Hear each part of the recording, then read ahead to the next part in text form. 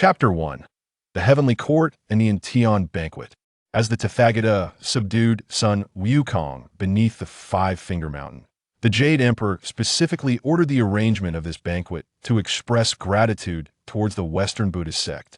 Your Majesty, the journey to the West is decreed by the Heavenly Dao. Aside from that unruly monkey, we require 2 guardians of the scriptures. Rest assured, world-honored one, regarding the journey to the West, I have received the edict from the Dao ancestor, and the Heavenly Court shall fully cooperate. The guardians have already been chosen. Excellent. However, the 2 saints have issued a decree that necessitates the selection of another individual to participate fully in obstructing the journey to the West. In due time, the Heavenly Dao shall tally the merits accordingly. What are your thoughts, Your Majesty? After a moment of contemplation, the Jade Emperor inquired of the Tathagata, "Do you have someone in mind?" The journey to the West pertains to the West, thus, the individual obstructing it must originate from the Heavenly Court. This matter requires your decision, Your Majesty. Pleased by this notion, the Jade Emperor nodded, delighted by the prospect of bestowing merit upon the Heavenly Court. Esteemed immortals, I have just conferred with the world-honored one and determined that we require one individual from our Heavenly Court to participate fully in obstructing the journey to the West. Is there anyone willing to undertake this significant responsibility? After a prolonged silence with no one responding, the expression of the Jade Emperor darkened. At that moment, the star of Venus approached the Jade Emperor and whispered a few words in his ear. Upon hearing this, the Jade Emperor's gaze shifted towards a young man in the corner who was indulging in a lavish feast. As the Jade Emperor's attention turned, all the immortals followed suit, their eyes falling upon the young man. This young man stood tall, with sword-like eyebrows and starry eyes, his long hair elegantly tied up. However, the Jade Emperor frowned slightly, for his nose was somewhat flat. Upon seeing this young man, the Tathagata was initially taken aback, but then a smile graced his face. Meanwhile, a Buddha from the West, characterized by his long ears, wore a smirk, his eyes filled with derision. "Ling, stop eating. The Jade Emperor is watching you." Startled by the sudden voice while he was savoring a piece of dragon liver, Ling looked up, bewildered, toward the Jade Emperor. Meeting Ling's gaze, the Jade Emperor's authoritative voice resonated. "Ling, do you wish to accept this task?" Ling, who had been engrossed in his work, now appeared somewhat dazed. At that moment, a voice echoed in his mind, allowing him to understand the situation at hand. The Westerners were indeed calculating. Leaving no merit unclaimed, was this an effort to maximize benefits? However, he thought it unnecessary to be embroiled in such a scheme for a mere fraction of merit. Just as he contemplated refusing, another voice echoed in his mind. Ding! Anti-journey system activated. The host merely needs to obstruct the journey to the West to obtain cultivation and magical artifacts. The longer the obstruction lasts, the greater the rewards. Ling was nearly overwhelmed with emotion, his eyes brimming with tears of joy. He had traversed here just before the Tongtian War, seizing the opportunity to join the Jiejiao and became a disciple of Tongtian, diligently cultivating until he finally reached the golden immortal realm. Yet, despite his efforts, he was of little consequence.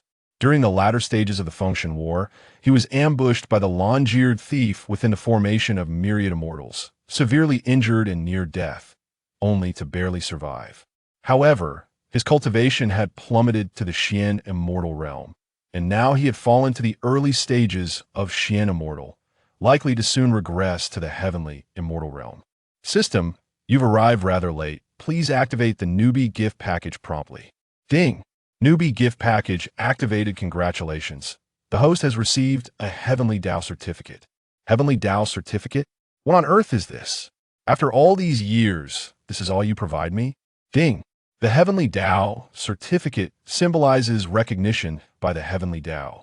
The host can activate the certificate to authenticate their identity to the Heavenly Dao before the journey to the West concludes. If anyone harms the host, they will incur the wrath of the Heavenly Dao. What a marvelous item. System, you truly deliver with this. Am I not invincible? Activate the Heavenly Dao certificate. Ding! Activating the Heavenly Dao certificate. However, The system reminds the host that the certificate does not equate to invincibility. When the Heavenly Dao is preoccupied, those who harm the host will not trigger heavenly punishment. I advise the host to maintain a low profile. Ling was taken aback by this warning, internally questioning system. What do you mean by that? Ding. The Heavenly Dao is currently contending for control with Hongjun. According to system calculations, when the Heavenly Dao certificate is activated, the Heavenly Dao will manifest once to support the host. In the future, unless during tribulations, the Heavenly Dao and Hongjun will tacitly cease their struggle for control. At that point, if anyone harms the host, the Heavenly Dao will deliver punishment. Upon hearing this, Ling, who had been reveling in his joy, now felt somewhat speechless. System, have you procured a counterfeit certificate? Just as Ling was lost in contemplation of the system, a melodious Buddhist chant resonated, followed by a flippant voice. Is that not Ling? So many years have passed, and your nose has yet to grow? It's all my fault for being too heavy-handed back then. Ling cast a dismissive glance at the speaker, his expression indifferent, as if regarding a barking dog. He then turned to the Jade Emperor and bowed slightly. I am willing to alleviate your majesty's burdens. The Jade Emperor revealed a satisfied smile and then turned to the Tathagata. At this moment, the Tathagata also nodded with a smile, preparing to speak when suddenly a thunderous sound echoed from above. A singular eye tore through space, appearing in the sky. With the emergence of this eye, all the immortals felt an immense pressure. Even the Jade Emperor and the Tathagata found it somewhat difficult to bear. The eye slowly rotated, eventually fixating on Ling, and a beam of light descended upon him.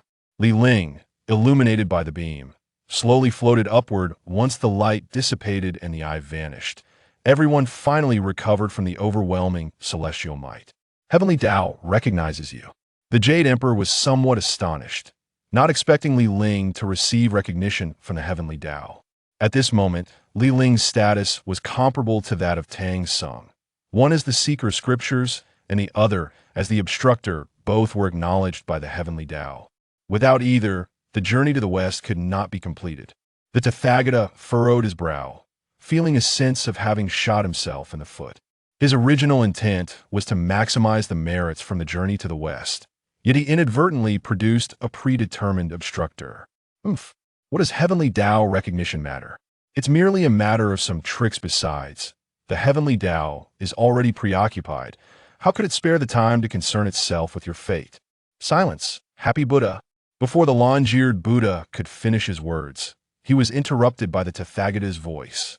Realizing his mistake, the happy Buddha ceased speaking and retreated to his position, but his gaze toward Ling remained filled with disdain and provocation. Seeing this, the Jade Emperor smiled and spoke. Ling, once the An Tian banquet concludes, you shall take full responsibility for the journey to the west. Whatever you require, the Heavenly Court shall fully assist. Ling's recognition by the Heavenly Dao invigorated the Jade Emperor's spirits. Noticing Ling's sharp eyebrows and starry eyes, with a stature that commanded respect, the only flaw being his slightly flattened nose, the Jade Emperor pondered. Later, go and receive a 9,000-year peach. It will be of some benefit to you. Upon hearing this, Ling was overjoyed, eager to express his gratitude to the Jade Emperor. At that moment, the happy Buddha interjected, wait. I report to your majesty. The seekers of scriptures from our Buddhist sect must be mortal beings. If Ling obstructs using the powers of an immortal, it would disrupt the balance of the Heavenly Dao. It will be better to strip Ling of his cultivation and cast him into the mortal realm, allowing him to participate in the journey to the west as a mere mortal. This proclamation from the happy Buddha immediately incited a stir among the gathered immortals. Long-eared thief, why not strip your own cultivation and descend to the mortal realm alongside the seeker of scriptures? Ha ha ha.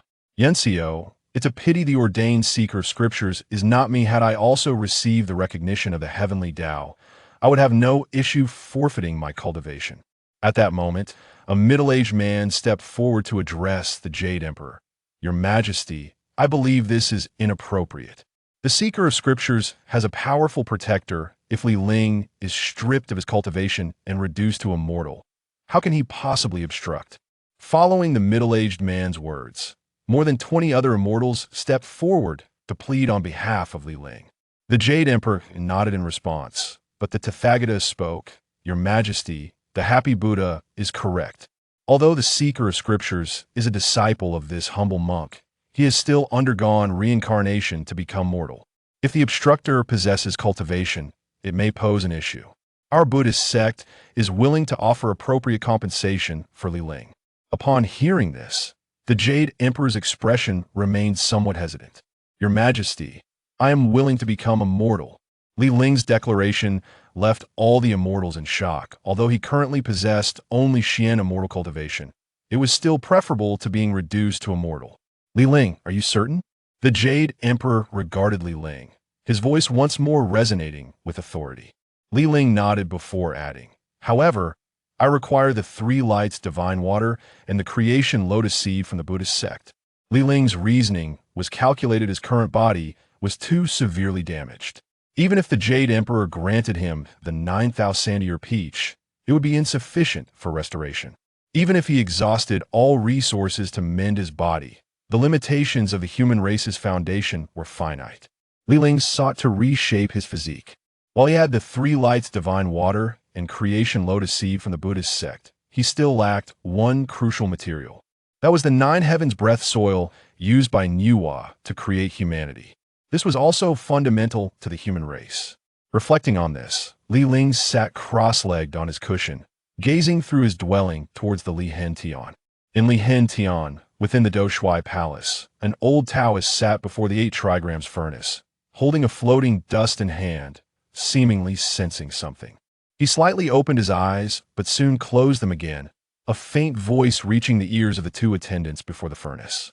If anyone comes to visit, tell them the old Taoist is in seclusion and cannot receive guests. Yes, master. 2 young acolytes exchanged a fleeting glance before resuming their respective tasks. Li Ling gradually withdrew his gaze and continued to refine the divine water of the 3 lights and the creation lotus seed in his hands. He needed to first merge the divine water of the 3 lights into a singular essence, thereby enabling its miraculous capability to revive the dead and mend shattered bones. Meanwhile, the creation lotus seed required the extraction of its inherent power of creation.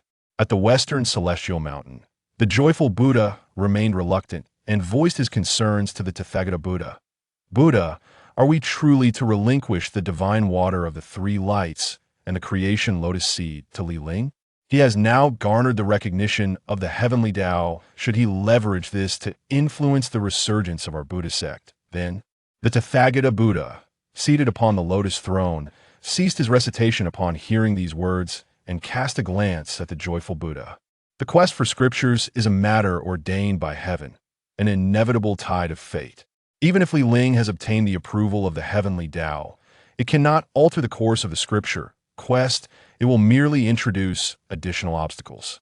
Once the quest is completed, the Heavenly Dao will assuredly bestow even greater merits. The joyful Buddha, wishing to voice further objections, was interrupted as the Tathagata continued. I am well aware of your past grievances with Li Ling, yet we must prioritize the quest for scriptures above all else. Do not jeopardize the grand designs of the Buddha sect otherwise. The sages may hold you accountable. The Tathagata did not elaborate further. Yet the joyful Buddha understood the gravity of the situation. A sage's wrath could claim countless lives.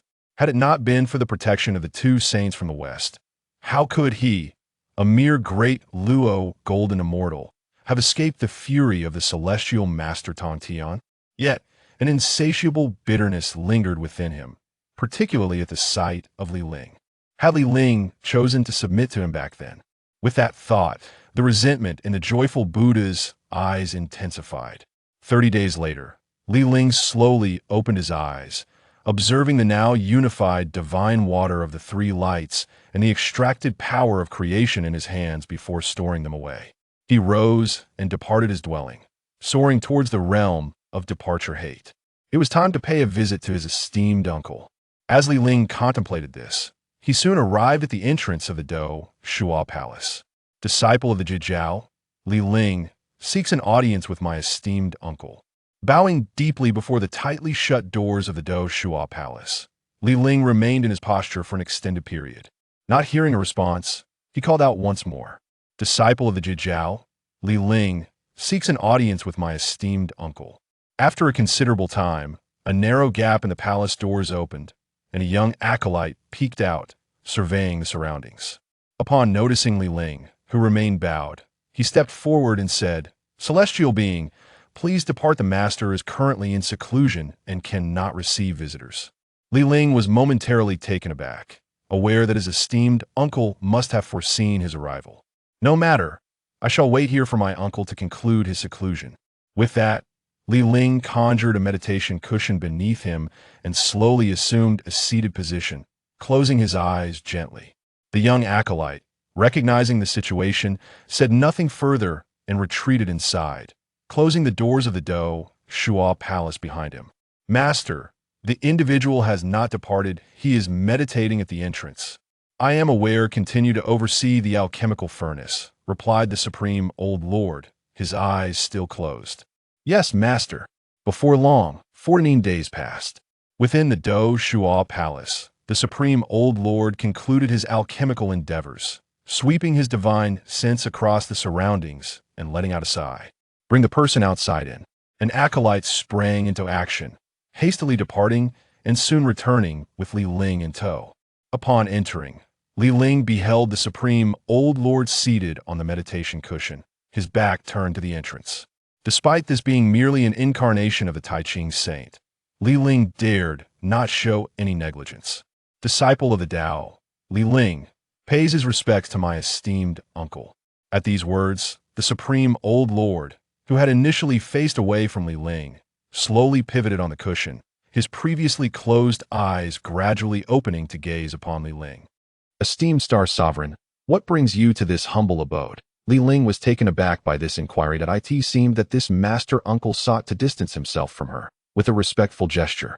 She bowed again to the Grand Supreme Elder and declared, Disciple has garnered the recognition of the Heavenly Dao and seeks to thwart the journey to the West. The Western Buddhist sect has requested that I, in my mortal form, partake in this endeavor. Hence I have come to request an item from you, Master Uncle. Noticing that the Grand Supreme Elder remained silent, Ling continued, I beseech you to bestow upon me the 9 heavens soil to reshape my corporeal form. How did you come to know that this humble one possesses the 9 heavens soil? Even if I were to grant it to you, what difference would it make? The journey to the West is predestined. How long do you think you can obstruct it? The Grand Supreme Elder inquired. In years past, I heard my master speak of the 9 heavens soil, and I am confident that I can delay the journey to the West for a millennium. Ling replied. The Grand Supreme Elder chuckled softly at her words. And what of a millennium hence? By then, the journey to the West will be completed, the Buddhist sect will flourish, and the Heavenly Dao will distribute even greater merits. At that time, the Buddhist sect will be more powerful, and my Taoist sect may find no footing in the 3 realms. With a slight smile, Ling responded, The journey to the West requires the scriptures to be transmitted into the southern continent by the one who seeks them. To untie the knot, one must tie it. As long as humanity grows strong, there will be no need to venerate the Buddha. I fear that few among humanity will believe in Buddhism by then, and the merits will naturally diminish. The Grand Supreme Elder paused, contemplating Ling's assertions. Though he could only gauge the situation broadly at the moment, he felt an inkling that her approach might bear fruit. After a moment's reflection, he addressed Ling. I can grant you the 9 heavens soil, but your actions will determine its worth. Ling understood that this was a test of her performance during the tribulations of the journey to the West. Should her efforts prove futile, the 9 heavens soil would be beyond her reach. Disciple comprehends, yet the Western sect demands that I participate as a mortal. How then shall I present myself before you in the celestial realm? The Grand Supreme Elder smiled slightly. In no matter, before you descend to the mortal realm, I shall personally seal your cultivation. However, this seal shall only last for 30 years in the mortal realm. Ling recognized this as a trial. Should she succeed, her desires would be fulfilled. Should she falter, once the seal was lifted after 30 years, the denizens of the West would surely notice, and that long-eared thief would undoubtedly strip her of her powers, leaving her a mere mortal. Yet, Ling felt no fear. With her system, even if she were to become immortal, she could still earn rewards by obstructing the journey to the west, albeit her current physical foundation was limited. Disciple understands that I shall prepare to depart, and will trouble Master Uncle once more before descending. Ling bowed deeply to the Grand Supreme Elder and turned to leave. Wait. Upon hearing the Grand Supreme Elder's voice, Ling turned around, puzzled. Does Master Uncle have further instructions? With a casual wave of his hand, the Grand Supreme Elder restored her previously collapsed nose and healed much of the residual injuries inflicted by the long-eared thief. Ling gazed at him in confusion. Sensing her thoughts, the Grand Supreme Elder sighed and spoke. During the calamity of the divine sealing, my primordial spirit was tarnished, and I am bound by fate. This serves as a small compensation for me to the. Should you perform well this time, I shall bestow upon you an additional opportunity, along with the 9 heaven soil. Thank you, Master Uncle. I take my leave. Ling bowed deeply once more before departing. Watching her retreating figure, the Grand Supreme Elder narrowed his eyes, gazing skyward as he murmured, My dear Junior, I can do no more.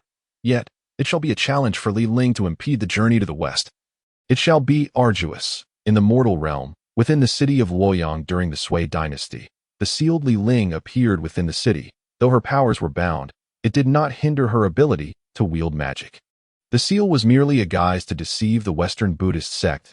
As the calamity of the journey to the west approached, the world was shrouded in chaos, and the celestial beings could no longer deduce the future, let alone the matter of the one who would seek the scriptures. However, according to Ling's memories, the Tang monk would be born during the Sui dynasty, and his mother, Jiejiao, was now grown. Ling had arrived in Luoyang 5 years prior. Based on the 9 years of compulsory education from her past life, she had now become a moderately ranked official. Brotherly, where are you off to after your duty? As Ling walked, she heard this query and replied without turning, Ling, are you perhaps eager for a leisurely outing? Nothing escapes Brother Li's notice. Ever since you took me out last time, I've been unable to eat or drink properly. I hear the current crown prince also speaks highly of it. Enough flattery, Ling. They are merely trivial matters. If you wish to go, let us go together. I am most grateful, Brotherly. Without your company, I could hardly afford the trip on my meager salary. In her 5 years since descending to the mortal realm, Ling had not engaged in many activities. She merely established a venue called Heavenly Realm in Luoyang, where she arranged services based on all she had heard in her past life. This was done not only to network with the city's elite but to forge connections with scholars throughout the land. Upon its opening, Heavenly Realm became a booming business, and though trouble had come knocking, it ceased upon learning of Yang Guang's backing. Ling's motives were clear. She aimed to find a good father for the Tang monk. After all, Chen Guangrui had been arranged long before the Tang monk's birth, leaving him somewhat deprived of paternal affection. For centuries, Ling, through continuous deduction, had finally confirmed one truth.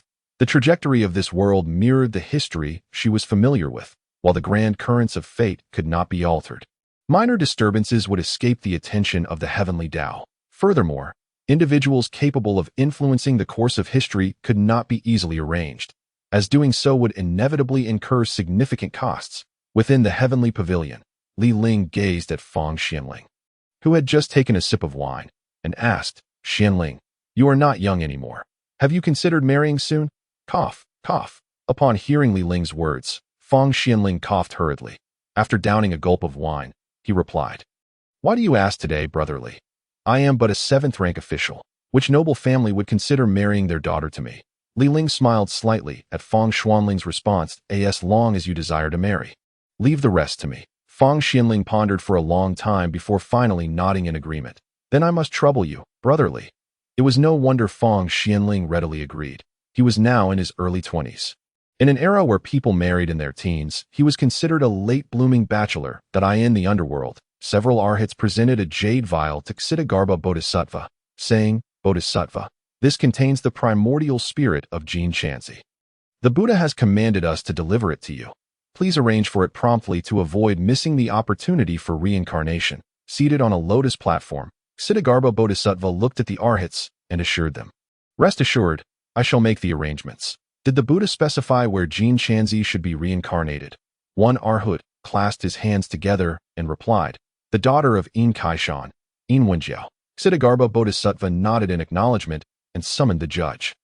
Shortly thereafter, Judge Chuiyu arrived at Ksitigarbha's side. This is the primordial spirit of Jin Shanzi. Take it. As Xidagarba spoke, the jade vial containing Jin Shanzi's primordial spirit floated gently before Chuiyu. Chuiyu carefully accepted it and inquired, "May I ask where this spirit is to be reincarnated?" Xidagarba Bodhisattva responded, "In Luoyang, as the daughter of Yin Kaishan, Yin Wenjiao." Chuiyu, upon hearing this, nodded slightly, refraining from further words, and turned to leave. This matter was beyond his control. It was a scheme orchestrated by the Buddhist sect, a result long agreed upon with the higher echelons of the underworld. Time swiftly passed. Leading to the scene of Qinguangrui, the newly crowned champion of the high school, parading on horseback through the streets, while Yin Wenjiu set up a stage to toss her embroidered ball. Li Ling stood quietly among the crowd, observing it all. Indeed, there were already members of the Buddhist sect concealed in the air above the stage. Soon, Yin Wenjiao tossed the embroidered ball into the air, and Li Ling watched as it soared above the crowd, evading all attempts to catch it. After a moment of tumbling, it fortuitously fell into the hands of the freshly minted champion, Sun Guangrui. A new champion and a daughter of a high-ranking official. Regardless of perspective, they were a perfect match. The crowd erupted in cheers. Before long, Sun Guangrui was surrounded and brought to the stage, where Yin Wenjiao, flushed with satisfaction, appeared bashful. Meanwhile, Yin Kaishan was immensely pleased with this prospective son and La S. Qinguangrui was escorted towards the Yin residence. Li Ling's gaze remained fixated on several figures in the sky.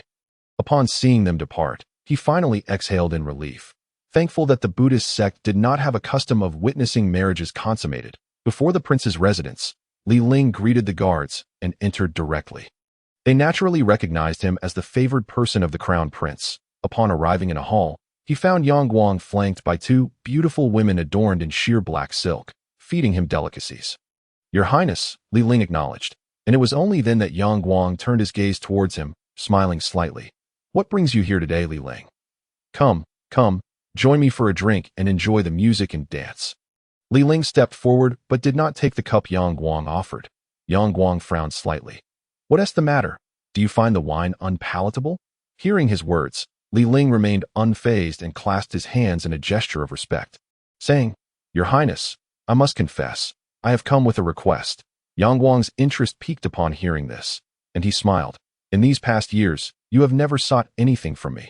What is it you wish to discuss today?" "I have a dear friend who has set his sights on Yin Kaishan's daughter, Yin Wenjiao. He has been languishing in despair, losing his appetite, and growing increasingly haggard that I beseech your Highness for assistance." "Oh, who is your friend? If he has taken a liking to her, he should simply propose that I can take charge of this matter and discuss it with Yin Kaishan on an auspicious day." Li Ling feigned a bitter smile at this. "Your Highness, I fear it may be too late. Today, Yin Kaishan's daughter has set up a stage to toss her embroidered ball for choosing a suitor. The one who catches it is none other than the current champion, and they may have already wed." Yang Guang was momentarily taken aback. "If that is the case, why have you come to me?"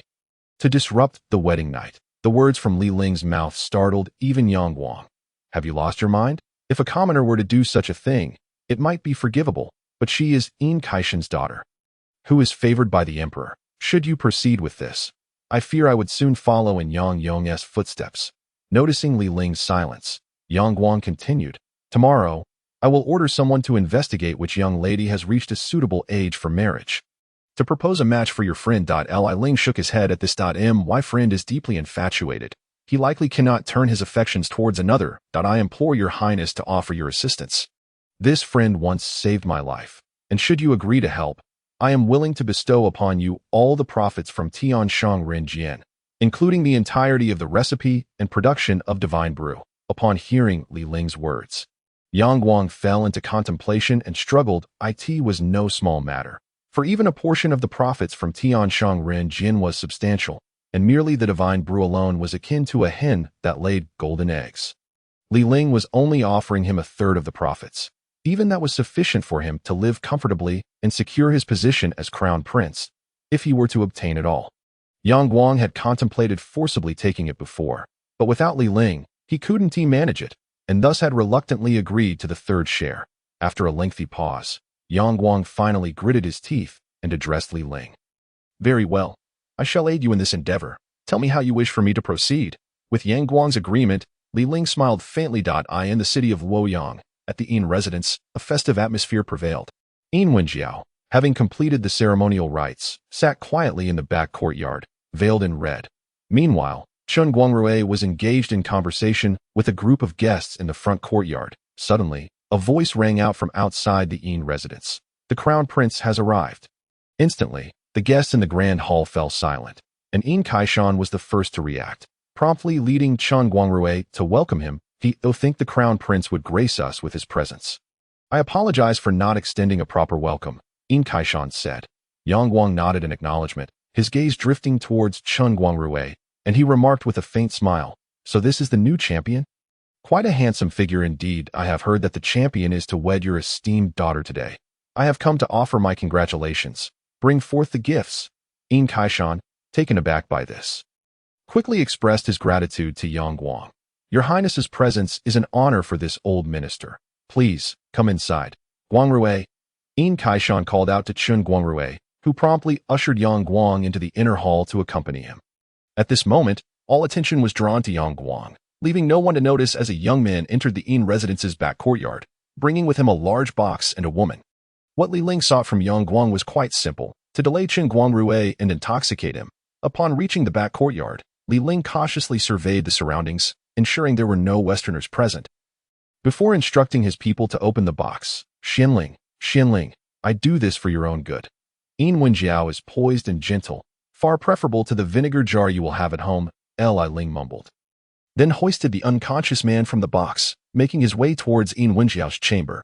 Inside the chamber, Yin Wenjiao sat quietly on the edge of her bed, her body instinctively tensing at the sound of the door opening. Appearing somewhat anxious, Ling chuckled softly, awakening the man and casting a simple illusion over Yin Wenjiao before retreating and gently closing the door behind him. Once outside, he found that everyone had already departed, save for one woman who remained standing in place. Do you truly believe this will work? Won't Yin Kaishan and Chun Guangrui report this to the emperor afterward? Li Ling smiled slightly. Rest assured, Your Highness, that Feng Xianling is a learned man, no less than Chun Guangrui. In the future, his accomplishments will far surpass those of Chun Guangrui. Pausing, he added, as for Chun Guangrui, what is there to lament in ascending from the son-in-law of a third-rank official to the title of imperial son-in-law? Upon hearing Li Ling's words, the woman chuckled lightly and nodded. You have indeed calculated well, even involving this princess in your scheme. Li Ling, upon hearing this, clasped his hands in a gesture of respect.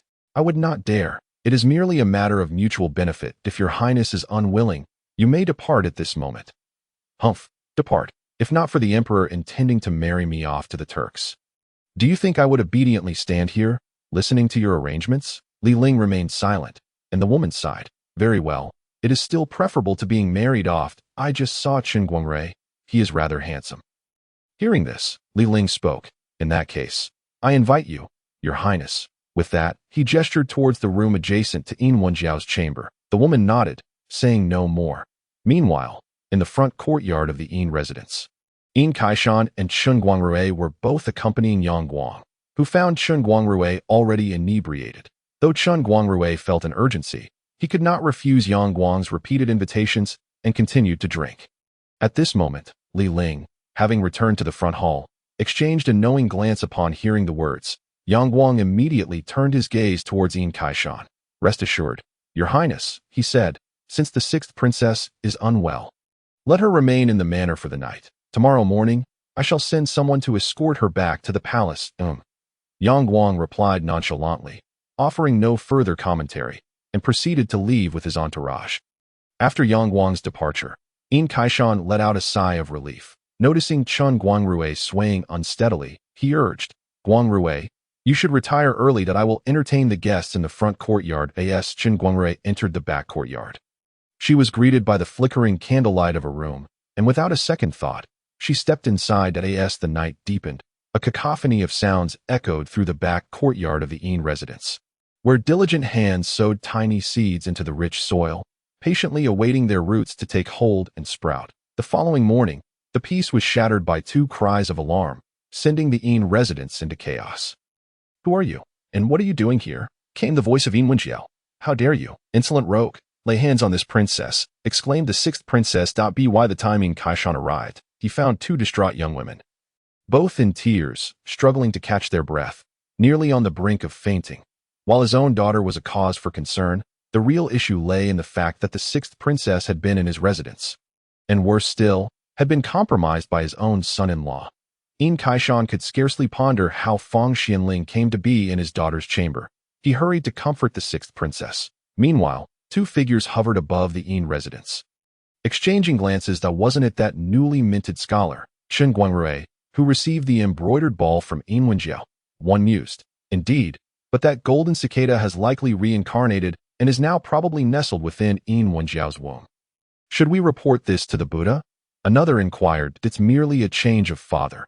If we bring this to light, we shall surely face punishment that as long as the golden cicada is born safely. That's all that matters. The other nodded in agreement, acknowledging the practicality of the situation. Your Highness, please calm down, Yin Kaishan implored, kneeling and repeatedly bowing his head. That moment, the sixth princess, her face streaked with tears and her eyes ablaze with fury, rasped, "What shall Lord Yin do about this?" Yin Kaishan faltered, momentarily at a loss for words. Just then, a servant approached to deliver news that Lord Ling had come at the prince's behest to escort the sixth princess back to the palace. Yin Kaishan was taken aback, and before he could contemplate further, Ling's voice rang out. "Your Highness, the prince fears your health has not fully recovered and has sent me to escort you back." As Ling approached and beheld the tear-stained visage of the sixth princess, he feigned anger and asked, "What has befallen you, Your Highness? Has someone in the Yin residence dared to mistreat you?" At this, Fang Xianling, who had been silent, suddenly interjected, "Li brother, what on earth is happening here?" Ling smiled at him but did not respond, instead directing his gaze towards Yin Kaishan, with Ling's guidance. Yin Kaishan sought out the prince to plead for leniency before the emperor. Ultimately, through Yang Guang's intercession with Yang Jian, the matter was tacitly approved, and the four were granted a renewed union. On that day, Fang Xianling approached Ling, expressing his desire to take Yin Wenjiao back to her homeland for a familial visit. Ling, taken aback for a moment, pondered and replied, "I have resided in Luoyang for several years. It would be delightful to accompany you, Xianling, to appreciate the scenic beauty along the way." Fang Xianling was naturally pleased by this suggestion, despite Ling's earlier underhanded methods. However, after spending time with the gentle and virtuous Yin Wenjiao, he found great satisfaction in her company, allowing him to overlook any previous grievances. Days later, the trio arrived at a dock, where a boatman approached, saying, "Are the three esteemed guests looking to board a vessel? I am Lu Hong, and my family has relied on this trade for generations." Lu Hong spoke, his gaze fixated intently on Yin Wenjiao. Feeling a twinge of apprehension under his scrutiny, Yin Wenjiao subtly inched closer to Fang Xianling. Seeing this, Lu Hong finally diverted his gaze to that moment. Ling's intuition sparked, and he jovially remarked, "Xianling, while traveling by water is swift, it causes us to miss the picturesque landscapes along the way. Perhaps we should take the overland route instead." Fang Xianling paused. Turning to Ling, "If you wish to enjoy the scenery, I can accompany you for a leisurely excursion after our visit. For today, let us proceed by boat to hasten our journey." "Xianling, how can you be so self-centered? I observe your sister-in-law is delicate. The rocking of the boat may prove too strenuous for her." Upon hearing this, Fang Xianling cast a guilty look at Yin Wenjiao and softly admitted, "Li brother, you are right. I have been inconsiderate." The three prepared to depart. Lu Hong grew frantic, suddenly adopting a pitiful demeanor. "Esteemed guests, please have mercy. I have not had a fare in half a month, and my family is waiting for me to bring rice home to stave off hunger." Lu Hong's plea stirred sympathy in Yin Wenjiao. "Husband, I am in good health. Let us take the boat. This way, we can reach your hometown sooner." Upon hearing this, Fang Xianling nodded and took her hand, leading her towards the boat. "Wait," Ling called out, halting Fang Xianling and Yin Wenjiao. "Xianling, this boatman has a menacing aura about him. He is clearly a man with blood on his hands." Before Ling could finish, Lu Hong interrupted, "Young master, I have been making my living on this river for years. You may inquire about my character." Fang Xianling, considering Ling's words, began to doubt, as he had known Ling for 2 years without ever hearing of him possessing any skills in face reading. Nonetheless, Ling's warning made Fang Xianling hesitate. "My husband, I do not believe this boatman to be a villain. If he were to have committed murder, surely the authorities would have his wanted poster, and he would not dare operate here." Fang Xianling hesitated, He found merit in An Wenjiao's reasoning and turned to Li Ling, saying, I believe you are overreacting. Besides, we are all officials of the court. With little wealth on our persons, a rogue would gain nothing from harming us and would only invite trouble. Li Ling thought to himself, do you think he is after your money? He is likely after your beautiful wife. With a sigh, Li Ling sought to dissuade them further, but Fang Xianling had already taken An Wenjiao aboard the vessel. Seeing this, Li Ling had no choice but to follow, resigned to the danger ahead. However, before boarding, he keenly noticed the sinister glint in Lu Hong's eyes. As night fell, the small boat drifted upon the water's surface. With his eyes slightly closed, Li Ling suddenly opened them wide and quietly exited the cabin. Boatman, why do you light the oil lamp on such a windy night? Upon hearing Li Ling's inquiry, Lu Hong's expression darkened as he replied coldly, the darkness of night necessitates the lamp to see what lies ahead. Or perhaps you are signaling to your accomplices. Surely you jest, sir. I am but a humble boatman with no associates. Though a mere boatman would not bear the calluses of a man accustomed to wielding a blade. With that, Li Ling stepped forward and tore open Lu Hong's coarse garment. To his astonishment, he discovered scars from blades hidden beneath. At this point, Lu Hong dropped his facade, his demeanor turning menacing. Fool, since you seek death, I shall oblige you. With that, he lunged at Li Ling with a grasping hand. Unfazed, Li Ling swiftly extended his hand, seized Lu Hong's wrist, and twisted it forcefully. He then delivered a kick that sent Lu Hong tumbling into the water. The commotion startled Fang Xianling and An Wenjiao from the cabin, and upon emerging, they were met with the sight of Lu Hong floundering in the water, their expressions filled with shock. Li brother, what have you done? Fang Xianling exclaimed. An Wenjiao, equally alarmed, gazed fearfully at Li Ling. This man is the leader of water bandits. He was just signaling to his men. Fang Xianling paused, about to speak, when An Wenjiao chimed in. Her voice soft and soothing. I thought this man seemed honest. How could he be a bandit? Indeed, Li brother, Wenjiao has a point. We carry little wealth on us. Even if he were a bandit, what risk would he take to harm us? Just as Li Ling was about to explain that Lu Hong had his sights set on An Wenjiao, they heard Lu Hong's desperate cries for help as he continued to flounder in the water. An Wenjiao's heart softened, and she tugged at Fang Xuanling's sleeve. Li brother, there must be some misunderstanding here. We must save him first. As he spoke, Fang Xianling grasped the boat pole and reached out toward Lu Hong. Seeing this, Li Ling sighed. At that moment, Fang Xianling was still inexperienced and somewhat naive. After successfully pulling Lu Hong aboard, the latter immediately began to lament.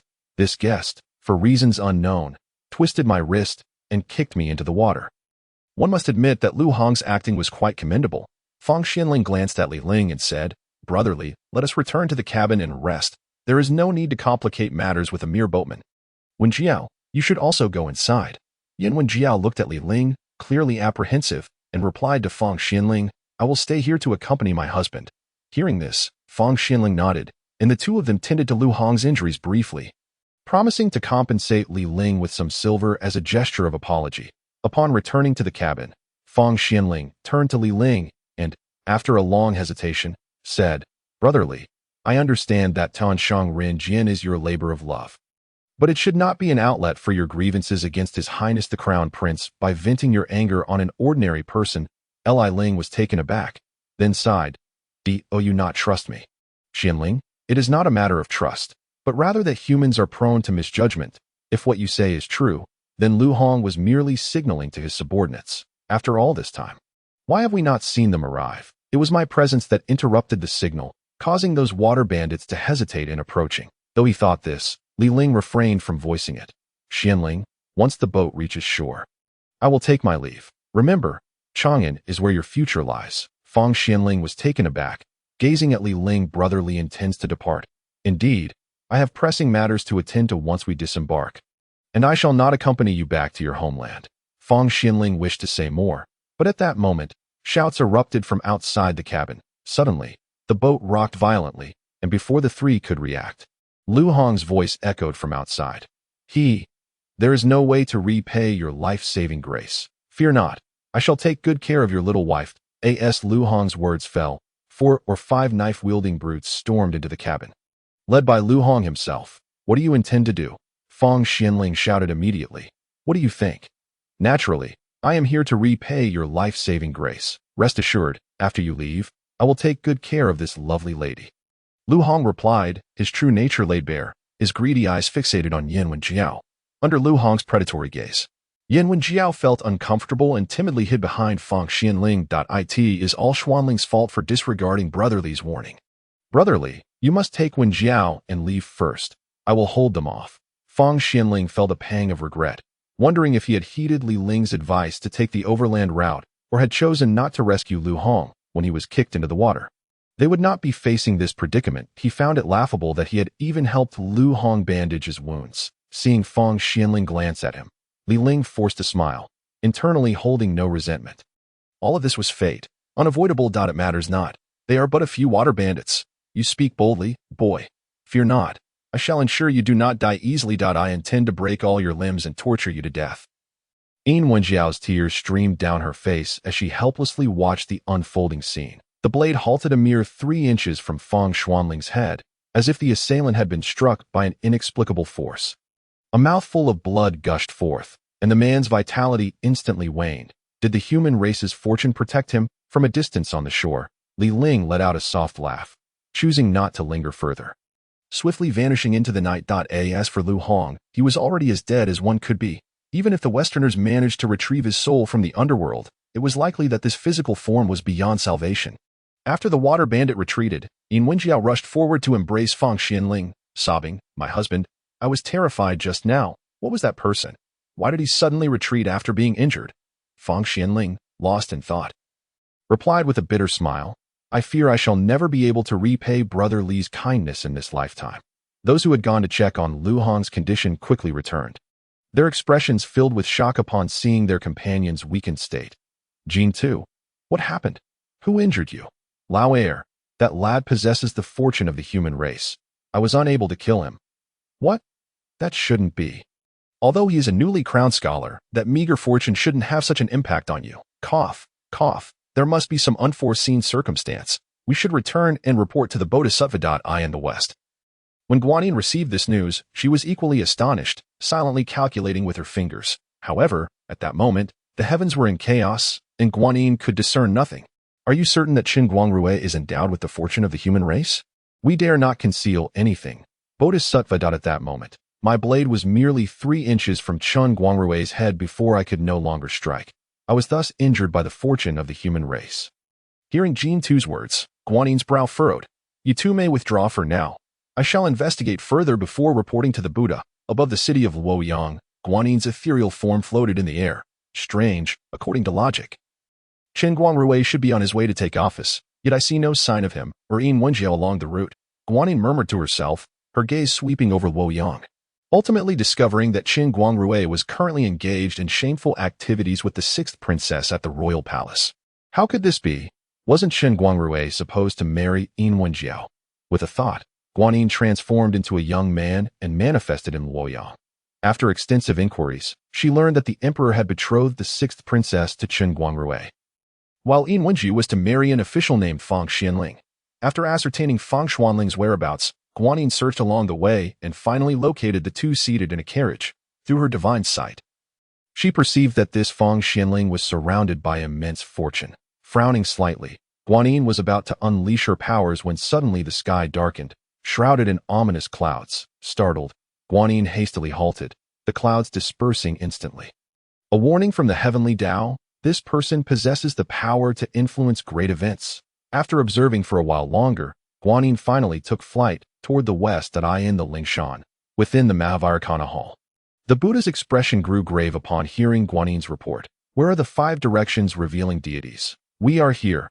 On the day Qin Guangrui was on duty, who was keeping watch? What transpired at this moment? The Boruo and Mo revealing deities clasped their hands and replied, "We were on duty that day." As they recounted the events, the Buddha's frown deepened.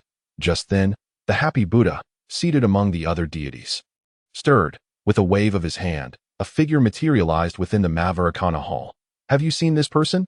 The Boruo and Mo revealing deities focused intently, frowning in contemplation. This person appeared during the tossing of the embroidered ball. Naturally, they did not dare to mention that they had not been present during Qin Guangrui's wedding ceremony. "That I have seen this person.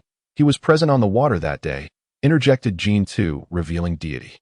The happy Buddha withdrew his powers, clasping his hands together. Buddha, it must surely be that Li Ling's doing. He has always acted unconventionally, and I believe you are aware of this. Amitabha, 5 directions revealing deities.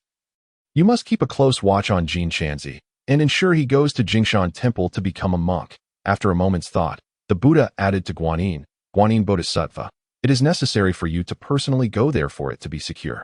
I shall comply with the Buddha's decreed at this moment. Li Ling had returned to the heavenly court.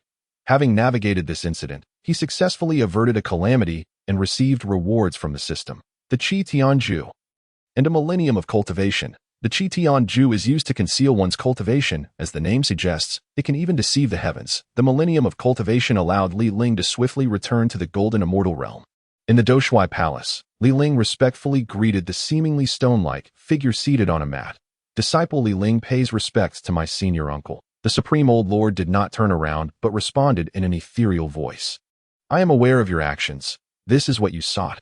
With that, a clay figure identical to Li Ling appeared before him. Thank you, senior uncle. Additionally, this physical body of yours, I can refine it into an external incarnation for you. Li Ling was overjoyed at these words and bowed again, saying, Thank you, senior uncle. Upon exiting the Doshui Palace, Li Ling assessed his current body. Although his cultivation was only at the celestial, immortal level, he paid it no mind. This innate body has a far higher potential than an acquired one. Had the previous millennium of cultivation been born by this innate body, he would likely have surged to the pinnacle of the golden, immortal realm. Such is the significance of one's foundation in the mortal realm. Following the chaotic end of the Sui dynasty, the Tang dynasty was founded. Now, during the early years of the Jingguan era, Li Ling strolled through the city of Chang'an. Deep in thought, originally, Li Ling had resolved the calamity surrounding Lu Hong's killing of Tang Xing's father, but unexpectedly, the West had seized the chaos to abduct Tang Xing once more. At this moment, Tang Xing was still following the original trajectory, becoming a monk at Jingshan Temple. In front of the Fong residence in Chang'an, Li Ling knocked on the door. After a brief moment, a servant peeked out. This young master, what brings you to the Fong residence? Noticing Li Ling's distinguished demeanor, the servant spoke courteously. Go inform your master that an old friend has come to visit. The servant, upon hearing this, scrutinized Li Ling once more before responding. This young master, my master has yet to return from court. Would it not be better for you to visit another day? Oh, is Madame Fong present? The madam is certainly here. Could it be that you know her? Indeed. Please wait a moment. Li Ling watched as the servant hurried away, and shortly after, a woman approached gracefully. Who are you? I am Lu, and I have never seen you before. Why do you deceive my servant? Li Ling was taken aback. Where is Wenjiao? My sister passed away from illness a few years ago. Who exactly are you? Upon hearing this, Li Ling pondered quietly. Everything was still unfolding along the original trajectory, albeit with slight temporal differences. It seemed that the great course indeed could not be altered. Noticing Li Ling's silence, Lu furrowed her brow. Humph. Are you here to impersonate the eldest son of the Fong family? You are not the first, and surely not the last. But do you know the consequences of such actions? Li Ling was bewildered, completely unprepared for such a situation. Just as he was about to explain, the steward commanded, Fongda, Fong take this person to the Chang'an government office. Wait, Madame Fong, there is a misunderstanding. I am an old acquaintance of Lord Fong. When he returns, all misunderstandings will be resolved. Li Ling heard the steward snort dismissively. You think to see my master? You have a good plan there. My master is kind and does not wish to bicker with someone like you. Whatever the matter is, it will be discussed at the government office. With that, several guards from the Fong residence moved forward to surround Li Ling. Madam, over the years, there have been no fewer than 8 or 10 instances of the Fong family recognizing kin. Wouldn't you agree? This marks the 11th occurrence, and I have been present at every one of them, counting diligently. I wonder what these young folks are thinking. Do they truly believe that the members of the Fong family are fools? Surely, one would recognize their own offspring. Alas, with a single leap, one might soar to great heights, and the benevolent Lord Fong, ever kind-hearted, must be indulging in a spirit of experimentation, hearing the murmurs around him. Li Ling could only manage a wry smile. Ladies and gentlemen, do forgive my lack of civility in this matter. Li Ling spoke to the guards of the Fong residence, and scarcely had he finished when a voice rang out. Oh, is there still someone bold enough to cause a ruckus before the gates of the Fong residence? Brothers, apprehend him, break his legs, and toss him into the streets, surrounded by 4 or 5 young men. Li Ling chuckled lightly and inquired, "And who might you be?" "I am your grandfather. Come at me, and if you are slain, it will be on the account of Lord Feng's legacy." Before long, several bruised and battered youths lay sprawled on the ground. Li Ling stepped forward and leaned down to look at Feng Yai, asking, "Care for another go?" One of the other young men glared at Li Ling and demanded, "Who are you to dare strike us?" "You must be tired of living." Li Ling turned his gaze to the speaker with a smile. "And you? Who might you be?" "My father is Cheng Yaojing. You still have time to kneel and apologize. Otherwise, when the Jingwu guard arrives," humph. With a resounding thud, he was met with a swift strike to the face. The commotion had escalated, and someone had already gone to alert the patrolling Jingwu guard. Before long, a contingent of guards arrived, all eyes warily fixed on Li Ling. "You audacious ruffian! How dare you stir trouble in Chang'an and assault the son of a noble? Seize him!" The leader of the Jingwu guard, upon seeing the battered young masters, was instantly drenched in cold sweat and hastily commanded his men to apprehend Li Ling. Alas, what a nuisance! Li Ling sighed, preparing to take action, when a commanding voice interrupted. "Halt!" He saw a dignified middle-aged man striding forth, flanked by several equally distinguished individuals. Among them was Feng Xianling. "Xian, who has done this to you?" Before Li Ling could introduce himself to Feng Xianling, a gruff voice cut in, followed by a burly figure stepping forward to question one of the young men on the ground. "Father, it was this pretty boy here who struck me."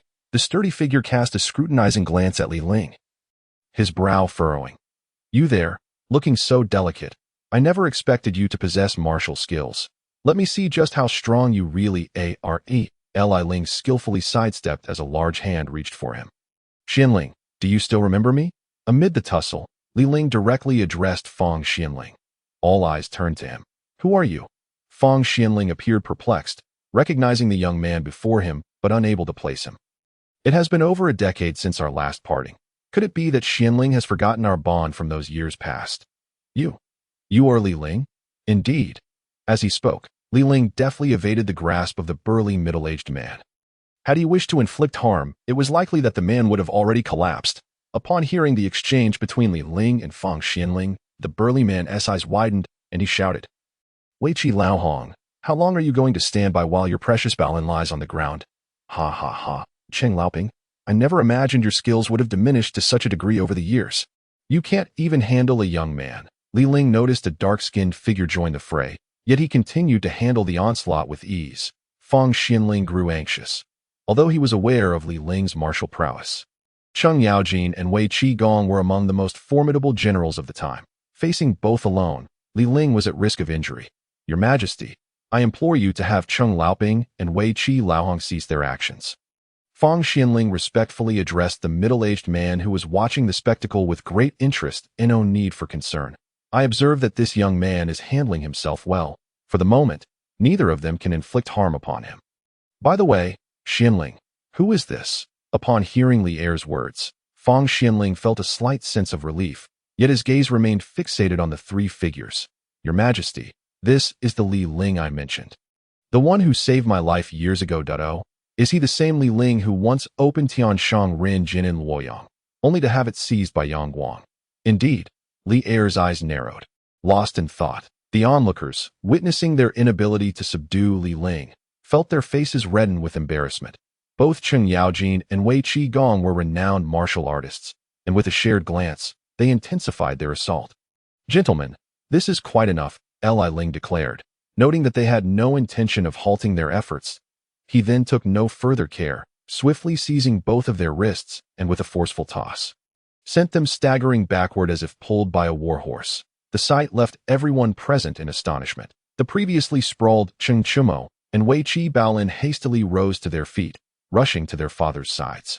"Father, are you all right?"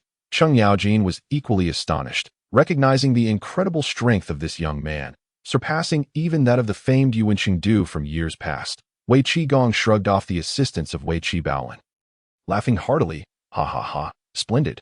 Truly, heroes emerge from youth. Such strength, I am humbled." Li Er, too, was taken aback, astonished that this young man could withstand the combined efforts of both Wei Qigong and Cheng Yaojin and even defeat them. Li Ling, appearing unfazed, wore a faint smile as he stepped toward Feng Xianling.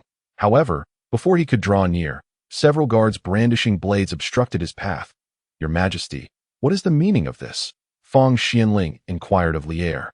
Perplexed, Jun Xian, stand down. Your Majesty, this individual poses a significant threat.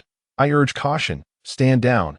As you command. Once the guards retreated, Feng Xianling hurriedly approached, gazing at Li Ling. It has been over a decade since we last met. Brotherly, you remain as impressive as ever. Li Ling smiled in silence at the remark, while Li Er interjected, Xianling, do you intend to leave your savior outside? Indeed, indeed. Your Majesty, brotherly, please, come in. Within the Feng residence. After all had taken their seats, Feng Xianling finally inquired about Li Ling's whereabouts over the years. Li Ling merely stated that he had spent the time in seclusion within the mountains, offering little else. When the conversation turned to An Jiejiao and the eldest son of the Feng family, Feng Xuanling's expression turned remorseful. Brotherly, in those tumultuous times, I lost track of the child I had with Wenjiao, and she ultimately succumbed to illness from longing for him. It is all my fault for failing to protect them. Li Ling nodded in acknowledgement, smiling as he remarked, I have come specifically regarding your son. His words caused a collective pause among those present, with Feng Xianling excitedly grasping Li Ling's hand. Brotherly, do you know where my son is now? Indeed, within Jinshan Temple resides a young monk named Xuanzang. He is the child of you and An Wenjiao. Feng Xianling, upon hearing this, felt no doubt in Li Ling's words and excitedly began pacing the room. Bring forth a carriage. I shall personally go to Jinshan Temple to bring my son home. Hold, Li Ling interjected, blocking Feng Xuanling's path. Perplexed, Feng Xianling asked, Brotherly, why do you stop me from going?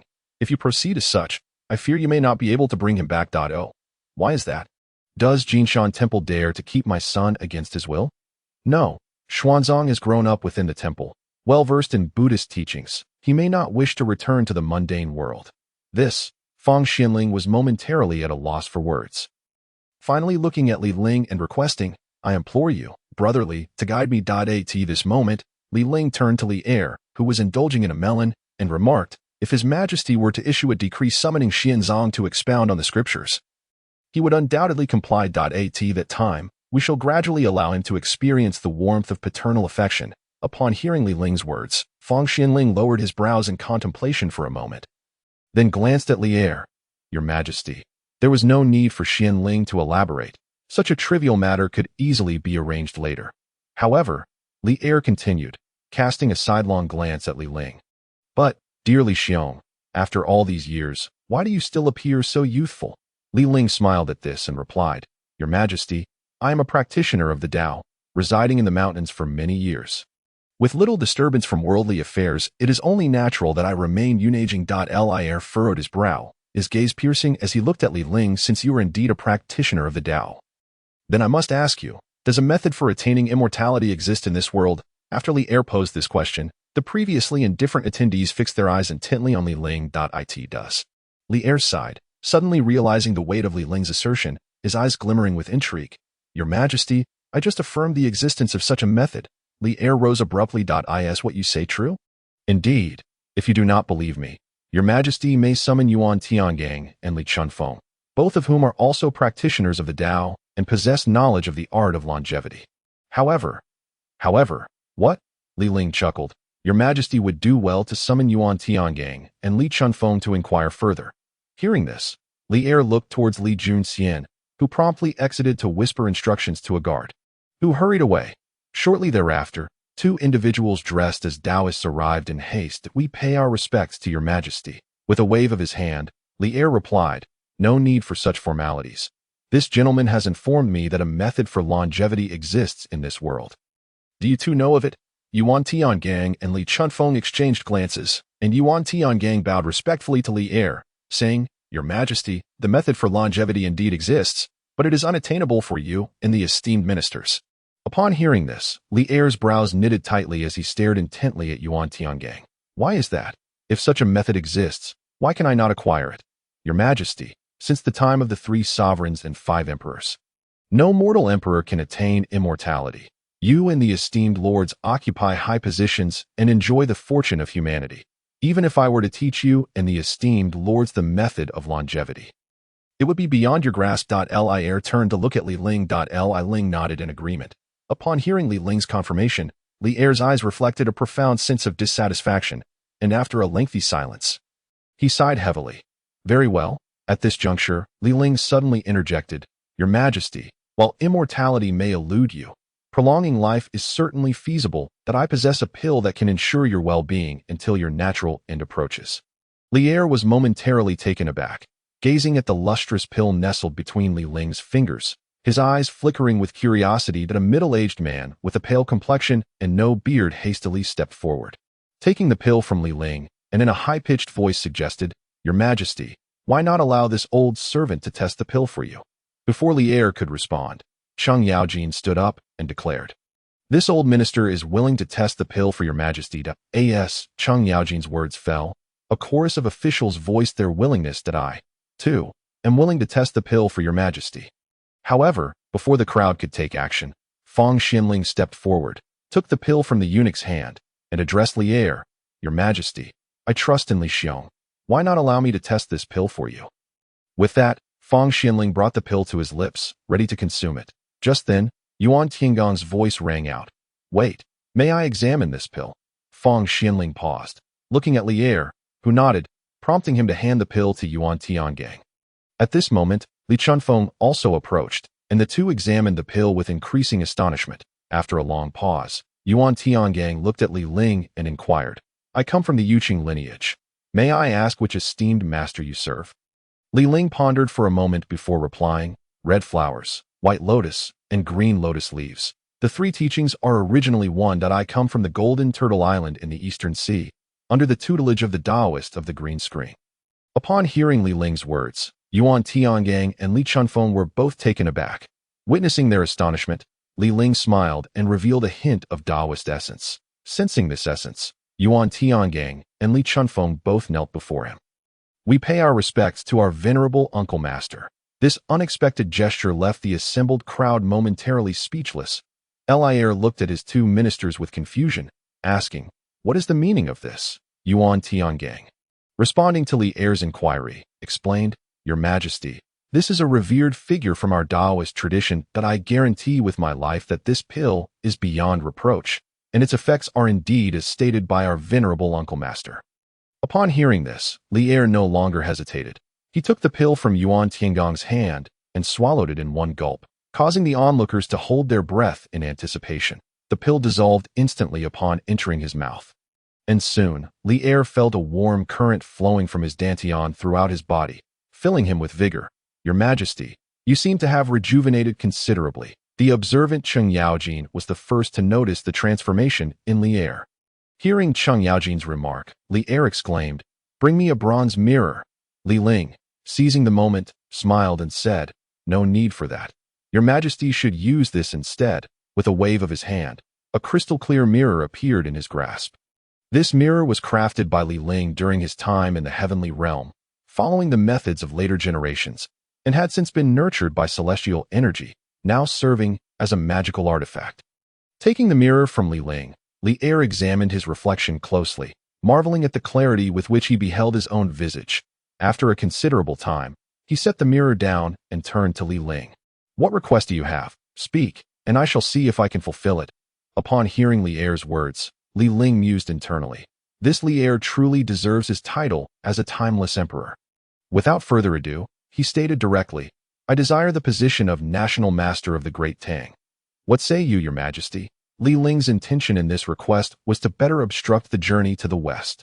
Holding a high position in this realm would facilitate his actions, though. If you wish for the position of National Master of the Great Tang, I see no objection. However, should you lack merit, even if I say nothing, I fear the ministers may voice their dissent. Li Ling understood Li Er's implication, recognizing that he sought to gauge his capabilities. After some contemplation, Li Ling addressed Li Er, I possess a blueprint for a new type of plow, which I call the curved beam plow. With this plow, only one person and one ox are needed for tilling, achieving an efficiency several times that of the straight plow currently employed in the Great Tang. Li Er was momentarily stunned by this revelation, while the other ministers exchanged surprised glances, their skepticism palpable. Before Li Er could respond, Li Ling continued, I have two techniques. One is the art of papermaking, and the other is movable type printing, both of which could significantly reduce the cost of paper and books. making literature accessible to all in the Great Tang. Furthermore, I possess an item known as horseshoes, which can be affixed to the hooves of warhorses, reducing wear and tear caused by hoof degradation. That I wonder, Your Majesty, are these sufficient? Although the attendees were astonished by Li Ling's assertions, their eyes betrayed a lingering doubt. After a moment of contemplation, Li Er inquired, "Is what you say indeed true?" "It is undoubtedly true." "Excellent. Please, present the tangible items as soon as possible. If what you claim holds true, I shall gladly bestow upon you the position of National Master of the Great Tang." Thus, a pact was sealed. After Li Er and the ministers departed from Fang's residence, a slightly portly middle-aged man approached Li Er and remarked, "Your Majesty, do you truly believe what Li Ling has said?" Long Sun, the old fox, in my view, Li Ling's words are nothing but fanciful tales.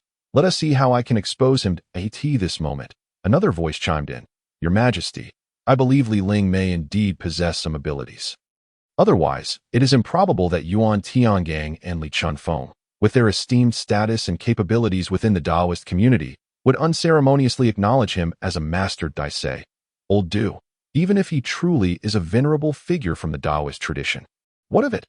Even if he were an immortal, have we ever heard of an immortal accomplishing what he claims without the use of supernatural arts?"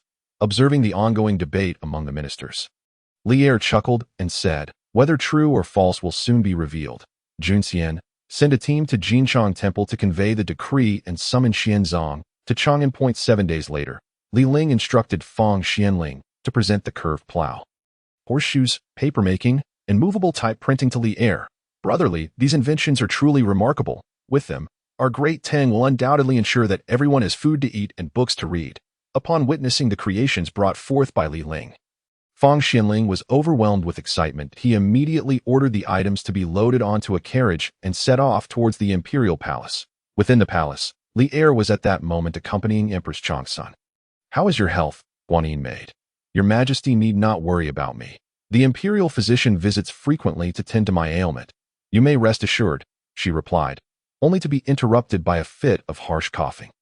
Alarmed, Li Er hastily exclaimed, "Summon the imperial physician." At that moment, a young eunuch stepped forward to report, "Your Majesty, the minister Fang seeks an audience." Li Er frowned at this news and turned to Empress Changsun. "If Minister Fang has come, it must be of great importance. I am well. I shall take a moment to rest." With that, Li Er quickly ordered attendants to help Empress Changsun back to her chambers before proceeding to meet Fang Xianling. Fang Xianling rose eagerly upon Li Er's arrival, exclaiming, "Congratulations, Your Majesty! Brotherly has successfully devised the curved plow, horseshoes, papermaking, and movable type printing. I have come to present them to you." Li Er was taken aback. "Is what he says true? Quickly, bring forth these inventions for me to see." As soon as the command was given, several guards entered, presenting the items that Fang Xianling had brought. Fang Xianling stepped forward to explain the uses of each invention.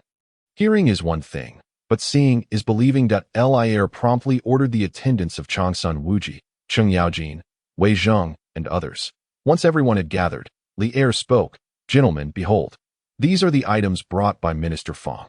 The officials stepped forward to inspect the items. Cheng Yaojin picked up a horseshoe and remarked, "Such a small piece of iron can prevent horse hooves from wearing down. I dare say, Minister Fang, you must have been deceived by that." Li Ling. After Cheng Yaojin's words, he noticed the others were silent, all deep in thought as they stared at the curved plow and the small blocks of movable type printing. And he huffed dismissively, "What are you all staring at? Can you see flowers blooming from it? In my view, whether it be a mule or a horse, we shall know its worth when it pulls." Indeed, what Cheng says is correct. Gentlemen, let us proceed to the imperial garden. Junstian, go fetch ACOW. Li Junstian acknowledged the order, and shortly thereafter, he returned leading an old yellow cow. Without needing further instruction, the attendants harnessed the cow to the plow. With a command from Li Er, they began to cultivate the garden. The officials watched as the eunuchs skillfully maneuvered the plow, their hearts filled with quiet admiration. Li Er hurried to the newly plowed area, knelt down to sift through the soil, and nodded in approval. He then dismissed the eunuchs and took up the plow himself. After a short while, Li Er, visibly excited, addressed the gathered officials. "Li Ling has indeed not deceived me. This curved plow requires only one person and one cow to operate, its efficiency surpassing our current straight plows by several times." Ha! Seeing Li Er laugh heartily, The other officials also expressed their joy, bowing and congratulating him. "We congratulate your majesty. With such a marvelous plow, our Tang will surely ensure that all can eat their filled tea." That moment, a guard approached, leading a warhorse. "Your majesty, as per your command." All four hooves of the warhorse have been fitted with horseshoes. L'Air nodded and turned to Li Junxian.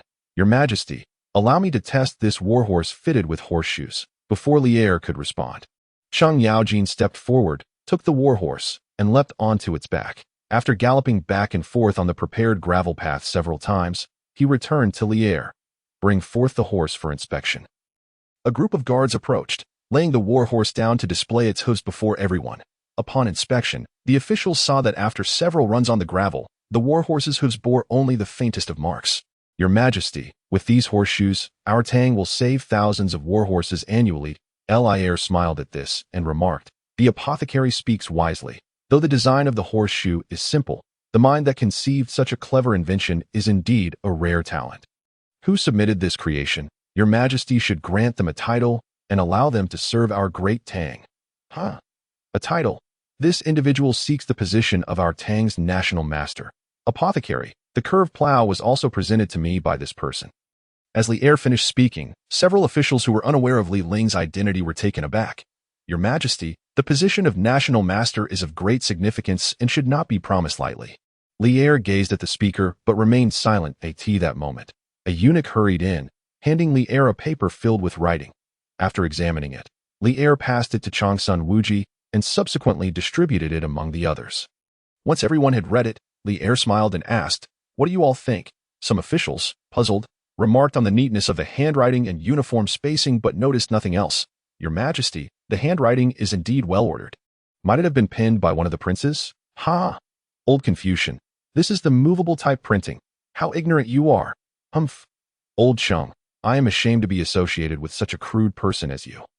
L'Air chuckled and said, "Tongtian, this is the printing produced by the person who presented the horseshoes and the curved plow. Bring forth the movable type."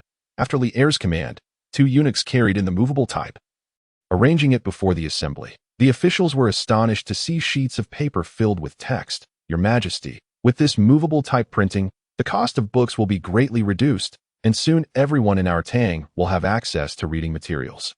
Kong Yingda, holding the printed sheets, trembled with excitement as he addressed L'Air. At that moment, L'Air felt a surge of joy.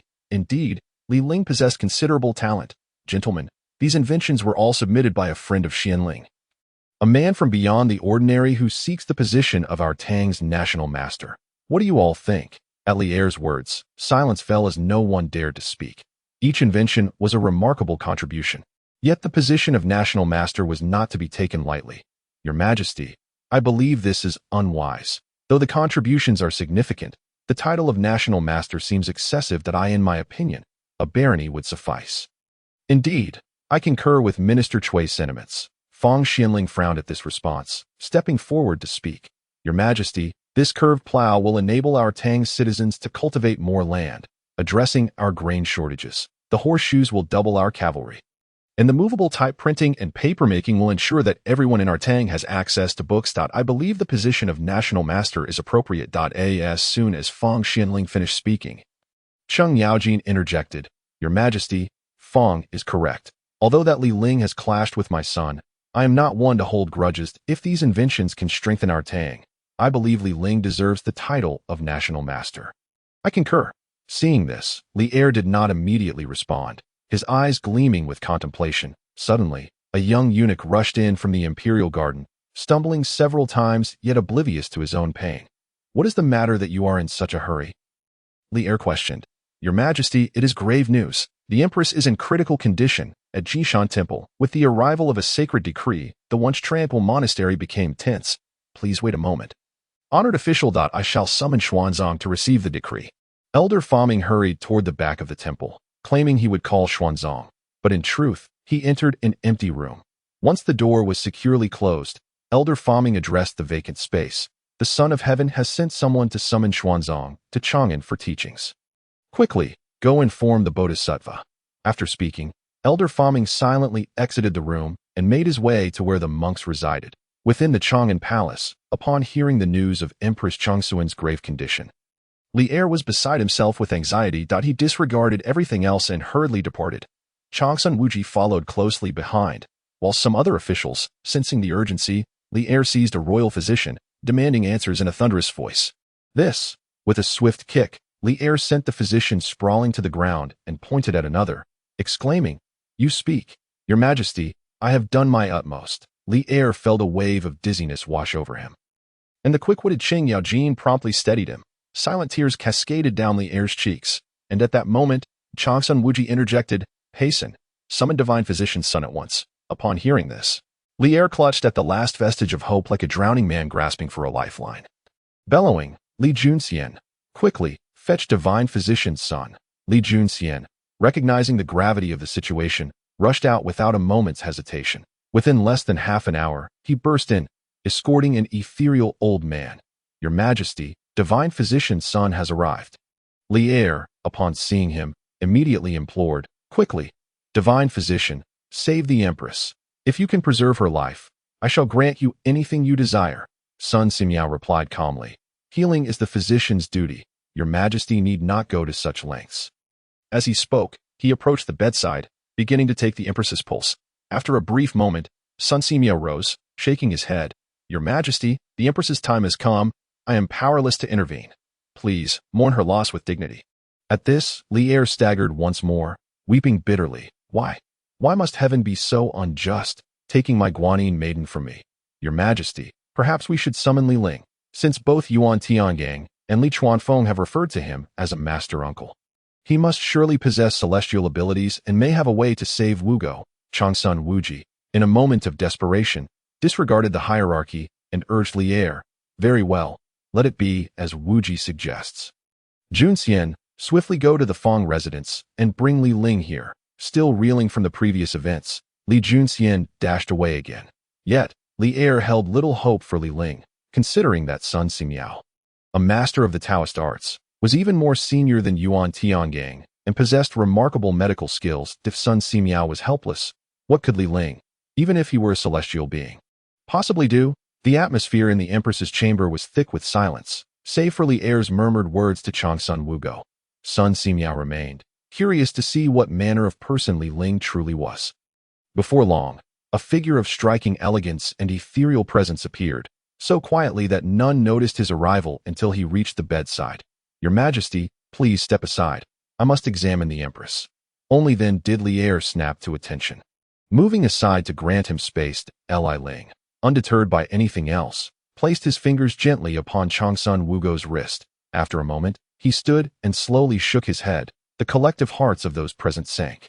Indeed, if even the Divine Physician could not save her, what hope was there in Li Ling's arrival? At this juncture, Li Er was utterly despondent, waving his hand dismissively. "All of you, leave, in these final moments. I wish to be alone with the Empress." Sun Wukong, eyes brimming with tears, felt them spill down his cheeks, lost in memories of his sister's life. The sentiments among the gathered were varied, yet all were loyal to Li Er. None wishing for the virtuous Empress to depart this world. "Your Majesty, the Empress's time has come, and she must pass. But Sun Wukong can live." Just as the others prepared to depart, Li Ling's calm voice resonated through the chamber. The collective footsteps halted, all faces reflecting bewilderment. Sun Wukong rushed to Li Ling's side, grasping his arm tightly. "What did you just say?" Li Er turned his gaze towards them, his tear-filled eyes flashing with an intensity that suggested he might lash out. As the others looked to him, Feng Xuanling's expression was one of profound concern. "I said the Empress's time has come. No one can save her, but Sun Wukong can survive." Hearing Li Ling's words, the crowd remained perplexed, though Sun Simiao seemed to grasp the implication. Speaking up, "Are you suggesting that to save the Empress, she must relinquish her position and live as an ordinary person?" Li Ling glanced at Sun Simiao, nodding affirmatively. "Precisely. The cycles of fate are immutable. The Empress's time has arrived, and I can save her. However, thereafter, there shall be no Empress in the Tang dynasty, only Sun Wukong." At this realization, Li Er responded eagerly. "Excellent. Please, sir, save the Empress, save Wugo." Li Ling nodded, presenting Li Er with a pill. "Please administer this to her." Once Sun Wukong swallowed the pill, a visible transformation occurred. Moments later, She sat upright from the bed. Everyone turned their attention towards her. Her face flushed with color, and before she could speak, thunder rumbled ominously outside. This is dire. The alteration of fate has drawn down the heaven's wrath, someone gasped. Alarmed, the group looked at Li Er, who was filled with dread. What shall we do, sir? Fear not, Ling declared, his hands forming intricate seals as he infused arrays into Sun Wukong's body. After some time, he exclaimed, the formation is complete. At his utterance, the thunder outside ceased as though its voice had been stifled, and the darkened sky transformed into clear blue. The display astonished all present, with Sun Simio tearing at his beard in astonishment. What an extraordinary formation, capable of deceiving even the heavenly decree. The crowd was equally taken aback. Deceiving the heavenly decree. What sorcery was this? This man must not be made an enemy. We must cultivate his friendship. Sun Wukong, gradually rising, bowed to Li Ling. Wukong thanks you for your life-saving grace. Li Ling smiled gently. No need for such formalities. We have merely exchanged what we needed. He then turned his gaze towards Li Er, recognizing the moment, smiled, and said, I must extend my gratitude for saving my Guanyin maiden. Compared to her, the position of national master is trivial. I shall announce this matter at tomorrow's court. He then addressed his loyal subjects. Do any of you have objections? Sun Wukong spoke first. I have no objections. Neither do we. The others chimed in. Li Ling smiled, saying no more, and rose to depart the hall, his voice echoing as he walked. Remember, the Empress of the Tang dynasty is no more. Outside Chang'an, a contingent of cavalry escorted a carriage. The gentle breeze lifting the curtain to reveal a bald monk seated inside, hands clasped in prayer, eyes closed. Above the carriage, 3 ethereal figures observed the monk within. Has Bodhisattva Ji can come to Chang'an early? No worries. I have used my divine powers to investigate, and all is well in Chang'an. That Li Ling is merely a mortal now. He will not disrupt our plans. You two continue to watch over Jinqian from the shadows. Until the time is right, do not allow him to recognize his father. Understood, the two replied. The Bodhisattva nodded, lingering a moment longer before slowly vanishing, soaring towards the west, upon the carriage's entry into Chang'an. Fang Xianling, who had been waiting, approached with tears of excitement in his eyes. As the curtain lifted, a handsome bald monk emerged from the carriage. I am the monk Xuanzang. It is an honor to meet you. Fang Xianling, unable to contain himself, reached out to grasp Xuanzang's arm, eager to reveal his identity. Just then, a voice whispered in his ear, Xianling, revealing your identity now will only strengthen Xuanzang's resolve towards the Buddha. It is wiser to wait for the opportune moment. Fang Xianling paused, composing himself as he smiled, and said, Master Xuanzang, your journey must have been exhausting. I have prepared a banquet at my residence to welcome you. Ba, I am not weary, but it is imperative I first meet with the Emperor, Xuanzang replied. The Emperor is preoccupied with state affairs and has entrusted me with the teachings. We shall discuss them after the necessary matters are addressed. Xuanzang nodded, hands clasped in reverence. Then I am grateful for your assistance. Within the Fang residence, Lu Shi and the brothers Fang Yai and Fang Yiji had long awaited their return. Mother, I have heard that my elder brother is a monk. Lu Shi shot a disapproving glance at Fang Yai. Who is your elder brother? Isn't he the one father is bringing back today? Isn't he father's eldest son? Lu Shi, exasperated, replied, Yiji is your true elder brother. I will not meddle in your previous disputes, but you two must unite moving forward. Otherwise, our family's title may be lost to others. Fang Yai remained somewhat perplexed. After all, they were all members of the Fang family. It hardly mattered who received the favor, as it certainly did not pertain to him.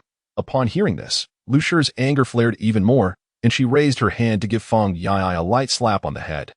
I understand what you mean, Mother. My younger brother is still young and lacks understanding. I will not allow the title of the Fang residence to fall into the hands of outsiders. Indeed, Lu Shi nodded appreciatively at Fang Yiji's words. Then turned to Fang Yai, saying, you should heed your elder brother's advice more often. You two must remain united as brothers. I understand, Mother, Fang Yai replied. Just as they were conversing, footsteps echoed from outside, and Fang Xianling entered, accompanied by Xuanzang. Ha ha ha, my lady, I have returned. Look, I have brought my son, Master Xuanzang, back with me. Upon hearing this, Lu Shi promptly rose with a smile, exclaiming, Master Xuanzang truly possesses remarkable talent. Bring forth the dishes. Soon enough, the table was laden with an array of delicacies. Fang Xianling smiled at Xuanzang, saying, Master Xuanzang, please make yourself at home. After we have dined, Allow my two unambitious sons to take you around the city to familiarize yourself with Chang'an." Xianzong, however, remained motionless, gazing at the sumptuous spread before him. "Benefactor, I am but a monk, and I abstain from meat." He then stood up, bowed to the assembly, and made for the door. Fang Xianling quickly stepped forward to stop him. Turning to Lu Shi, "My lady, quickly have someone prepare some vegetarian dishes." "Very well, my lord. It is my oversight that we did not prepare adequately for Master Xianzong." "Please, master, wait a moment." Lu Shi rose and walked toward the door.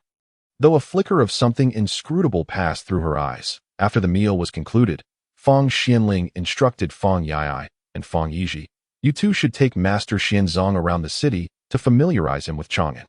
Go to the treasury and withdraw some silver to procure supplies for him." Xianzong immediately stood and addressed Fang Xianling. "There is no need.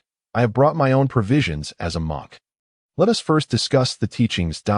Master Xianzong, you need not be so modest. Since His Majesty has entrusted me with the hospitality of Master Xianzong, I cannot be remiss. The discussion of teachings can wait. It is imperative that you first explore the city with my two sons, lest you find yourself lost in the future." Seeing Fang Xuanling's insistence, Xianzong could not refuse and thus acquiesced. "Father, I still have my studies to attend to. Let my younger brother accompany Master Xianzong instead." Fang Yiji interjected. Fang Xianling furrowed his brow, preparing to admonish him, but Lu Shi hastily interjected, "My lord, Yiji's studies are indeed important, but Yai has idled away his days. Let him accompany Master Xianzong," with two servants following closely. Upon hearing Lu Shi's words, Fang Xianling relented, casting an apologetic glance at Xianzong. "I fear we have been remiss in our hospitality towards you, Master Xianzong. However, Yai is quite knowledgeable about Chang'an, while Yiji is mostly engrossed in his studies and seldom ventures out." "Not at all. It is I who have inconvenienced the benefactor," Xianzong replied.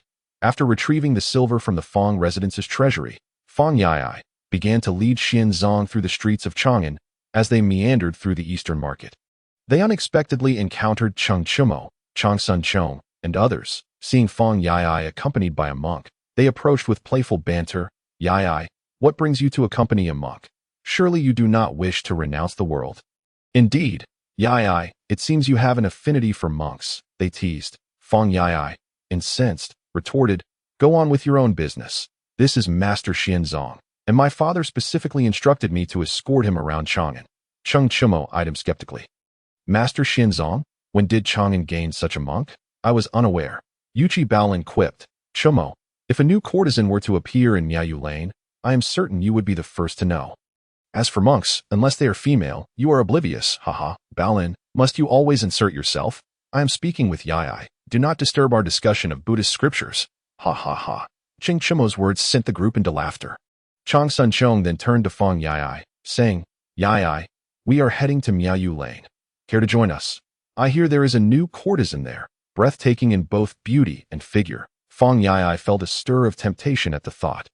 But recalling his father's instructions, he quickly dismissed the notion. If his father were to find out he had abandoned Master Xianzong for a visit to Miaoyu Lane, punishment would be inevitable. "No, I am currently devoted to the Buddha. Do not sway my resolve." "Huh? Devoted to the Buddha? You?" Fang Yai, turning to Buddhism, "You jest. Yai, if not for your little brother standing up for you, I might have believed you." Yuchi Baolin teased further. Chang Sun Chong added with a grin, "Yai, what good is devoting yourself to the Buddha? You must abstain from meat and pleasures. I foresee you falling prey to a monk sooner or later." As the group continued their banter, a voice interrupted them. "What are you all doing?" Turning to the source, they beheld a striking and ethereal figure approaching them. The group immediately straightened and greeted, "We greet the national master." Upon hearing this, Xianzong cast a sidelong glance at Ling, sensing an ominous shift in fate, as if the wheels of destiny were beginning to turn. Ling, noticing Xianzang's wariness, smiled and said, "I presume this is Master Xianzong. I extend my greetings. Ba, may I inquire as to your identity, benefactor?" Fang Yai interjected, "Master Xianzong, this is our esteemed national master of the Great Tang." Upon hearing Fang Yai's introduction, Xianzong clasped his hands together and performed a Buddhist salutation. "I am Xianzong, humble monk, and I have the honor of meeting the national master. Master Xianzong, there is no need for such formalities. I have long heard of His Majesty's invitation to a high monk from Jingshan Temple to lecture in Chang'an. Seeing you today, it is indeed evident that you are a man of remarkable talent. National Master, you flatter me. I am merely an ordinary monk from Jingshan Temple, hoping to propagate the Dharma Dao. I have heard that the teachings of Buddhism espouse equality among all beings. Might I ask if Master Xianzong has come to Chang'an to lecture the esteemed or the common folk? Naturally, all are welcome to hear the teachings I impart. In my eyes, there is no distinction of rank or wealth. Li Ling smiled, non-committally. Master Xianzong is indeed a revered monk. I hold you in high regard. By the way, Yai, where are you all headed? Upon hearing Li Ling's inquiry, Feng Yai swiftly replied, my father instructed me to show Master Xianzong around Chang'an to familiarize him with the city and prevent him from getting lost in the future. And what of you all? This national master, we are merely going to Miaoyu Lane for some wine and poetry, engaging in highbrow pursuits. Chok Sun Chong's words, Li Ling's brow furrowed, causing Chok Sun Chong, Cheng Chumo, and the others to stiffen. The unruly offspring of Chang'an had indeed learned to fear Li Ling since the incident at the Fong residence's entrance. How could these young scions swallow their pride? They had plotted against Li Ling and even summoned other young nobles of Chang'an. However, after being soundly beaten by Li Ling, they returned home to face their elders, who, upon learning they sought trouble with Li Ling, administered a stern lesson. Some of them remained under house arrest to this day. National Master, we are merely going for wine and poetry. Nothing more. If you find it inappropriate, we shall return home at once. Li Ling suddenly broke into a broad smile. Since it is a highbrow affair, why not join us? Yai, Master Xianzong has come from afar. We cannot let him feel unwelcomed. Li Ling's words left the group momentarily stunned.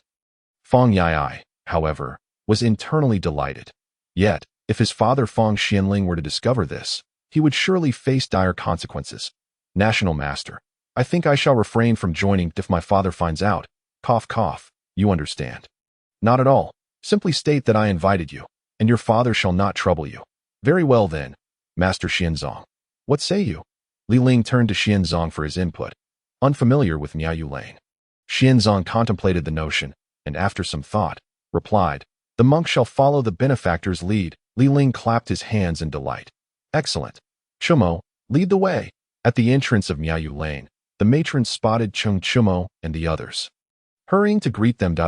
Young Master Chong-san, it has been a while since you graced my establishment. Have you found new affections elsewhere? Cough, cough. Enough with the pleasantries. Prepare the Tianzi number 1 private room for us. Certainly. Please wait a moment. As Xianzong observed the scene within Miaoyu Lane, even he, who was unacquainted with worldly affairs, began to grasp the implications. Benefactor, what is the meaning of this? I am a monk. How can I come to such a place? Xianzong's expression turned grave as he turned to leave. What kind of place is this? Is it possible that the Buddha's teaching of equality among all beings is merely an empty phrase? Do not engage in sophistry, my friend. The notion of equality among all is indeed not mere rhetoric. As monks, we treat both humans and beasts with impartiality. If this is the case, why does the master choose to depart? If equality exists, what distinguishes this place from the streets outside? In days of yore, the Bodhisattva Itagarba vowed that he would not attain Buddhahood until hell was empty. How is it that today, Master Xuanzong hesitates before the Miaoyu Pavilion? Seeing Xuanzong at a loss for words, Li Ling continued, it is all but a fade, is it not? Does Master Xuanzong not perceive this? In my view, there is no need to select a different venue for the sermon. Let it be held right here in the Miaoyu Pavilion. What say you, Master Xuanzong? Upon hearing this, Xuanzong fell silent, while Feng Yai and the others exchanged glances, utterly perplexed by Li Ling's intentions. Nevertheless, they paid little mind to the matter, as it did not concern them. After a brief moment, Xuanzong pressed his palms together and said to Li Ling, I shall defer to your arrangements. Li Ling was taken aback for a moment.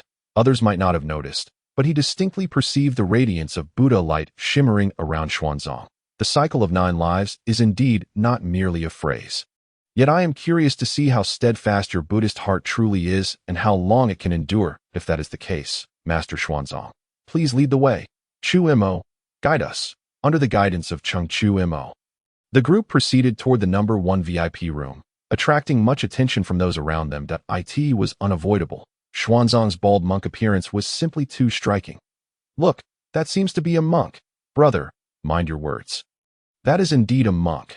Has it come to this, that monks now frequent such establishments? Keep your voices down. Those accompanying the monk are renowned second-generation elites of Chang'an, but be careful not to offend them, or you might find yourself in dire straits. These gentlemen are truly impressive. They can even lead a monk astray. The Miaoyu Pavilion is the grandest entertainment venue in Chang'an, and those who frequent it are none other than the city's nobility and high-ranking officials. Li Ling's group strode in confidently, instantly capturing the attention of others. Once they settled into the number 1 VIP room, Cheng Chu Mo, Fang Yai, and the others felt somewhat restrained with Li Ling present. After merely ordering some food and drinks, Li Ling, noticing their demeanor, chuckled. Chu Mo, have the matron summon a few ladies. To have only food and drink without the company of fair maidens would be a slight to Master Xuanzang. Upon hearing this, Cheng Chu Mo glanced silently at Chang Sun Chong and Fang Yai, who both had their heads bowed. With a firm resolve, he replied, "Very well, I shall take care of it right away." Before long, a few young ladies from the Miaoyu Pavilion entered the room. Li Ling observed the sparkle in their eyes, but they dared not speak. He addressed them. Do not stand there frozen. Showcase your finest talents, and those who perform well shall be generously rewarded. As he spoke, Li Ling produced several gold ingots and placed them on the table before him. Tonight, whoever can spend the night discussing Buddhist teachings with the master shall claim these gold pieces as their own. Upon seeing the gold, the young ladies immediately lost any hesitation, each vying to be the first to step forward. Ultimately, Li Ling selected 2 to sit beside Xuanzang. Xuanzang kept his eyes closed, silently reciting scriptures. Li Ling paid him no mind, laughing and drinking with Cheng Chu Mo and the others. Under Li Ling's persuasive charm from his previous life in the corporate world, the atmosphere quickly relaxed. Shedding their earlier timidity, country, Chang Sun Chong began to speak, but was silenced by a glance from Li Ling. Not one to be dull-witted, he quickly revised. Young Master Li, with drinks, but no music. Something feels amiss. How about letting Miss Rian sing a tune? Indeed, Chang Sun Chong makes a valid point. This drinking is rather monotonous. After Li Ling's remark, a young woman rose and took a guqin, preparing to play. Just as she was about to begin, Li Ling called out to her, "Miss Rian, hold on. I have a piece in mind. Why not familiarize yourself with it? How about playing this piece?" "What piece do you speak of?"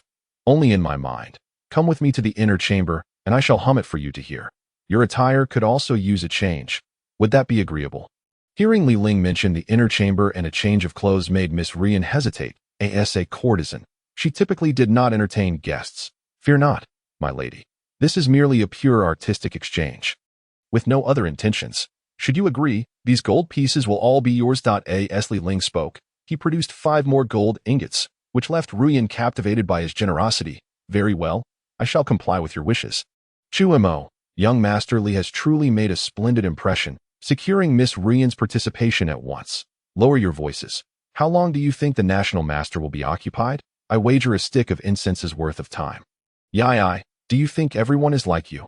I reckon it will take at least 2 sticks." While quietly sipping his drink, Wei Qi Baolin interjected, "Do not let appearances deceive you, though the national master may seem frail. Do not forget how he bested us all. I bet he will be at least half an hour." Upon hearing Wei Qi Baolin's words, everyone recalled that overwhelming defeat and involuntarily shivered. Meanwhile, the 2 young ladies beside Xuanzang exerted all their charms, yet could not sway his steadfast Buddhist heart. Seeing this, Fang Yai chuckled. "I say, Master Xuanzang, since you are here, why not make the best of it? This too is a form of cultivation. Why must you cling so tightly to your scriptures?" Upon hearing these words, Xuanzang opened his eyes and gazed at Fang Yai, then glanced at the 2 young ladies beside him. "Your words contain wisdom, yet I must disagree. Each individual's path of cultivation is distinct. For me, women are akin to fierce beasts in the mountains, and love is a poison that courses through the veins." Cough, cough. "Master, you may be exaggerating a bit if women are akin to fierce beasts. Then I would gladly become a hunter. Ha ha ha." "Chu Mo, do not let those beasts leave you with not even a bone to gnaw on." Xuanzang shook his head at their banter, remaining unmoved by the 2 young ladies beside him. He recited a Buddhist chant, preparing to close his eyes and resume his scriptures. Suddenly, the door to the inner chamber swung open, and Li Ling emerged with a smile. After taking his seat, he addressed the group. "Miss Rian has just learned the piece and is changing her attire." "Please wait a moment. Li bro, you didn't." Li Ling paused, then understood Qing Chumo's implication. He smiled and replied, I have someone dear to my heart and shall not be entangled with any other woman in this mortal realm. Inevitably, Ling recalled the woman who had once sacrificed herself to save him. Had she not appeared in time, he might have, Brother, you need not feel guilty. All that transpired was my own choice. Sister, do not worry. Once I attain the Tao, I will surely come to claim you in grandeur. Brother, I am no longer in control of my own fate. My essence is bound to the divine list. Let us leave this matter be. That cannot be. Sister, do you disdain my current lack of cultivation? What foolishness is this? If I disdained you, why would I have willingly sacrificed myself for you? It is merely that I am now beyond my own control. And the heavenly laws do not permit divine beings to engage in love. We cannot have a conclusion. Sister, rest assured, I will find a way to free you from the divine list. Even if I cannot release you, I will strive to alter the heavenly laws. Please believe in me. With a creak, the door to the inner chamber opened once more, and Ling returned to the present. My lord, I am ready. Qing Chumo and Chong Sun Chong's eyes were transfixed on Ruyan, oblivious to the wine spilling down their chins. Even Xuanzang could not help but glance at her. After Ling's transformation, Ruyan now wore a qipao, her legs sheathed in black stockings, and even her hairstyle had been meticulously styled. Should someone from a later era be present, they would undoubtedly exclaim, Empress, let us begin.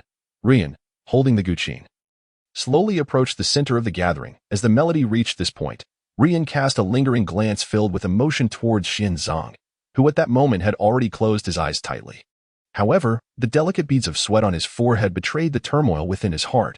Despite his tightly shut eyelids, Xuanzang could still sense Ruyan's gentle and silent gaze upon him. What of royal power and wealth?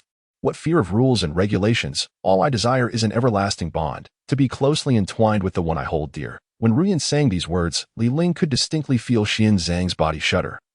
His eyes no longer closed, now fixated intently on Ruyan, whose demeanor was as soft as flowing water at that moment.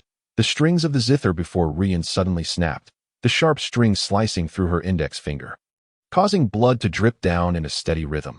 Upon witnessing this, Xuanzang felt a sudden pang in his heart, as if it were not Ruyan's finger that had been cut, but his own heart. Ling, observing this, let his gaze drift subtly to a corner of the room where two phantoms stood. Golden head, silver head, matters of love are not something you can thwart. I in the corner. The golden head and silver head exchanged grave looks with Xuanzang, both sensing that the aura surrounding him had significantly weakened. Golden head, this Ling employs cunning tricks, using beauty to entice Jin Shanzi. Indeed, Ling is crafty, yet this Ruyan possesses a certain charm. Were it not for the protective magic we wield, I fear this Ling is a potential calamity. Perhaps have you forgotten he is destined by the heavens? Do you wish to court death? Should we report this to the Bodhisattva? Not yet. Let us observe further. Meanwhile, Ling received a notification from the system. Ding! Detection indicates that the host has successfully shattered 15% of Xuanzang's Buddhist heart. Thus, corresponding rewards will be dispensed. Please check your rewards. Host. Ling's lips curled into a smile. Just one Ruyan has caused you to falter, Xuanzang. Your cultivation is lacking. With Ruyan's finger injured and unable to continue playing, she could only apologize and retreat to rest. This moment, the audience felt a lingering desire for more, their hearts swarming with 1,000 ants as they gazed at the young woman beside them, their eyes gleaming with envy. Ling chuckled softly. Let us conclude for today. I am a bit weary and shall return to rest, so I will not disturb you further. Ling rose to leave. And Cheng Chumo and Chong Sun Chong, seeing this, did not linger, having grown impatient. Young Master Li, take care. As Ling reached the door, he suddenly called out, by the way, take good care of Master Xuanzang. Do not neglect your guest. With that, he departed the room without looking back. Once outside, Ling sensed the scrutiny upon him, glancing towards the distant doorway and nodding slightly. He chose not to linger and exited Miaoyu Fong directly.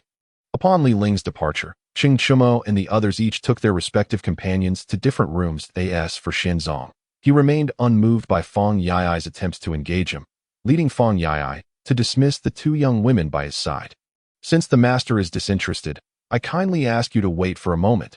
With that, Fong Yai hurriedly led one young woman away, leaving Xuanzang alone, eyes closed, reciting scriptures. Creak. The door to the room opened.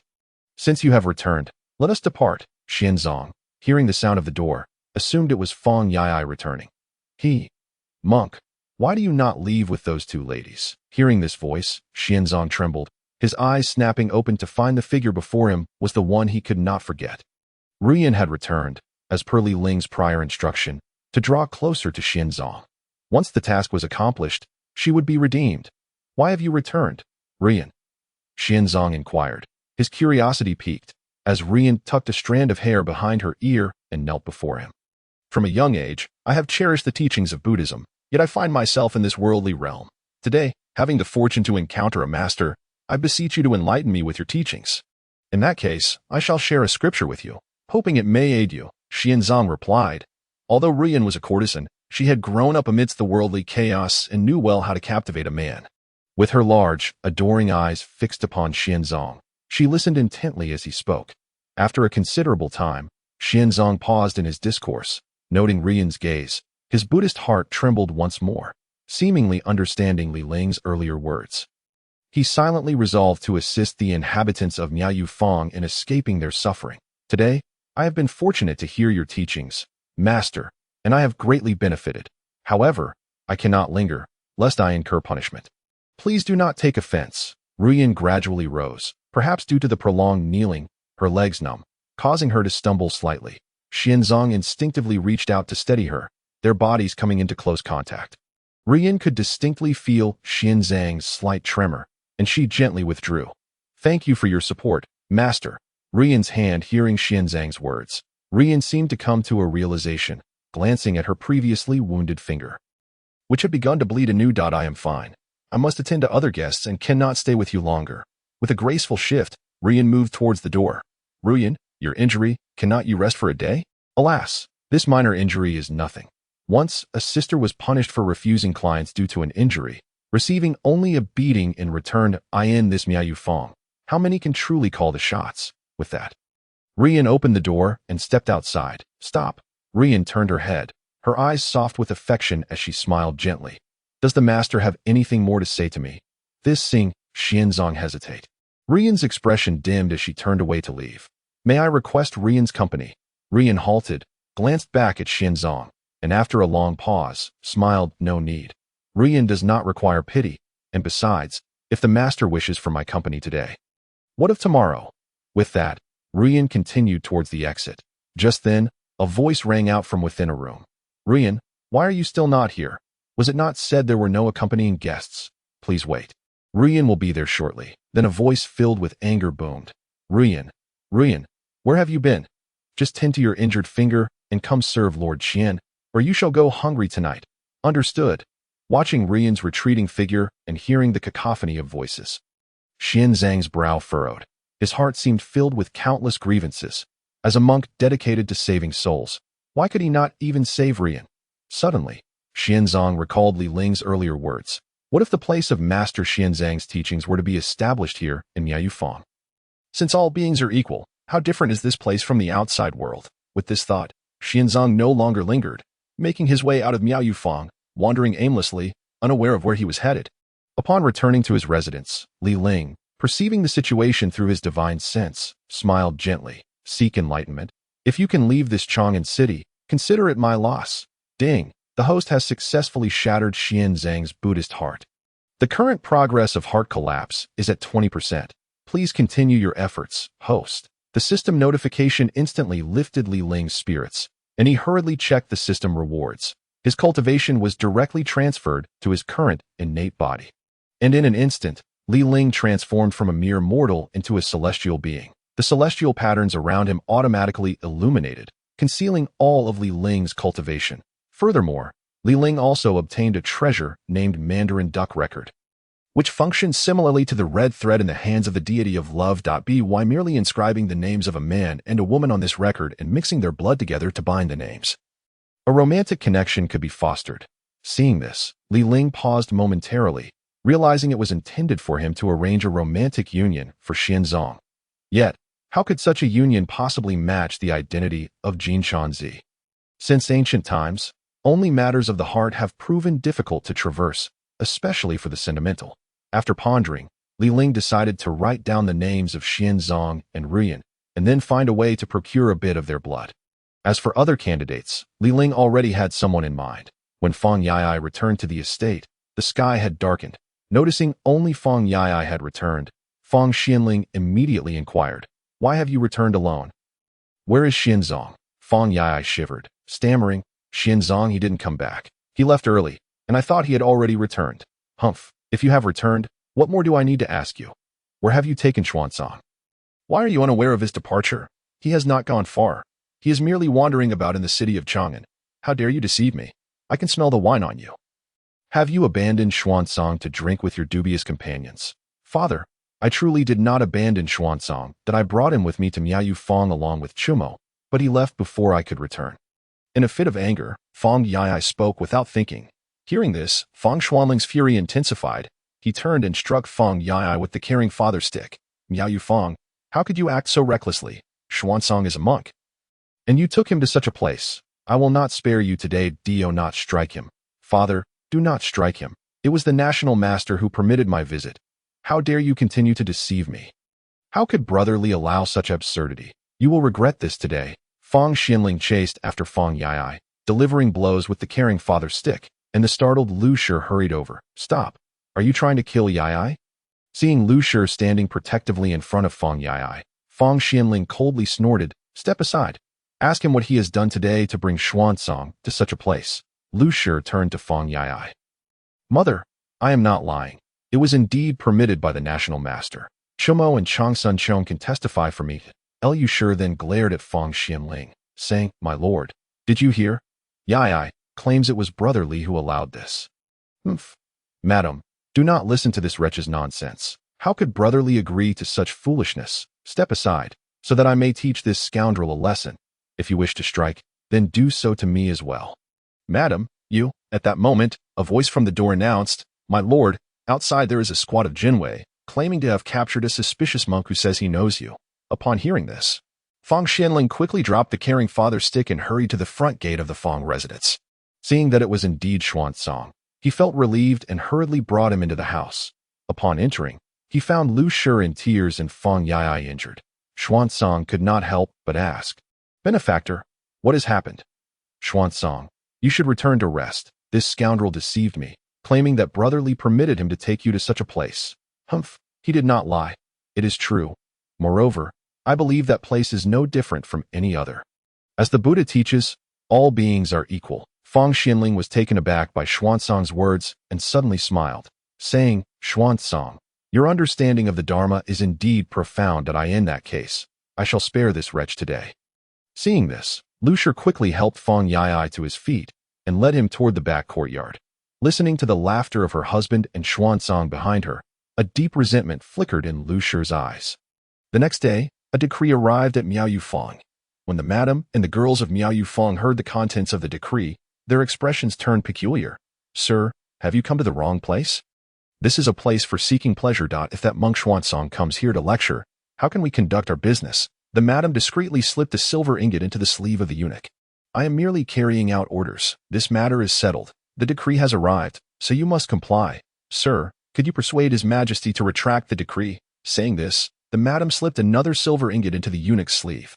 "This matter is settled and cannot be changed, but the national master has stated that if Miaoyu Fang suffers any losses, he will compensate for them." Upon hearing this, the madam was immediately delighted. "The national master truly cares for us common folk. Please convey my thanks to him." "Yes, shortly, several carts of clothing will be delivered, along with someone to give instructions. Remember, everything must be done as ordered." "Understood.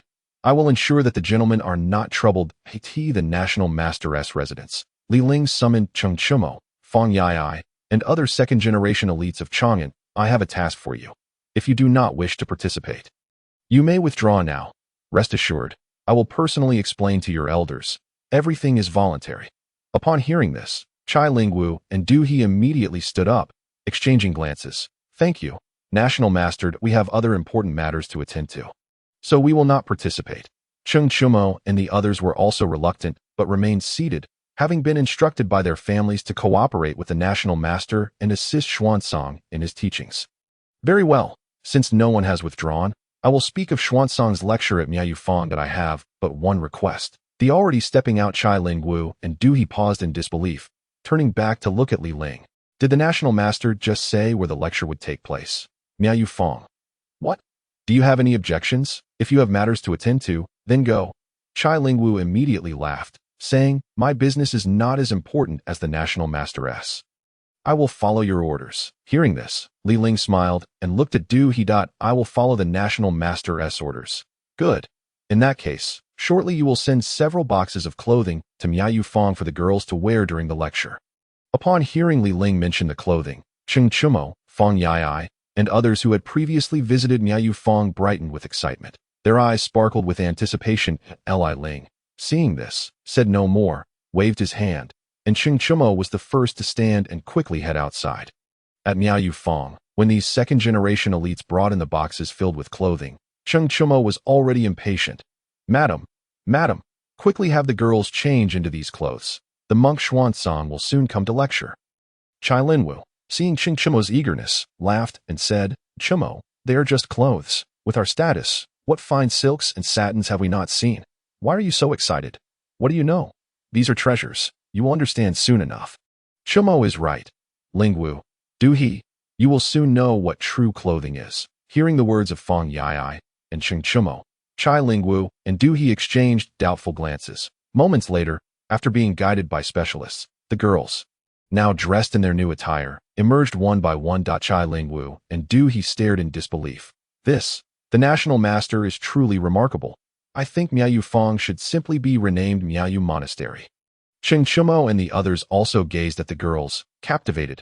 Each girl, dressed in fitted monk robes, perfectly accentuated her figure. The madam, seeing this, was overjoyed, thinking to herself, the person who devised this plan has truly understood the male psyche. We are going to prosper.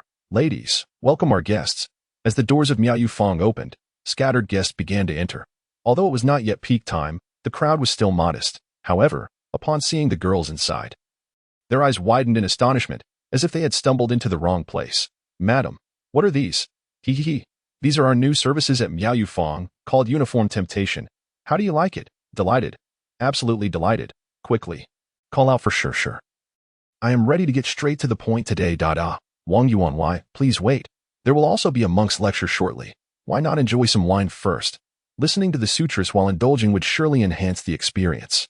Hearing the madam's words, Wang Yuan and the others' eyes lit up, eagerly inquiring when the monk would arrive to lecture. The madam, uncertain, glanced at Cheng Chumo and the others. Fong Yai spoke up, when the moon reaches its zenith.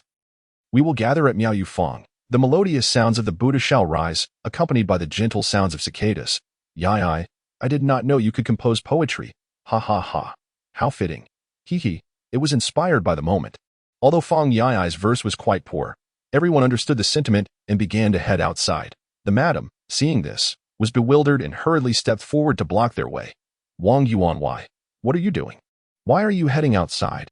How could I not call my friends in such a situation? I, Wang, am not one to feast alone. I shall return shortly, upon witnessing the hasty departure of the crowd. The madam couldn't help but feel a surge of delight within her heart that it was settled. This wave would surely succeed. As evening approached, the entire city of Chang'an was abuzz with news of Miao Pavilion's uniform seduction, with throngs making their way towards its doors. In no time, Miao Pavilion was teeming with patrons. One could scarcely find a private room, and those lacking status were not even permitted entry. The master Xuanzang has arrived. A loud proclamation silenced the crowd instantaneously. Followed by an eruption of enthusiastic applause, the master had finally come, and the onlookers had been waiting with bated breath, longing for his discourse. Quickly, clear the way for the master. Let him commence his teachings. Hearing the clamoring of the masses, Xuanzang was momentarily taken aback. He had not anticipated such fervor for the Buddha among the people of Chang'an. Without further ado, he ascended the high platform and began reciting the scriptures. In an instant, the sounds of his teachings filled Miao Pavilion, harmonizing with the rhythmic chanting emanating from each room. Xuanzang continued his discourse for a full hour, with the audience rotating in waves. Each group eager for enlightenment. As Xuanzang concluded his sermon, those who had not yet had their turn implored, Master, please continue. I am almost next. Taken aback by their eager gazes, Xuanzang pondered for a moment before responding. Then I shall speak for another half hour. Excellent. The benevolence of Master Xuanzang knows no bounds. This declaration was met with a thunderous cheer from those in line, while those at the back hung their heads in disappointment. In an inconspicuous corner of Miaoyu Pavilion, two shadowy figures observed the unfolding scene, their lips twitching slightly. Jean too.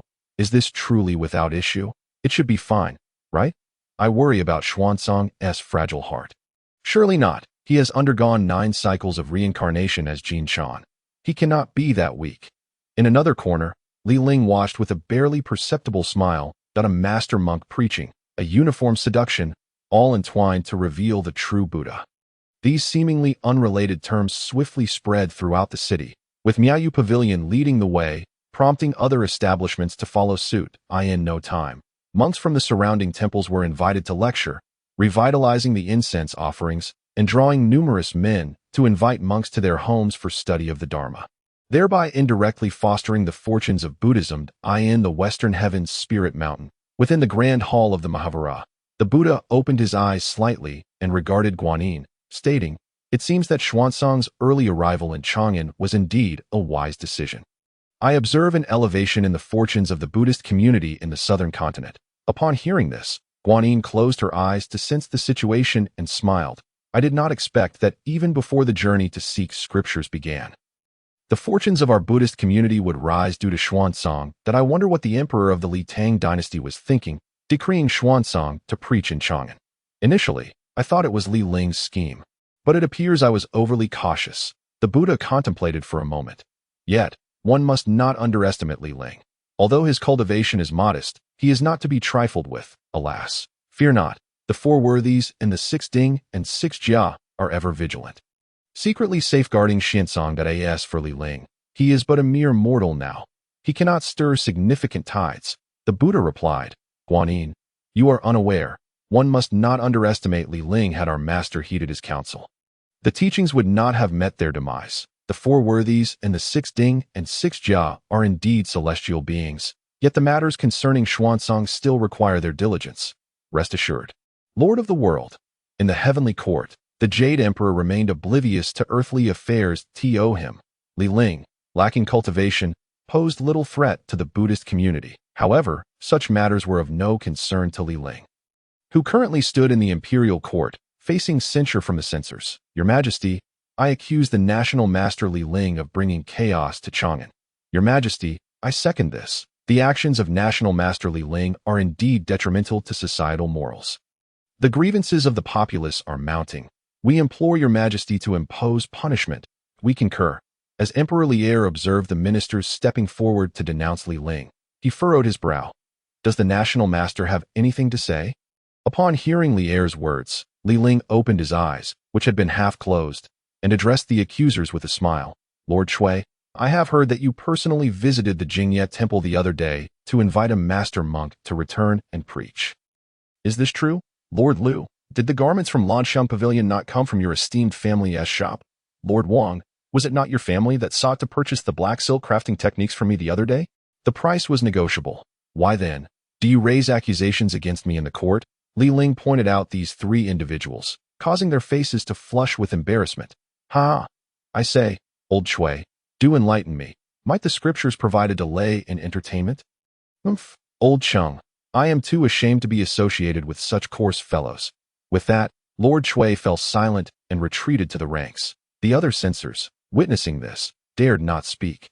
"Your Majesty, I accuse the national master Ling of insulting the Buddhist community, corrupting the morals of Chang'an, and disturbing the order of the city." Lord Shui and the others fell silent. Naturally, a few obstinate voices arose to denounce Ling. Seeing Wei Zheng step forward to accuse Ling, Emperor Lier felt a headache coming on and shot Ling a glance that seemed to say, "Good luck. Lord Wei claims I insult the Buddhist community? Might I inquire, how many temples are there near Chang'an? What is their expanse? How many acres of fertile land? The temples receive offerings daily, yet how much tax have they contributed to the court? How much grain have they donated during calamities? Cease your clever words. Ling, my accusation pertains to your allowing Xuanzang to preach at Miaoyu Pavilion. What do temple lands have to do with this? My Lord Wei, what is improper about allowing Xuanzang to preach at Miaoyu Pavilion? The Buddha teaches that all beings are equal. Moreover, this was Xuanzang's own volition. Have I threatened him in any way? Your Majesty, please decree the cessation of this matter. Now, every brothel in Chang'an is emulating this practice, inviting monks to preach, which truly tarnishes the decorum of Chang'an. Upon hearing this, Li Er furrowed his brow, about to speak, when Li Ling burst into laughter. When did Lord Wei become so concerned with the affairs of the Buddhist community? As a court official, should you not be advocating for the livelihood of the people and alleviating your Majesty's burdens? Moreover, why not listen to the intentions of those who preach? If they were unwilling, would they partake in such actions? Li Ling's words rendered Wei Jing speechless, and he found himself unable to formulate a rebuttal. Enough. This matter ends here. The court is dismissed. As Li Er departed, the crowd dispersed. At that moment, Cheng Yaojin approached with a grin. Li Ling, you truly are remarkable. I have yet to witness anyone leave Wei the old curmudgeon speechless. Humph. Wei Zheng let out a snort, cast a glance at Li Ling, and said no more as he exited the hall. Li Ling gazed at Wei Jing's retreating figure, momentarily lost in thought. Which faction does this old Wei represent? Never mind, I shall set aside such concerns for now. I must elevate the fortunes of humanity and secure some means of self-preservation. Additionally, the Wildlife Protection Act should be prioritized. Li Ling did not follow the others in leaving, but veered off to seek out Li Er. Li Er was in the harem, accompanying Sun Wukong. Upon learning of Li Ling's request for an audience, he promptly had him ushered in.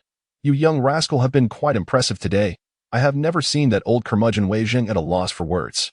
What brings you to me? The Empress Changsun also smiled at Li Ling. Please, have a seat, sir. Someone bring tea.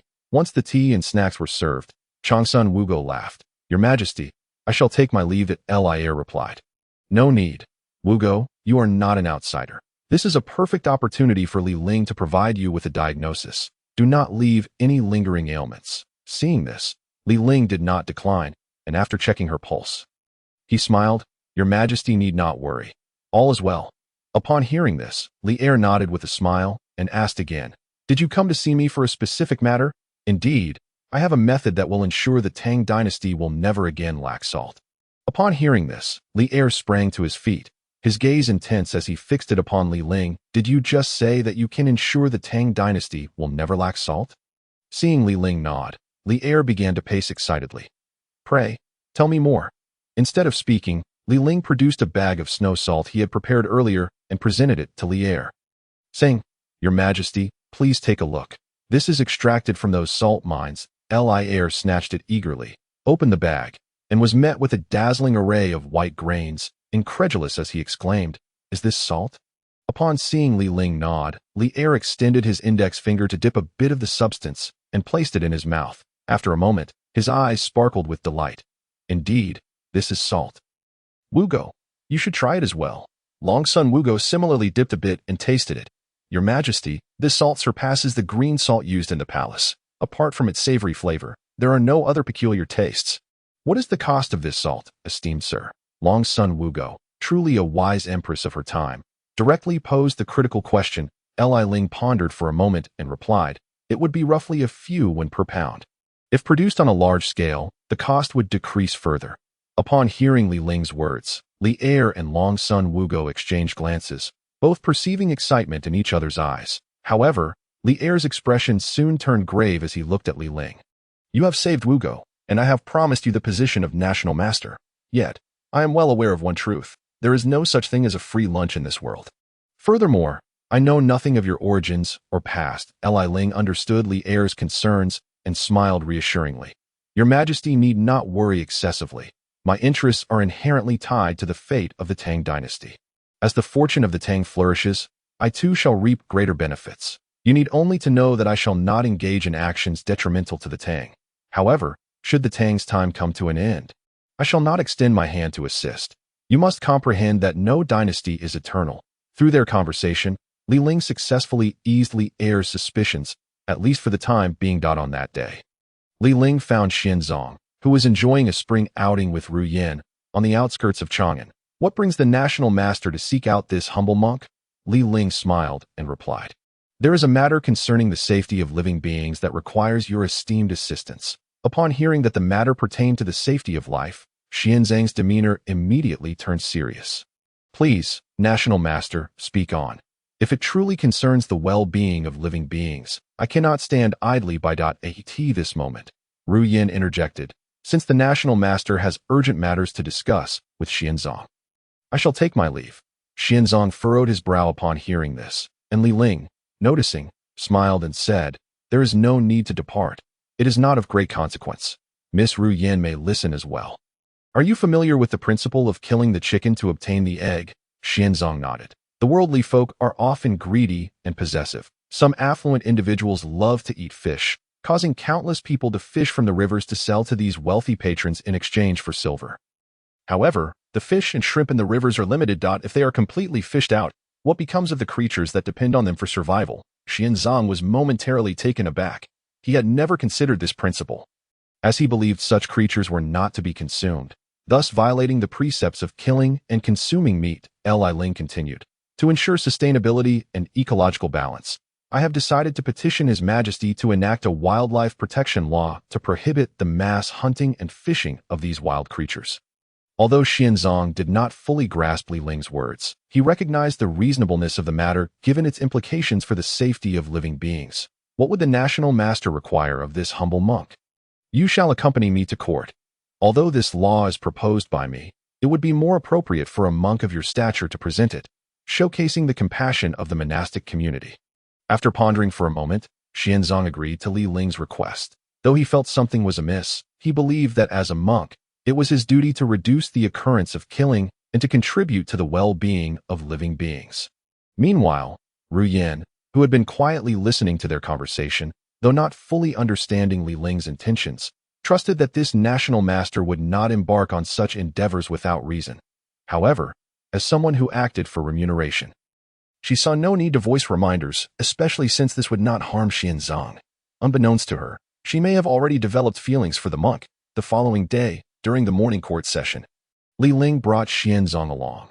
This action, while somewhat inappropriate, did not provoke any backlash against Li Ling. The wildlife protection law proposed by Xianzong was unanimously approved in the court, and the ministers found nothing amiss. Little did they know, this law was a preparation for the impending calamity. Months later, batches of snow salt began to be sold quietly in the city of Chang'an at a low price, affordable even to the common folk. By the time the aristocracy realized what was happening, it was already too late to contain the situation, and the fortunes of the Tang dynasty surged once again. Ling subsequently presented Li Heir with numerous valuable items, such as roasted tea and brewed wine, and even sent people to seek out the planting of cham rice. One day, Yuan Tiangang came to visit. Upon their meeting, Li Ling immediately sensed the gravity of Yuan's expression. What troubles you so, master? I have discovered a woman in Luoyang City who possesses the aura of Ziwei. Should this matter be reported to His Majesty? Are you referring to the daughter of the Wu family? You are aware of this woman? Indeed, let it unfold naturally. The tide of events cannot be reversed, only delayed. As practitioners of the Dao, we must not meddle with the course of fate. In the 11th year of the Jingguan era, a fortune-telling booth appeared in the western market of Chang'an, where it was said that the fortune-teller's predictions were remarkably accurate, even foretelling the exact time and amount of rainfall. Many citizens flocked to consult him. Soon after, a dejected fisherman passed by the booth and was called over by the fortune-teller. From that day forward, every fisherman along the Jing River would visit the fortune-teller's booth for a reading before casting their nets. The fortune-teller did not charge the fishermen. He only requested a single golden carp from their daily catch. The people of Chang'an soon learned that the fortune-teller had a fondness for golden carp. Therefore, those impoverished households without silver would first fish for golden carp from the Jing River before seeking a reading. One day, a middle-aged man dressed as a scholar arrived at the fortune-teller's booth. I have journeyed here and observed that the fishermen have caught bountiful amounts of fish and shrimp. Upon inquiry, I learned that it was this fortune-teller who predicted the exact times and places for their catches. Indeed, it is true. I have provided them with such predictions. So, you are indeed an accurate fortune-teller. Might you perform a reading for me? What is it that you seek? Please divine the weather conditions above. The fortune-teller waved his sleeve and declared, clouds obscure the mountain peaks, mist envelopes. Just as he was about to finish his sentence, a voice interrupted him. Stunned, he turned to see two young men accompanied by a group of soldiers watching him closely. What business do you gentlemen have? I inquire whether you are the one who has been predicting for those fishermen. Indeed, that is me. The fortune teller stroked his beard and looked at the young man who had questioned him, then added with a smile, "If you wish for a reading, please wait a moment until I finish with this gentleman." "Ha! You old Taoist, if you are so skilled in divination, how could you not foresee your own impending doom? Still daring to deceive here. Take him away to the Chang'an government office for trial." The fortune teller was taken aback at these words, and the middle-aged man in white was equally bewildered. "Wait, what crime have I committed? How can you seize me in broad daylight? What crime? You have incited fishermen to overfish, leading to a drastic reduction in the fish and shrimp population in the Jing River, thereby disrupting ecological sustainability. You have violated the wildlife protection law and consumed carp, particularly the golden variety, which is an affront to His Majesty's taboos. You shall face multiple charges. Come with us." The fortune teller was once again baffled. What wildlife protection law? When did the Tang dynasty have such legislation? Yet no one answered him, as several guards stepped forward to apprehend him, intending to escort him to the government office. "Wait, may I finish this gentleman's reading before I accompany you?" Even in the face of disaster, you still wish to deceive. Take him away. You cannot take me. My nephew is the current national master of the Tang. Upon hearing this, everyone paused, and the young man who had initially questioned him looked at the fortune teller with doubt. "Your nephew is the current national master?" "Indeed. I am Yuan Shouqing, and my nephew is the current national master." "Yuan Tiangang. Ha! You old fraud. The current national master is Ling. How could you not know this and still dare to impersonate him? Who in the Tang does not know this? You look like a spy. Take him away." After Yuan Shouqing was led away, the young man smashed the fortune teller's booth to pieces, noticing that the middle-aged man in white still stood there in a daze. "What are you still doing here? In the future, keep your eyes peeled when you go out. Do not believe the words of deceivers. Hurry and leave." As the young man departed, the middle-aged man in white remained momentarily dazed, his expression subtly shifting after a prolonged silence. It appeared that he had not traversed the mortal realm for quite some time, and was astonished by the significant changes that had occurred. The actions of the Tang Emperor truly benefited us all. After a moment's contemplation, the man in white decided to follow, eager to witness how the authorities would adjudicate the fortune teller's case. Inside the Chang'an magistrate's office, Yuan Shouqing, escorted in shackles, knelt in the grand hall. Still in a state of bewilderment, a considerable crowd of Chang'an citizens had gathered outside, drawn by the spectacle. "Isn't that the fortune teller from the West Market?" Someone remarked. "I wonder what crime he has committed." "Ah, I've heard it involves some violation regarding wildlife," another replied. "The court recently issued a decree prohibiting large-scale hunting of wild animals to prevent ecological imbalance." Upon hearing this, the crowd turned their attention to the scholar who had spoken. "Could you elaborate for us?" they inquired. The scholar, with one hand behind his back and an air of haughty superiority, replied, "It is understandable that you are unaware of the court's proclamations. Allow me to enlighten you, so that you may avoid future transgressions of the law." He then proceeded to explain the contents of the wildlife protection law to the gathered populace. "Do you understand? The court's actions are also intended to safeguard us commoners. When ecological balance is disrupted and species face extinction, it is we, the common folk, who ultimately suffer." I, Zhang San, may not fully grasp your words, sir, but since it is a decree from the court, it must hold merit. One man stated, "Indeed. I, Wang Er, stand in support of the court's decision." Another concurred. The scholar smiled wryly, shaking his head as he glanced at the kneeling Yuan Shouqing. In my estimation, this fortune teller is looking at no less than 20 years in prison." "Oh, how do you know?" someone interjected. "Are you perhaps related to the county magistrate and privy to some insider information?" The scholar chuckled and shook his head. "If I had such a connection to the magistrate, would I still be a mere man in white? Not long ago, a young man, out of mere amusement, took all the bird eggs from a tree outside the city and was reported. He received a 10-year sentence.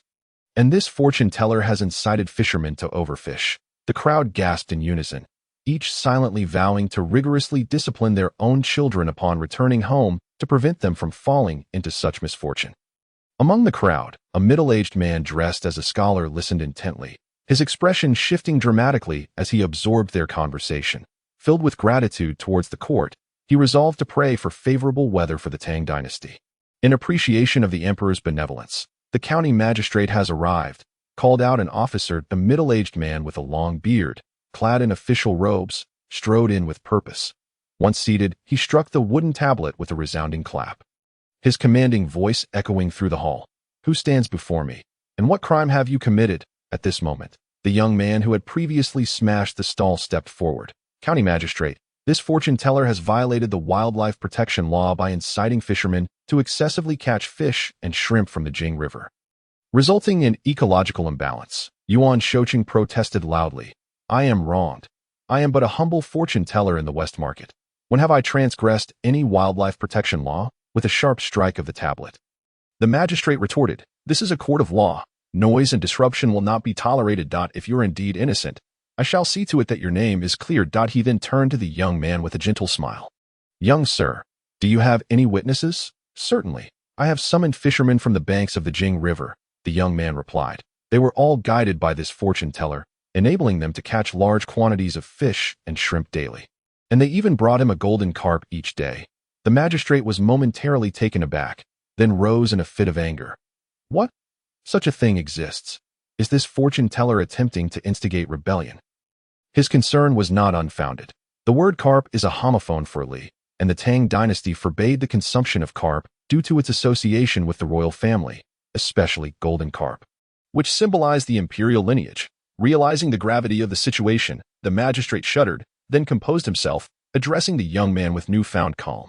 "Young sir, you mentioned witnesses. Where are they?" Immediately, the young man summoned the fishermen waiting outside. Terrified by the proceedings, the fishermen, fearing retribution, fell to their knees before the magistrate, pleading, "County Magistrate, it was this fortune teller who led us to act thus. We did so out of desperation for our livelihoods. Please judge fairly." The magistrate, striking the tablet once more, commanded, "Silence. I shall see to it that justice prevails." Yuan Shouqing, "Do you have anything further to say?" "Your Honor, I am wronged. I have been wandering and only recently returned to Chang'an, unaware of this wildlife protection law." "Then you are admitting guilt." The magistrate's gavel struck sharply. "I hereby declare that Yuan Shouqing has violated the wildlife protection law, causing ecological imbalance in the Jing River. And I sentence you to 23 years in prison. Guards, take him away." "Stop. You cannot do this. Do you know who stands behind me?" Yuan Shouqing exclaimed. The magistrate paused, pondering if Yuan Shouqing had some significant backing. "Is it possible you are related to a high-ranking official?" Yuan Shouqing seized the moment. "My nephew is Yuan Tiangang. Do you recognize the name?" The magistrate, aware of Yuan Tiangong's prominence, hesitated. Just then, the young man interjected with a grin. "County Magistrate, even a prince must answer for his crimes just as a commoner would." Upon hearing this, the magistrate's lips twitched involuntarily. "Only you, young sir, would dare to speak so boldly. If I were to voice such sentiments, I might find myself replaced by tomorrow." Yet, the magistrate realized he had no choice but to uphold the original verdict, as the crowd was watching intently. "Law is law. Take him away." As Yuan Shouqing was led out by the guards, Ling, amidst the onlookers, smiled knowingly. "It seems you are but a pawn in this game, believing someone would come to your rescue. How foolish." He turned to leave, casting a glance at the middle-aged man in white. Sensing something, the man turned to look, but Ling had already walked away, brow furrowed in contemplation, eyeing the National Master's residence. Ling sat cross-legged on his bed, contemplating. Another calamity has been averted. This reward should be substantial. System, claim my rewards. Ding. Congratulations, host. You have received 50,000 years of cultivation, 1 drop of golden lock and jade chain, and the divine ability-breaking illusion golden eye. Rewards have been issued. Please collect them. Ling paused, realizing that the breaking illusion golden eye was a top-tier divine ability capable of piercing through all illusions. But what on earth was the golden lock and jade chain? After reviewing the functionality, his lips twitched in disbelief. System, are you serious? What do you intend for me to do with this? After a prolonged silence without any response from the system, Ling reluctantly decided to store the drop of golden lock and jade chain. The description stated that it was something even the Deluo would find irresistible, capable of influencing even quasi-saints. Now that the crisis with the Jing River Dragon King had been resolved, and Xianzong remained enveloped in the haze of his own endeavors, it was only a matter of time before the West learned of these events. However, he pondered who would be dispatched to address the situation, as he needed to expedite the reunion of Ling and his father. As expected, news of the events in Chang'an swiftly reached the West. The 5 Directions Revealer understood the machinations of the Buddhist sect And before the Jing River Dragon King could place his bet, Yuan Shouqing had already been sentenced to 23 years. The four continued to attend to Xianzong, while one revealer hurried to the South Sea to seek out Guanyin Bodhisattva. However, upon discovering that Guanyin was in seclusion, he quickly made his way to the west, inside the Great Hero Hall. The Buddha, seated with eyes closed, sensed the urgency of the revealer approaching from afar. With a smile, he addressed the gathered Buddhas and Taoists. It seems the Jing River Dragon King has breached the heavenly laws. As Guanyin is in seclusion, Manjushri, you must journey to the heavenly court. Yes, Buddha, Manjushri replied as he Tathagata inclined his head slightly, a smile gracing his lips as he gazed upon the silver-headed Jade Emperor. Indeed, as Manjushri Bodhisattva has aptly stated, the affairs of the underworld shall be entrusted to you. Furthermore, it is imperative that no errors occur regarding Xuanzang. When the dragon spirit of the king of the Jing River transforms into a vengeful dragon to seek out the Tang Emperor, you should know how to proceed. The silver-headed Jade Emperor observed the exchange between Tathagata and Manjushri, his heart heavy with bitterness. With a sigh, he noted their silence and finally revealed a troubled expression. His hands pressed together in prayer. Buddha, Yuan Shouqing has been apprehended by the authorities while peddling in the western market of Chang'an, sentenced to 23 years, and the king of the Jing River did not engage him in any wager. The smiling assembly of Buddhas froze, their expressions faltering at the words of the silver-headed Jade Emperor. One of the arhats, adorned with vivid tiger tattoos, exclaimed in astonishment, "Silver-headed Jade Emperor, are you saying that Yuan Shouqing has been captured by the officials?" What was the reason? Tathagata and the others furrowed their brows, their gazes fixed on the sweating silver-headed Jade Emperor. Buddha, Yuan Shouqing violated the recently enacted wildlife protection law of the Tang dynasty, inciting fishermen to capture creatures from the Jing River, claiming it disrupted the ecological balance. As the silver-headed Jade Emperor spoke, he produced an imperial edict from his person, infusing it with spiritual energy, causing it to hover above the Mahavira Hall. Tathagata's eyes sparkled with intensity. After perusing the edict, he spoke slowly. This aligns with our Buddhist principles, yet Yuan Shouqing is a celestial being. How could a mortal prison possibly restrain him? You must return swiftly and inform him that, by any means necessary, the king of the Jing River must perish. Yes, Buddha, the silver-headed Jade Emperor replied, ready to depart. As he ascended into the sky, Tathagata's voice echoed once more. Is Xuanzang's lecture proceeding smoothly? Upon hearing this, the silver-headed Jade Emperor nearly faltered in midair, but quickly steadied himself, responding timidly, Buddha, Xuanzang is currently becoming increasingly enamored with the courtesan, Yin, of Miaoyu Pavilion. Tathagata's countenance darkened, and Manjushri, witnessing this, erupted in anger. Is this how you guard Xuanzang? Why was this matter not reported sooner? We did not anticipate that Xuanzang would develop feelings for Yin. I shall return and ensure her disappearance, the silver-headed Jade Emperor asserted. Wait. Manjushri Bodhisattva halted him once more, then clasped his hands before Tathagata, saying, Buddha, forcibly taking Yin away at this juncture may be unwise, for Xuanzang will surely languish in despair, unable to focus on his quest for scriptures. Below, the long-eared Buddha scoffed, what difficulty is this? She is but a woman. Her absence will not hinder the journey for scriptures. Let her accompany Xuanzang to the west, and all will be well. Tathagata shot a glare at the long-eared Buddha. Do not speak so foolishly, happy Buddha. A seeker of scriptures cannot be entangled in romantic affairs. However, Manjushri is correct. We must not allow Yin to vanish without explanation. What strategies do you propose? As Tathagata's words fell, confusion enveloped the assembly. They, being monks, found matters of love as perplexing as discussing stones. After a prolonged silence, all eyes turned toward the happy Buddha, the foremost authority on matters of romance in the West. Noticing the attention, the happy Buddha grinned slyly.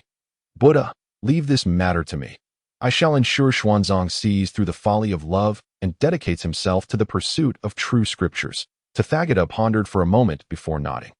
Very well, I shall trouble the happy Buddha to undertake this task. Within the confines of the Fong residence in Chang'an, Ling and Fong Xianling sat, savoring tea. My brother Li, your tea is indeed tea. The brews I have tasted before could only be deemed as swill. You flatter me, Xianling. These are mere trifles. I have come regarding Xuanzang. This. Fong Xianling immediately set down his teacup, his eyes gleaming with intensity as he regarded Li Ling. Are you suggesting that I may finally be reunited with Xuanzang?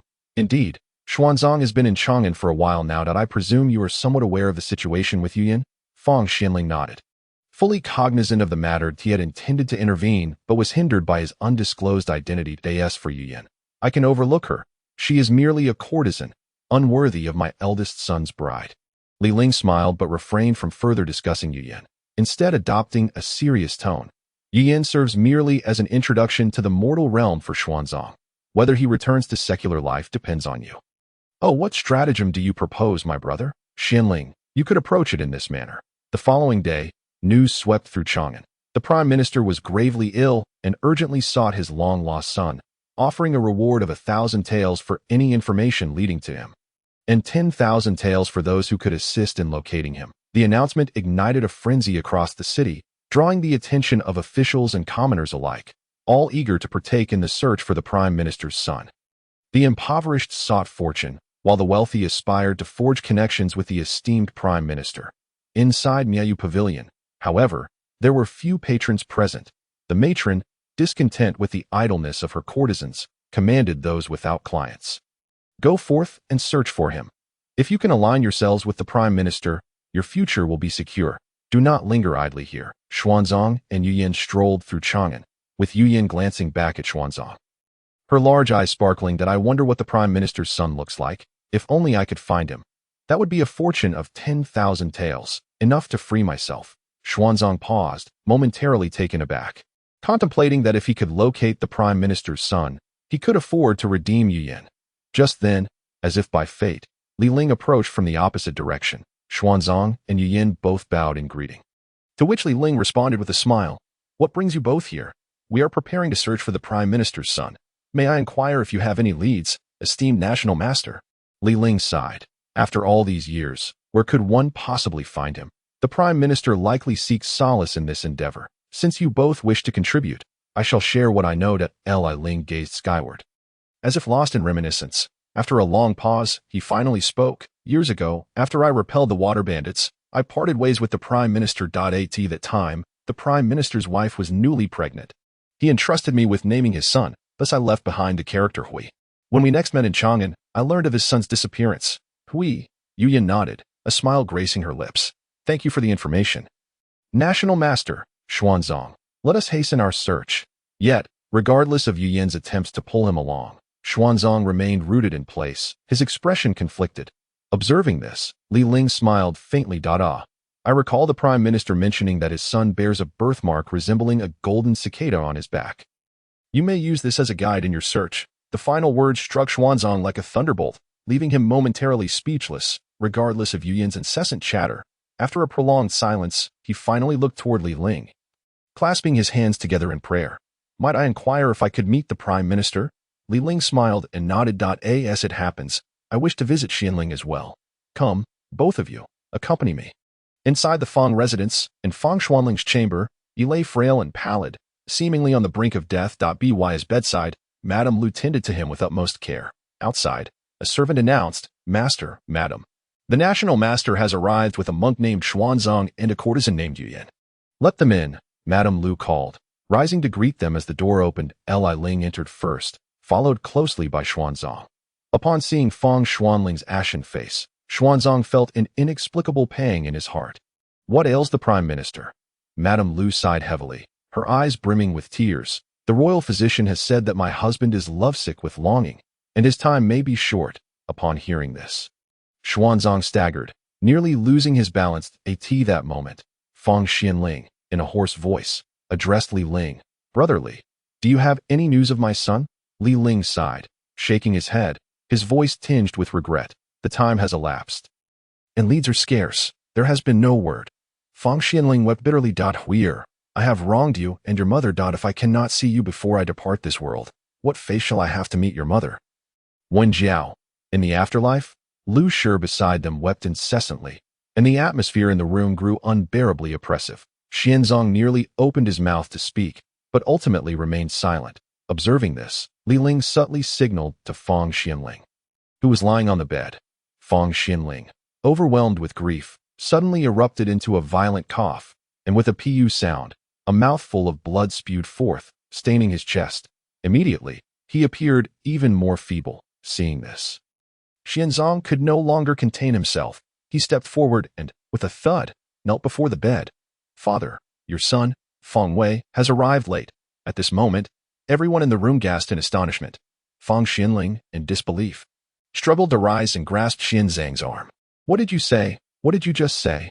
"Father, I am your son, Feng Wei, who has been lost for 20 years. I bear a golden cicada birthmark on my back, and when I was taken in by my master, I had a handkerchief with me, embroidered with the character Wei. Quick, show your father your birthmark." Upon hearing this, Xianzong swiftly removed his outer garment, turning his back to Feng Xinling. Feng Xinling extended a trembling hand, his voice quivering. "It truly is my son. It is indeed my son." This poignant scene of father and son reuniting left Li Ling's lips twitching.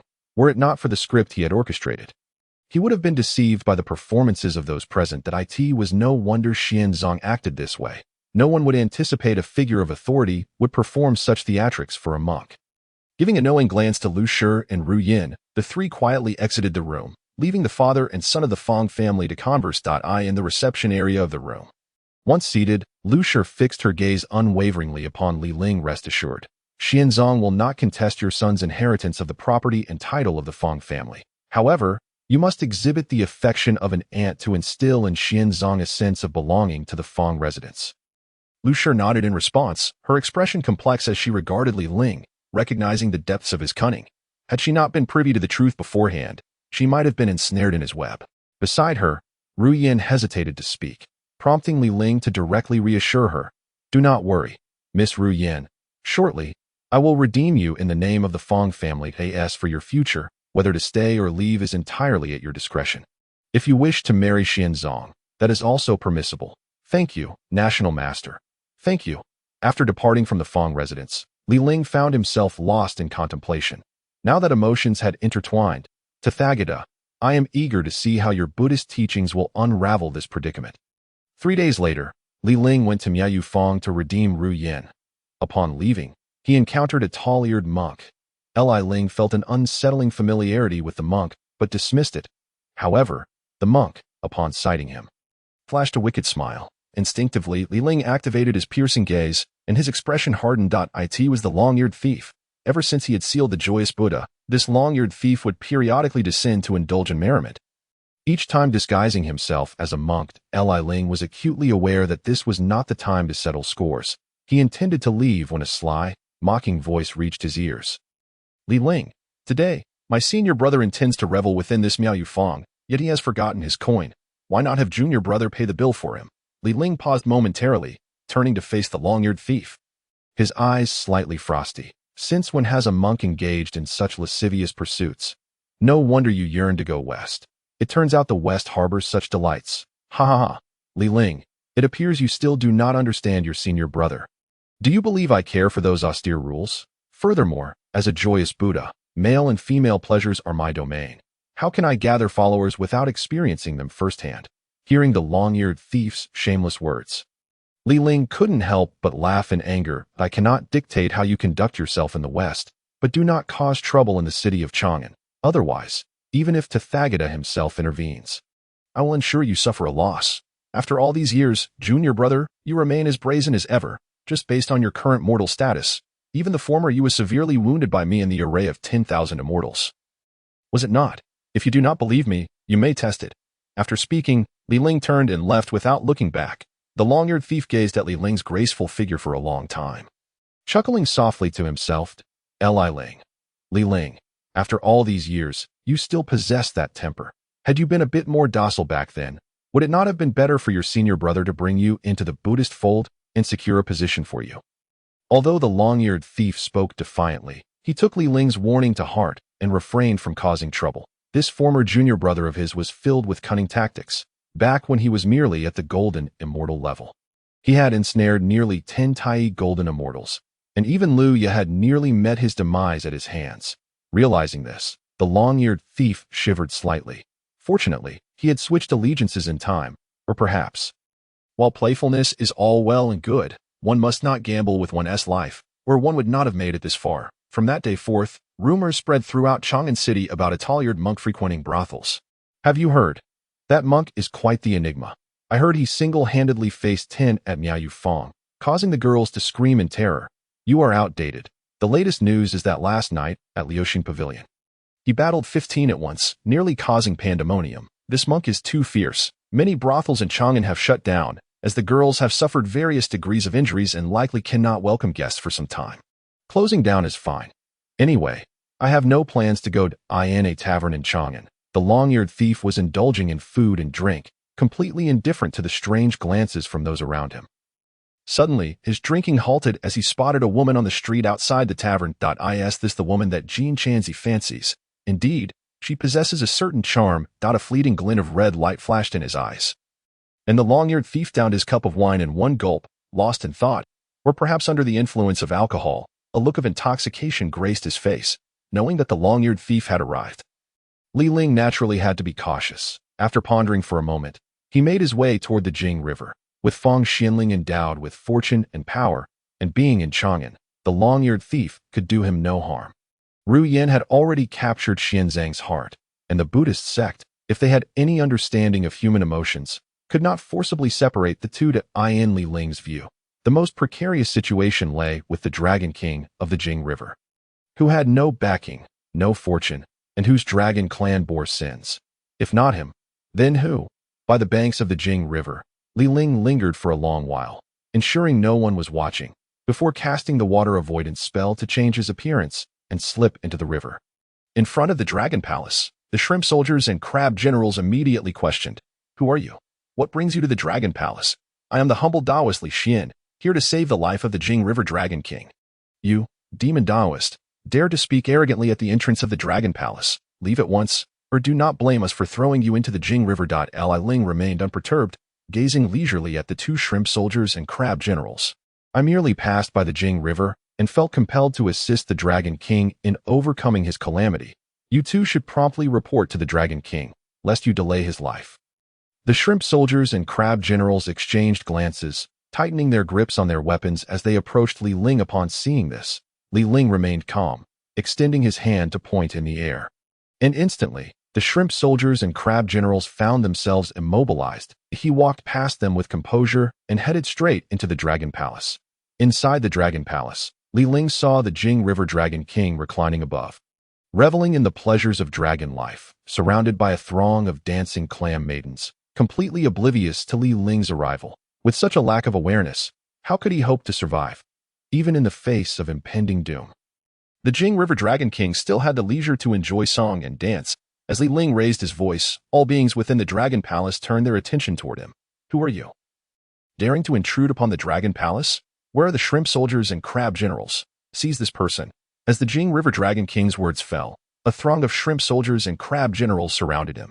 "Jing River Dragon King, do you not know your calamity is imminent?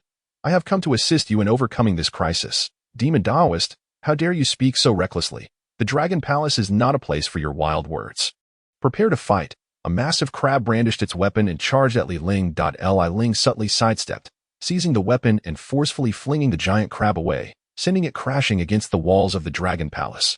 "You audacious demon, how dare you harm General Crab? Seize him." The Jing River Dragon King, witnessing this, was infuriated as if his dragon authority had been violated. He immediately commanded the shrimp soldiers and crab generals to capture Ling. Moments later, gazing at the fallen shrimp soldiers and crab generals strewn about, the Jing River Dragon King was taken aback, his demeanor shifting from fierce to timid. "Who are you? What business do you have with me?" "The Jing River?" Ling replied nonchalantly. "As I have already stated, I have come to save the Dragon King's life and help him overcome this imminent calamity." "Humph, the malevolent sorcerer dares to challenge me." "The illustrious Dragon King of the Jingha, who reigns beneath the four seas and has attained celestial status in the Heavenly Court. Who among you would dare to take my life?"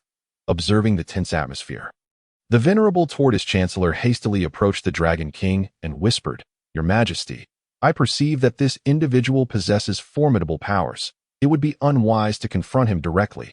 Perhaps we should listen to what he has to say, and later we can appease him with a few treasures." Upon hearing these words, the expression of the Jingha Dragon King shifted. After a brief moment, he addressed Ling. "You mentioned earlier that you would assist me in overcoming my tribulations. I am curious to know the origin of this calamity." Ling raised his hand and pointed upwards, speaking in a measured tone. "It descends from the heavens." "Ha! A farce indeed. I, who govern the Jingha, carry out the will of the heavenly court, orchestrating clouds and rain to nourish the land without a moment's negligence. Why would calamity descend from the heavens? The Dragon King laughed heartily. Have you heard of the accusation of wrongful intent? What I say is entirely true. Since you oversee the rain, it is only natural that you would face adversity. Once more, the Jingha Dragon King erupted into laughter. I adhere to the heavenly edicts regarding rainfall. How could I possibly encounter misfortune? You, sir, dare to spread such deceitful words to mislead the public. Depart at once, or I shall report to the heavens, and the Jade Emperor will undoubtedly dispatch celestial soldiers to apprehend you.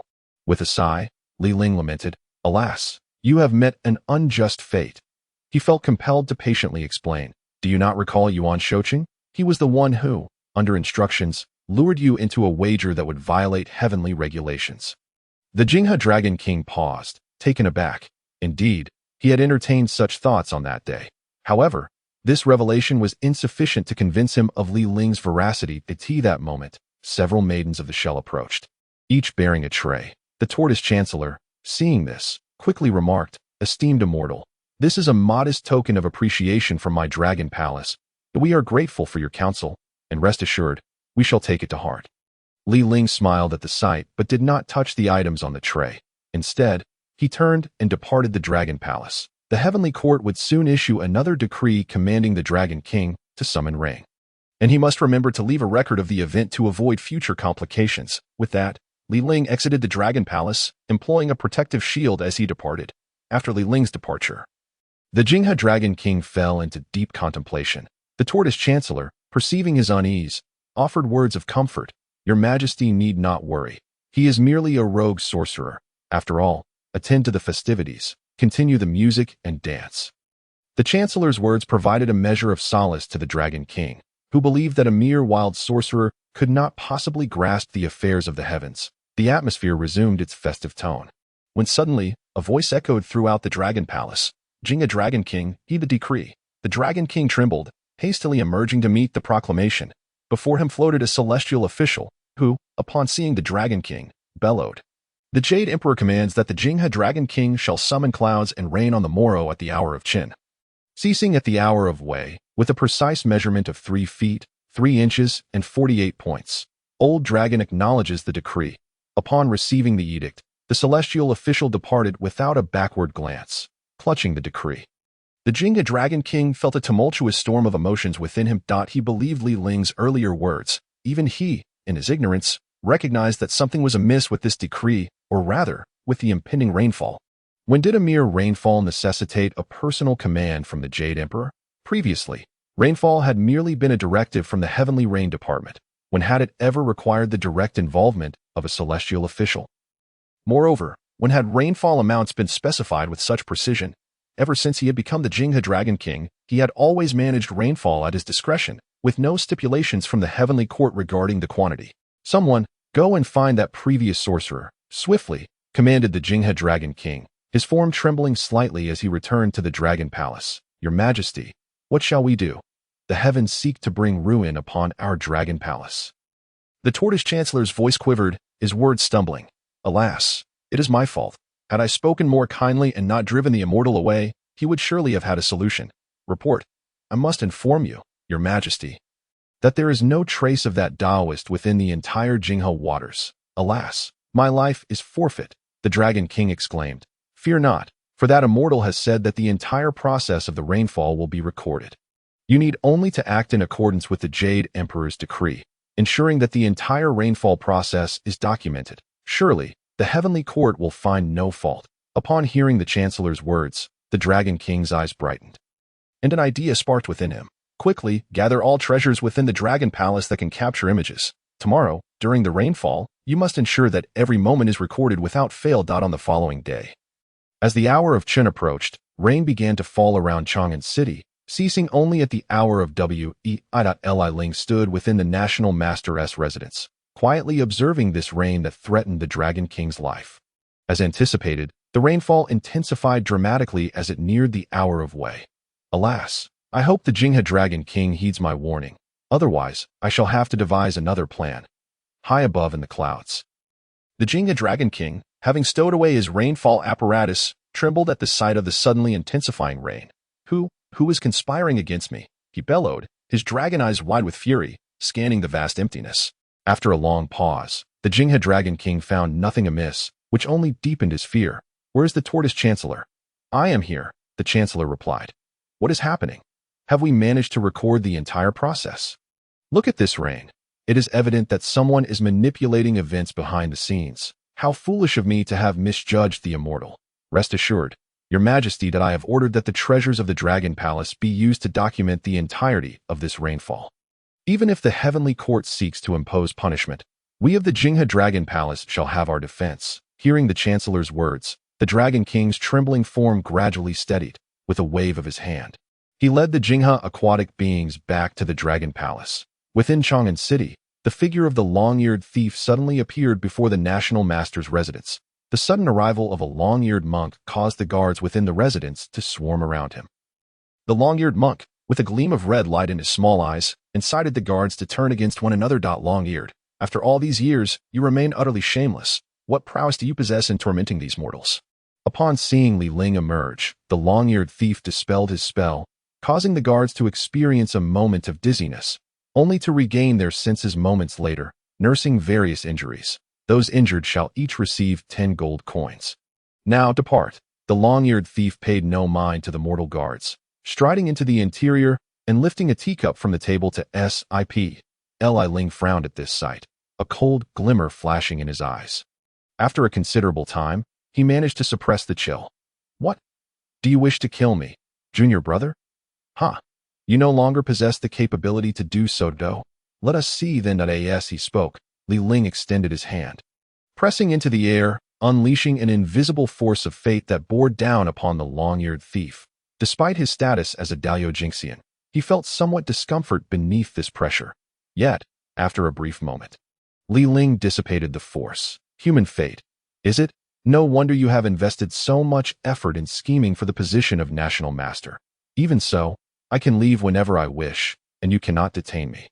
Why have you come? If you only intend to deliver scathing remarks, then be gone. This National Master's residence does not welcome you. I am here to inform you that your trifling tricks are utterly insignificant in my eyes. If you wish to protect the Jingha Dragon King, know this. He shall perish. Should you attempt to ensnare Xu Yan in feelings for Xuanzang, I shall erase Xu Yan from Xuanzang's heart as well. Be gone. Within the Jingha Dragon Palace, the celestial official returned, this time accompanied by numerous celestial soldiers.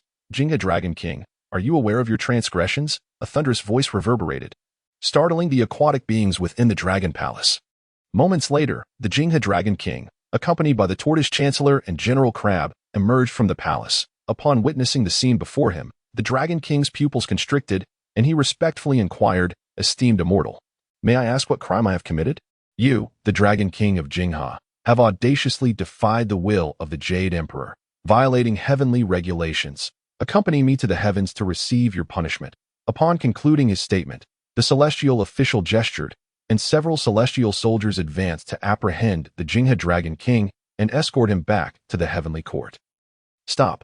I have not violated any heavenly regulations. I summoned rainfall in accordance with the Jade Emperor's decree of 3 feet, 3 inches, and 48 points. How can you claim I defied the will of the Jade Emperor? Impudent wretch, you dare to argue when death is upon you. You clearly summoned 4 feet, 2 inches, and 36 points of rain. This is not insubordination. Esteemed immortal, please see clearly. I possess evidence. The Jingha Dragon King waved his hand, producing a treasure that projected an image which displayed the entire process of his rainfall. Seeing this, the celestial official furrowed his brow, astonished by the Jingha Dragon King's meticulousness in documenting the rainfall. Esteemed immortal, it is evident that a malevolent entity is conspiring to frame me. That I implore you to present this evidence to the Jade Emperor for examination. The celestial official was momentarily speechless, taken aback by the unforeseen turn of events. After a prolonged silence, the king of the Jingha River spoke up again, urging, esteemed immortal, please present this item to the Jade Emperor to clear the little dragon's name. In that case, hand it over to me. With a swift gesture, the celestial official collected the artifact and departed without a backward glance. Observing this, the king of the Jingha River let out a long breath, reflecting on how fortunate he was. Had it not been for that sage's reminder, he might have met his demise. The Heavenly Court seemed intent on his destruction. This was unacceptable. He needed to send word to his elder brother and the others. 3 days later, another celestial official arrived at Jiejiao. Bold and unruly dragon, how dare you tamper with the rainfall quota? Come with me at once to face the consequences in the heavenly court. The booming voice sent a shiver through the king of the Jiejiao River, causing him to tremble and falter as he anxiously exited the dragon palace. Faced with the unfolding scene, the king lamented. Esteemed immortal, the little dragon has not altered the rainfall quota without permission, and has already submitted evidence to the celestial official for the Jade Emperor. Nonsense. Where is your evidence? You dare to argue even as your death approaches. Look here, this celestial official, the king of the Jiejiao River exclaimed, producing a treasure that projected the scene of the rainfall event. Upon viewing it, the celestial official's face turned ashen, and he snatched the artifact away. Leaving with a terse remark, I will present this matter to the Jade Emperor for judgment. Without a glance back, he departed. The king of the Jiejiao River wiped the sweat from his brow.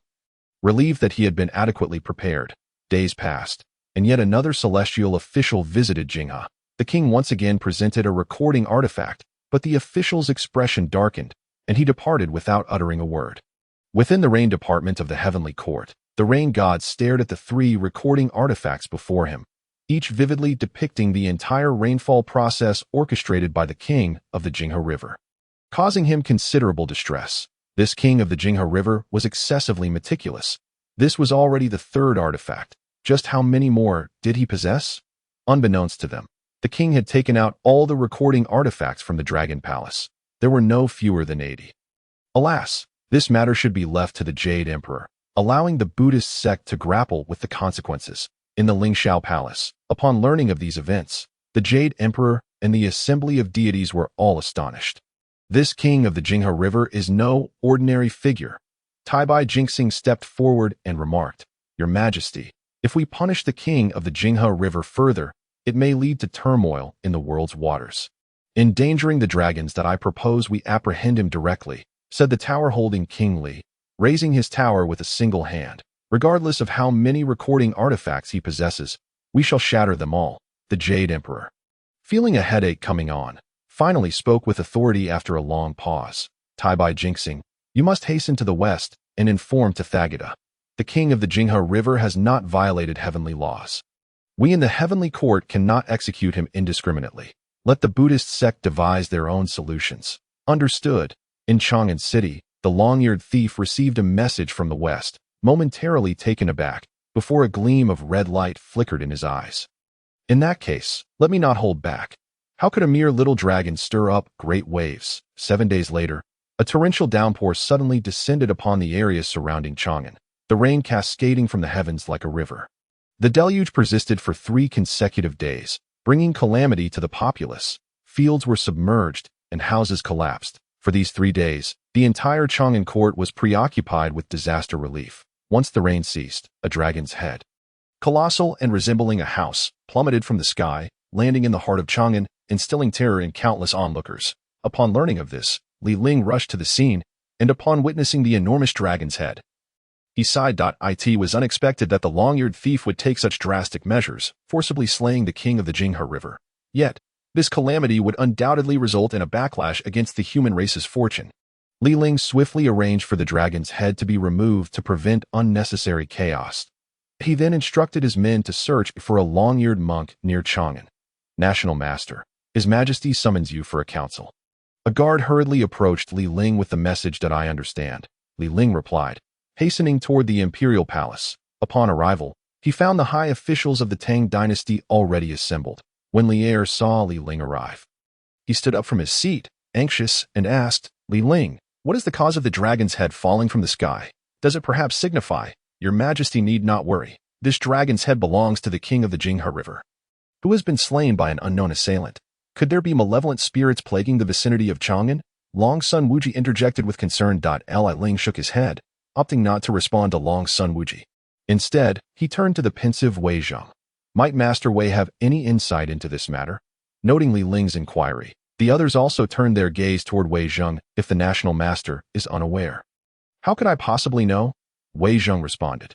Master Wei, being appointed as the Heavenly Court's Minister of Personnel, I presumed you would possess knowledge. Ling's words left the officials astounded. Cheng Yaojin, with a playful demeanor, Approached Wei Zhang. Well, old Wei, it seems you've quietly ascended to the celestial ranks. However, as Cheng Yaojin spoke, sensing the peculiar atmosphere in the hall, he retracted his neck and returned to his place, catching Li Er's gaze. Wei Zhang hastily explained, Your Majesty, not long ago, I dreamt of entering the Heavenly Court, where I was appointed by the Jade Emperor as Minister of Personnel. I thought it merely a fleeting dream, and thus did not report it to Your Majesty. Li Ling chuckled lightly, teasingly glancing at Wei Zhang. Master Wei, I wonder what your current stance is. Without hesitation, Wei Zhang knelt before Li Er, his expression grave. I, Wei Zhang, am a subject of the Tang dynasty. If Your Majesty does not permit it, I shall resign from this position as Minister of Personnel. At this, Li Er's expression softened as he stepped forward to assist Wei Zhang to his feet. Rise, Xianqing. Since this is your opportunity, I am naturally pleased. However, Xianqing, you must remember, you are a subject of the Tang, and you must never engage in actions that could harm our dynasty. Li Er then turned to Li Ling. Li Ling, I trust Xianqing. Speak freely about any matters. Li Ling, considering his words, finally spoke. Your Majesty, the king of the Jinghe River governs the rainfall around Chang'an. His slaying has resulted in incessant rain for 3 days, causing the people to suffer, with countless casualties. This calamity may well be attributed to Your Majesty. Li Er's anger surged, and he declared coldly, attributing this to me. I have yet to settle accounts with that scoundrel. Who shall be held accountable for the unwarranted suffering of the Tang's people? Your Majesty, please calm your anger. As the Son of Heaven, you are endowed with the fortune of the human race. Ordinary malevolent spirits cannot approach you. However, the scoundrel will undoubtedly exploit your rise to power, claiming that you murdered your brother and imprisoned your father, thereby undermining your fortune and seeking to seize your soul for intimidation. Li Er's ire intensified. As the Emperor of the Tang, he could not abide such treatment. The officials were equally alarmed, as they had fought alongside Li Er to establish the dynasty, their fortunes dependent on his stability. National Master, how can we resolve this? Do you have a plan? Li Ling nodded slightly. First, the court must undertake significant disaster relief efforts to alleviate the people's grievances. Du Ruhui stroked his beard thoughtfully and stepped forward. Disaster relief is already underway, but the 3 days of heavy rain have rendered the roads to Chang'an impassable, and grain cannot be transported into the city. The food supplies within Chang'an may not last for more than a few days.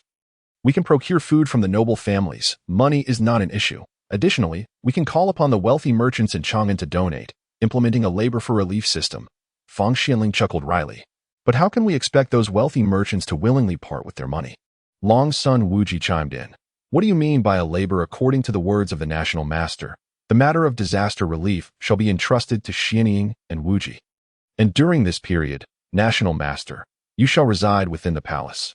Yes, the crowd responded in unison and dispersed to attend to their respective duties. As night fell, a headless, vengeful dragon soared into the palace, crying out, Return my head, return my head. The palace maids and eunuchs, terrified, felt their souls leave their bodies, while the faint-hearted among them had already spilled a pool of yellow liquid in fright. The headless, vengeful dragon flew directly to Li Er's chamber, where an alarmed Li Er emerged, cloaked in his outer garments. Upon witnessing the scene, he too was taken aback. While dragon, grievances have their origins, and debts have their payers. Why do you seek me? Return my head. Return my head. Observing this, Li Ling understood that the spirit of the River King was being manipulated by someone to intimidate Li Er, aiming to throw him into disarray. With a wave of his hand, he unleashed a surge of spiritual power towards the headless, vengeful dragon, which vanished in an instant. Long-eared thief, do you only know how to play tricks? It is you again. Li Ling, this is merely an appetizer. Just wait. The following day, before the Fang residence, a long-eared monk knocked on the door, claiming to be a fellow disciple of Xuanzang. The doorkeeper promptly reported this to the household, and upon meeting the monk, Xuanzang expressed his confusion. Who are you? I do not recognize you. I was sent by Elder Faming to see if there is any way I can assist you. Xuanzang, upon hearing this, had no reason to doubt him and welcomed the long-eared monk into the residence. However, given that this was the Fang household, it seemed inappropriate to have outsiders residing there. The long-eared monk appeared to sense Xuanzang's dilemma and smiled, stating that he had already found accommodation in the city. But as he had spent all his money on rent, he would need Xuanzang's help for meals. Xuanzang pondered for a moment and replied, I have no money either. How about I bring you meals daily? The long-eared monk chuckled. That works as well. Just as Li Ling believed the long-eared thief would quiet down for a while, the emissary of the underworld appeared within the palace. Zhang, our fates are truly unfortunate. This fat assignment never falls to us. Why must it always be us too? Wang Si, stop complaining. Quickly take the soul of the Tang Emperor back to the underworld, and we can consider it done. Pa, have you forgotten that monkey from 500 years ago? They knew we ordinary ghostly emissaries couldn't handle him, yet still sent us, nearly costing us our souls. True enough, in the end, it was still the 7th and 8th lords who intervened.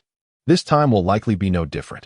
It's not something we can handle that I in front of Li Er's chamber. The two ghostly emissaries exchanged glances and slowly entered through the door, but as soon as they stepped inside, a wave of spiritual power surged from Li Er, sending the two of them flying. Looking at their dimmed souls, the emissaries exchanged dry smiles. Well then, let's go. Not long after they left, they returned, this time accompanied by two figures. One black and one white. 7th Lord, 8th Lord, we are powerless. It falls to you two to intervene. The white Wuchang chuckled. Who told you to come? Have you forgotten the lesson from 500 years ago? 7th Lord, we didn't want to come either. We don't know if the king of the underworld has lost his mind, sending us here knowing we couldn't handle it. The black Wuchang's cold voice interjected. The king of the underworld is not in our system. How could he command us ghostly emissaries? Zhang sighed. They're all big shots. Who are we to offend? Even if we're not in the same system. The king of the underworld's standing is such that we dare not disobey. The white Wuchang chuckled. Enough. Stop complaining and quickly collect the soul so we can return. The four of them entered through the door, and the aura of luck surrounding Li Er surged again. Upon seeing this, the white Wuchang extended his hand to suppress the spiritual power, while the black Wuchang flung the soul-binding chain towards Li Er. Unexpectedly, the jade seal beside Li Er flew out on its own, deflecting the soul-binding chain, and a more powerful surge of spiritual energy sent the four of them flying outside Li Er's chamber. Both the black and white Wuchang spat in unison. Does the Tang Emperor sleep with the jade seal? The aura of luck is too strong. 7th, go back and gather support. The four figures gradually disappeared from the palace. And not long after, 5 figures reappeared. 7th, 8th, have your powers waned? It's merely a mortal emperor, and you still need my assistance. He. Second brother, you'll understand once you go. Humph. Chuiyu, do not believe it. Just wait. With that, Chuiyu's figure passed through the door, only to be sent flying out moments later, also spitting in disdain. Let's go. Return and inform the king of the underworld that this matter is beyond our capabilities, unless he can summon the 10 Yama kings personally. This favor can be considered repaid, in the underworld. Upon learning of this matter, the king of the underworld was momentarily taken aback. With a sigh, he made his way to the palace, gazing at Li Er's chamber with a furrowed brow before departing in silence. The next day, at the hour of the dog, the king of the underworld returned to the palace, took a glance and left once more. For 5 consecutive nights, the king of the underworld visited the palace, standing before Li Er's chamber, leading one to wonder if he had been enchanted by the mortal realm. 15 days later, at the hour of the rat, the king of the underworld reappeared in the palace. This time, he did not linger. His form instantly entered Li Er's chamber. The surge of Buddhist power emanated from the king of the underworld's palm, constantly contending with the aura of luck emanating from the jade seal. Pooh! A mouthful of fresh blood spewed forth as the king of the underworld, despite his injuries, forcefully took Li Er's soul. The following morning, chaos erupted throughout the palace, rousing Ling, who hurried to Li Er's chamber. Upon ascertaining the situation, Ling was momentarily stunned. The Buddhist sect deploying a quasi-saint expert now? The king of the underworld? To Ling, this matter was undoubtedly linked to the king of the underworld.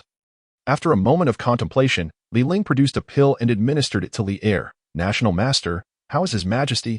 Sun Wukong's face was filled with concern. There is no need for worry. His Majesty is unharmed.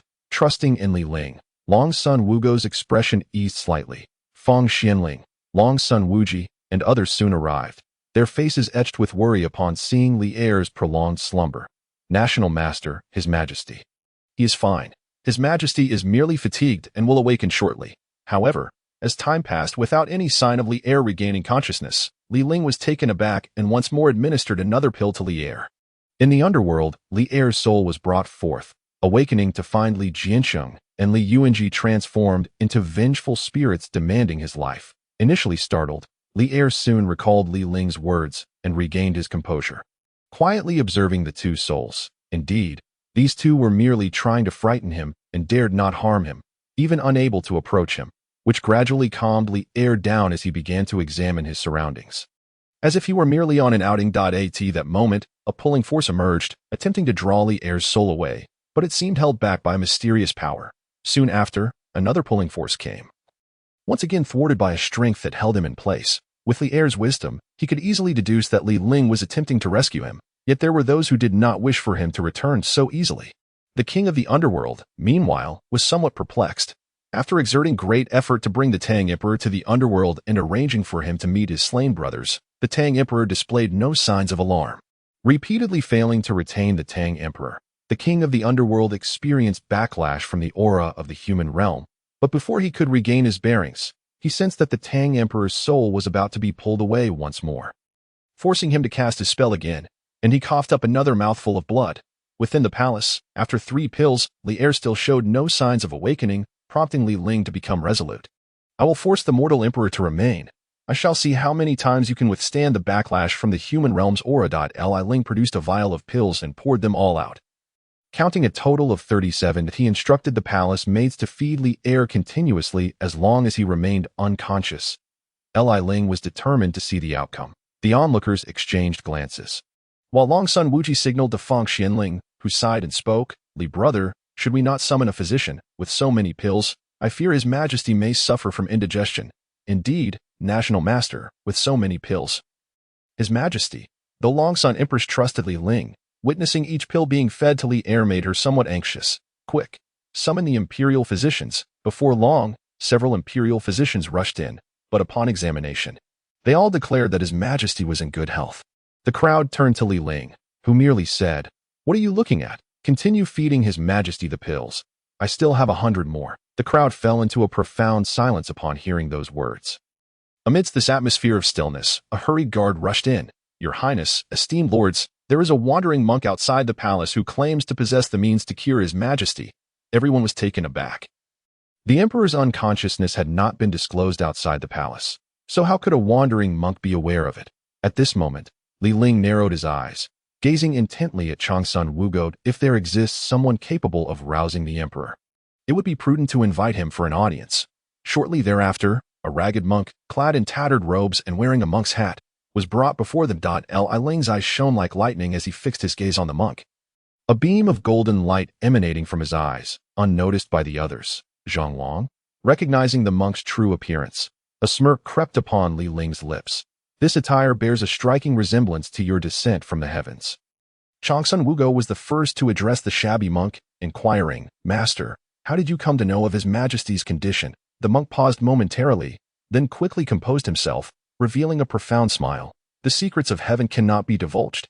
Ling could not help but scoff internally. "If you cannot articulate it, then simply say so, rather than invoking celestial mysteries." The monk continued with an air of profundity, "His Majesty has offended the wrathful dragon, leading to fright that has caused his soul to depart to the underworld. If one wishes to summon His Majesty's soul back, a high monk with profound blessings must pray for him. In that case, we implore you, Master, to pray for His Majesty," Sun Wukong said with a graceful bow, a smile gracing her features. "Alas," the monk sighed silently, appearing quite helpless. "Though I am well versed in Buddhist teachings, I am not one endowed with great blessings. What use are you, then, if you cannot awaken His Majesty? Are you merely toying with us?" Chang Yao Jin stepped forward, extending his hand to seize the monk, yet failing to even graze the fabric of his robe. "Oh, you possess skills, do you? Come, old He, let us take him on." "I refuse to believe this. Stop. Allow me to finish," the monk urged. "Though I am not one of great blessings, I am aware of a high monk in Chang'an City, who not only possesses deep Buddhist knowledge, but is also abundantly blessed." The monk's words prompted Ling to ponder for a moment before he spoke languidly. "You refer to Master Xuanzang, do you not?" "Indeed, it is Master Xuanzang. Should he be invited to pray for His Majesty, His Majesty shall surely awaken." This, while the assembly harbored doubts about the monk's assertions. The prospect of a solution was preferable to none. All eyes turned to Feng Xianling. "Shall I summon Xuanzang to give it a try?" Feng Xianling hesitantly suggested to Sun Wukong, who eventually nodded after some consideration. Within the Feng residence, Xuanzang was about to deliver food to his senior brother from Jingshan Temple when a guard rushed in. "Master Xuanzang, Lord Feng requests your immediate presence at the palace to pray for His Majesty. The guard's words left Xuanzang momentarily stunned, prompting him to ask, "What is the matter?" His Majesty lies unconscious, and both the national master and the imperial physicians are at a loss. The wandering monk claims you are a person of great blessings, and that your prayers will surely awaken His Majesty. Come with me. The guard quickly recounted the situation, pulling Xuanzang towards the exit of the Feng residence. Xuanzang, what has transpired? A voice, like mist, halted Xuanzang in his tracks. My father has sent me to the palace to pray for His Majesty. I fear I will not be able to deliver food to my senior brother today. After some thought, Xuanzang looked at Ruyin. Would you consider delivering it on my behalf, Miss Ruyin? Ruyin smiled brightly as she accepted the food box from Xuanzang's hands. Of course, must we be so formal between us? Master Xuanzang, let us not delay. We must not keep Her Highness and the others waiting. Watching Xuanzang being led away by the guard, Ruyin chuckled softly and departed with the food box. Within the palace, Xuanzang arrived, breathless. Upon entering, he found everyone gazing at him. Feng Xianling stepped forward, stating, "Son, this wandering monk claims you are a person of great blessings. If you pray for His Majesty, you may summon back his soul." Xuanzang regarded the ragged monk, clasped his hands in prayer, and performed a Buddhist gesture. I am but an ordinary monk, not one of great blessings. Yet I am willing to attempt it. With that, Xuanzang approached the bed, folded his hands in prayer, and sat cross-legged, chanting sacred verses. The onlookers fell silent, their eyes darting between Xuanzang and Emperor Lier. In the underworld, the King of Hell heard the echoes of Xuanzang's chanting and sighed in relief. At last, he has arrived. If this continues, I shall shatter my realm. With a wave of his hand, a surge of Buddhist power emanated forth, dispersing the malevolent spirits that had been lingering around Lier, then lifting him upward towards the realm of the living, after sending Lier's soul away. The King of Hell trembled and collapsed upon his lotus throne, forcing himself to use his Buddhist power to mend his injuries. I shall retreat for a century, unless there is an urgent matter. Do not disturb me. The King of Hell's voice echoed throughout the underworld, causing the busy ghostly messengers to pause, bewildered. The black and white impermanences exchanged glances, each detecting a hint of amusement in the other's eyes. In the mortal realm, within the palace, Lier gradually opened his eyes and sat up. Sun Wukong immediately rushed forward, exclaiming, "Your Majesty, you have awakened. You have frightened me terribly." Lier smiled, his gaze sweeping over the crowd, lingering momentarily on the ragged monk and Xuanzang before returning to Ling. As the national master predicted, I encountered the souls of Jianchen and Yuan Jie. Ling replied with a chuckle. All of this is due to your Majesty's fortuitous fate. It seems those malevolent spirits could not harm you. Lier laughed heartily. Indeed, they could only dance and flail around me, yet could not come near. Your Majesty, your awakening is greatly thanks to Master Xuanzang's prayers. Upon hearing this, Lier turned his gaze towards the ragged monk, and then to Xuanzang. I am exceedingly grateful to you, Xuanzang. What reward would you desire? I am but a humble monk, unattached to worldly desires, and seek no reward. As soon as Xuanzang finished speaking, Feng Xianling pulled him over and bowed before Lier, suggesting, why not grant Xuanzang a title? Your Majesty, Lier, smiling, responded, Xianling, very well. Shall I bestow the title of Baron upon Xuanzang? Thank you, Your Majesty. Feng Xianling guided Xuanzang to bow slightly before Lier. Observing this, the ragged monk furrowed his brow slightly. Was such effort expended merely to secure a baronial title for Xuanzang? One must understand that the higher the status one holds when journeying to the West for scriptures, the greater the benefits to the Buddhist realm. A mere baron, Your Majesty, Master Xuanzang has exerted himself greatly to save you. Does it not seem rather parsimonious to reward him with just a baronial title? Impudent! How dare you, monk? Such matters of nobility are for the court to decide. Not for you to meddle in. Cheng Yaojin bellowed, glaring at the monk, that I do not presume to judge court matters. I simply find it astonishing that your life is valued at merely a baronial title. If this is so, who among the worthy would still wish to serve the court? As the monk spoke, a radiant aura of Buddhist light enveloped him, transforming him into a figure resembling a Buddha hovering above the palace. This was quite an awkward moment, as Ling perceived. Why suddenly display divine light while speaking? However, this act indeed left Lier and the others momentarily stunned, while Xuanzang knelt down, repeatedly chanting, Amitabha. Yet, before anyone could recover from their astonishment, the luminous figure of the Buddha lost its balance and fell to the ground. Master, are you unwell? How did you fall? Should we not summon the imperial physician? Hearing Li Ling's teasing words, the Buddha's expression turned slightly irate as he glared at Li Ling. Why do you use the power of fate to force me down? Oh, it's nothing. I merely found it cumbersome to look up at you, and this position is far more comfortable. Matters of nobility are the affairs of our Tang court. You, a foreign monk, should not interfere. Humph. I merely think that Xuanzang has exhausted himself in saving the life of the Tang Emperor. To confer upon him only a baronial title seems rather petty. Your own father has not voiced any objection. When did it become your place to speak on his behalf?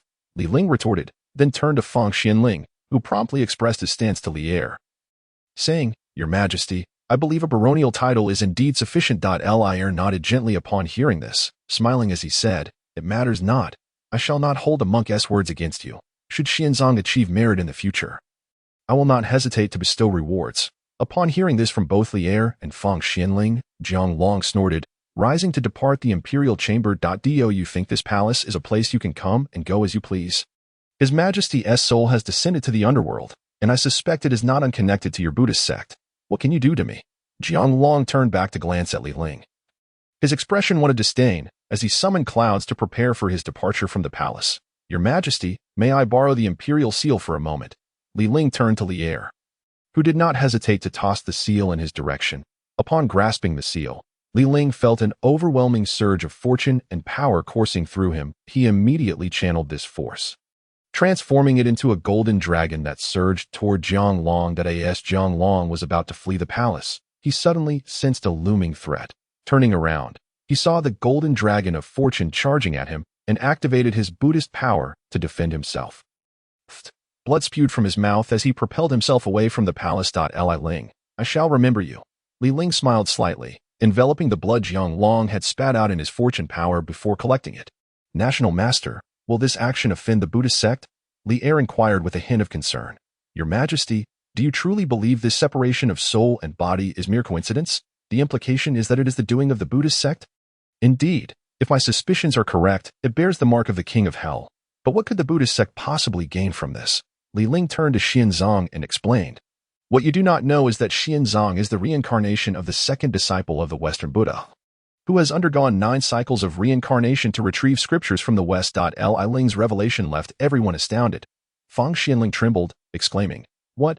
Does that mean my son must depart for the West? Xuanzang, too, was taken aback, utterly unprepared for the revelation of his identity. Ba, if this is my mission, I shall embrace it wholeheartedly. Is this the essence of your Buddhist practice? Do you not understand the principle of not traveling far from one's parents? Do you wish for Feng Xiang to die without ever seeing you? Xuanzang was momentarily speechless. Meanwhile, in a humble abode within Chang'an, Ruyin followed Xuanzang's instructions and knocked on the gate. Shortly thereafter, a long-eared monk opened the door, momentarily startled to see Ruyin.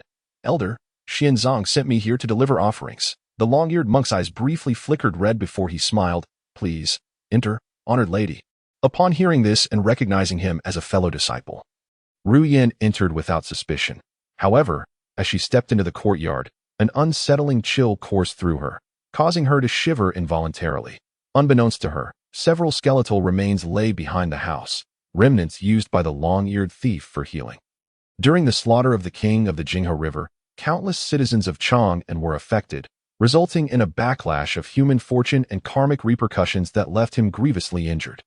Despite his lofty cultivation, he struggled to endure the pain and had to consume resources daily to stabilize his condition. Yu Yan, in her long dress and eye-catching black stockings, had dressed to impress Xuanzang. After placing the food box down, she politely bid farewell to the long-eared monk, feeling the oppressive atmosphere and his gaze made her quite uncomfortable. Elder, Xuanzang has been summoned to the palace. These are the offerings he instructed me to bring you. Please enjoy, and I must take my leave. Nodding with a smile at the long-eared monk, Ruyin gracefully stepped towards the exit. Wait, would you not join this humble monk for a meal? Thank you, Elder, but I have already dined and do not wish to impose. Ruyin offered a polite bow once more before departing. Watching her retreating figure, the long-eared monk's eyes gleamed with a flickering red light. I have heard that you have an affinity for Buddhist teachings, and I am quite knowledgeable in this field. Why not come inside, and I can share some scriptures with you to repay your kindness? Upon hearing this, Ruyin frowned slightly and turned with a smile. There is no need. The scriptures Xuanzang has shared with me remain ungrasped, and I wouldn't want to trouble you, Elder. My teachings differ from Xuanzang's. I cultivate joyful Zen, and the essence can only be comprehended through personal experience. The long-eared monk's expression at that moment reminded Ru Yin of the lecherous gazes from patrons at the Miaoyu Pavilion. Disgust welled up within her, yet she maintained her smile. Thank you, Elder, but I have matters to attend to. I will certainly return with Xianzong to hear your teachings another day. Very well, then, please proceed. Unconsciously, Ru Yin turned to glance at the long-eared monk, who suddenly shot forth a beam of red light from his eyes, striking her directly. Would it please you if I shared joyful Zen with you? Very well. The courtyard is not suitable for discourse. Let us retreat to my chamber and discuss it slowly. Indeed. Ru Yan's expression turned blank, her movements mechanical as she walked toward the room. Seeing this, the long-eared monk chuckled and swiftly shut the courtyard door, locking it from the inside. You have come right to my doorstep. Do not blame me for what follows, Xianzong. This emotional entanglement shall be borne by your master uncle. You should focus on your scriptures. The long-eared monk followed Ru Yin into the room, and the door creaked shut. I in the palace, Xianzong, caught in a struggle between scripture and filial piety, suddenly felt a sharp pain in his heart. Sweat poured down his face as if he were losing something of utmost importance. Gasping for air, he was quickly supported by Fang Xianling. Xianzong, what troubles you? Do not frighten your father, imperial physician. Quick, summon the physician to examine my son. At this moment, Li Ling's expression hardened as he pulled out the pair of swans chart, noticing that Ru Yan's name was gradually fading. This is not good. Ru Yan may be in danger. Xianzong, where is Ru Yan? Li Ling, ignoring Xianzang's current state, demanded loudly. Upon hearing Li Ling's inquiry, Xianzong seemed to grasp something. Panting heavily, I sent Ru Yan to deliver offerings to my senior brother. Could she have encountered some misfortune on the way? Senior brother? Where did you get a senior brother? After hearing Xianzang's account and his mention of a senior brother, Li Ling sensed impending trouble. Realizing it must be the long-eared thief, having been grievously injured by the backlash of fortune, would undoubtedly target Ru Yan. With this thought, Li Ling seized Xianzong and dashed toward the palace exit. Your Majesty, I must borrow the imperial seal for a moment. The voice echoed back from afar to Li Er's chamber, leaving everyone bewildered and unaware of the unfolding events. Jiejiao, Jingda, take 3,000 imperial guards and follow. See if you can be of assistance, Li Er instructed after a moment of contemplation. The two swiftly complied, and upon learning the direction of Li Ling's flight with Xianzong, they quickened their pace. Xianzong, like a kite on a string, floated behind Li Ling. In what seemed like an instant, they reached the long-eared thief's abode from the palace in no more than a brief tea time. Given the urgency, Li Ling paid no mind to concealing his powers. Although Ru Yin was merely a pawn to break Xianzong's Buddhist resolve, he would not allow anyone to toy with his pieces. With a forceful kick, he burst through the courtyard door, charging into the dwelling. The scene that met Li Ling's eyes ignited a fury within him, while Xianzong knelt helplessly on the ground. Tears streaming down his face. It's you again, the long-eared monk chuckled, unfazed by the murderous glare from Li Ling as he tidied his robes. The girl on the bed, Ru Yin, had regained her senses. Yet tears flowed endlessly from her eyes, devoid of her former brilliance. Ru Yin, what has happened to you? Upon hearing Xianzang's call, Ru Yin turned to him, her expression vacant, tightening her grip on her tattered clothing. Do not worry, she is not dead, merely injured. Rest assured, knowing you cherish her, how could your senior brother bear to end her life? The long-eared thief's words sent Xianzong into a frenzy as he lunged at him, demanding, Why? Why would you do this? Why? At that time, it was intended for you to devote yourself entirely to the Buddha, and this entanglement of karmic ties would be severed by your senior brother. I had hoped to keep this discreet, but alas, you stumbled upon Li Ling. This is all your fault. The long-eared thief flung Xianzong to the ground, whose expression was vacant as he disregarded the pain of his fall and staggered towards Ru Yin. Ru Yin, look at me, I am Xianzong. Yet, Ru Yan's eyes were devoid of life. She cast a fleeting glance at Xianzong before turning away, silent tears streaming down her face. Witnessing this, Xianzong removed his monk's robe and draped it over Ru Yin, lifting her in silence and striding towards the door. Before long, Xianzong entered the room wielding a chopping knife left behind by the previous occupant, striking at the long-eared thief without uttering a word. How could such an ordinary knife harm a being of great power? The long-eared thief caught it with one hand, coldly regarding Xianzong. Jin Chanzi, do you wish to kill me, for the sake of a mere woman? You dare to break the precept against killing. It seems my actions were justified. Xianzong remained silent, straining to withdraw the knife, but despite his efforts, it would not budge. The long-eared thief forcefully swung, sending both the knife and Xianzong crashing to the ground. Long-ear, I never expected you to be so ruthless. Had I known, I would have expelled you upon your arrival in Chang'an. He, junior brother, is this your first day knowing me? She's just a mortal woman. Why take it so seriously? Does Li Ling have feelings for this Ru Yin as well? Your senior brother can protect you. Die. Without further ado, Li Ling unleashed his power against the long-eared thief. Yet, that alone was insufficient. The long-eared thief enveloped himself in a radiant light, breaking free from the constraints of Li Ling's energy and darting away. I take my leave, Li Ling. This Ru Yin is truly remarkable. Ah ha ha ha. Trying to escape, then perish. Dragon of Destiny, heed my command, draw upon blood, and annihilate the gods and Buddhas. Li Ling bit his finger, blood flowing forth as he infused it into the Dragon of Destiny, transforming the once golden dragon into a shade of crimson. Suddenly, Li Ling's expression shifted as he retrieved the golden lock and jade chain awarded by the system, pouring it into the Dragon of Destiny along with his blood. Go, in the name of humanity, kill. The long-eared thief, not far from fleeing, turned to see a blood-red dragon charging towards him, its crimson eyes seemingly vowing eternal enmity. He dodged swiftly, the blood-red dragon whizzing past, stirring a tempest of blood and wind, yet failing to inflict any harm. Is this all you've got? Before the long-eared thief could revel in his moment of triumph, the blood-red dragon turned back and charged at him once more. Humph, I will no longer play with you. I take my leave. The long-eared thief hastily fled towards the outskirts of Chang'an, pursued relentlessly by the blood-red dragon, a scene that sent ripples through the entire city. Countless citizens halted in their tracks, gazing upward. In the streets of Chang'an, Cheng Yaojin and Wei Qigong, who were searching for Li Ling, also paused to witness the spectacle. People of the human race, this demon monk has harmed countless young women of our kind. Today, in the name of the national master, I implore the citizens to aid the Dragon of Destiny in vanquishing evil. Everyone, bite your fingers and offer your blood to the Dragon of Destiny. The onlookers were momentarily taken aback. Is this true? Could it be that the demon monk is trying to deceive us into giving our blood? I don't know, but it doesn't seem like it. Is this blood-red dragon truly the Dragon of Destiny? It looks more like a vile creature to me. Whispers of doubt echoed throughout Chang'an, while Cheng Yaojin and Wei Qigong, upon hearing Li Ling's proclamation, were momentarily stunned. Then, with a loud command, Cheng Yaojin declared, 3,000 imperial guards, heed my orders. Offer your blood to assist our national master in vanquishing evil. Yes, a resounding shout echoed as the 3,000 imperial guards simultaneously bit their fingers. Droplets of blood soaring into the air, merging with the dragon's form. The surrounding citizens, seeing this, hesitated no longer. With the imperial guards leading the way, they followed suit, each one offering their blood to the Dragon of Destiny. One encouraged 10 encouraged 100, and the citizens responded en masse, though some remained indifferent.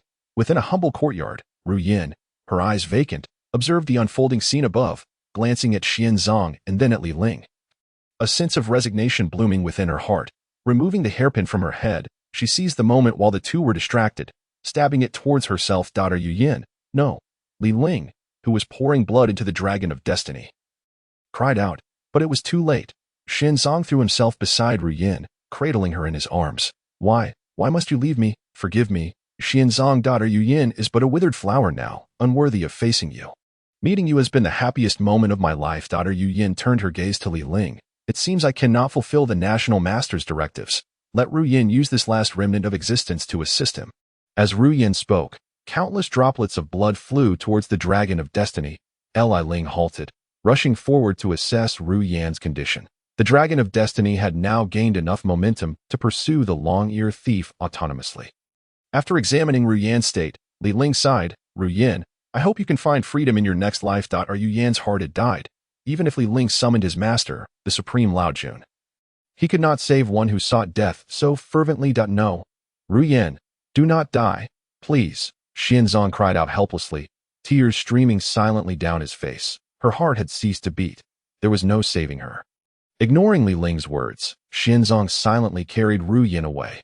With a deep sigh, Li Ling hesitated, wanting to speak but refraining. As Xianzong reached the courtyard gate, he paused, his voice hoarse. I know it was you who brought Ru Yin close to me.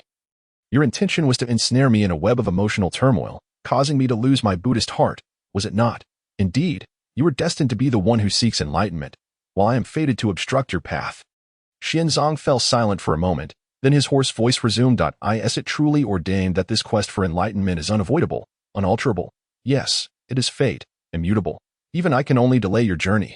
I cannot prevent you from achieving your goal. Ha ha ha. How amusing. If that is the case, let us speak of it in the next life. Li Ling watched as Xianzong appeared almost delirious, concern etched on his face. Where do you intend to take her? I do not know. I only wish to take her to a place where no one will disturb us. With that, Xianzong cradled Ru Yin and walked into the distance. Just as they were about to vanish from Li Ling's sight, a distant voice called out, "Thank you." With a gentle sigh, Li Ling fell silent for a moment before releasing his divine sense to track the long-eared thief. The blood-red dragon of destiny pursued the long-eared thief westward towards the Nyohuzhou region. Such a commotion had caught the attention of deities and celestial beings across the heavens, all of whom released their divine senses to observe. In the heavenly court, the Jade Emperor watched the unfolding events from the Lingxiao Hall through the Haotian mirror. Li Ling truly possesses great ambition. The blood-red dragon of destiny has not appeared in many years. Yet, the Jade Emperor sighed, what a pity, what a pity. It pales in comparison to the blood dragon of King Zhou from years past. Otherwise, this happy Buddha would be in grave peril. The star of Venus chuckled, complimenting, Your Majesty speaks wisely, yet the Buddha will not remain passive. In my humble opinion, it is unlikely that this happy Buddha will be harmed.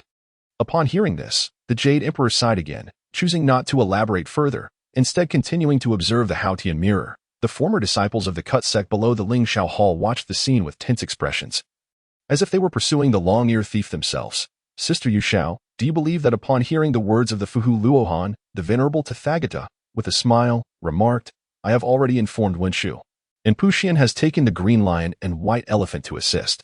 Amitabha, may the compassion of our Buddha prevail. The assembly of Buddhas uttered a chant, continuing to observe the unfolding events. The long-eared thief dashed forth at great speed, having reached the borders of the Tianzhu kingdom in Xinyo, and was on the verge of being overtaken by the Qi Yun blood dragon. In the distance, two figures approached rapidly. One rode a green lion, the other a white elephant, revealing themselves as Wishu and Puxian. Accompanied by their steeds, fear not, happy Buddha, we have come to aid you. The radiant presence of Wenshu and Puxian manifested as they unleashed their powers against the Qi Yun blood dragon. Roar. The Qi Yun blood dragon let out a pained howl, its vital energy dissipating significantly, and its blood aura dimmed. Seeing this, the happy Buddha rejoiced, halting his movement to join Wenshu and Puxian in their assault against the Qi Yun blood dragon, within Chang'an City. Li Ling's eyes flickered with a crimson light, and from his 10 fingers oozed 10 drops of fresh blood. As the saying goes, 10 fingers connected to the heart. These 10 drops were all from Li Ling's vital essence. Go. In the blink of an eye, the 10 blood droplets vanished, instantly penetrating through the void and entering the body of the Qi Yun blood dragon. The once-dim blood aura of the Qi Yun blood dragon surged violently, and with a roar, it lunged toward the long-eared thief. Be cautious, happy Buddha, restrain it. Wenshu Bodhisattva shouted, while Puxian Bodhisattva simultaneously acted. Nevertheless, the Qi Yun blood dragon still struck the long-eared thief, sending him crashing into the turbulent river below. At this moment, the deities and Buddhas from the 3 realms watched intently, and after a protracted silence, a disheveled figure emerged from the river, tattered and battered. Ha ha, Li Ling, I am still alive. Your methods cannot defeat me. Although he spat blood, the long-eared thief continued to laugh heartily. Although gravely injured and his realm destabilized, he deemed it inconsequential, believing he would find a way to recover upon returning to the Western Paradise. Within the Lingxiao Palace of the Western Paradise, the Buddhas observed this with a slight easing of their expressions. The fortune of the human race was, after all, not as potent as during the era of the 3 sovereigns and 5 emperors. And thus, Li Ling's capabilities had reached their limit. Li Ling has performed admirably, yet opposing my Western faction is akin to an ant attempting to shake a tree. The actions of Li Ling inadvertently contributed to the renown of our Buddhist sect. For in ancient times, even quasi-saints could not escape the pursuit of the human fortune blood dragon. In the Mahavira Hall, the Buddhas engaged in discussion, their expressions revealing an undeniable pride in the strength of the Buddhist order. Within the heavenly court's Lingxiao Palace, the gods expressed their regret upon seeing the long-eared thief survive, and the Jade Emperor sighed softly. The fortune of the human race is ultimately not what it once was. Li Ling has done well enough. Tai Bai, procure 3 peaches of the 9,000-year pan for Li Ling. Responding to the command, Tai Bai Jin Xing accepted with a hint of regret in his demeanor. The deities from the Jiejiao faction, too, remained silent, lamenting the failure to eliminate the long-eared thief. Junior sister, Li Ling has performed admirably this time. After all, the long-eared thief is a Deluo Jingxian, and killing him is no easy feat. Zhao Gongming consoled Yunxiao. I know. He has never disappointed me. It is such a pity that this opportunity to eliminate the long-eared thief has slipped away. Otherwise, junior brotherly Ling could have avenged the grievances of the past. Enough. Li Ling desires the long-eared thief's demise more than anyone. I believe he will achieve it in due time. Just then, the previously silent Xiongxiao suddenly spoke up. Look, the long-eared thief's expression is so lewd. What is he doing? Upon hearing Xiongxiao's exclamation, Zhao Gongming and the others turned their gazes toward the image projected by the Haotian mirror. Simultaneously, the three sisters spat. Pa! How shameless of the long-eared thief to act so brazenly in broad daylight before the eyes of the three realms. Yin Xiao began, but her words faltered. Even after countless years, she had never witnessed such a scene. Within the Haotian mirror, the long-eared thief's garments were torn apart by force, his demeanor lewd as he engaged in inappropriate actions. The three sisters shielded their faces, their expressions flushed, and not just them. The female immortals in the Lingxiao Palace turned away, their cheeks tinged with crimson. Jade Rabbit, do not look. Chang'e swiftly covered the eyes of the Jade Rabbit, concealing its head within her sleeve. The seven fairies gasped. Retreating behind the Queen Mother to know, the long-eared thief seems to be under the influence of some lust-inducing poison, Zhao Gongming observed, his gaze fixed intently on the long-eared thief in the Haotian mirror. Tai Bai, what has happened to the happy Buddha? The Jade Emperor, bewildered, inquired of Tai Bai Jin Xing. This subject is unaware. Tai Bai Jin Xing replied with a teasing expression, then added, Your Majesty. The answer will reveal itself if we continue to watch. Then let us proceed. In the image, the long-eared thief appeared to be unsatisfied with his actions, his crimson eyes suddenly locking onto Wenshu and Puxian. As he noticed their gaze, Wenshu and Puxian instinctively tensed. Happy Buddha, what do you intend to do? The long-eared thief did not respond, but with a flash, he appeared beside them, startling both bodhisattvas. What do you want? Puxian, save me. Puxian hesitated, struggling for a long moment, but as he did, Wenshu was already on the brink of being attacked by the long-eared thief. Happy Buddha, cease at once. Puxian utilized his powers to forcibly break the grip of the long-eared thief on Wenshu. The freed long-eared thief suffered no harm, for Puxian could not injure him, lest it cause trouble with the Tathagata. Wenshu, flee quickly. The happy Buddha has been afflicted by lust poison. We cannot linger. Hearing Puxian's words, Wenshu's expression stiffened, and he hastily summoned the green lion to pursue the already fleeing Puxian. However, the long-eared thief would not let them escape. He had long been influenced by the lust poison, leaving only primal instincts in his mind. Looking back at the swiftly approaching long-eared thief, Wenshu and Puxian were alarmed. As the long-eared thief closed in, they exchanged a glance and simultaneously took flight, abandoning their mounts, soaring westward without a backward glance. Green lion, white elephant, you were once of the same sect. You shall remain to assist the happy Buddha. No, wait, Bodhisattva. The green lion and white elephant cried out in unison, but Wenshu and Puxian had already vanished into the distance. He. Hearing the chilling laughter behind them, the green lion and white elephant were filled with dread. The two beasts were no match for the long-eared thief, and though he was injured, the lust poison had heightened his excitement, causing his strength to surge instead of diminish. In a single encounter, the two beasts were subdued. No, Bodhisattva, at least shield us from divine perception. The green lion, like a frightened child, shouted toward the distant Wenshu and Puxian. This scene unfolded in a flash, and the Buddhas of the Western Paradise had yet to recover from their astonishment.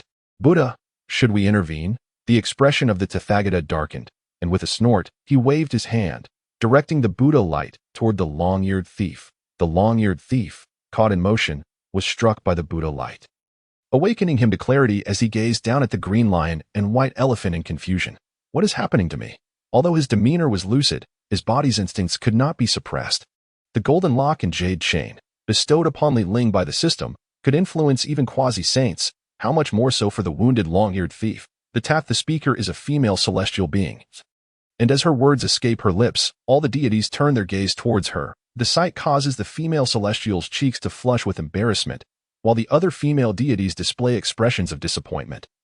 Although they had covered their faces, their eyes remained fixed on the Haotian mirror, unblinking through their fingers. Ahem. The Jade Emperor clears his throat and, adopting a serious demeanor, proclaims, It has been a long time since I last surveyed the three realms. Today, I wish to journey to the Western Bullheaven continent to conduct an inspection. Tai Bai, swiftly arrange the dragon chariot. Who among you wishes to accompany me on this expedition? Upon hearing the Jade Emperor's words, the celestial beings are momentarily taken aback, but it is the earthly King Li who steps forward first. I am willing to accompany your majesty to ensure your safety. Father, Neza wishes to join you in safeguarding your well-being. He adds, The 7 fairies exchange glances and, in unison, bow to the Jade Emperor, declaring, "We, your daughters, wish to accompany you on your journey." The celestial beings eagerly voice their intentions, fearful of missing out on an opportunity. The Jade Emperor muses to himself, "I have never seen you all so enthusiastic. When the Monkey King wreaked havoc in heaven, you all shirked your duties, yet now you are all so spirited. Very well, those who wish to accompany me shall do so. In the future, should matters arise in heaven, I hope you will respond with equal fervor. Yes, we shall obey your command. Your Majesty, please depart swiftly. It will soon be too late. In the skies above the western Bullheaven continent, a fierce contest has left the Qing lion and the white elephant exhausted and severely injured, while the long-eared thief remains vibrant and full of life. Happy Buddha, we are about to perish. Spare us. There are only mortals below. Direct your attention to them. You two have worked hard. Do not worry. There shall be ample rewards in the future. As the long-eared thief speaks, it casts a glance at the mortal realm below and swiftly descends, its consciousness clear, yet its body is still in considerable distress. If it does not release its energy, it risks damaging its foundation. However, just as it hurries to the skies above the kingdom of Tianzhu, its brow furrows. Moments ago, the Tathagata had transmitted a message to it. You must not harm the mortals. You have already been injured by the fate of the human race. Otherwise, you shall suffer backlash and karmic retribution. Just as the long-eared thief hesitates, its body begins to act of its own accord, and the Tathagata's voice echoes once more. Near the capital of Tianzhu, there lies a sacred river, home to the lizard clan. Outside the capital of Tianzhu, the banks of the sacred river present a serene scene, filled with the sounds of birds and the fragrance of flowers. The lizard clan has thrived here for thousands of years, but today, this tranquil ambience is shattered by the arrival of a descending monk. The long-eared thief, like a shooting star, crashes into the heart of the lizard clan settlement, seizing 2 giant lizards without distinction between male and female. This horrifying scene epitomizes a tragic farce, a moral decline. By the time the celestial beings from heaven arrive, the majority of the lizard clan has already perished.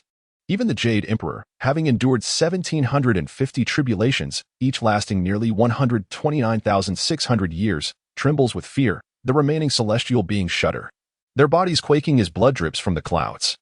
Indeed, the West is fearsome beyond measure. We must not provoke it. The giant spirit god stammers, his voice trembling. Alas, it is not just the happy Buddha. The entire West is similarly terrifying. If the entire West is thus, it is indeed too horrifying. The demon king of the 4 heavenly kings, Mo Li Hong, speaks with a voice that quakes in trepidation. Li Tianwang, I have heard that your sons, Jiejiao and Mu Jia, are studying in the West. It would be wise to summon them back to avoid hearing the words of the Thunder Department's celestial lord. When Zhong, the towering king, Li, nods in a daze, his heart heavy with concern. I hope my sons Jiejiao and Mu Jia have not fallen victim to this calamity. All the celestial beings in heaven, except for the Supreme Old Lord, have gathered here, even during the assault on Flower Fruit Mountain. Such a grand assembly was never seen. Your Majesty, I shall take my leave now. The matters of the journey to the West are entirely yours to arrange. I and my steed shall wander beyond the 3 realms. Returning after 10,000 years, the Emperor of the Purple Veil, unable to bear the sight any longer, addresses the Jade Emperor before transforming into a beam of purple light and departing. Your Majesty, I hereby rescind the order for the Ling Yuansheng to descend and obstruct the seekers of the scriptures. I do not wish for my steed to face peril. The Heavenly Lord of Tai Chi, seated upon the back of Ling Yuansheng, hastily departs. Just moments ago, Ling Yuansheng had pleaded fervently, and witnessing the tragic scene before him, the Heavenly Lord of Tai Chi also wished to spare his steed for the sake of a mere merit. Observing the departure of the 2 esteemed figures from heaven, the Jade Emperor can only offer a bitter smile. Let us all return. I can no longer bear to witness this. You should not linger either, lest you corrupt the ethos of our celestial court. As the Jade Emperor's voice resonates, the celestial beings depart in a grand procession. Those watching from the shadows among the 3 realms shake their heads and leave. Having branded the West as an untouchable realm, the few surviving giant lizards wander aimlessly, continuously washing away their humiliation in the sacred river, contributing to its eventual pollution within the city of Chang'an. Ling, having been shielded from divine perception by the Tathagata, has not continued to monitor the long-eared thief. Exiting his small courtyard, he encounters Qing Yaojin and others who have come searching for him and Xuanzang. Upon seeing Ling, Qing Yaojin strides forward, inquiring, Ling, what has transpired? Where is Xuanzang? Li Ling sighs. Like smoke, she has perished.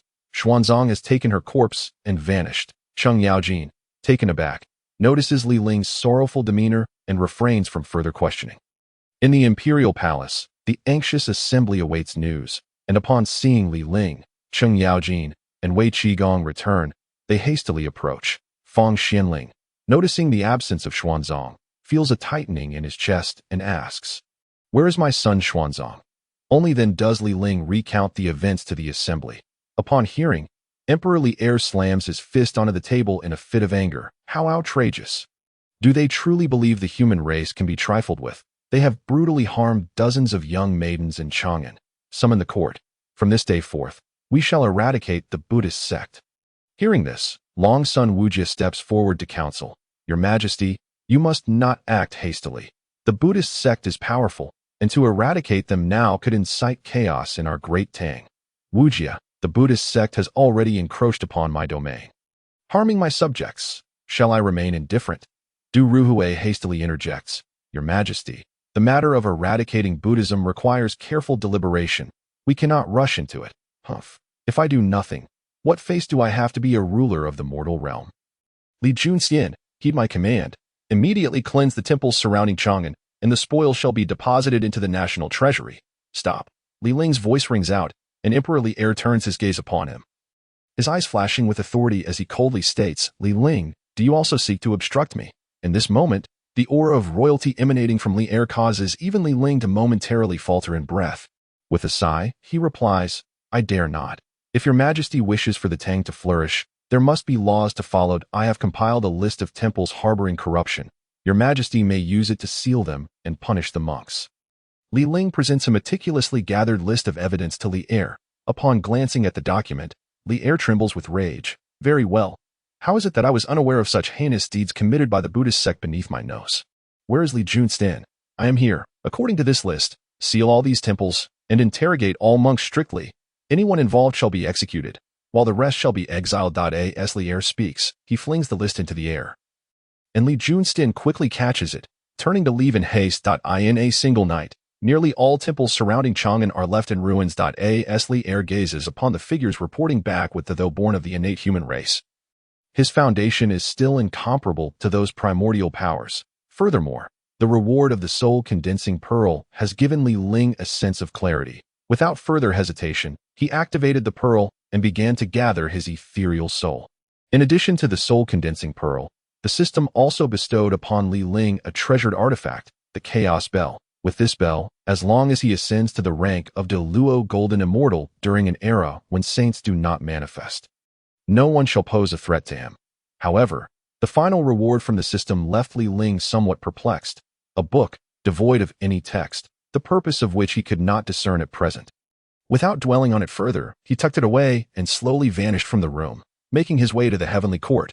The human race's fortune and power have diminished compared to ancient times. Not to mention Li Ling. Even if Li Er were to mobilize the power of fortune, he would likely be unable to harm those formidable beings. In the future, engaging in battles would inevitably expose one's cultivation level. Li Ling intended to inquire at the Doshui Palace about the progress of his master's external incarnation. Having more means would provide him with an additional layer of self-protection upon arriving at the Doshui Palace. The doors opened automatically to Li Ling smiled and walked straight in. Li Ling pays respects to master. Taishang Laojun sat cross-legged on a mat, slowly turning to face him, his eyes slightly opening. A smile gracing his lips as he said, Well done. Thank you for your praise, master. May I ask how my external incarnation is being refined? Taishang Laojun replied slowly, It is still early. It will take 7 times 749 days for the incarnation to take form. At that time, it can merge with your true body, yielding boundless power. Li Ling was taken aback. Such a lengthy period? However, he refrained from further comment and simply cupped his hands to take his leave. A ray of light shot into Li Ling's mind, followed by the voice of Taishang Laojun. This divine ability is a reward for you. To aid you in your endeavors. Li Ling was momentarily stunned, and then a method of cultivating the divine ability surged into his consciousness. He paused, gently closed his eyes, and a luminous image emerged in his mind. He saw that image sitting in the void, slowly exhaling, transforming into 3 identical shadows. 1 Chi transforms into 3 pure ones. This was the divine ability imparted to Ling by Taishang Laojun. A commendation for his recent performance. As time passed, Ling remained in place, surrounded by pure energy. This pure energy gradually coalesced beside him, forming a figure that mirrored his own. Ling slowly opened his eyes and gazed at this identical figure. "Greetings, fellow Taoist." The figure slightly bowed to Ling, who reciprocated the gesture. He then turned towards Taishang Laojun and bowed, saying, "Thank you, Master. Go forth." The one Qi transforming into three pure ones requires diligent comprehension. Once mastered, the incarnated body will share the same cultivation level as your true self. Understood, Ling replied, making his way towards the Doshui Palace's exit as he flew towards the southern heavenly gate. A figure approached him rapidly. Ling, wait. Ling turned to see Zhao Gongming. "What brings you here, senior brother?" "Ha ha ha. You did well this time, though you couldn't slay the long-eared thief and avenge my sect. You have nonetheless tarnished his reputation." Ling smiled slightly. "I imagine Lingya and Qiu must be having a difficult time." "Ha ha ha. Indeed, that long-eared thief has tormented Lingya and Qiu to near death." And as if that weren't enough, he descended upon the giant lizard clan in the Ganges region, nearly wiping them out. Zhao Gongming lamented, yet a sly smile lingered at the corners of his mouth, making Ling wonder if he was truly saddened by the plight of the giant lizard clan. This thought reminded Ling of news he had seen in later times, causing a subtle smile to form on his lips. "Junior brother, do not linger here. You haven't seen Sister Yunxiao in years. Why not accompany me to visit her?" Upon hearing the name Yunxiao, Ling hesitated, and after a long pause, he finally replied, "No, please inform Sister Yunxiao that I shall fulfill my promise before long." Having said this, Ling disregarded Zhao Gongming's pleas and continued towards the southern heavenly gate, watching Ling's retreating figure. Zhao Gongming sighed and waved his sleeve, summoning a graceful figure to his side. "You too, clearly in love, yet bound by that accursed heavenly law. If only my sect were still thriving, there would be no such troubles." Zhao Gongming sighed, soaring into the distance, leaving Yunxiao standing in place, gazing at the vanishing figure of Ling. "I heard everything you said. I believe in you. I am the 22nd year of the Jingguan era." Fang Xianling lay gravely ill before his bed, while Li Er led the court officials to visit the Fang residence. Prior to this, Sun Wukong had passed away in the 19th year of Jingguan. And even Ling could not extend her life. Birth, aging, sickness, and death are the natural order. Even immortals experience the 5 declines of heaven and man, unless one achieves the Luo and transcends the river of time. "Ling, is there truly no way to save Xianling?" "Your Majesty, Xianling is different from the Empress. I cannot extend his life." Upon hearing Ling's words, Li Er and the officials all sighed in silence. "Your Majesty need not worry. Life and death are the norm. My only regret is not being able to see my son Xianzong one last time before I depart. I feel I have let Wenjiao down." My lord, the butler's cries drew the attention of everyone in the room. "Young Master Xianzong has returned." Fang Xianling was momentarily taken aback, and his expression brightened significantly as he sat up and urgently asked, "Where is my son?" Just then, a handsome middle-aged man clad in simple clothing entered the room, hurrying to kneel before the bed. "Son Xianzong is unfilial. I have caused my father worry. Cough, cough. It is good that you are back. Good that you are back. You have grown thin, yet also stronger." Fang Xianling fussed over Xianzong, displaying an air of concern. With his life nearing its end, Fang Xianling experienced a brief resurgence of vitality. But soon after, his body began to falter. "Father," Xianzong cried, kneeling by the bed. After attending to Fang Xianling's funeral arrangements, Xianzong sought out Ling. "I wish to go on a pilgrimage for scriptures." Ling was slightly taken aback, then asked, "Have you made up your mind?" "I have made up my mind. For years, no matter where I went, there were always those extolling the virtues of the great vehicle Buddhism. How it saves all beings that I have come to realize that without obtaining the true scriptures, I cannot restore my strength." "Very well, then I shall do everything in my power to prevent you from undertaking this pilgrimage." Xianzang nodded slightly, his gaze earnest as he looked at Ling. "I will await your efforts." The next day, Xianzong went alone to the palace. After meeting with Li Er, he knelt outside the Xuanwu gate. Remaining in that position for 7 days. Li Er, unable to bear it, agreed to his journey to the Western paradise for scriptures, but insisted on simplicity. Yet, how could the Buddhist sect allow Xianzong to embark on such a low-profile journey? Guanyin personally descended to converse with Li Er, the cost of which was unknown. Li Er conferred the title of Imperial Brother upon Xianzong and convened a water and land ritual. after learning of this matter. Li Ling entered the palace overnight. When he inquired of Li Er, the latter merely sighed and said, "The Buddhist sect promised that after my death, I may reunite with the Empress." Upon hearing this, Li Ling fell silent and departed. Before long, the water and land ritual commenced. However, few commoners attended the event, and neither Li Er nor the court officials were present. This left the Buddhist sect feeling as though they were striking at cotton.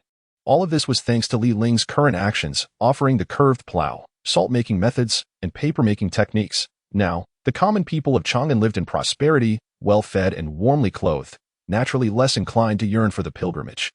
Moreover, Li Er had previously destroyed nearly all the temples around Chang'an in a fit of rage. As time passed, the commoners realized that even without worshipping Buddha, life seemed to carry on just fine. "Old Wang, I hear today's water and land ritual is taking place, with Master Xianzong lecturing the people. Aren't you a devout believer? Why not go? Believing in Buddha won't fill my stomach. I still need to save up for my grandson's tuition." The national master said he would pay triple wages today. Oh, such a thing exists. How come I didn't know? You should visit the court announcements more often. You never listen. The court announced yesterday that today marks the founding of the Tang dynasty. How many years has it been? Anyway, all laborers in Chang'an City will have their wages tripled today, Sai. I truly envy you hard workers, receiving wages, while I can only inherit my family's 100 acres of good land and still have to pay the farmers. Upon hearing these words, old Wang rolled his eyes in disdain and departed in silence, unwilling to exchange another word with that individual. Above, amidst the scattered clouds, Guanyin observed the sparse attendance at the water and land Dharma assembly, her brow furrowing in concern. "Why is it thus? When the people are prosperous, they harbor no desires," remarked another Buddha. "This Li Ling truly poses a significant threat to our Buddhist teachings. Who was it that once impeded the journey to the West?" "It was the Buddha himself," came the reply. Guanyin mused, "Surely, the Buddha's intentions for this journey are profound.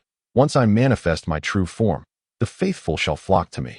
Suddenly, a radiant light descended upon Chang'an, revealing Guanyin seated gracefully upon a lotus pedestal, holding a pristine jade bottle as she descended from the heavens. "Look, Guanyin Bodhisattva has manifested," cried the onlookers near the assembly, promptly kneeling in reverence. The citizens of Chang'an, upon hearing the news, hurriedly gathered at the water and land Dharma assembly. Observing this scene, Guanyin nodded with satisfaction. "I have sensed the preaching of lesser vehicle Buddhism within Chang'an. Thus, I have chosen to appear here." Guanyin's voice resonated with solemnity as she continued, letting out a gentle sigh. "However, the teachings of the lesser vehicle cannot guide the deceased to ascend. They pale in comparison to the greater vehicle." Xianzong, with hands clasped in reverence, smiled and inquired, "Might I ask, Bodhisattva, what constitutes the greater vehicle? It can liberate the departed from suffering, ensuring the preservation of life. And this scripture can unravel countless grievances and avert unwarranted calamities. I implore you to impart the teachings of the greater vehicle. The greater vehicle teachings reside in the Western paradise. A high monk must journey in mortal form to seek the true scriptures there.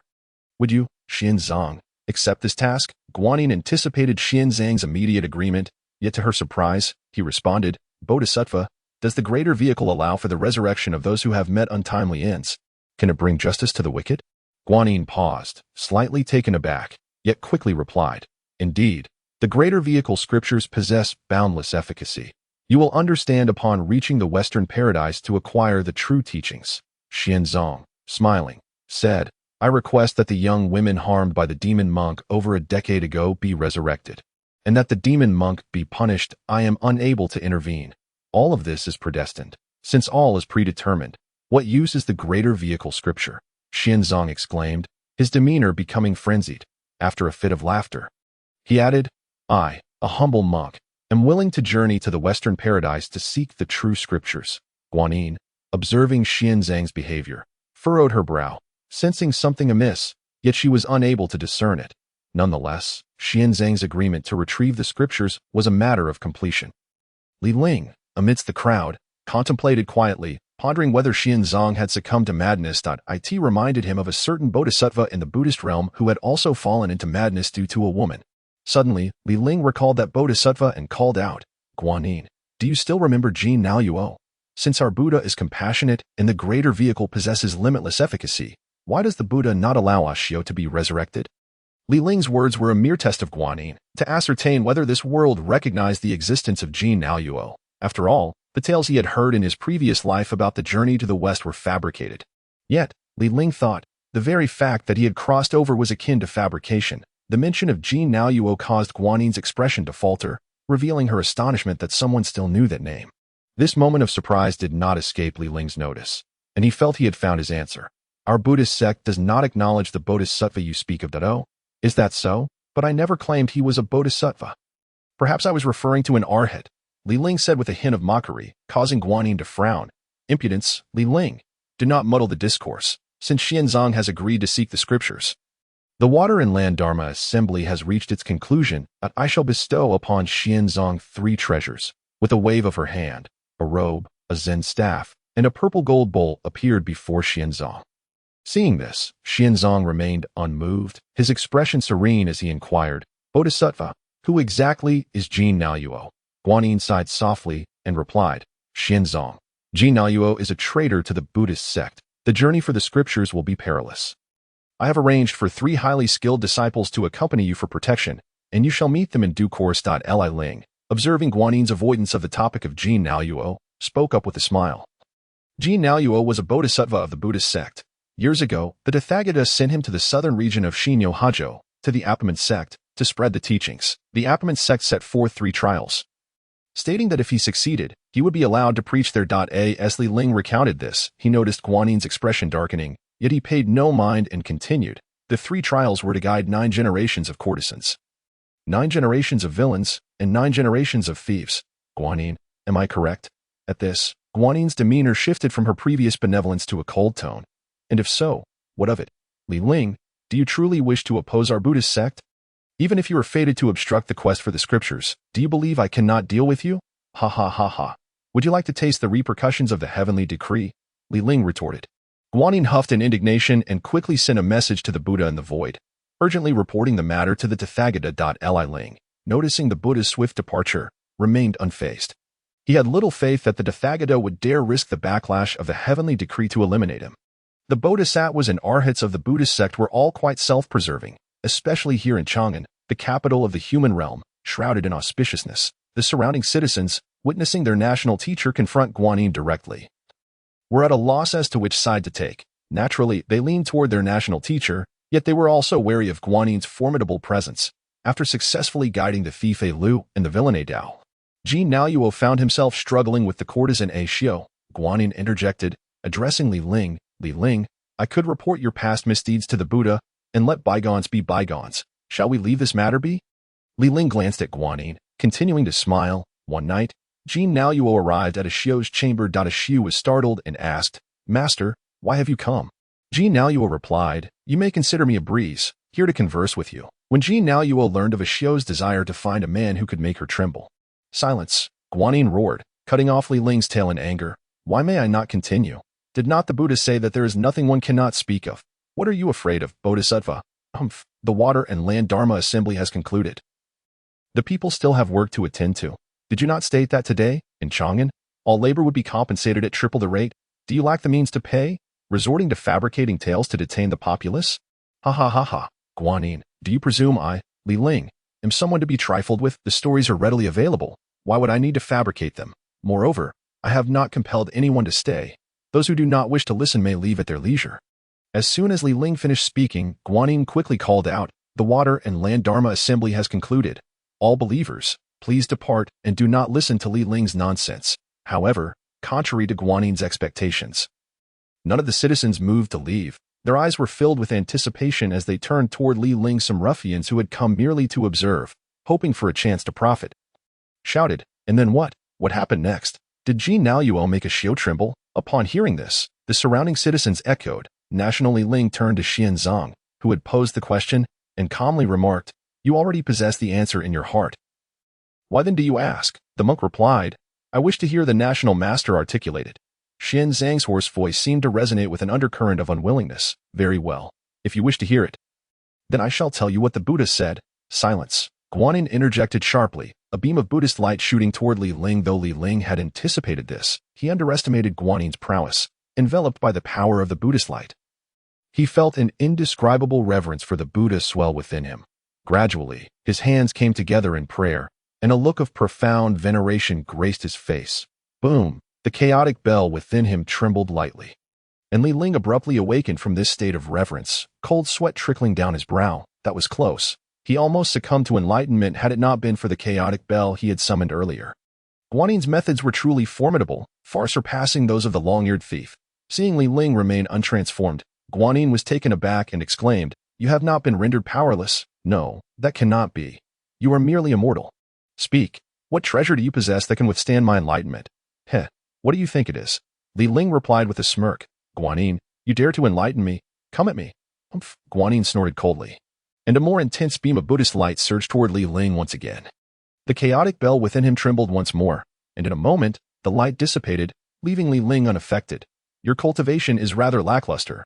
Perhaps it is best to have Tathagata come personally." "Li Ling, do you truly believe that I would hesitate to kill you? I wager that your sect dares not. Come forth." Li Ling boldly declared to Guanin, channeling the luck of the human race to press down upon her. Guanin, seated gracefully upon her lotus pedestal above, felt the weight of this luck force her downward rapidly, though she soon stabilized herself. Li Ling frowned at this sight. Indeed, Guanin was not comparable to the long-eared thief. She was truly a powerful being of Buddhism. "Li Ling, I shall not kill you. There are others who will. Oh really? Which brave soul is so valiant? May I request the Bodhisattva to present them?" Li Ling replied with a playful smile, pondering who among the Buddhist powers would willingly lay down their lives to kill him. Surely, those willing to do so could not possibly defeat him.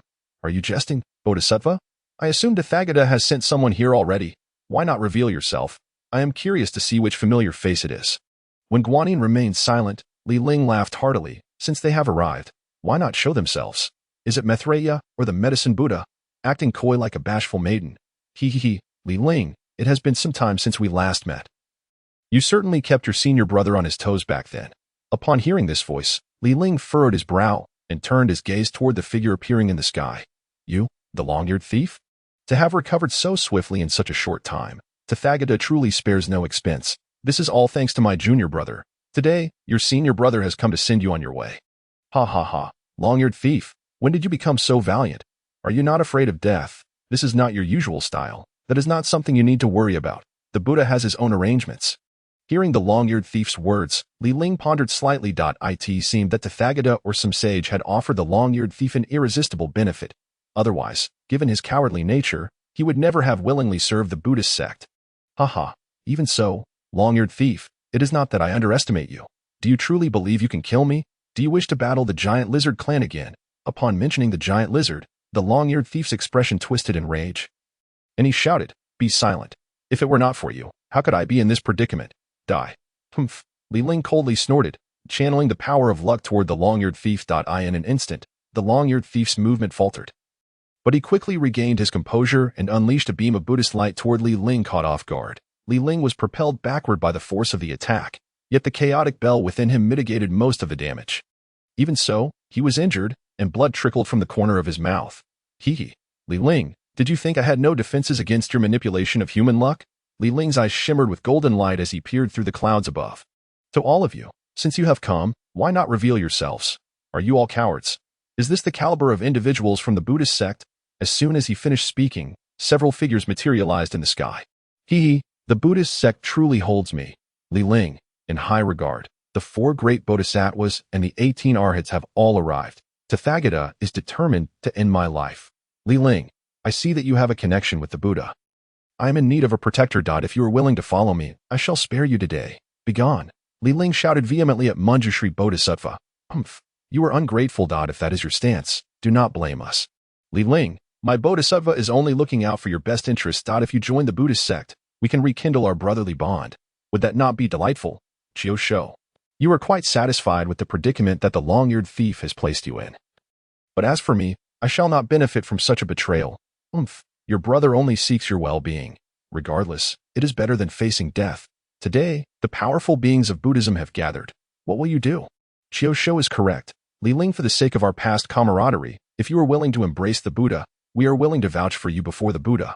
Haha, you two are now mere steeds and still take pride in yourselves. You truly tarnish the dignity of my Jiejiao. Li Ling, do not be so blind. Dignity? How many with dignity have met a good end? The rise of the Buddhist sect is an inevitable trend. How could you possibly stop it? Li Ling chose not to respond further.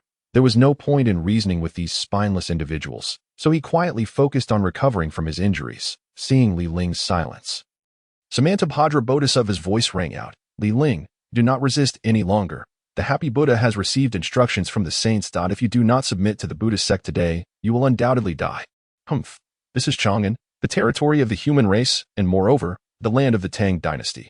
You Buddhists dared to kill the national master of the Tang dynasty in its own domain? Do you not regard me? With a clatter, a legion of armored soldiers swiftly parted the crowd and approached, automatically dispersing to the sides as Li Er, draped in imperial robes, led the civil and military officials through the soldiers. Li Ling was slightly taken aback. He had not expected Li Er to arrive, which prompted him to regard the Heavenly Khan with newfound respect. In the sky, Guanyin, Samantabhadra, Manjushri, and the others frowned. Li Er's arrival presented them with a challenging situation. The sovereign of mankind, the supreme of the human race, was not merely a title.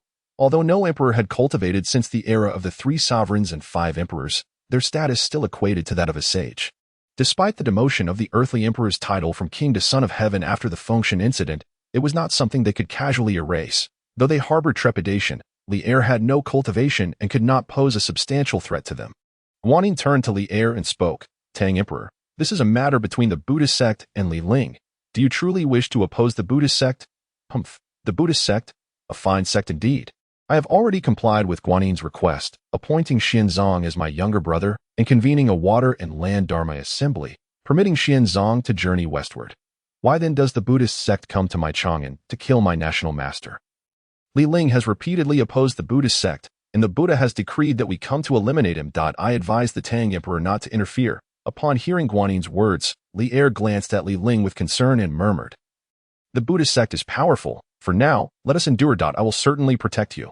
Chang Yao Jin stepped forward and placed a serious hand on Li Ling's shoulder, saying, preserve the green hills, and you will not fear the absence of firewood.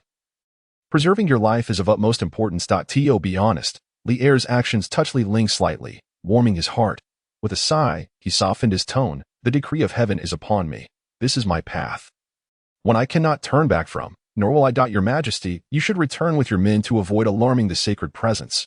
Hearing this, Li Er looked at Li Ling with worry.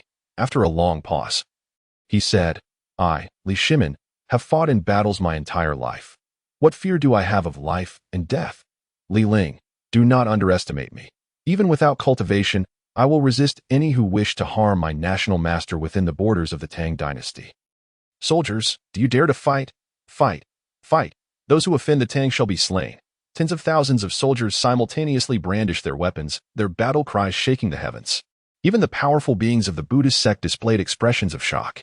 Hee. Whether I kill 1 person or 10,000, it matters not.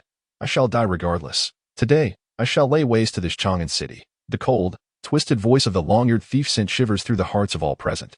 At this moment, no one noticed Xianzong, who had remained silent since the long-eared thief's appearance, now surrounded by tendrils of dark energy. Upon hearing the long-eared thief's words, the swirling black energy intensified dramatically, enveloping him entirely.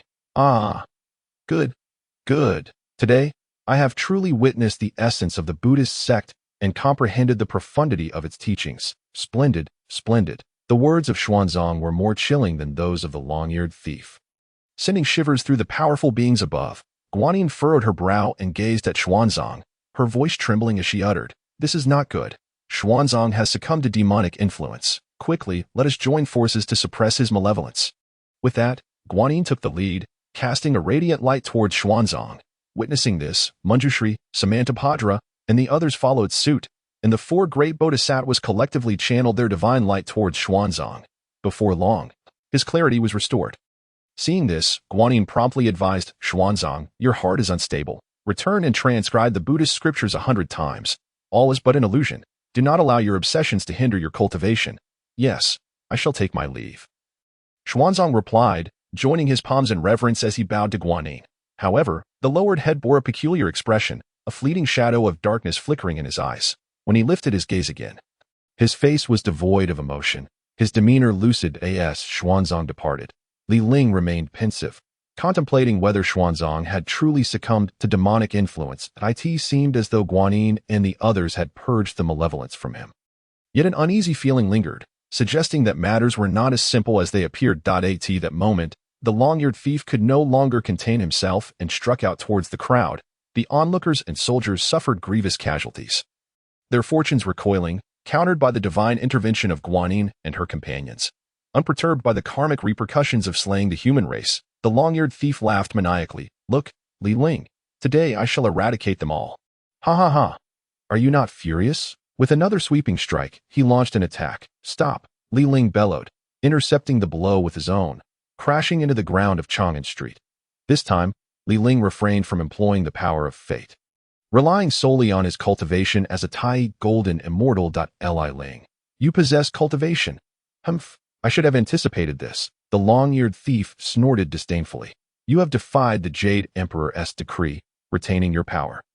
Even if you do not perish today, you shall face relentless pursuit from the Heavenly Court. Meanwhile, within the Lingxiao Palace, the deities observing the unfolding events turned their gazes towards the Jade Emperor, who was somewhat irate. Why did Guanyin drag me into this? He cleared his throat, his voice resonating with authority. Li Ling dares to defy my command. Tai Bai, draft a decree. Stunned, Tai Bai Jingxing complied. Although Li Ling has retained his cultivation, he previously obstructed Xuanzang as a mere mortal, not utilizing his powers. I beseech the Jade Emperor for leniency. Zhenxiao, filled with anxiety, added, if the Heavenly Court sends someone to capture Li Ling, he will be in grave peril.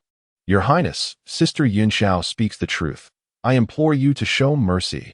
Zhao Gongming's voice rang out in support of Li Ling. Please, Jade Emperor, grant him clemency.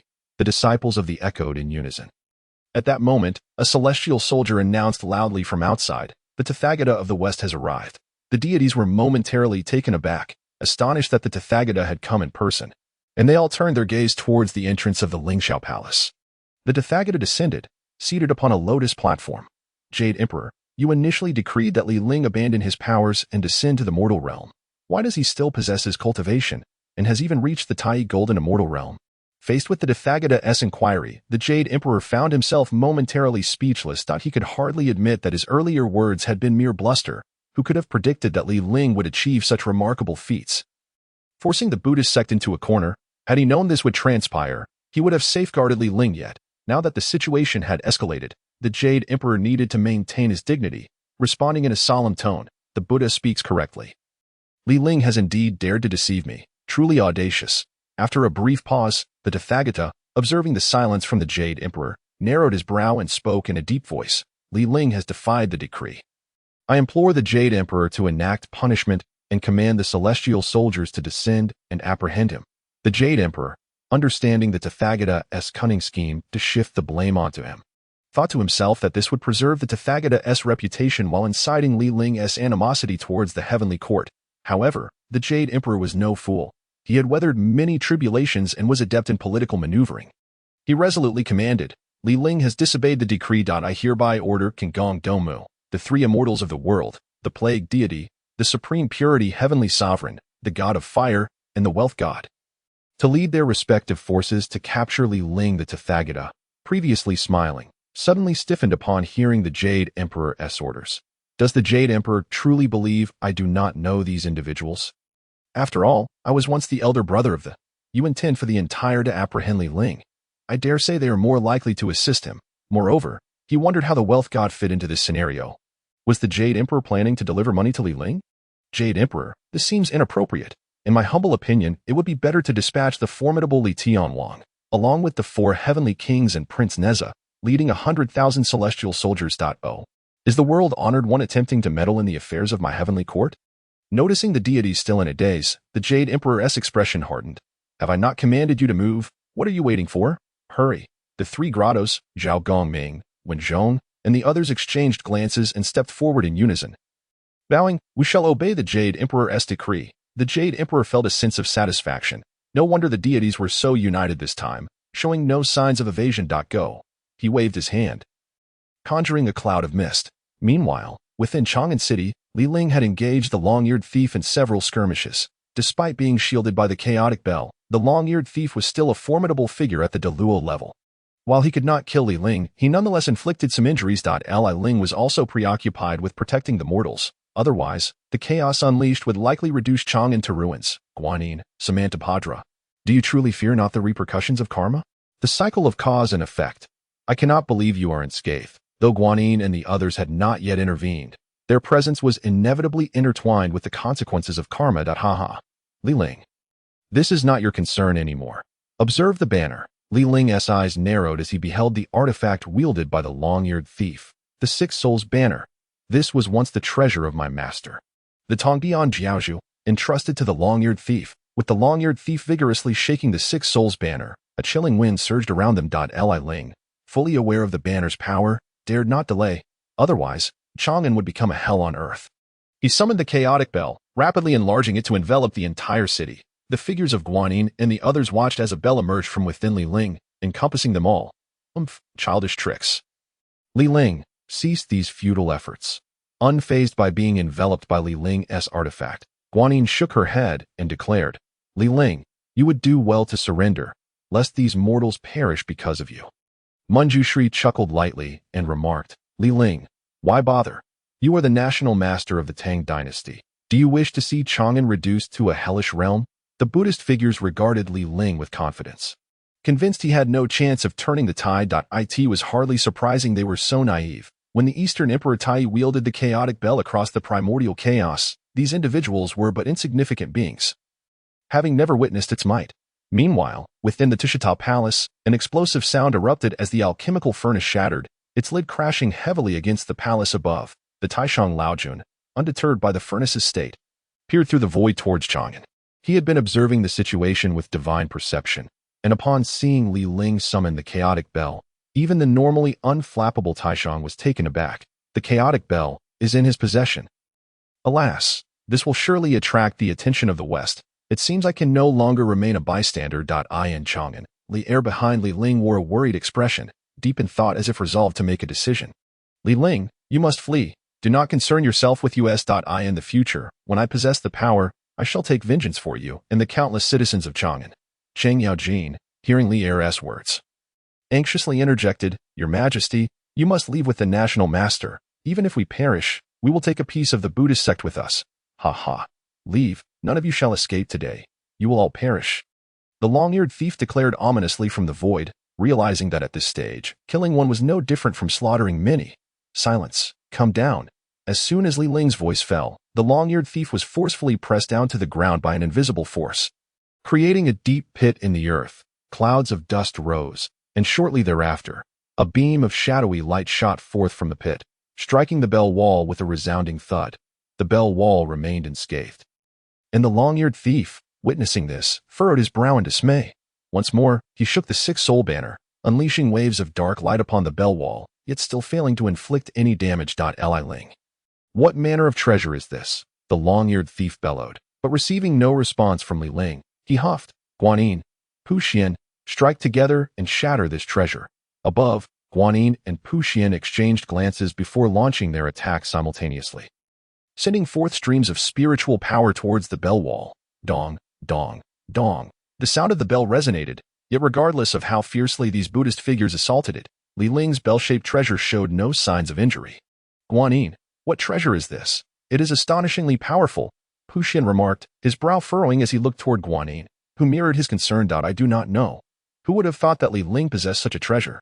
Manjushri's eyes gleamed with greed as he declared, This treasure is fated to be mine. Now that I have encountered it, it shall belong to me. Rather than attack the treasure further, Manjushri directed his power toward Li Ling. In his view, if he could slay Li Ling, the treasure would become unclaimed and lose its potency.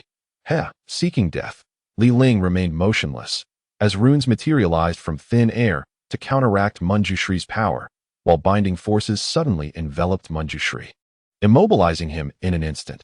The sight of the restrained Manjushri falling to the ground shocked Guanyin and the others. This treasure is remarkably formidable. Let us strike together and eliminate Li Ling.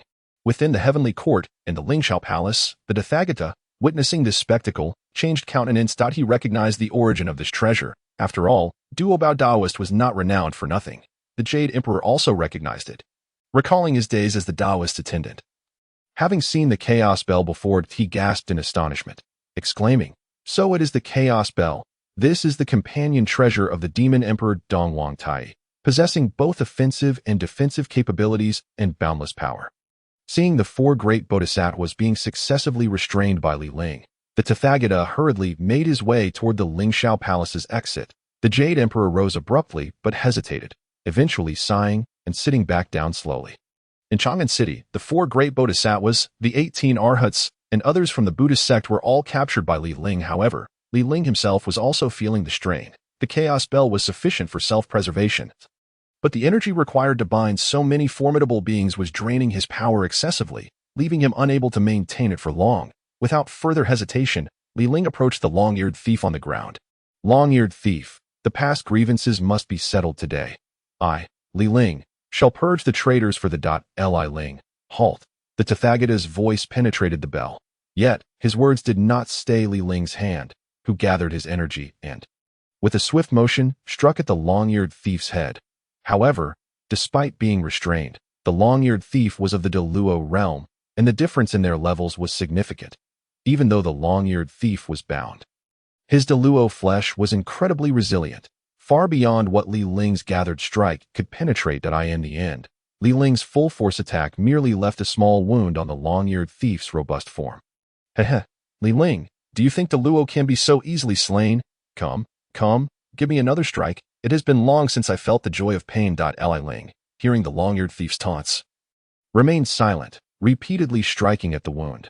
However, the injuries he inflicted healed faster than he could administer them. Observing this, Ling paused, his brow furrowing deeply.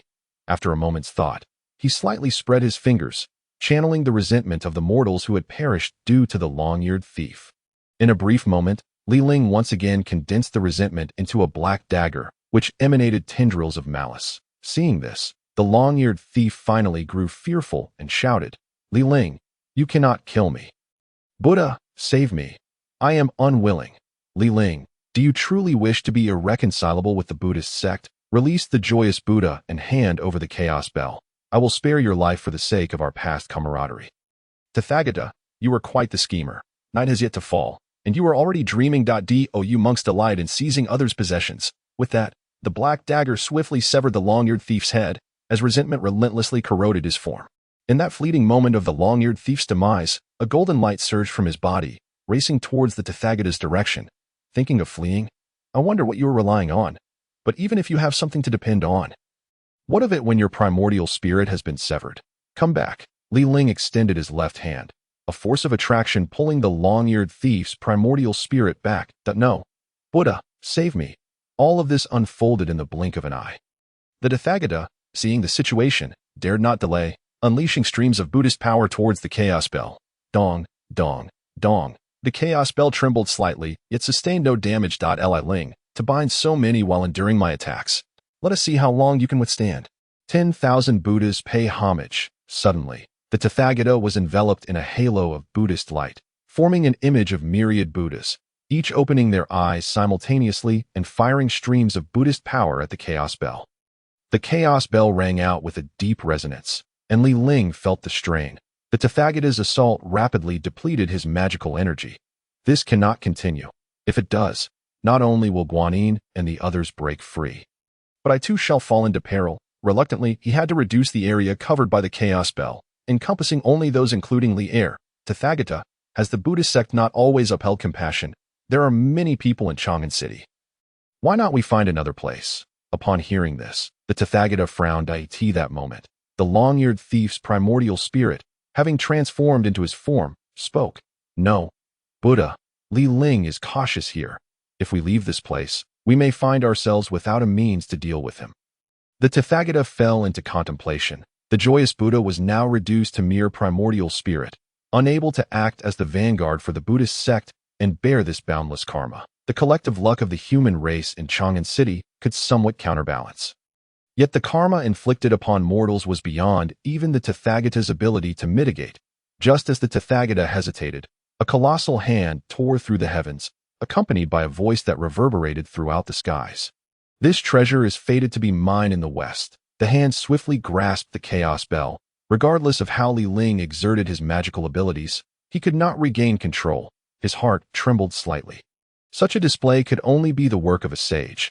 Just as the chaos bell was seized and seemed destined to tear through the void, 2 beams of light, one black and one white, struck the great hand. Ti, Sages are not to enter the three realms. This is the decree of our master. You wish to face punishment. Taiching sage, Li Ling's heart jolted once more, never expecting this incident to attract the attention of two sages. The great hand conjured by Zhuan Ti was shattered by the Taiching sage's yin-yang force, causing the chaos bell to fall once more. Seeing this, Li Ling hurriedly summoned his power to draw the chaos bell back.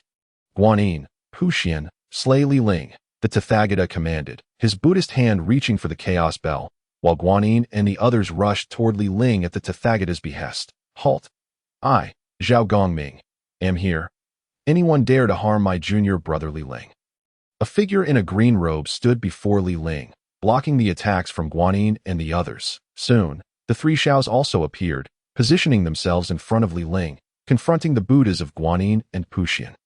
Li Ling, are you unharmed? Yin Xiao looked at Li Ling, her eyes filled with tenderness and concern. Forcing a smile, Li Ling stepped forward to reassure her, saying, I am fine. Yet, he suddenly cried out in alarm, the chaos bell. At that moment, the Tathagata had already seized the chaos bell, and Li Ling was filled with anxiety. Just then, two long blades sliced through the void, aimed at the Tathagata's hand, sensing the hostility in their approach.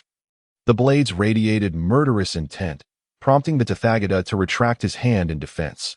Mingi, why do you not reveal yourself? Do you wish to oppose me in the West with your underworld blood sea? Ha ha, Tathagata, it has been a long time.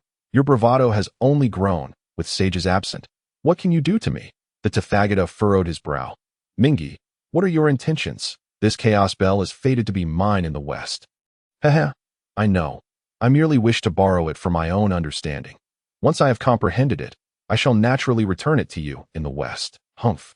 And if I refuse to lend it? Then I shall have no choice but to seize it. Once again, a formidable being from the three realms has emerged, and it is none other than the most troublesome of them all. The old ancestor of the river of the underworld, which only deepens Li Ling's concerns. Above, the Tathagata and the river of the underworld have already engaged in combat, their powers clashing with fervor. Observing this, Li Ling quietly thought it ill-fated. Senior brother, senior sister, I implore you to join forces and protect these mortals. Li Ling addressed the members of the Jiejiao. Upon hearing his plea, the group did not hesitate and immediately formed a grand formation. Enveloping the city of Chang'an within its protective barrier, the Tathagata, who was locked in combat with the river of the underworld, cast a glance downward, his deep voice resonating. The Jade Emperor has dispatched you to capture Li Ling. Yet you dare to defy the imperial command. To protect mortals is indeed our divine duty. We seek to prevent the suffering of living beings. That it is you, from the Buddhist sect, who disregard the lives of mortals and yet have the audacity to scold the deities of heaven. Yun Xiao's words left the Tathagata momentarily speechless. Humph, you dare to be distracted while facing me. Just as the Tathagata was engaged with the river of the underworld, a colossal figure appeared in the sky. Its claws reaching for the chaos bell, the two combatants exchanged glances and simultaneously launched their attacks towards the approaching claws. Kunpeng, I did not expect you to venture out of the northern abyss. I thought you would remain hidden there, the river of the underworld remarked. This chaos bell rightfully belongs to my demon clan. I have come to reclaim our treasured artifact, so do not entangle yourselves. Humph, you still dare to mention the demon clan? When the demon court fell, you were the first to flee. If I were you, I would have no face to bring it up again. River of the underworld. This matter does not concern you. Stand aside. Kunpeng bellowed, his claws reaching once more for the chaos bell. The Tathagata and the river of the underworld, unwilling to allow it, joined forces to obstruct him. The battle transformed into a three-way clash, and amidst their fierce struggle, the suspended chaos bell appeared to respond to a summoning, swiftly darting towards Li Ling below. However, before it could land, a fireball hurtled towards it. Seizing the chaos bell and flying away, the three-legged golden crow, it is Luya, Li Ling thought to himself, instructing the Jiejiao members to protect Li Er and others, before soaring into the air and employing his escape technique to pursue the fleeing figure. As Li Ling chased after Luya, the Tathagata and the others swiftly followed in the same direction. Although they were a step behind Li Ling, all three were formidable beings, their speed unmatched by Li Ling. Observing the scene, Manjushri spoke, should we pursue? Yes, let us aid the Buddha. The assembly of Buddhas responded, hastening after the distant figures. Wait for me. At that moment, the long-eared bandit, in his ethereal state, cried out anxiously. realizing that no one had taken him along. Below were all disciples of the Jiejiao. The long-eared bandit was acutely aware of the Jiejiao member's sentiments toward him. Should he be left behind, these individuals would torment his spirit daily, leaving him unable to live or die. Fuhu, take the joyful Buddha with you and go. You may leave, but the long-eared bandit must stay. The assembled deities seized the opportunity and would not let this rebel escape, with Yunxiao issuing a loud command to halt him. Yunxiao, you are all now deities from the divine list. Do you still think you are the Jiejiao immortals of the past? Are you not seeking a confrontation? Ha! Compassionate voyage, if you dare to come, I fear not your presence. Once, you were all defeated by my hand. What face do you have to make such noise now? Guanyin frowned and coldly snorted, addressing Manjushri and Puxian. Let us settle this swiftly. Zhao Gongming stepped forward, his presence reminiscent of his former glory. Sister, you and the others protect the mortals of Chang'an, while senior sister Ling and junior brother Liua. Today we shall engage them in battle. In an instant, the two sides clashed. After ascending the divine list, Zhao Gongming and the others had not made any further progress in their cultivation and were no longer a match for Guanyin and her companions. Before long, they began to show signs of defeat. Just as the battle raged intensely, a voice suddenly appeared beside the long-eared bandit's spirit. Without a word, a black blade radiating malice struck towards the long-eared bandit's spirit. No one expected Ling to appear at this moment, as everyone had just seen him pursuing the fireball. A piercing scream echoed as the long-eared bandit's spirit was consumed by resentment.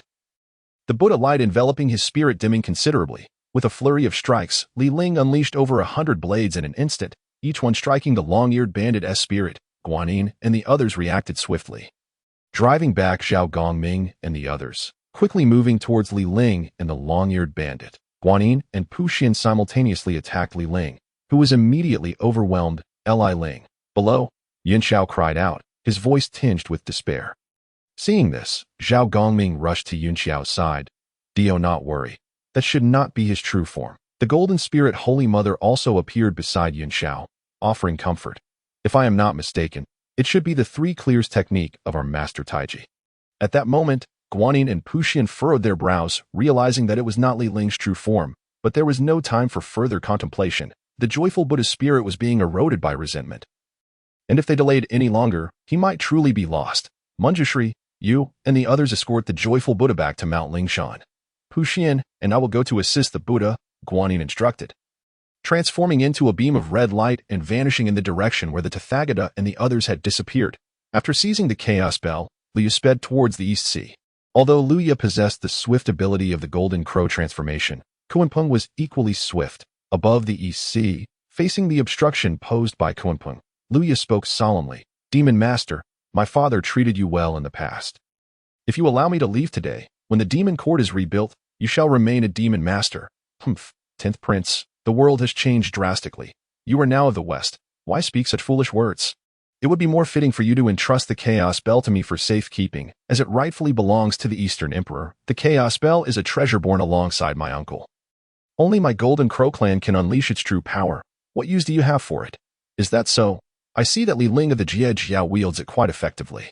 Perhaps it would be best for you to hand it over. As Kuanpeng and Liu faced off, the Tathagata and the river of the underworld arrived, as well did Liu. Well done, you are truly worthy of the title bestowed by the saint. The great Sun Tathagata, Kuanpeng, river of the underworld, the Chaos Bell is now in the hands of our Buddhist sect. I kindly ask you to depart. After speaking, the Tathagata turned to Liu with a smile. Please entrust the Chaos Bell to me for safekeeping. Return to Mount Lingshan and summon assistance. Upon hearing this, Liu merely scoffed, remaining unmoved. The Tathagata frowned at this response.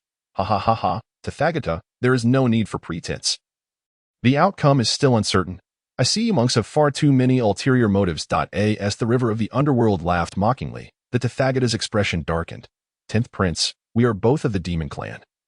Why not join forces to confront our enemies? Ling had also arrived at this location, merely observing from a distance without advancing. The Tathagata and the others noticed Ling's presence but dismissed him, considering him merely a Tai golden immortal. Quickly, Liu made his choice and allied with Kuanpeng to battle the Tathagata in the river of the underworld.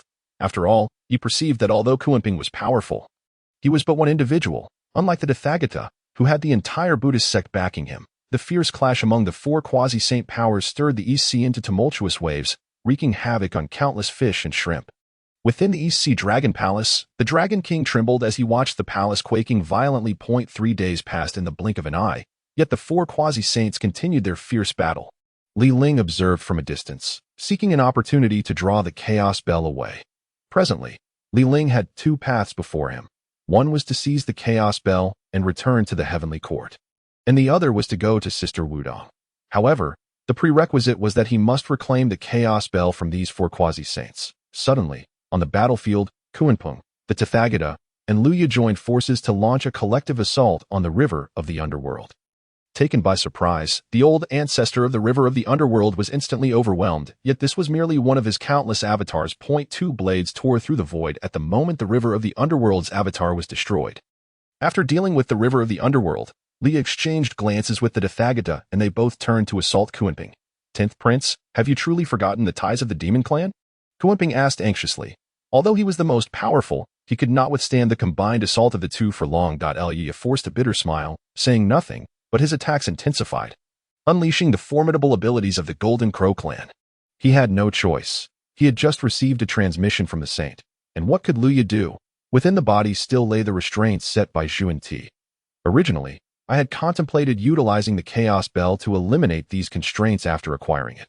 However, not long after, Kunpeng found himself at a disadvantage. With a mighty roar, disregarding the attacks from Rulai, Kunpeng unleashed his Kunpeng technique towards Luya, sending him flying and causing the Chaos Bell to fall.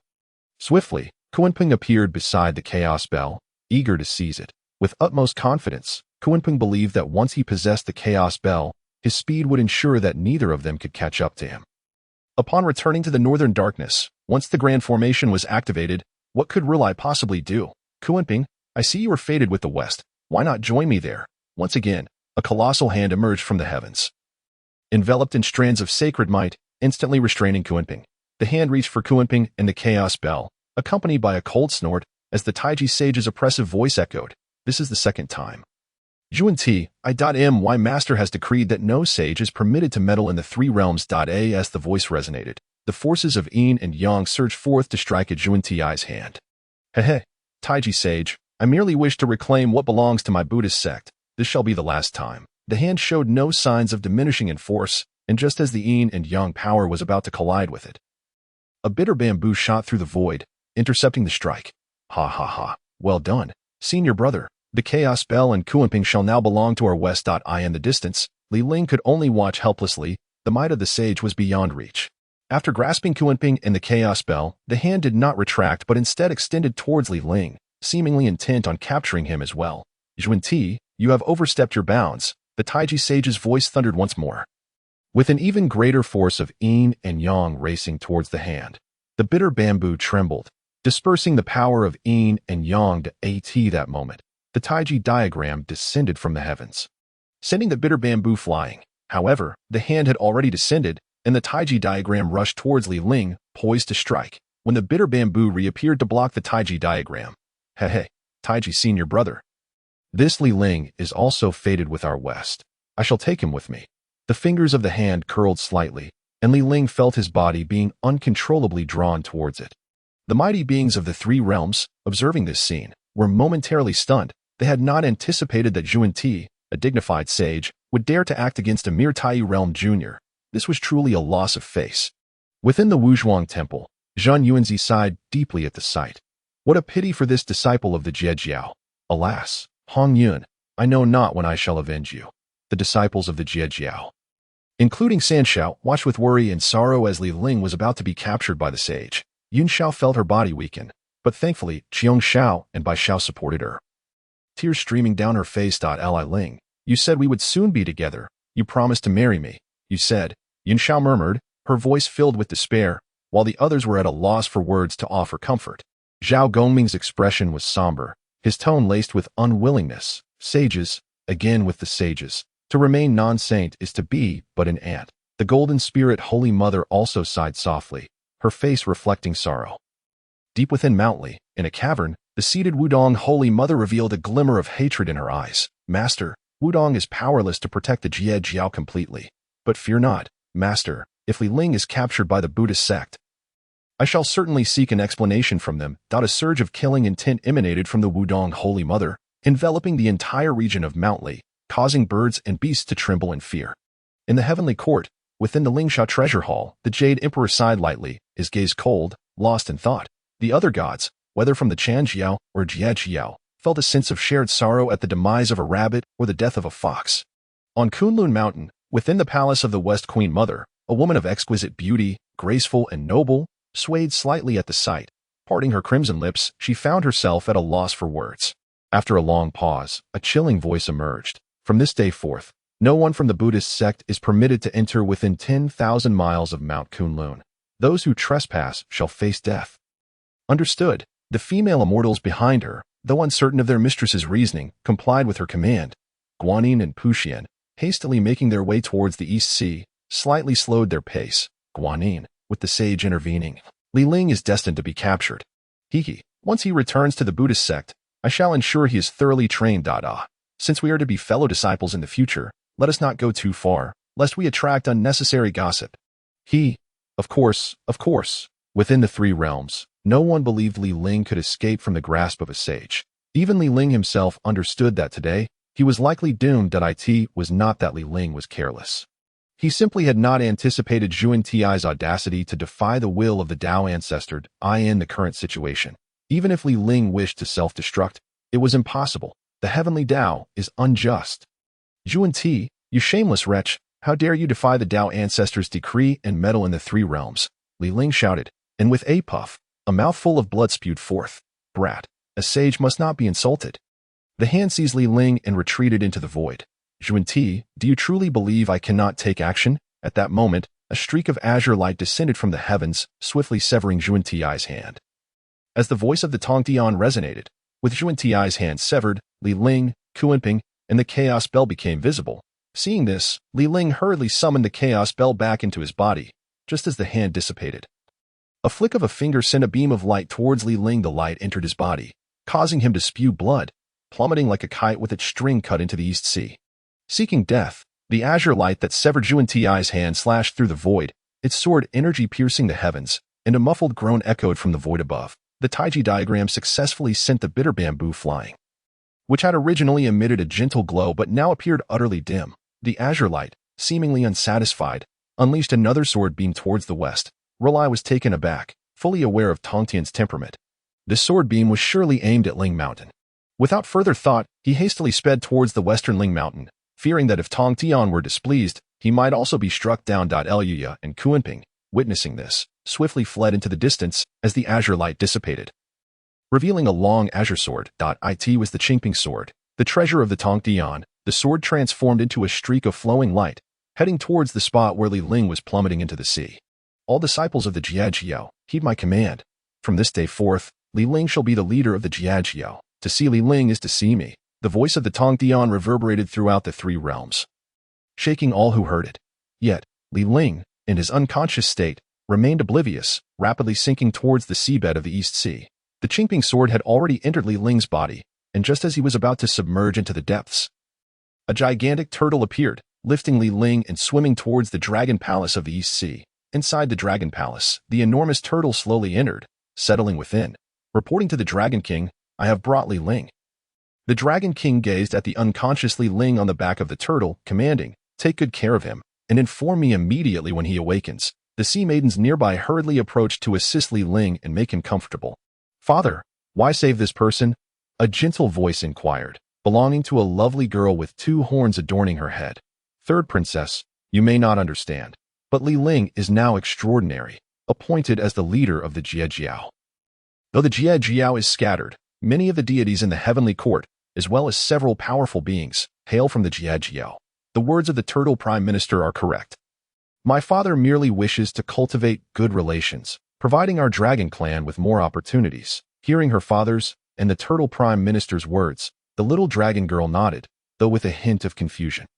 The Dragon King, noticing this, urged, my child, when Ling awakens, you must befriend him and become allies. It would be best if. The Dragon King contemplated, refraining from voicing the latter part, as some matters could provoke resistance if spoken aloud. Understood. Father. I will go check on that person. The little dragon girl smiled and turned to approach Ling once she departed. The Dragon King sighed silently. The Turtle Prime Minister then advised, Dragon King, do not worry. In my old age, I see great potential in Li Ling. He may one day assist our East Sea. Alas, let it be so. Very well, you may leave now. Time passed, and after an indeterminate duration, Li Ling finally stirred from his unconsciousness. As he opened his eyes, the first sight that greeted him was the playful and adorable visage of the little dragon girl. Startled, Li Ling quickly sat up, colliding with the little dragon girl who had leaned in. Who are you? Where is this? Humph, your demeanor is rather impolite. You sustained serious injuries and fell into the East Sea, and it was my father, the Prime Minister Gui, who brought you back for treatment. The little dragon maiden rubbed her head, which had been struck, her expression tinged with anger. Observing the small horns atop her head, Li Ling exclaimed in astonishment, So, this is the Dragon Palace of the East Sea? And you are, indeed, I am the third daughter of my father, the little dragon maiden replied haughtily. Noticing Li Ling's seemingly unfazed demeanor, the little dragon maiden fixed him with her large, expressive eyes. Why are you not surprised? What is there to be surprised about? Li Ling retorted, gesturing towards the horns on her head, as if he had already deduced the truth. Humph. I shall not speak with you any longer. I must go inform my father that you have awakened.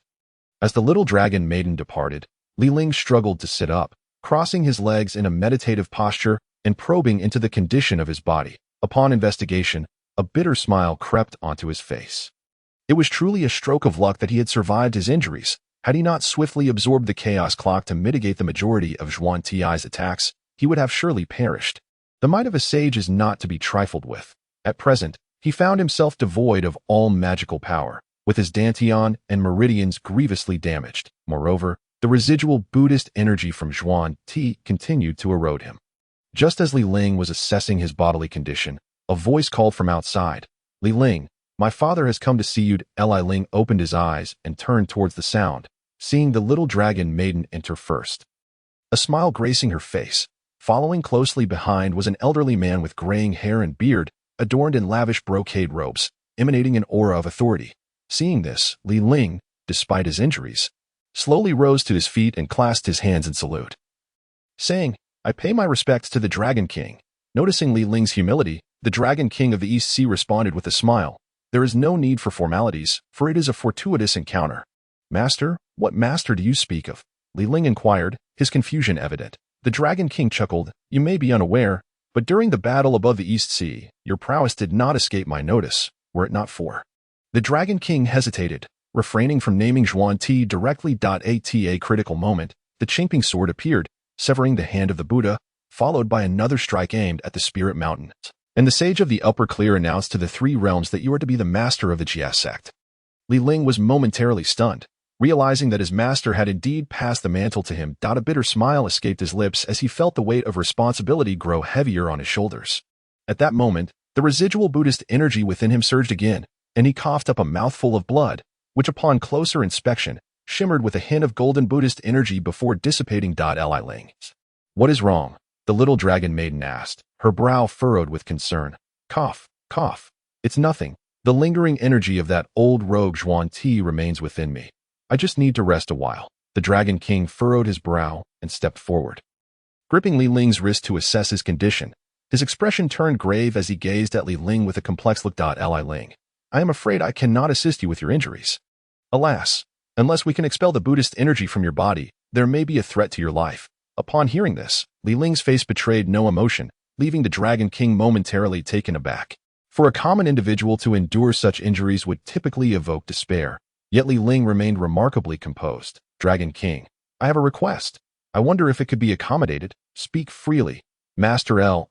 as long as it is within my power. I will do my utmost to assist you. Given my severe injuries, I wish to recuperate in the Dragon Palace for a time. Is that acceptable? Before Li Ling could finish, the Dragon King immediately responded. What are you saying? The doors of the East Sea Dragon Palace are always open to you. You may stay for as long as you wish. Li Ling nodded, smiling. Then I thank the Dragon King. Additionally, as I fell into the East Sea, I do not wish to worry my friends. I kindly request that the Dragon King send someone to inform the Heavenly Court and Chang'an City of my safety. Hearing Li Ling's request, the Dragon King readily agreed, considering it a trivial matter. Seeing the Dragon King acquiesce so easily, Li Ling smiled and refrained from saying more. The Dragon King then declared, I shall send someone to deliver the message for you. Master Li, Please rest well here. With that, upon receiving Li Ling's nod, the Dragon King departed without delay. The little dragon maiden, glancing at her father and then at the meditative Li Ling, followed him out. Her expression tinged with worry. Once they had left, Li Ling, seated in meditation, called out in his mind, System, come forth. What about my rewards? Ding. The rewards have already been distributed to the host. Please check your system backpack. The system responded. Hearing this, Li Ling discovered several new items in his system backpack. Upon inspection, Li Ling was momentarily taken aback. Chaos Purple Cloud, Ancestral Dragon Blood, Dao Slaying Sword, 10,000 Buddhas paying homage. These items left Li Ling in a state of bewilderment. The Chaos Purple Cloud could be refined into a physical form, with the primordial spirit unbound by any constraints. However, he wondered if it could help Yunxiao resist the shackles of the divine sealing list. After some contemplation, Li Ling decided to set it aside for later discussion with Yunxiao.as for the ancestral dragon blood. Li Ling deemed it useless. According to the system's description, it was suitable for dragons. Should other races attempt to refine it, the effectiveness would be diminished, and it might lead to transformation into a dragon. Li Ling had no desire to become a dragon at present. He would keep it, just in case his current body could not be restored.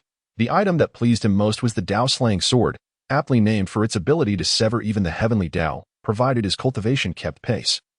It was indeed superior to the Pangu axe. However, the final item, 10,000 Buddhas paying homage, left Li Ling perplexed that it was clearly a type of technique, and its upper limit seemed exceedingly high. Yet, it appeared to be a Buddhist practice. Did the system intend for him to cultivate Buddhism? He wondered if it would cause him to lose his hair. While Li Ling examined the system rewards, the East Sea Dragon King, having returned to the Grand Hall and dispatched someone to deliver the message for Li Ling, fell into deep contemplation. Dragon King, given that Li Ling's cultivation has been completely extinguished, I fear he will be unable to recover. If we continue to befriend him, might we not provoke the Buddhist sect? Upon hearing the Prime Minister Gui's words, the East Sea Dragon King fell silent for a moment before replying. It matters not. Even without his cultivation, his identity as the master of the Jie sect is sufficient for us to maintain a cordial relationship. Furthermore, there remains a possibility that Li Ling's injuries could be healed. As the Dragon King spoke, his gaze drifted towards a distant direction outside the Dragon Palace. The Prime Minister Gui followed the Dragon King's gaze, and after a moment, he suddenly exclaimed, "The Dragon's Grave Abyss? Indeed, it is the Dragon's Grave Abyss. If Li Ling were to gain something within, not only could he potentially heal his injuries, but he might also ascend to greater heights. But the Dragon's Grave Abyss only opens once every 10,000 years. We are still far from that date. To force its opening would require a significant amount of dragon blood as a catalyst. I fear the East Sea Dragon Palace may lack the strength to do so. What if we gathered the strength of the four seas? Dragon King, the other sea kings would never agree to this unless they too could enter the Dragon's Grave Abyss. But Dragon King, why would you do this? It brings no benefit to the East Sea and would only enhance the power of the other three seas. The East Sea Dragon King sighed. You are well aware of our circumstances. Even if I do not take this course, how long can we endure? The only viable strategy is to place all our hopes upon Li Ling.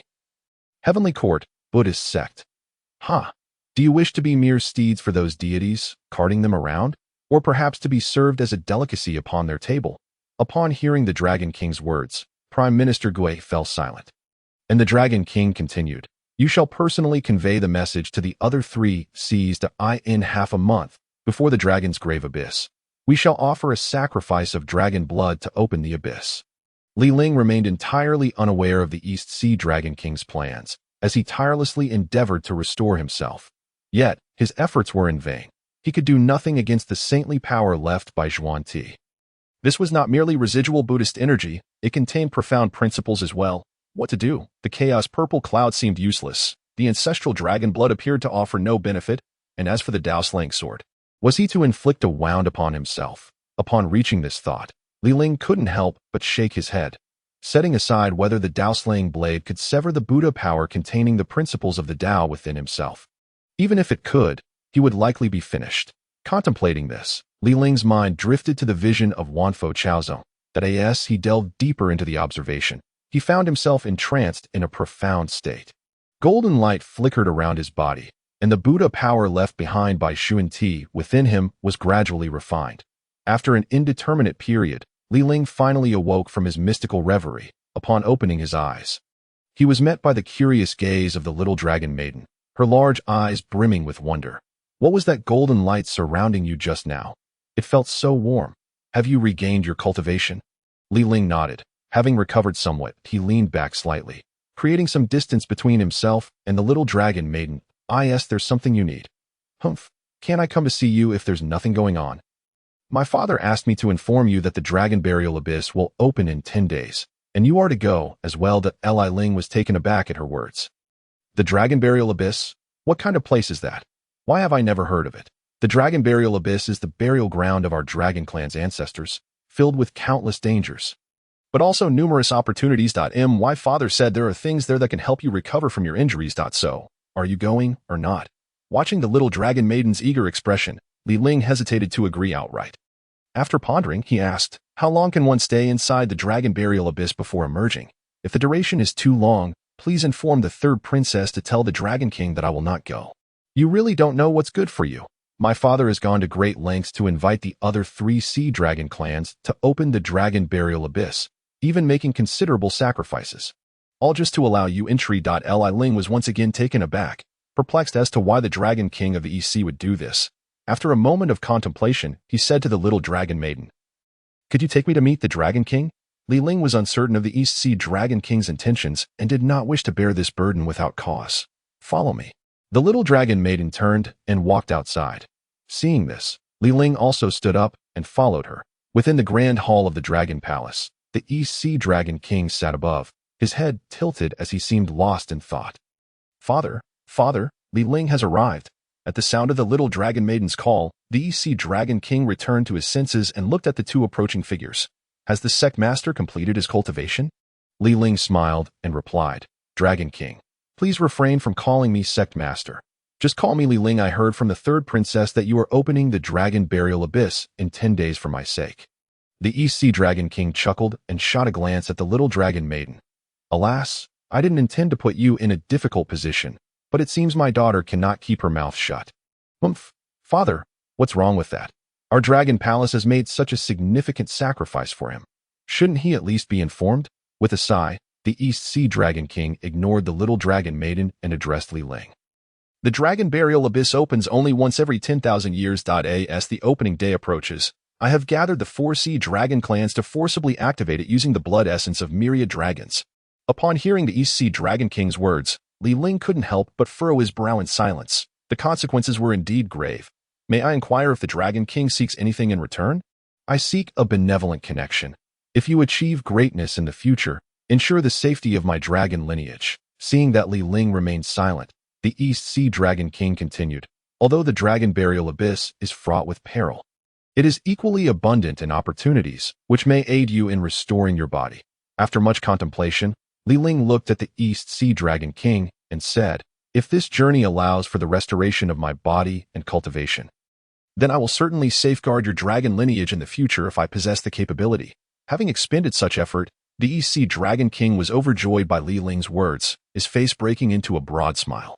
Dragon King, what dangers lie within the dragon burial abyss? How long will it be open?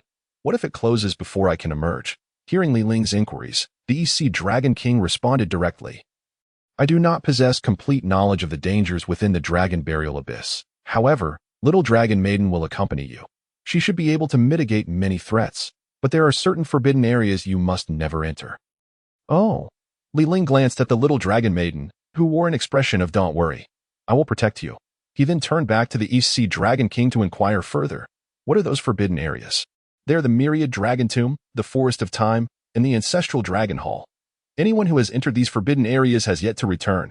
Upon hearing this, Ling asked, could the Dragon King elaborate on these 3 forbidden areas? The Myriad Dragon Tomb is the burial site of the Dragon Clan's ancestors, Night. It is filled with howling winds and vengeful spirits that take on dragon forms. Extremely eerie, the Forest of Time is a desolate stone forest, where the moment one steps in, life swiftly withers away, eventually becoming a pile of bones scattered by the wind. As for the Ancestral Dragon Hall, it was once a place of cultivation for the ancestral dragon, where the restrictions can strip one of their powers, leading to death at the hands of the creatures within. After the East Sea Dragon King's description, Ling nodded in understanding. The East Sea Dragon King assured him, rest assured, As long as you do not tread into those 3 forbidden areas, little dragon maiden's cultivation should be sufficient to keep you safe. Li Ling, seeing the East Sea Dragon King's confidence, cast a curious glance at the little dragon maiden.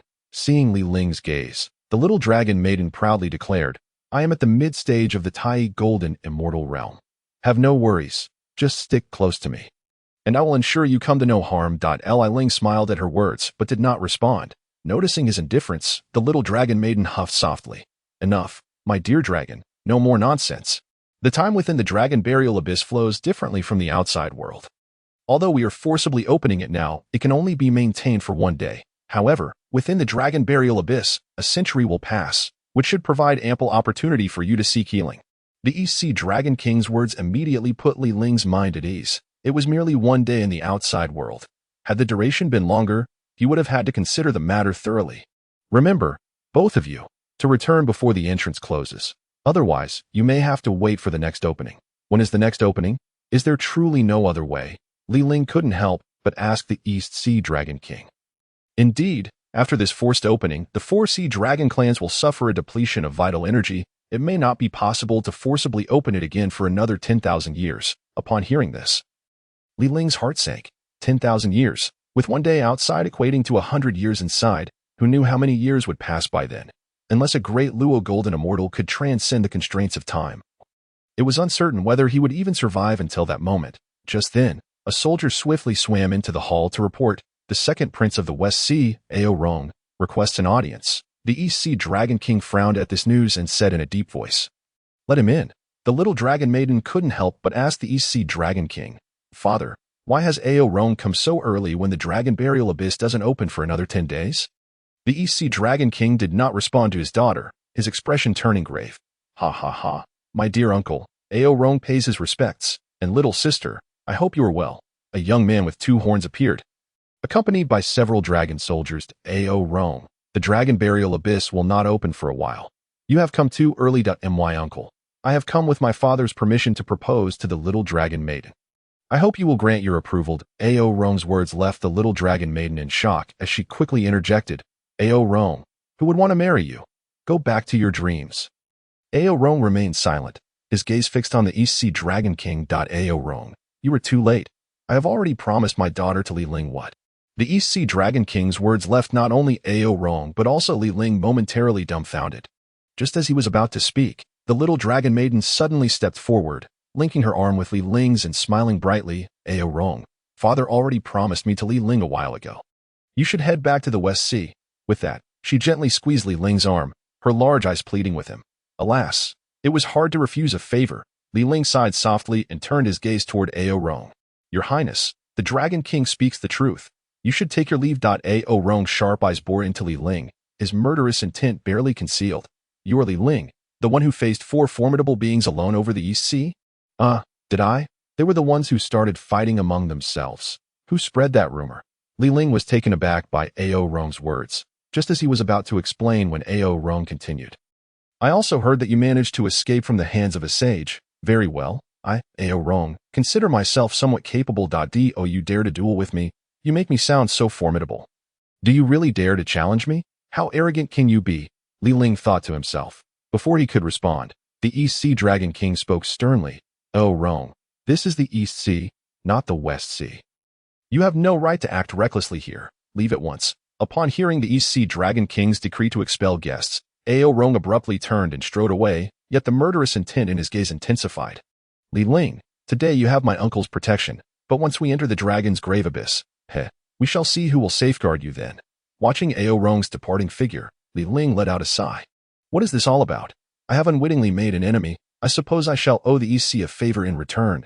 Noticing that the little dragon girl still clung tightly to his arm, Li Ling instinctively attempted to pull away. It felt as if something were obstructing him, and he could only withdraw halfway without success. His movement, the little dragon girl quickly realized and hastily released his arm, her face flushing with embarrassment as she retreated to the side. Li Ling turned to the East Sea Dragon King with a wry smile and said, Dragon King, I find Ao Rong rather commendable.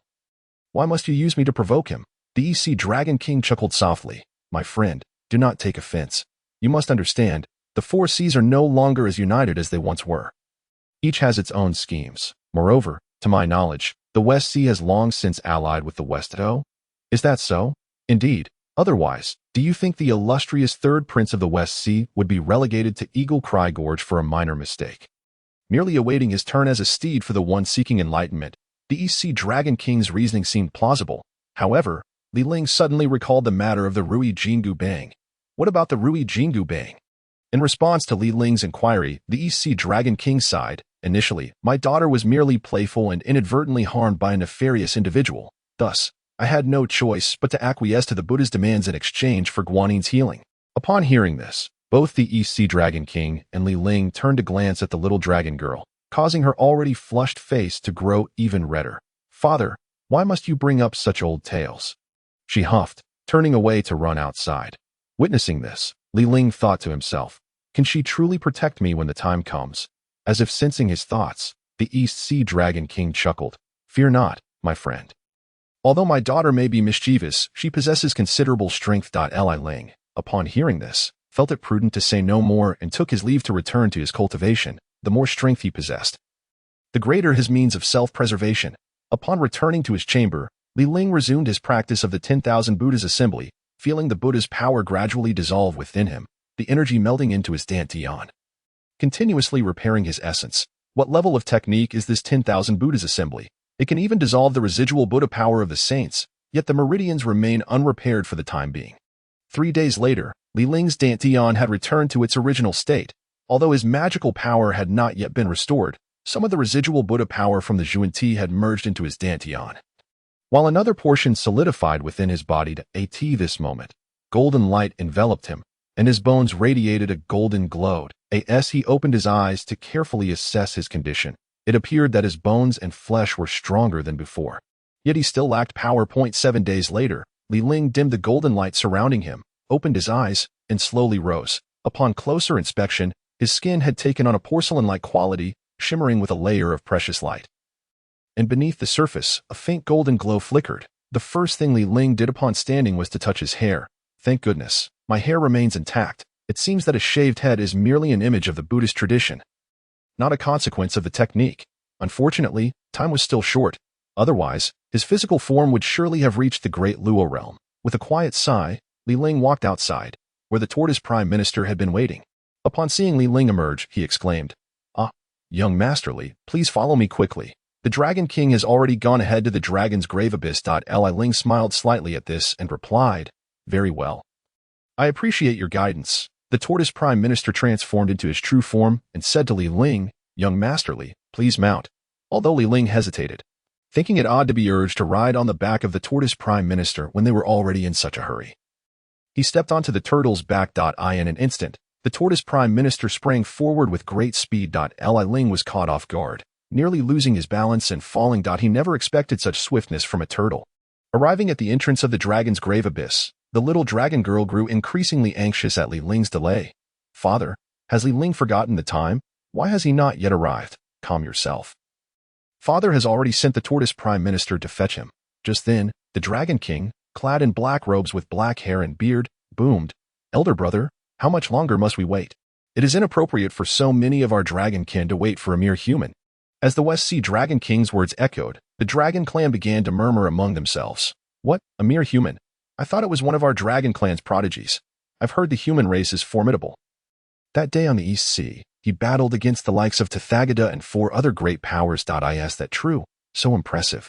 Indeed, I have heard the same, but it seems he was later stripped of his cultivation by the saints. Huh. I thought he was quite remarkable. If his cultivation is nullified, why would he dare enter the dragon's grave abyss? Is he merely seeking humiliation? Ha. You've made me laugh. Isn't that the truth? Moreover, I have heard that the East Sea Dragon King has even betrothed his daughter to him. The second prince of the West Sea declared that when he enters the dragon's grave abyss, it shall be his demise. Are you referring to the second prince of the West Sea, Ao Rong, who single-handedly slayed the Tai realm demon king? Oh, you know of this. Word has even reached the South Sea. Who in the 4 seas does not know?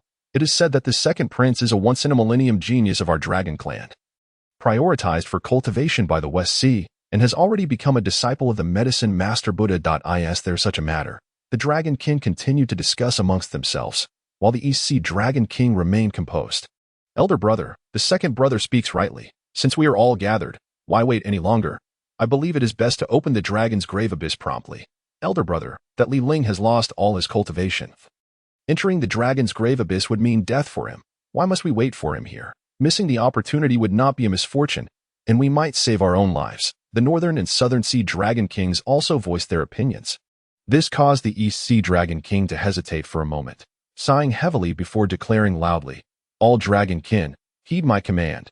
Sacrifice dragon blood and open the dragon's grave abyss." As the East Sea Dragon King's voice resonated, the Four Seas Dragon Kin, who had long been waiting, began to offer their vital blood in unison.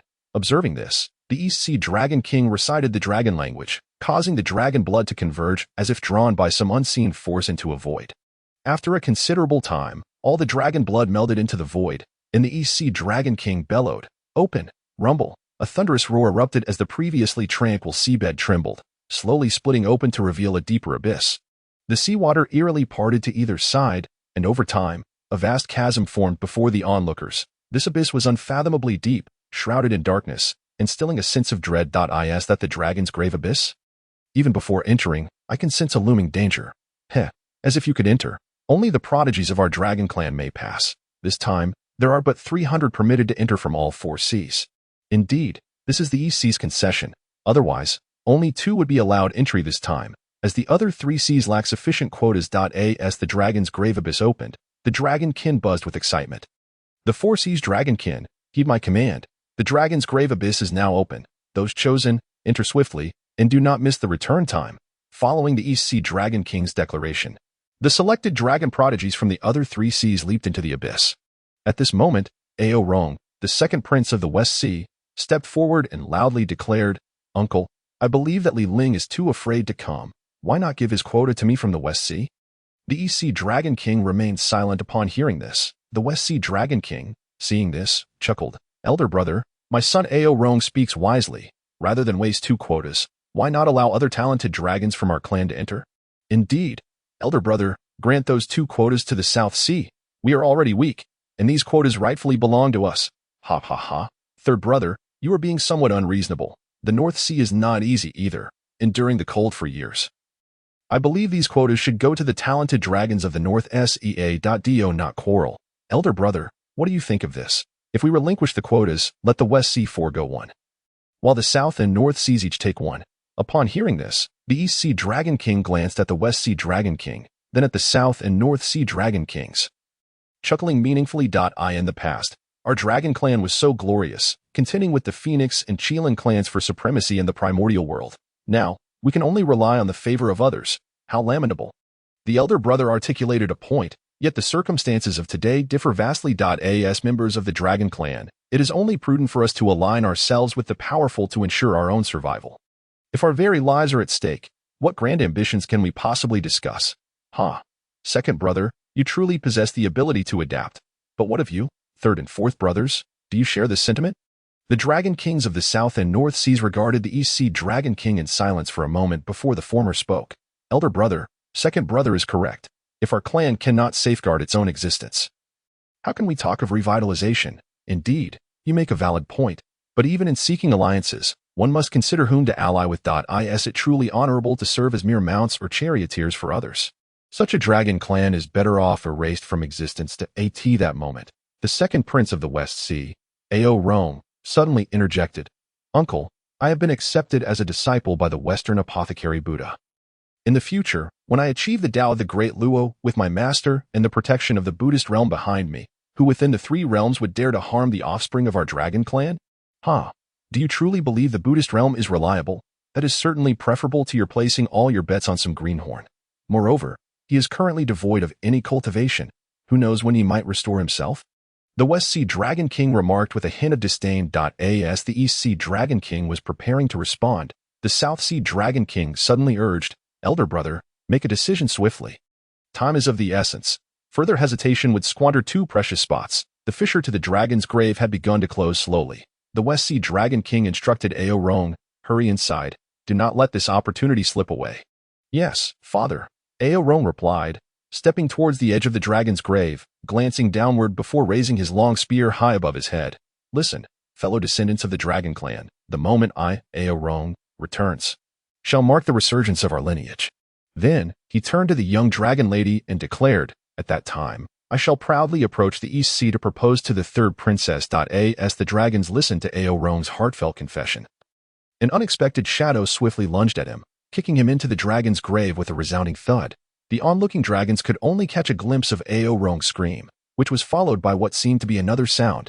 "Damn it, Minister Turtle, you could have warned me." The dragons exchanged glances, bewildered by the sudden turn of events. The East Sea Dragon King, smiling, turned to Minister Turtle and inquired, "What does he mean by damn it?" "Perhaps he feels he has sullied the back of an old minister and seeks to clean it," Minister Turtle suggested. Nodding in agreement, the East Sea Dragon King remarked, "Indeed, as expected of a leader of a sect.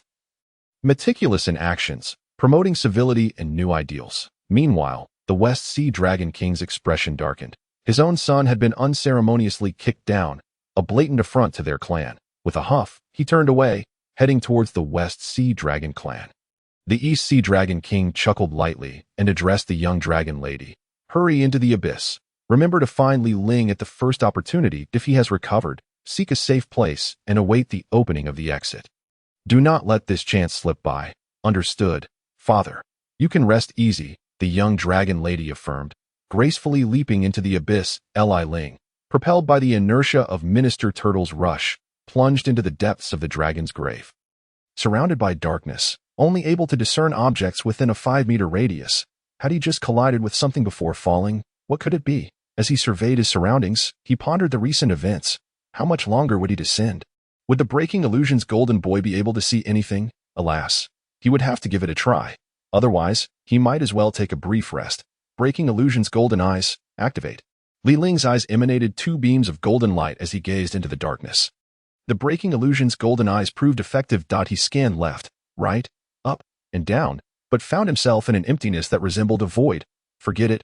I might as well rest for a bit. At this rate, it may take a while to reach the bottom. What is that? Just as Ling was about to retract his Breaking Illusions golden eyes, he suddenly glimpsed something floating in the void several thousand meters below. Aiming for the position, he swam vigorously towards it, preparing to seize it the moment he arrived. Almost there, just a little further. Now, with an outstretched hand, he grasped an object the size of a soccer ball, entirely white and resembling jade. "What is this?" Ling mused, examining it closely without discerning its significance, before stowing it away. There's light below. It must be close. Ling glanced downward, preparing for descent. With a splash, he landed in a pool of water. The sound of his heavy fall startling 2 nearby dragons. "Did something just fall into that pool?" one dragon inquired. "I heard it too. Let us investigate." "It could be a treasure," the second dragon exclaimed. The 2 dragons hurried towards the pool's edge, finding the water surface eerily calm. "This must be the spot. Let us dive in and take a look." Just as they were about to enter the water, a figure erupted from the pool with a crash, landing heavily on the bank before sprinting away. "Stop! Hand over the treasure," one dragon shouted. However, the figure ignored them. The other dragon barked, "How audacious! You dare disregard us." Immediately, the 2 dragons pursued the figure at a rapid pace. Moments later, they caught up to the figure, and upon seeing its face, they questioned, "Who are you? Why are you here?" "Ao Foam. He does not seem to be one of our kin." The young dragon, named Ao Foam, scrutinized the figure closely and confirmed, "Indeed, he is not of the dragon clan." "Who are you?" "Greetings, I am Ling, and I am—" "What? You are Ling." Before Ling could finish, Ao Foam interrupted, his face lighting up with excitement. "Ha! This is fortuitous. Boy, come with us to meet the second prince, lest you suffer physical punishment." Ling was taken aback, his eyes flashing with intensity as he regarded the 2 dragons. "You hail from the West Sea?" The 2 dragons replied. "We are from the South Sea, but capturing you to present to the second prince will grant us the privilege of following him. It is your misfortune to have offended the wrong individuals." Realizing that the South Sea was also involved, Ling understood he was being sought after by all 3 seas. His fist clenched tightly as he advanced step by step towards the 2 dragons. "Since it has come to this, I shall roast you today. Your flesh and blood will serve to mend my own." Yet, Ling halted 5 steps away from them, his expression grave as he gazed towards the pool. "I did not expect them to pursue me still." Upon hearing Ling's words, the 2 dragons paused, perplexed, before a tremor shook the ground. Without a moment's hesitation, Ling took off running, and the 2 dragons had no choice but to follow closely behind. Boy, stop. Comply and bind your hands. Accompany us to see the second prince that it's pursuing us. Li Ling's words halted the two pursuing dragons in their tracks. What do you mean? Ao Feng called out to the fleeing Li Ling. A great serpent, Li Ling shouted without looking back. The two dragons exchanged incredulous glances to is he truly so weak that a mere serpent frightens him? Ao Feng scoffed. You block his path, and I will handle that serpent. With that, Ao Feng propelled himself backward, retreating to Ao Yu swiftly positioned himself in front of Li Ling, blocking his escape. Run. If you wish to die, do not obstruct me, Li Ling commanded as he confronted Ao Yu. Huh. A serpent has you so frightened. It seems the rumors are largely exaggerated. Just wait and see. That serpent will surely bow before Ao Feng, begging for mercy. Run. As Ao Yu looked at Li Ling with disdain. A booming voice from behind called out, It's a ting snake. This boy is deceiving us. Hearing this, Ao Yu's expression shifted to one of panic as he hurried in the direction Li Ling had fled. Boy, how dare you trick us? When I catch you, I shall first torment you before presenting you to the second prince that I warned you. There's a great serpent behind us. Did you not say it would kneel and beg for mercy? That, my friend, is the Tongtian. Are you familiar with the Tongtian? In ancient times, it commanded the winds and summoned rain, and it feasted upon dragons. Well then, if you both ensure it is well fed, perhaps it will spare me from its appetite. You. Behind him, Ao Feng was already being pursued by the Tongtian, struggling with all his might to fend it off. Upon witnessing this, Ao Yu hesitated for a moment before finally uttering, Li Ling, wait for me, and swiftly turned back to provide support. After running for a while, Li Ling finally paused to catch his breath. The Dragon King of the East Sea mentioned that within the burial dragon abyss lies an opportunity to restore my body. But where shall I seek this? Never mind. I shall first locate the little dragon maiden. Li Ling surveyed his surroundings, chose a direction, and hastened onward. After an indeterminate amount of time, he finally spotted several dragons engaged in conversation. Indeed, the burial dragon abyss is replete with opportunities. I have obtained a divine herb that, once consumed, has greatly enhanced my cultivation, making me feel as if I could fell a dragon with a single punch. The other dragons, upon hearing his words, regarded him with peculiar expressions, realizing that his previous statement may have been somewhat inappropriate. This dragon cleared his throat to mask his embarrassment and added, What I meant to say is, I currently feel as though I could easily defeat Li Ling in the distance. Li Ling, upon hearing this, could not help but touch his nose. Since when did I become a unit of combat measurement? Another dragon remarked, I have also acquired a relic from our ancestors. Should Li Ling appear before me, I could easily capture him. Ha ha ha. It seems everyone has gained something. By the way, Ao Yun, what fortune have you encountered? Earlier, I saw you pursuing a fleeting light. Upon hearing this, Ao Yun's face immediately lit up with delight. Oh, it's nothing much, just a technique from a dragon ancestor. The other dragons, upon hearing this, displayed looks of envy. It is known that the burial dragon abyss was a place only accessible to those of the dragon race who had achieved the great Luo level and above in ancient times. It is the foremost forbidden zone for dragons. Hence the nature of Ao Yun's acquired technique is undoubtedly formidable. At this moment, the crowd turned to the approaching Li Ling, and one dragon curiously inquired, Which sea do you hail from? Li Ling had already transformed into a dragon form by this time, for otherwise, he would attract too much attention in the burial dragon abyss. Esteemed dragon brothers, I am but a humble dragon from the Western Sea. Might I inquire if any of you have been tasked by our second prince of the Western Sea to seek out the whereabouts of Li Ling and the little dragon maiden? Indeed, we have been searching, but the burial dragon abyss is vast, and we have yet to find them. Upon hearing this, Li Ling scoffed, Humph, you all treat the words of our second prince with such disregard. Calm down, esteemed dragon brother. May I ask what position you hold in the Western Sea? One dragon inquired nonchalantly. Humph, what of it? Do you wish to pry into my background? I shall not hesitate to tell you that I am a trusted confidant of the second prince. Ao Ling, ha ha ha. So it is brother Ao Ling. My apologies, my apologies. Here is a token of goodwill. I hope you will speak favorably of us before the second prince. One dragon, as he spoke, presented a precious herb to Li Ling, simultaneously exchanging glances with the others. Though the other dragons winced at the expense, they too produced some treasures as offerings. Very well. I shall temporarily accept these on behalf of the second prince. Now, let us hasten to find the whereabouts of the little dragon maiden. As Li Ling's words fell, a young dragon from afar came rushing toward them, breathless, exclaiming, Quick, Follow me. We have discovered the whereabouts of the little dragon maiden. Several of our kin have her cornered. Hurry. Ling was taken aback by this news and quickly replied, lead the way. Little dragon maiden, I suggest you surrender quietly to avoid injury. For we would not want to face the second prince with any complications. The little dragon maiden glanced at the 30 or so dragons from the 3 seas surrounding her, her brow furrowing. Step aside. We are all of the dragon race. Should we not support one another? Why must you encircle me? Hee hee, little dragon maiden, is it not your refusal to submit to the second prince that brought this upon you? We act for your own good. The second prince is valiant and unparalleled. His strength unfathomable. What harm could come from marrying him? Humph. What benefits has Ao Rong offered you? Are you not afraid that I shall report this to my father, bringing you to justice?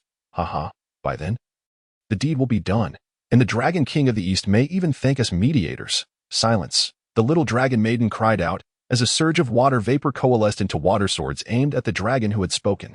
The water swords, resembling a web, left the dragon with no means of evasion. However, the little dragon maiden ultimately showed mercy, recalling her kinship. She did not strike to kill, and the dragon was merely knocked back.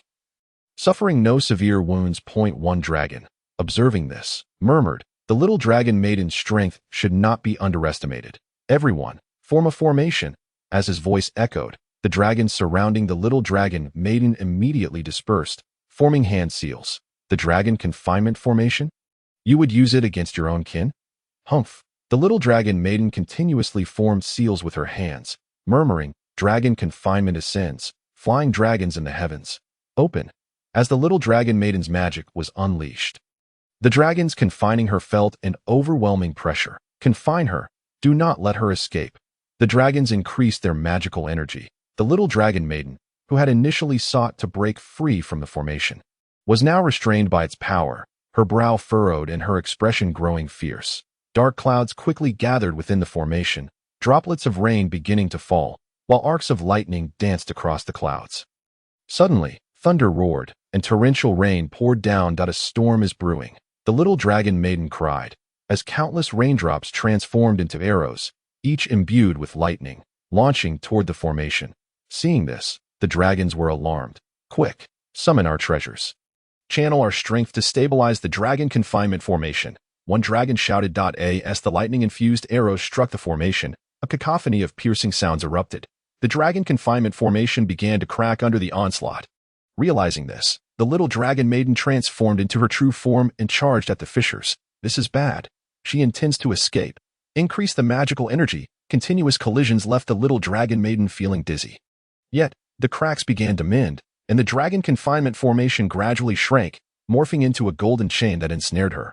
Let me go. The little dragon maiden struggled fiercely, but the more she resisted, the tighter the golden chains became. Little dragon maiden, do not waste your effort. Once ensnared by the dragon confinement formation, no matter how powerful your magic, it will be of no use. Hee hee. Once we deliver you to the second prince, we shall surely gain the chance to follow him. The little dragon maiden, her expression filled with rage, retorted, you are all talents of your sea. Why must you ingratiate yourselves with Ao Rong? You do not understand. We cannot compare ourselves to the second prince. Moreover, the second prince is a disciple of the great Buddhist master, Yaoshi Buddha, destined to soar across the 3 realms and restore the glory of our dragon race. As this dragon fantasized about following Ao Rong to the skies, a powerful voice rang out, step aside. Where is the little dragon maiden? The speaker was immediately shoved aside by Ao Yun, who could not tolerate such behavior. How could this be endured? Just as he was lost in thoughts of the future, he was rudely interrupted and bellowed, which sea do you hail from? Do you intend to launch an attack? Have you lost your dragoness sight? This esteemed individual is the trusted confidant of the second prince of the Western Sea. Ao Ling, quickly, tell us where the little dragon maiden is. The dragons were startled and turned their gaze toward Li Ling. You are a trusted confidant of the second prince? Why have I never seen you before? A dragon from the Western Sea questioned in confusion. Humph, what status do you hold in the Western Sea? A trusted confidant of the second prince is certainly not someone of your standing. Before Li Ling could respond, one of his accompanying dragons spoke up first. Upon hearing this, the Western Sea dragon fell silent. Li Ling then swaggered toward the center of the group, gazing at the little dragon maiden, who was tightly bound within the dragon confinement formation, and frowned. What is the meaning of this? Are you unaware that she is the one the second prince specifically sought? If she suffers even a scratch, can you bear the consequences? Release her at once." The dragons exchanged glances, and one of them spoke. "The little dragon maiden possesses immense power. We have exerted considerable effort to bind her with the dragon confinement formation. If we release her, it may lead to— Humph, Ling, with such great power, do you truly fear that she might escape? You all should promptly follow Ling's orders." Another dragon who had come with Ling interjected, casting a glance at the other dragons from the same sea. The dragons quickly grasped the implication. This was an opportunity to ingratiate themselves with the second prince's trusted confidant, and they eagerly chimed in. "Indeed, with Ling here, the little dragon maiden cannot stir up trouble. Lord Ling is second only to the second prince. I had the fortune to witness his prowess once. It was nothing short of terrifying. I have also heard tales, purportedly recounting how Lord Ling pursued the Demon King for 10,000 miles alongside the second prince, Ling. Upon hearing this, found it increasingly absurd, as he was entirely unaware of such an event." As the dragons around him exchanged words, the dragon clan members adept in formations found themselves in a predicament. "You dragons, what are you waiting for? Do you require Lord Ling to personally issue commands?" Ling's gaze narrowed, directed at the dragon clan members in charge of the formation. Faced with the icy stare of Ling, one dragon began to perspire profusely. "I shall release the little dragon maiden at once." As the little dragon maiden was freed, she strode forward with an air of pride, addressing Ling. "You are the little dragon maiden? Come with me. The second prince awaits your presence." The little dragon maiden furrowed her brows at these words, about to respond when a voice resonated in her mind. "I am Ling." Taken aback, the little dragon maiden scrutinized the dragon before her, noting the mocking smile gracing his lips, which incited her annoyance. After a moment's contemplation, she nodded. "Very well. Please lead the way." One dragon, witnessing this, clapped his hands in delight. "Indeed, it is Lord Ling. With just a few words, he has made the little dragon maiden submit willingly. 3 phrases from Lord Ling are worth more than 1,000 troops from us. Indeed, it is said that Lord Ling ventured alone to the northern continent, and, with mere words, vanquished a great demon. Allegedly, it was Lord Ling's intervention that compelled Kunping to retreat to the northern abyss, securing a promise of non-aggression towards the northern S. The surrounding dragons continued to spin increasingly outrageous tales. Ling felt a sense of disbelief and hastened his steps, prompting the little dragon maiden to follow suit. At that moment, a dozen more dragons rushed in, their voices echoing before they even appeared. "Where is the little dragon maiden? Where is she? Haha, you have arrived too late. The little dragon maiden has already been taken to the second prince by Lord Ling. If you seek to achieve merit, you should hurry and find Ling." "Who is Ling? The second prince is right here. What nonsense are you spouting?" Upon hearing this, the surrounding dragons paused, then erupted into laughter. "Ha ha ha. You do not even know Lord Ling. He is a trusted confidant of the second prince, with unfathomable strength." "What do you mean, my confidant? Who exactly is Ling? Where has the little dragon maiden gone?" Suddenly, as the crowd parted, a tall and proud young man stepped forward. "Lord Ling is a peerless prodigy of our dragon clan. It is said that he once battled the great sage equal to heaven, Sun Wukong, soaring through the skies." After he spoke, noticing the surrounding silence, he inquired with confusion, "Why are you all silent? Did I err in my words? Could it be that Lord Ling's achievements extend beyond this? Was he not the one who, at the dawn of the primordial era, with a few words, subdued the Phoenix and Qilin clans?" At this, Rong's expression darkened. "Are you truly speaking of my confidant? If one were unaware, they might mistake your words for those of a primordial powerhouse. I, Rong, and even my master, the Medicine Buddha, are not so formidable. Who exactly is Ling?" Meanwhile, Ling had already transformed back to his original form and was hastily departing with the little dragon maiden. "Achoo! Achoo! Ling, what is wrong?" "Nothing. Perhaps someone is thinking of me. Where are we headed?" "To the Valley of 10,000 Herbs. It is said that there lies a celestial root left by the ancestral dragon, which may heal your wounds." Before the Valley of 10,000 Herbs, Ling examined the formation enveloping it and asked the little dragon maiden, "How do we enter?" The little dragon maiden, with a hint of pride, replied, "Step aside and watch me." Ling observed as she manipulated her hands, causing a series of runes to illuminate and imprint upon the formation, creating ripples in the air. Then, she pricked her finger. offering several drops of dragon blood, and intoned a series of draconic incantations. With my blood, I honor my ancestors. Open the formation. As the little dragon maiden infused her blood into the formation, a portal manifested before them. Do not linger. This door will not remain open for long, that we must hurry inside. With that, the little dragon maiden stepped through, and Ling followed closely behind. Moments after they entered, the portal began to close slowly. Ling, curious, asked, "How will we exit? Surely we do not need to sacrifice more blood." The little dragon maiden rolled her eyes at him. "Do you think my blood is as plentiful as seawater? There is a one-way teleportation array here." After taking a few steps, noticing that Ling remained in a daze, she urged, "Hurry up. I suspect Ao Rong and the others will arrive shortly.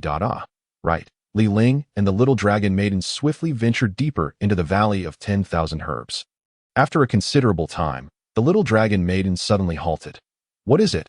According to ancestral records, there is a fierce beast guarded by the ancestral dragon within that we must proceed with caution as we are nearing the location of the celestial root. What kind of fierce beast? And what exactly is this celestial root? Can it truly heal my injuries? After all, peaches of immortality and ginseng fruits are also celestial roots. Why seek it here? What do you know? Peaches of immortality and ginseng fruits are longevity herbs, while the Huangzhongli enhances cultivation. Each celestial root has its unique effects that I am not certain what lies within here, but it will undoubtedly aid in healing. Ling nodded in agreement, finding some merit in the little dragon maiden's words. Then, what kind of fierce beast are we dealing with? The abyssal demon wolf.it is recorded that this beast wreaked havoc in the primordial era until it was subdued by the ancestral dragon. As Ling and the little dragon maiden delved deeper, he felt the spiritual energy intensifying, with signs of his meridians beginning to mend. The myriad Buddhas naturally circulated, and his magical power gradually restored. Just as he reveled in this delightful sensation, he heard the little dragon maiden's whisper, "We have arrived. Look over there." Following her pointed finger, Ling's gaze fell upon a towering tree, approximately 3 meters high. Laden with fruits, 33 in total. Is this the celestial root? It seems to be. I have never seen one before. Why not pick a fruit and find out? What if it is poisonous? Though he voiced his concern. Ling approached the tree. Just as he reached for a fruit, he suddenly recalled something and asked the little dragon maiden, "Is it really that simple? I have heard that ginseng fruits must be plucked with golden tools. Surely this celestial root has its own requirements. Stop with the nonsense. Here, take this." The little dragon maiden directly plucked a fruit and handed it to Ling. He accepted the fruit, inspecting it closely. Its crimson skin resembled that of a tomato. Could this be the first celestial tomato of the world? But I have never heard of tomatoes being so extraordinary. After a moment's hesitation, Ling bit down, and the fruit dissolved instantly in his mouth, flooding him with a warm sensation that coursed through his entire body. Closing his eyes, he silently sensed the effects. It seems to be working. He felt the previously severed meridians begin to connect with nearly imperceptible transparent threads. Seeing this, Ling hurriedly plucked another tomato and swallowed it. The threads connecting his meridians gradually thickened. Observing this, he hesitated no longer, plucking and consuming one fruit after another. Stop. Put down the spiritual fruit. Bind your arms, and kneel to plead for mercy. I shall spare your life. That moment. As Ling and the little dragon maiden were gathering the spiritual fruits, a domineering voice rang out. Startled, they turned to see Ao Rong and a group of dragons approaching swiftly. Without hesitation, Ling swallowed all the tomatoes he held, prompting the little dragon maiden to do the same. After consuming the fruits, Ling quickly gathered the remaining few from the tree. "You fool, stop immediately, or you shall meet a death without burial." As Ao Rong closed the distance, his sharp gaze fell upon Ling. "Who held the tomatoes? Kneel and surrender the spiritual fruits, and I shall grant you the opportunity to serve as my warrior. What a fool to emerge from the West Sea like you. How dare you speak disrespectfully to the second prince? Kneel and apologize." One dragon shouted at Ling. Ling, do not be obstinate. The second prince is offering you a chance. Not just anyone can earn the opportunity to serve him. Another dragon urged. "Indeed, Ao Ling, although you can slay great demons and repel Kuanping, Phoenix, and Qilin clans with mere words, you still fall short compared to the second prince." Upon hearing this, Ling felt a touch of embarrassment and awkwardly rubbed his nose. Surprised at his own perceived prowess, Ao Rong and a multitude of dragons cast furious glances at the dragon who had spoken. Under the weight of their gazes, the dragon stammered, "Am I not just using Ling to highlight the second prince? Aorong remained silent, advising, "It would be prudent for you to refrain from speaking. Your parents must have had their reasons when naming you." Aorong then turned to Li Ling, extending his hand and demanding, "Hand it over. Hold on. This does not belong to you from the West Sea. You cannot simply claim it." The little dragon maiden retorted sharply, "Heh, not only do I desire this spiritual fruit, but I also want you. This time, I shall see how you escape." Aorong leered at the little dragon maiden before turning to Li Ling, declaring, "Once you've made your decision, kneel. From now on, you shall be my battle servant. Dream on. You are a fool, believing yourself above others simply because you possess some power. Begone," Li Ling shouted, swallowing all the tomatoes in his hand. Aorong, seeing this, seethed with rage. "Li Ling, you court death. I have changed my mind. Once I capture you, I shall nail you outside my West Sea Dragon Palace, subjected to the relentless sea's erosion and the gnawing of fish and shrimp. I believe it is you who seeks death." "Little dragon maiden, Aorong is mine. You hold off the other dragons," Li Ling instructed, charging towards Aorong. The mass consumption of tomatoes had thickened the transparent threads connecting his meridians, allowing his mana to circulate throughout his body. Given time, his meridians would undoubtedly heal, but the current situation was dire. Bang! Li Ling and Aorong exchanged a swift punch, testing each other before launching into fierce combat. Aorong, confident in his strength, refrained from using magic. Relying solely on his physical prowess to contend with Li Ling, had Li Ling not previously ascended his physique to the level of Deluo, he might well have struggled against Aorong. For the dragon clan was renowned for their formidable bodies. However, in this moment, die! Aorong roared, transforming into his true form, a colossal dragon, soaring above and extending his massive claws towards Li Ling. Li Ling, be careful. The little dragon maiden cried out, her face etched with concern. Being of dragon lineage, she understood the terrifying might of their kind. "Heh, I foresee that with this strike, the second prince shall surely see Li Ling meet his end."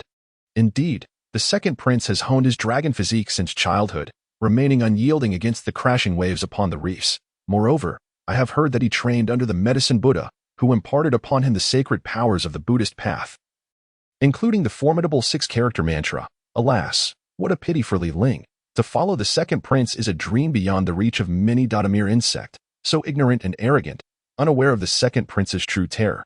As the dragons conversed, the enormous dragon claw descended toward Li Ling. Bang! The claw struck Li Ling with tremendous force, sending up a cloud of dust. Alas, what a waste, for Li Ling had just ascended to the position of the leader of the Jiejiao, only to be struck down by the second prince. You think the Jiejiao will not seek vengeance upon my dragon clan?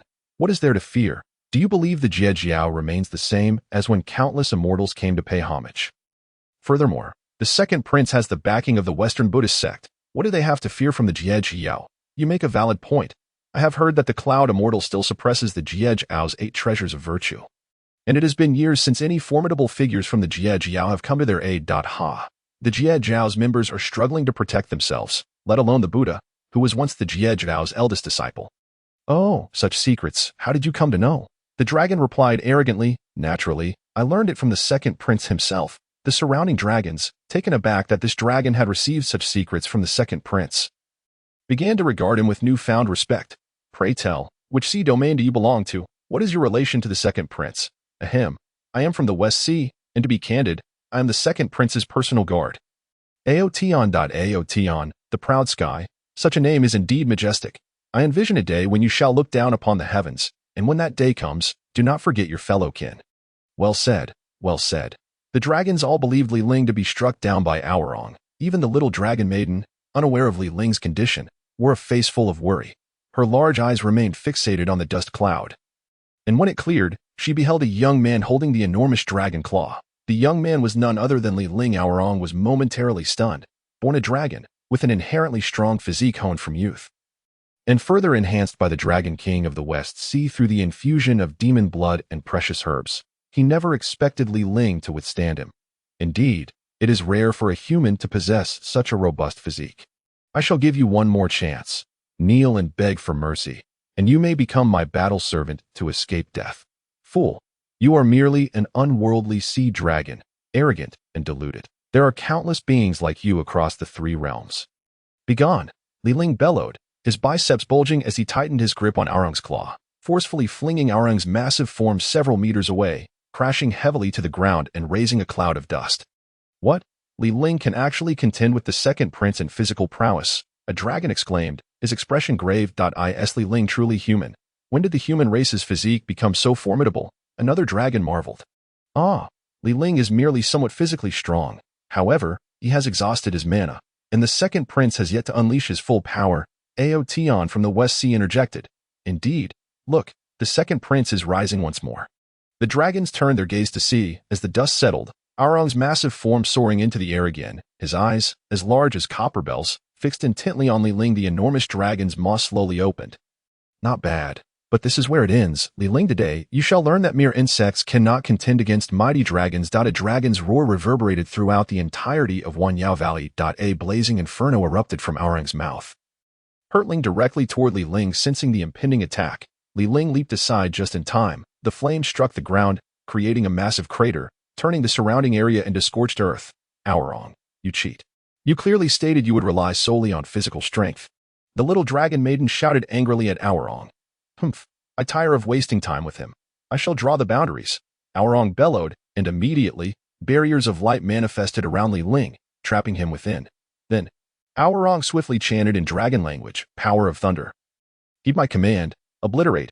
Above the luminous cage, colossal bolts of thunder rained down upon Li Ling with unrelenting fury. Li Ling, the little dragon maiden cried out in desperation, disregarding everything else, unleashing wave after wave of her mana toward the radiant prison. Useless, little dragon maiden, this barrier is crafted from my dragon power and cultivated Buddhist strength. With your cultivation level, you cannot break it. Aorong scoffed. Upon hearing this, the little dragon maiden felt a wave of despair wash over her. Before arriving, she had vowed to protect Li Ling. Yet now, the second prince is magnificent. The second prince's might is unparalleled. The surrounding dragons shouted, their voices ringing out in praise. Boom! Thunder cascaded down, striking Li Ling within the radiant cage. Again and again, the dragons watched as a figure bathed in thunderous energy began to fade from view after only 5 bolts struck. No matter how powerful Li Ling may be, before the second prince, he would be reduced to ashes. One dragon smirked. What a pity for such a figure. If only he could serve the second prince, he would surely achieve great things in the future. Li Ling is dead. Let us quickly capture the little dragon maiden and offer her to the second prince, a quick-thinking dragon declared, swiftly moving to surround the little dragon maiden. The other dragons, seeing this, brightened with excitement and encircled her from different directions.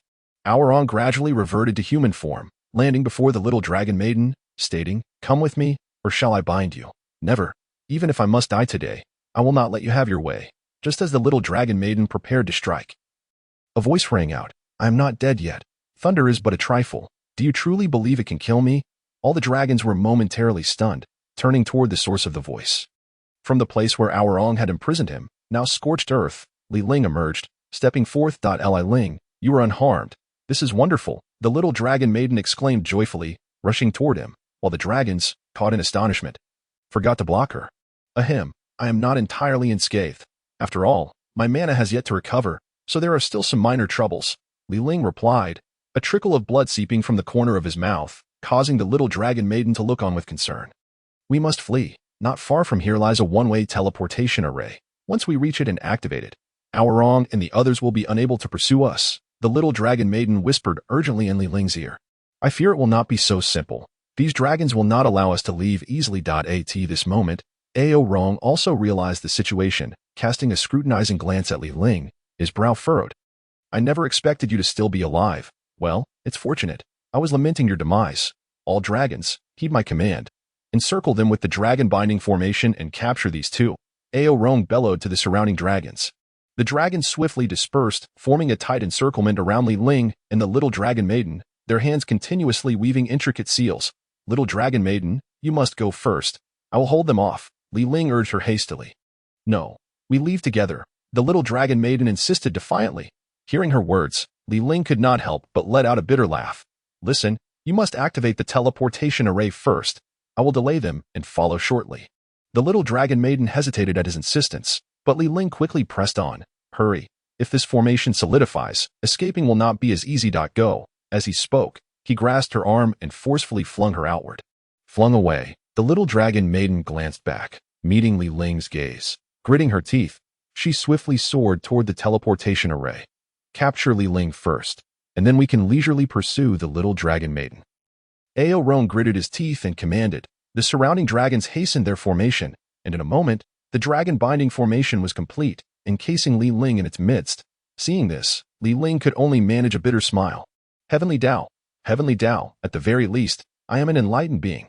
Why not smite these dragons with divine retribution? Despite his lament, Li Ling was aware that within the dragon's grave abyss, the Heavenly Dao was likely obstructed.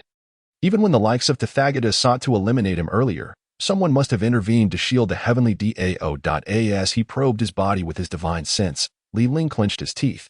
Damn it, it doesn't matter anymore. If my meridians are ruined, so be it. It's better than being captured. Come forth, slashing Dao blade. Li Ling forcibly summoned his spiritual energy, grasping the slashing Dao blade, and swung it towards the dragon-binding formation. Exclaiming, shatter, the slashing Dao blade cleaved through the formation as if it were mere paper, instantly shattering it. However, after this strike, Li Ling's condition deteriorated significantly. The threads connecting his meridians began to rupture once again. Seeing the dragon-binding formation destroyed, Ao Rong shouted, "Everyone, attack together. Do not let him escape. Life and death are inconsequential." Just then, a wolf howl echoed through the air. The sudden sound startled the dragons. Li Ling recalled the little dragon maiden mentioning that an abyssal demon wolf guarded the 10,000 herb valley. The dragons seemed to have also recalled the terrifying accounts documented in their ancestral texts. "It's the abyssal demon wolf," a dragon exclaimed, trembling with fear. "Indeed. I remember now. It is recorded in our clan's texts." For those dragons unfamiliar with the texts, they learned of the abyssal demon wolf's terror from their kin. Do not panic. There is only one abyssal demon wolf, and it has already been suppressed by the ancestor dragon to the Taiyu realm. We can easily handle it. Ao Rong, however, appeared unwilling to retreat. He had gained nothing from this venture, and the spirit fruit had all been consumed by Li Ling. He desired to claim the heavenly root for himself. Without further thought for Li Ling, he swiftly approached the heavenly root, producing a magical artifact to collect it. "You thieves, you've consumed my spirit fruit and now seek to take the heavenly root? All of you shall perish." A shadowy beam shot towards Ao Rong, startling him. Without caring for the heavenly root, he hastily dodged. Boom, the spot where Ao Rong had stood was instantly left with a deep crater. At that moment, a giant wolf, entirely black, emerged into view, rushing toward Li Ling and the dragons. Having evaded one attack, Ao Rong transformed into a massive dragon to confront it, resulting in a fierce clash between them. After a prolonged struggle, Ao Rong let out a wretched cry as his physical form was struck by the abyssal demon wolf spell. The shadowy energy seemed to possess corrosive properties, continuously eroding Ao Rong's dragon form. "Altogether, let us slay this wolf," Ao Rong commanded, and the dragons, witnessing the situation, summoned their magical artifacts to bombard the abyssal demon wolf. "Awoo!" The wolf howled in pain. "You dragons are all scoundrels." The ancestor dragon was the same. "And so are you younglings, abusing your numbers to bully me." "Awoo!" The abyssal demon wolf let out another long howl, and after this cry, Li Ling felt as if something was rushing toward them. Before long, a multitude of pitch-black demon wolves appeared, including some that were interspersed with white. Weren't we told there was only one abyssal demon wolf? What is happening? This 10,000 herb valley is truly a den of wolves. More and more demon wolves gathered, surrounding Li Ling and the dragons. Seeing this, Li Ling dared not delay any further. He had no idea how many demon wolves there were. They were likely all descendants of the abyssal demon wolf. If they became surrounded, he feared he would be torn apart by the pack. Rushing in the direction the little dragon maiden had indicated, Li Ling darted forward. Although there were many demon wolves blocking his path, their cultivation levels were not particularly high. Forcefully blasting away the obstructing wolves, Li Ling aimed to break free from the encirclement. Trying to flee, no one escapes today, since you've consumed my spirit fruit. I shall devour you. The abyssal demon wolf stomped forward, causing intricate formations to illuminate on the ground. As these formations glowed, Li Ling felt an invisible pressure.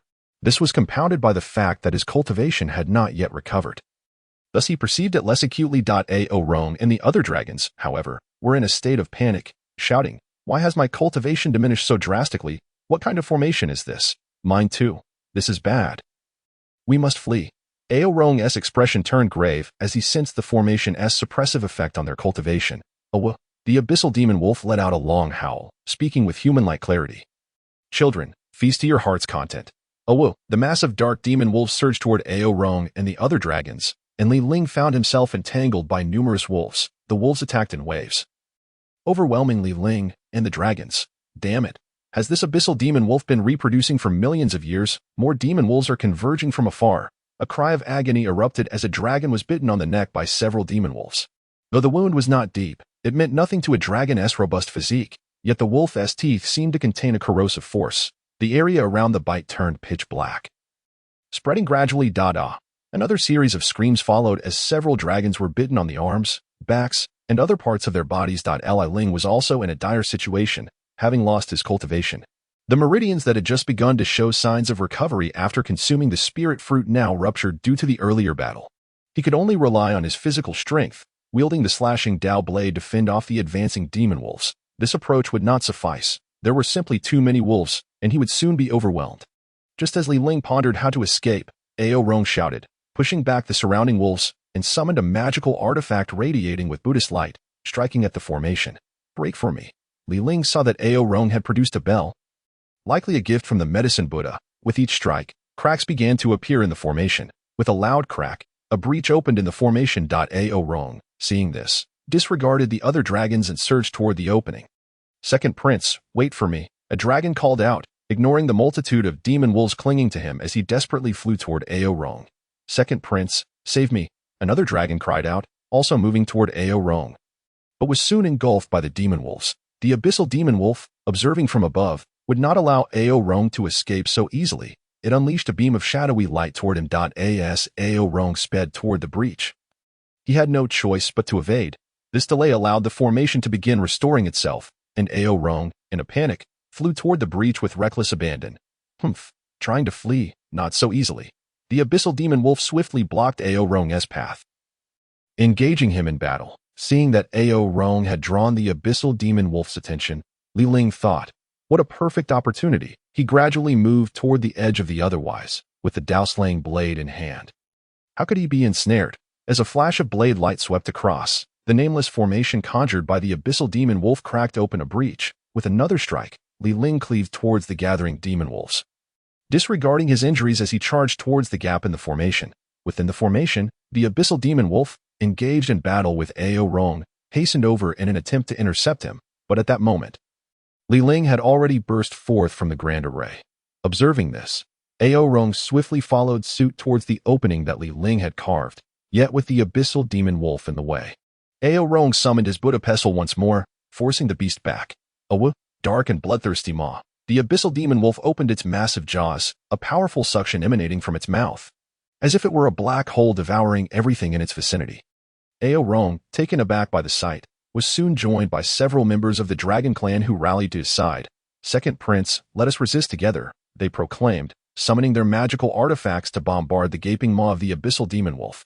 However, those artifacts fell into the abyss as if mere drops in the ocean, all consumed. Seeing this, Ao Rong's eyes glimmered with determination. With a series of thunderous blows, he propelled the gathered dragons towards the abyssal demon wolf, then turned without a backward glance, racing towards the closing breach of the formation. After devouring several dragons, the abyssal demon wolf let out a piercing howl, disregarding the remaining dragons being torn apart by its pack, and pursued Ao Rong and Li Ling. At this moment, Li Ling sprinted forward with the strength of his flesh, soon spotting the one-way teleportation array in the distance, where the little dragon maiden anxiously awaited. Standing before the activated formation. As she saw Li Ling approaching, she cried out with excitement, over here, Li Ling. I'm here, hurry. The formation won't hold much longer. Just as Li Ling was dashing forward, he suddenly felt a menacing wind from behind. Instinctively, he sidestepped to evade it. Boom! A fireball exploded not far from him. Turning back, he saw Ao Rong had caught up, with the massive abyssal demon wolf in tow. Little dragon maiden, you must go first, Li Ling shouted urgently. No. If we leave together. Hurry, Li Ling. The power sustaining the formation is depleting. Go. Do not wait for me. Li Ling called out once more. The little dragon maiden, her expression tense, gazed at Li Ling. After a moment of hesitation, she stomped her foot and stepped onto the teleportation array. Li Ling, don't die. The moment she activated the array, she was whisked away. While the formation began to show signs of imminent collapse. Li Ling, in a state of sheer desperation, summoned the remnants of his magical power, brandishing the Dao-slaying blade, and struck behind him, without a second thought. He plunged into the teleportation array. As Li Ling entered, the array became increasingly unstable. Meanwhile, Ao Rong and the abyssal demon wolf, witnessing Li Ling being teleported away, unleashed their magical assaults upon the teleportation channel. The array shattered completely, and Li Ling vanished without a trace on the other side of the formation. The little dragon maiden, waiting anxiously for Li Ling's return, felt tears streaming down her face. Li Ling, have you truly perished? Time passed, though how long, he could not tell. Eventually, Li Ling stirred from his slumber. What is this situation? Surrounding him was a realm of white trees, an expanse of pure whiteness. However, what astonished him most was the condition of his own body. At this moment, even the simple act of rising proved to be an arduous endeavor. His hands were covered in wrinkles, resembling those of an elderly man on the verge of death. Unbeknownst to him, had there been a mirror, he would have been startled to discover that not only his hands but also his face was riddled with wrinkles, akin to parched earth.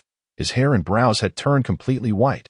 Time flowed, life ebbed. This was the power of the laws of time. Could it be that he had entered the forest of time? After examining his body, Li Ling realized his vitality was swiftly diminishing. Surely, this was one of the forbidden places spoken of by the Dragon King of the East Sea, the Forest of Time. Struggling to his feet, Li Ling staggered forward. If this continued, he feared he would eventually succumb to the passage of time. He stumbled and fell countless times, having only traversed a few hundred meters, panting heavily from exhaustion. With great effort, he retrieved his storage artifact and dumped its contents, too weary to select anything individually. He picked up a few life-restoring herbs and swallowed them, feeling somewhat rejuvenated. Yet, in that brief moment, the remaining spiritual herbs turned to dust, and the magical artifacts became covered in rust, evidently corroded by the ravages of time. He inhaled sharply, realizing he must escape this place. The force of time's passage was utterly terrifying. He stood up. Just as he intended to leave, he inadvertently spotted the jade object he had obtained during his burial at Lanyuan. Still intact and undamaged. Surprised, he picked up the round object, feeling the decay of his life force slow significantly. What is this? How can it resist the erosion of time? Li Ling scrutinized the item but reached no conclusion. He wasted no time and began to walk in a chosen direction. The surroundings remained a uniform white, making it impossible to discern direction. Li Ling had no idea how long he had walked or if he was still heading the right way. He could only rely on his instincts to guide him. Fortunately, with the jade object in hand, he could temporarily stave off the effects of time, yet this could not be a long-term solution. If he could not find a way out, his life force would inevitably run its course. After an indeterminate amount of time and distance, Li Ling felt as though his life force was on the brink of depletion. Alas, having traversed so far, am I destined to halt here? I have so much left to accomplish, and there are those waiting for my return. As Li Ling's consciousness began to waver, he suddenly noticed a dark shape emerging ahead. In the midst of this expanse of white, the dark figure stood out starkly. Without hesitation, Li Ling clutched the object in his hand and trudged towards the darkness. At long last, he mustered the last of his strength and arrived at the source of the blackness, discovering a small pool. The dark substance being the water within. With a splash, Li Ling, utterly depleted of strength, plunged into the water, his life force teetering on the edge of extinction. Time slipped away. Was it a day, 2 days, perhaps a year? Or even 2? When Li Ling finally regained consciousness, he found himself floating atop the dark waters. Streams of power converged upon his body from all directions. Upon closer inspection, he was astonished to discover that this power was an exceptionally pure life force. This water in the pool, was it all composed of life force? How concentrated must it be to appear black? Without further hesitation, Li Ling opened his pores, eagerly absorbing the life essence emanating from the pool. As he absorbed, a sudden force erupted from the pool's depths, forming a vortex above the small basin. What is this? Breaking illusion. Golden eyes. Golden light swirled in his gaze as Li Ling peered into the depths of the pool. Spotting a dark object the size of a football, continuously siphoning the life essence from the pool. Was it the same object he had discovered earlier? What on earth was it? Li Ling was utterly perplexed.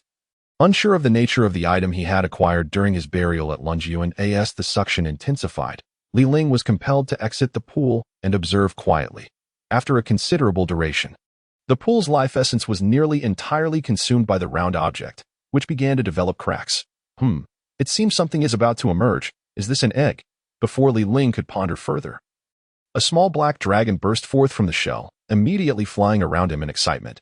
Daddy, Daddy. Li Ling nearly spat blood in shock, almost collapsing again. Who are you? Upon hearing Li Ling's question, the little creature displayed a look of confusion. As if deep in thought, after a moment, it could not recall anything and continued to circle around Li Ling, repeatedly calling out, "Daddy, Daddy. Stop, stop. You are a dragon. I am a human. I am not your daddy. No. That's not right. I am not your father." At his words, the little dragon's expression shifted to one of pitiful sadness, tears as large as beams streaming from its tiny eyes. Ling gasped, realizing that the little dragon's tears seemed to contain a hint of the power of the laws of time. What existence was this? Recognizing that this was no way to proceed, Ling said, "All right, stop crying. Since we have no place to go, you can follow me for now." Upon concluding his words, Ling observed Xiaolong joyfully dancing in the air, twirling around him several times before finally perching upon his shoulder. Witnessing this, Ling smiled gently, leaping down to collect the remaining water from the pool. These droplets were treasures, more precious than the spiritual herbs of heaven and earth. Possessing this water granted him a greater assurance of escape from this place. Seeing this, Xiaolong promptly consumed the shattered eggshells, then returned to Ling's shoulder. After surveying the surroundings and finding nothing else, Ling declared, "Let us depart. However, this passage of time seems boundless, and I am uncertain from which direction we might exit." Upon hearing this, Xiaolong immediately took flight, circling in the air before letting out a series of cries, pointing with his tiny paw towards a specific direction. Do you know the way out?" Ling inquired with curiosity. Xiaolong nodded vigorously, and after a moment's hesitation, Ling decided to follow the path indicated by Xiaolong. As they progressed, Ling soon sensed something amiss. This time, he did not feel the erosion of temporal power. Contemplating briefly, he seized Xiaolong and tossed him away. Indeed, without Xiaolong by his side, the force of erosion returned with a vengeance, causing the vitality within him to swiftly deplete.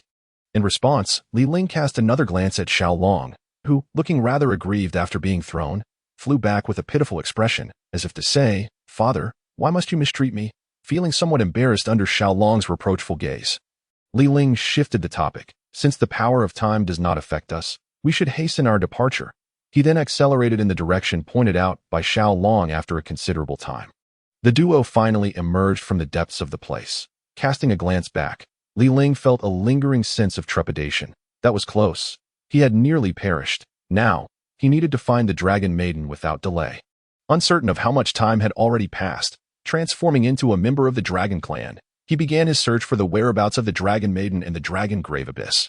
Days later, he finally encountered other dragons. "Excuse me, esteemed dragon brethren, where are you headed? Might we journey together? Which sea do you hail from? Are you not aware that the second prince is to wed the Dragon Maiden outside the ancestral Dragon Hall? We are on our way to attend the wedding." Upon hearing that Ao Rong was to marry the Dragon Maiden, Ling was taken aback. "The Dragon Maiden has been captured? When is the second prince marrying her? Will we arrive in time?" There is still ample time. The ceremony begins in 10 days. But I must warn you, do not speak of this to any other dragons." This dragon spoke with a grave expression, his tone serious. "Fear not. I promise to keep this a secret. My lips are sealed." That is good to hear. That I have heard that the second prince's intentions in this matter are to lure Ling into a trap for capture. Ling frowned at these words. Ao Rong truly harbored unrelenting malice, seeking to ensnare him. What enmity existed between them? Why was the second prince so intent on capturing him? Was it perhaps a vendetta stemming from the past? Not quite. It is said to be a scheme devised by the Buddhist sect. Moreover, many from the Buddhist sect are concealed within our dragon clan, having come to the Dragon Grave Abyss. Recently, the second prince was pursued by the abyssal demon wolves, and it was the Buddhist practitioners who intervened to save him. No wonder, with Ao Rong's strength, it was unlikely he could easily escape. Now it all made sense. Thank you for your guidance, esteemed dragon brother. I bid you farewell. Are you not joining us? Alas, now that I am aware of the second prince's wedding, I must prepare a grand gift for him. As Ling departed, one of the dragons approached the one who had spoken with Ling. "Where is he going? Is he not joining us? He mentioned he is preparing a wedding gift for the second prince." Upon hearing this, the dragon fell into contemplation. After a long pause, he sighed, "He is indeed an ambitious dragon. We too must strive for progress. It would be inappropriate to go empty-handed." As Ling walked, he pondered how he might rescue the Dragon Maiden. Given his severed meridians, that moment, the little dragon peeked out from his embrace, letting out a series of cries. "Are you suggesting you have a solution?" Xiaolong flew out from Ling's arms, pointing ahead with his tiny paw, continuously exclaiming, "Are you saying there is something there that can aid us in rescuing the Dragon Maiden?" Ling asked, testing the waters. Xiaolong nodded vigorously in affirmation. After a moment's contemplation, Ling decided, "Very well, let us proceed and investigate." Thus, the pair hastened forward, with Xiaolong guiding the way. The further they traveled, the more familiar the terrain became, until they arrived at the very pool where he had fallen upon entering the dragon grave abyss. Before he could react, Xiaolong soared above the pool, calling out excitedly, "Come back! There is a formidable creature dwelling within," Ling urged, alarmed. Disregarding his warning, Xiaolong's cries grew louder, and with a resounding splash, a massive serpent's head emerged from the water, its copper-like eyes fixed intently on Xiaolong. Its forked tongue hissing ominously. Ling feared that the serpent might swallow Xiaolong whole and felt a surge of anxiety for the little dragon. Yet, to his astonishment, Xiaolong cried out and flapped his tiny claws, causing the serpent to widen its eyes in terror, revealing a flicker of fear. Before lowering its massive head, Xiaolong approached, gently stroking the serpent's head, then turned to Ling, calling for him to join. Ling was taken aback. Who was this little dragon that could command such respect from this giant? Seeing that Ling hesitated to jump on, Xiaolong directed the serpent, which slowly glided to Ling's position. Lowering its enormous head, and spoke in a human tongue, "Climb aboard, human." There was a hint of resignation in its voice. Without further ado, Ling leapt onto the serpent's head, where Xiaolong immediately flew back to his shoulder. With a couple of triumphant cries, Xiaolong seemed to bask in the glory of his accomplishment, and Ling chuckled, reaching out to pat the little dragon's head affectionately. Do you know this serpent? Xiaolong, puffed up with pride, called out as if to say, "This is one of my subordinates." Together, the duo rode the serpent swiftly into the distance. Ling began to grasp that this little dragon was indeed extraordinary. Possibly the offspring of a great dragon clan, or perhaps even the offspring of the ancestral dragon itself. They followed Xiaolong's lead. Ling and Xiaolong, riding the serpent, managed to tame one beast after another. Meanwhile, the abyssal demon wolves that had previously pursued Ling and Rong were also present, their eyes filled with reluctance and despair. Xiaolong, Ling heard the little dragon call out, as if to say, "All my little brothers are gathered now. Let us hurry to rescue Mother." Outside the ancestral dragon hall, a dragon hurriedly approached Rong, reporting, "Second Prince, none of the dragons that entered the ancestral dragon hall have returned." "They are likely." Upon hearing this, Rong's brow furrowed, and he turned to a monk radiating with Buddhist light beside him.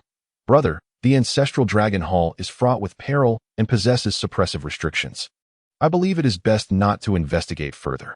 Junior brother, this is a task entrusted to us by our master. However, considering your imminent wedding, it may be prudent to focus on that for now. I wonder if Ling dares to show up. Haha, I doubt he has the courage to come. If he does, all the better. We can settle both old and new scores. Do not worry, junior brother. Here, we have laid intricate formations. Should Ling arrive, he will undoubtedly meet his demise. Rong nodded, confident with the support of his brother and the Buddhist practitioners. 10 days later, nearly all the dragons that had entered the dragon grave abyss gathered outside the ancestral dragon hall to attend Rong's wedding. Ling and Xiaolong mingled among the dragons, observing Rong and the dragon maiden ahead. That moment, the dragon maiden wore a blank expression, appearing like a puppet, her eyes vacant. A bald monk stood before them, hands clasped together, officiating the wedding for Rong and the dragon maiden. How absurd! They use a monk for a wedding, while in history, Jesus had long since been born. However, given the current influence of Buddhism in the West, it seems few believe in God. Yet, it appears that the true West is where Jesus resided, while the Spirit Mountain can only be considered South Asia. How confusing! As Ling pondered these thoughts, the bald monk spoke. Rong, do you take the dragon maiden as your wife? I do. The monk then turned to the dragon maiden and asked, Dragon maiden, do you take Rong as your husband? I do. Wait. In the midst of the crowd, Ling's voice rang out, commanding attention. The sudden outcry startled the surrounding members of the dragon clan. Who is this dragon, so audacious as to interrupt the second prince's wedding? One of them exclaimed in astonishment. Could it be that he harbors a secret affection for the little dragon maiden? Alas, he is merely an unremarkable dragon. How could he possibly compare to the second prince? Ling's authoritative shout caught the attention of Rong and the bald monk, who exchanged narrowed-eyed glances. Ling, I knew you would come to ha. Let us see where you can run this time. Brother, activate the great formation. Rong declared. As his words fell, the bald monk bellowed. Buddhist disciples, swiftly encircle that impostor posing as a dragon. Do not let him escape. At once, many of those who had appeared dragon-like reverted to their true forms. Becoming monks surrounded by a halo of Buddhist light. As the monks advanced menacingly towards him, Ling feigned terror. Do not act hastily, we are of the same kind. He then transformed into a bald monk, radiating a purer glow than the others. The bald monk, seeing this, was momentarily perplexed. Who is this person? His aura surpasses even mine. Could he be a disciple of Maitreya or the Buddha himself? The technique Ling practiced, the 10,000 Buddhist tribute, was far more refined than the methods of the Buddhist sect, which accounted for his current loss of power. Otherwise, the light he emitted would lead these monks to believe that the Tathagata himself had arrived. Ba, I have only just awakened my past life's memories. What is it you all are doing here today? Ling joined his palms, presenting himself as a venerable monk. The monks, taken aback by his demeanor, hesitated. We are here under the command of the medicine Buddha to apprehend Ling within the dragon abyss. Though I have just regained my memories, I possess some knowledge of this reincarnation. The Buddha teaches, put down the butcher's knife and become a Buddha on the spot. As a monk, how can one continuously call for violence? The monk, upon hearing this, displayed a flicker of uncertainty, clearly puzzled by the pure aura surrounding Ling. May I inquire as to whose reincarnation you are? The monk asked cautiously. The past is but a fleeting shadow. I prefer not to speak of it. However, since it is the medicine Buddha's decree, I shall not interfere too much. Though your attempt to control this dragon maiden with Buddhist methods contradicts the principles of our sect. We are simply trying to lure Ling out. The monk explained, albeit reluctantly. I sense a connection with this dragon maiden. Why not leave her in my care? Ling proposed, stepping towards the little dragon maiden. With a wave of his hand, a beam of Buddhist light shot into her forehead, instantly clarifying her mind. Wrong. How could you conspire with the Buddhist sect to control me? Aiming to draw Ling out, the little dragon maiden, regaining her clarity, turned towards Rong and exclaimed, gathering her magical energy to strike. Rong effortlessly dodged, sneering. And what of it? I shall not hesitate to inform you that the West Sea has long allied with the Buddhist sect. By now, the South Sea and North Sea have likely followed suit, leaving only you in the East Sea. But worry not, I suspect the East Sea Dragon King is in dire straits. Upon hearing this, the little dragon maiden's expression shifted to one of terror, her eyes filled with dread. Enough, little dragon maiden, I have grasped the situation. Come with me, and I shall ensure your East Sea's safety. Ling felt an urgent need to escort the little dragon maiden away. His powers had waned, and he could not maintain the Buddhist light for long. Lingering too long could reveal his ruse. However, the little dragon maiden did not budge, her gaze fixed on Ling, brimming with animosity. Humph, not a single one of those from the Buddhist sect is virtuous. Even if I perish here today, I will not accompany you. Without giving Ling a chance to respond, she dashed towards the Dragon Ancestor Hall. Little dragon maiden, stop. The urgency echoed from both Ling and the monk. Rong immediately moved to intercept her. Yet it was too late. The little dragon maiden had already entered. The Dragon Ancestor Hall was easy to enter but perilous to exit, filled with formidable formations and terrifying guardian beasts. Seeing her rush into the hall, Ling hesitated for a moment before preparing to follow. He could not allow her to enter alone. The hall was fraught with unknown dangers, and she might be in peril. Just as he approached the entrance, Rong blocked his path. Halt. You claim to be a reincarnated monk. Which esteemed monk are you? Ba, you are not yet worthy to know my origins, Ling replied. Am I not qualified? Questioned the disciple of the medicine Buddha behind him. Out of respect for your master, I shall grant you knowledge of my identity. Ling had no choice. His previous desperate shout had raised suspicions in Rong and the disciple that it was common knowledge that the Buddhist sect had 3 Buddhas, past, present, and future, yet none knew his name. He had attained Buddhahood long before them, being the primordial Buddha. The primordial Buddha, the surrounding members of the Buddhist sect were bewildered by this title, though it seemed to carry a certain gravitas. Seeing their reaction, Ling smiled and nodded. Since this matter has reached a conclusion, I must take my leave. The dawn of creation. As the primordial chaos unfolded, the bitter bamboo of Bodhi blossomed, and the calamity of Rahu erupted in the west. The Bodhi flower arose to protect the 2 saints. As Ling walked away, he recited these lines, elevating his stature considerably. However, just as he was about to break free from the encirclement, the Buddhist light around him suddenly dimmed. Damn, I can't hold on any longer. I was so close. Cough. Dear friends, we shall meet again in Ling Mountain. With that, he quickened his pace. Ling, I have emerged. Just as Ling accelerated, he heard the voice of the little dragon maiden behind him. Instinctively turning to look, he saw the disciple of the medicine Buddha smiling at him. Ling, let us see how you continue to disguise yourself. Realizing this, Ling cursed under his breath. The bald monk was far too cunning. He turned and dashed outward. Block him. Activate the formation. The disciple of the words of Ling left the dragon clan, and the Buddhist monks utterly astounded. Wait, Ling, you cannot kill me. I am the second prince of the West Sea. If you slay me, the West Sea will not let you off. At this moment, Rong, with a visage of sheer terror, shouted at Ling facing the menacing beasts before him. Rong was filled with fear. The encounter with a single abyssal demon wolf had once left him in utter disarray. Now, confronted by so many beings no less formidable than the abyssal demon wolf, Rong had no choice but to yield, though the hatred and resentment in his eyes could not be concealed. Yes, the second prince speaks truth. Ling, we are of the dragon clan. Should you kill us, you will inevitably face the wrath of the Three Seas dragon clan. Ling, spare us, and I shall plead your case before the Dragon King upon my return. Hearing the cries from below, Ling chuckled softly. My friends, do you not think it is rather late to say such things? Ling, if you kill me, the Buddhist sect will not forgive you. You know who I am? At this moment, Gong Pai Luo remained composed, gazing at Ling with an air of indifference. I do not know, nor do I wish to know. You are merely a monk. Even if it were the Tathagata, I would possess the capability to slay him, let alone you. Ling, it is not too late to retreat. If you disperse these beasts and return with me to the west to join the Buddhist sect, my master, the medicine Buddha, will certainly protect you, allowing you to roam freely among the three realms in the future. Haha, the medicine Buddha is so formidable. Does the Tathagata know of this? Enough with the nonsense. Little dragon. Ling turned to the small dragon perched on his shoulder, who understood his intent and let out a roar, commanding the surrounding beasts. Upon hearing the small dragon's order, the beasts immediately charged towards the dragon clan and the Buddhist sect. No, Ling, you will regret this, my master. The medicine Buddha will not spare you, nor will the Buddhist sect. Quickly, command them to cease. Gong Pai Luo shouted vehemently at Ling, yet before long, he was devoured by the beasts.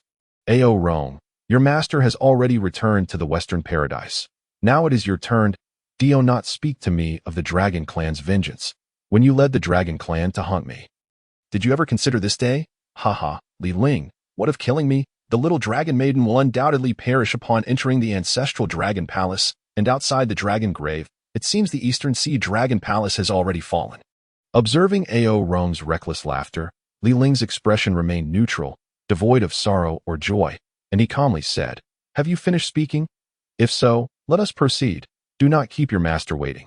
Upon finishing his words, the serpent beneath him dove down, swallowing Rong whole. A pure blood dragon. It has been quite some time since I last feasted, the serpent exclaimed in delight, just as it reveled in its triumph.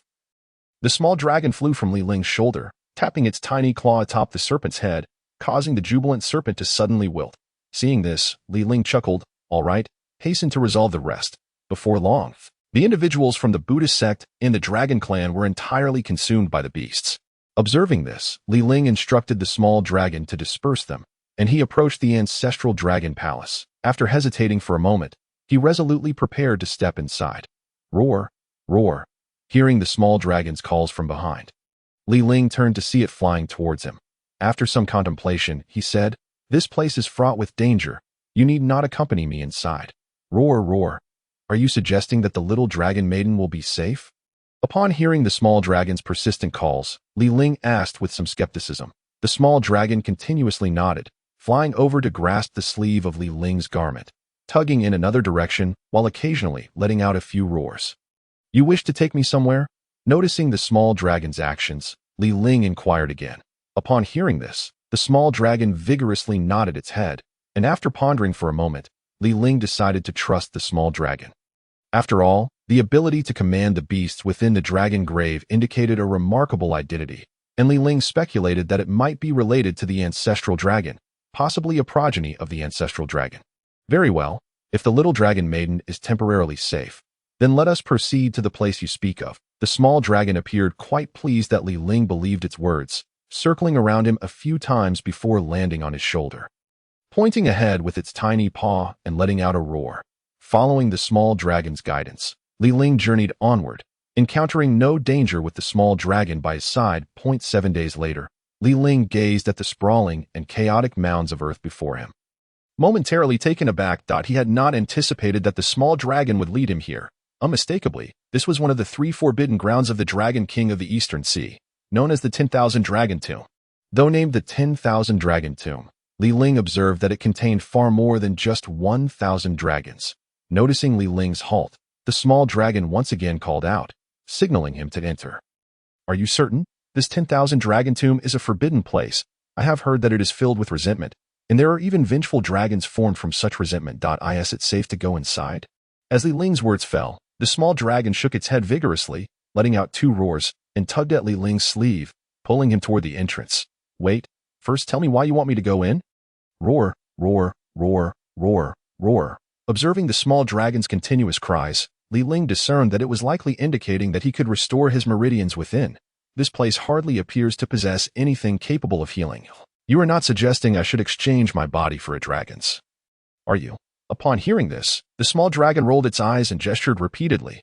Listening to the small dragon's words and contemplating for a moment, Ling gritted his teeth and said, "Very well, my meridians are currently severed, and I have lost my cultivation. I shall take a gamble." Having made his decision, Ling no longer hesitated and promptly stepped toward the 10,000 Dragon Tomb. The small dragon perched on his shoulder, guiding his path. Inside the 10,000 Dragon Tomb, the air was thick with energy, and resentment pervaded the atmosphere. These were the powerful dragons that had perished during the great calamity of Long On. Their hearts filled with unwillingness. As Ling passed by a grave mound, a dragon's roar echoed, and a vengeful dragon formed from resentment charged towards him. Startled, Ling barely had time to react before the small dragon let out a sharp cry, causing the vengeful dragon to flee as if it had encountered a terrifying existence. This only deepened Ling's curiosity about the true identity of the small dragon. Following the small dragon's guidance, Ling arrived before a massive tomb, where a blank stone tablet stood. Roar. Seeing the small dragon beckoning him to stand before the enormous tomb, Ling couldn't help but smile wryly. Is this not rather inappropriate? Roar. Roar. Noticing Ling's reluctance to move, the small dragon bit down on his sleeve and forcefully pulled him to the tomb's front. "Small dragon, you are not intending to bury me, are you?" Roar. Roar. "You wish for me to break open this tomb?" After Ling posed the question, the small dragon nodded vigorously.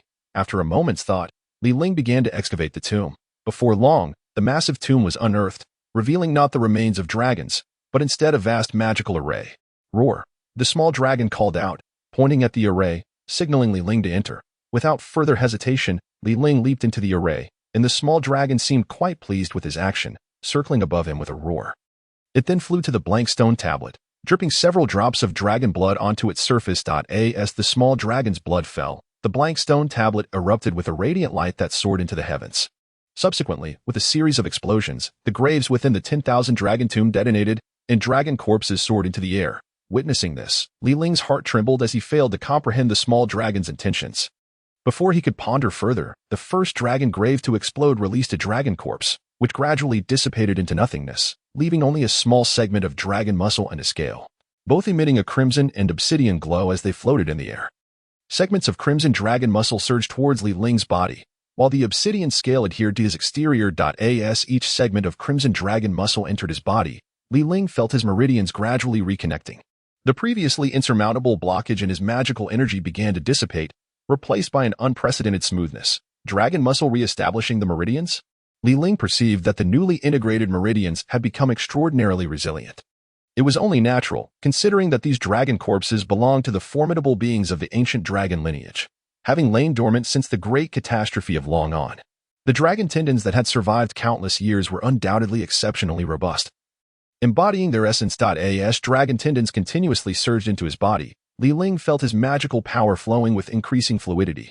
Meanwhile, the fragments of dragon scales adhered to his skin, merging seamlessly to gradually form a complete set of dragon scale armor.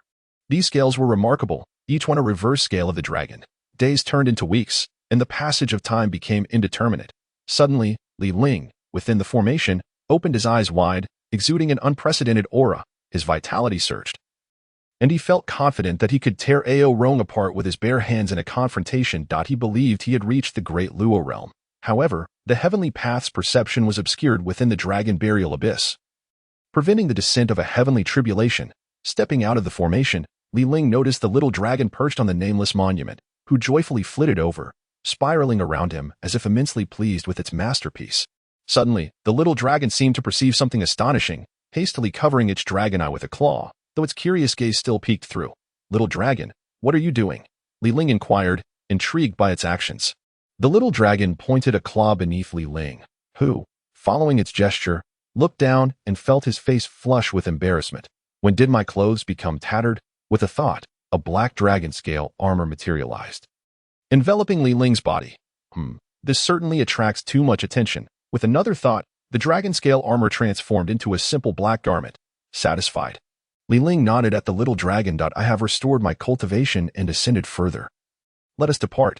With that, the little dragon swiftly flew to Li Ling's shoulder, and together they headed toward the ancestral dragon hall. However, Li Ling detoured to Wanyao Valley, adhering to the principle of waste not. He collected a celestial root. This root was not the tomato he had anticipated, but rather a crimson fruit root. Although the crimson fruit could aid in healing, its primary function was to enhance physical strength and increase cultivation. Outside the ancestral dragon hall, Li Ling asked the little dragon, "Are you certain we can enter just like this? There won't be any danger?" "Oh now, all right, let us go." As Li Ling stepped into the ancestral dragon hall, he immediately felt his cultivation suppressed by the formation. Yet, he felt no fear. With his current physical strength and dragon scale armor, he could handle any peril. The little dragon, seemingly familiar with the place, soared from Li Ling's shoulder, leading the way. They encountered no significant dangers along the path, and Li Ling did not allow the little dragon to scare off any lesser beasts, seizing the opportunity to hone his skills and adapt to his newfound strength. Before long, they arrived at a spacious grand hall, where the little dragon maiden floated in midair. Just as Li Ling intended to rush forward, the little dragon firmly bit down on him. "Ow, ow," the little dragon incessantly called out, signaling Li Ling to refrain from causing a disturbance. Upon closer inspection, Li Ling realized that the little dragon maiden did not appear to be in any immediate danger. She seemed to be undergoing some form of inheritance. Reassured, Li Ling settled down beside her, closing his eyes to meditate. Time passed unmeasured until he was jolted awake by the little dragon maiden's anguished cries. He opened his eyes to see her pale face contorted in pain. "Little dragon, what is happening?" The little dragon, equally anxious, spiraled around, dripping dragon blood from its tiny claws toward the little dragon maiden. "Ow, ow," it called out repeatedly. "Are you saying she requires the blood of the dragon lineage?" "Ow, ow," the little dragon vigorously nodded its head. However, where could they procure dragon blood now? Had he known, he would have left some of the dragon lineage alive for this purpose. The little dragon seemed to grasp the gravity of the situation, its expression one of helplessness as it continued to offer its blood to the little dragon maiden. Li Ling, too, felt a surge of anxiety. Dragon blood, wait, the ancestral dragon's essence blood. Suddenly recalling something, Li Ling hurriedly accessed his system space. "Little dragon, will this work?" "This appears to be the ancestral dragon's essence blood. It should aid the little dragon maiden." The moment Li Ling produced the ancestral dragon's essence blood, the little dragon sensed it and immediately flew over, its eyes widening in excitement. It promptly took the essence blood from Li Ling's hand and offered it to the little dragon maiden. As the essence blood integrated with her, the pain on her face gradually faded, and her complexion turned rosy.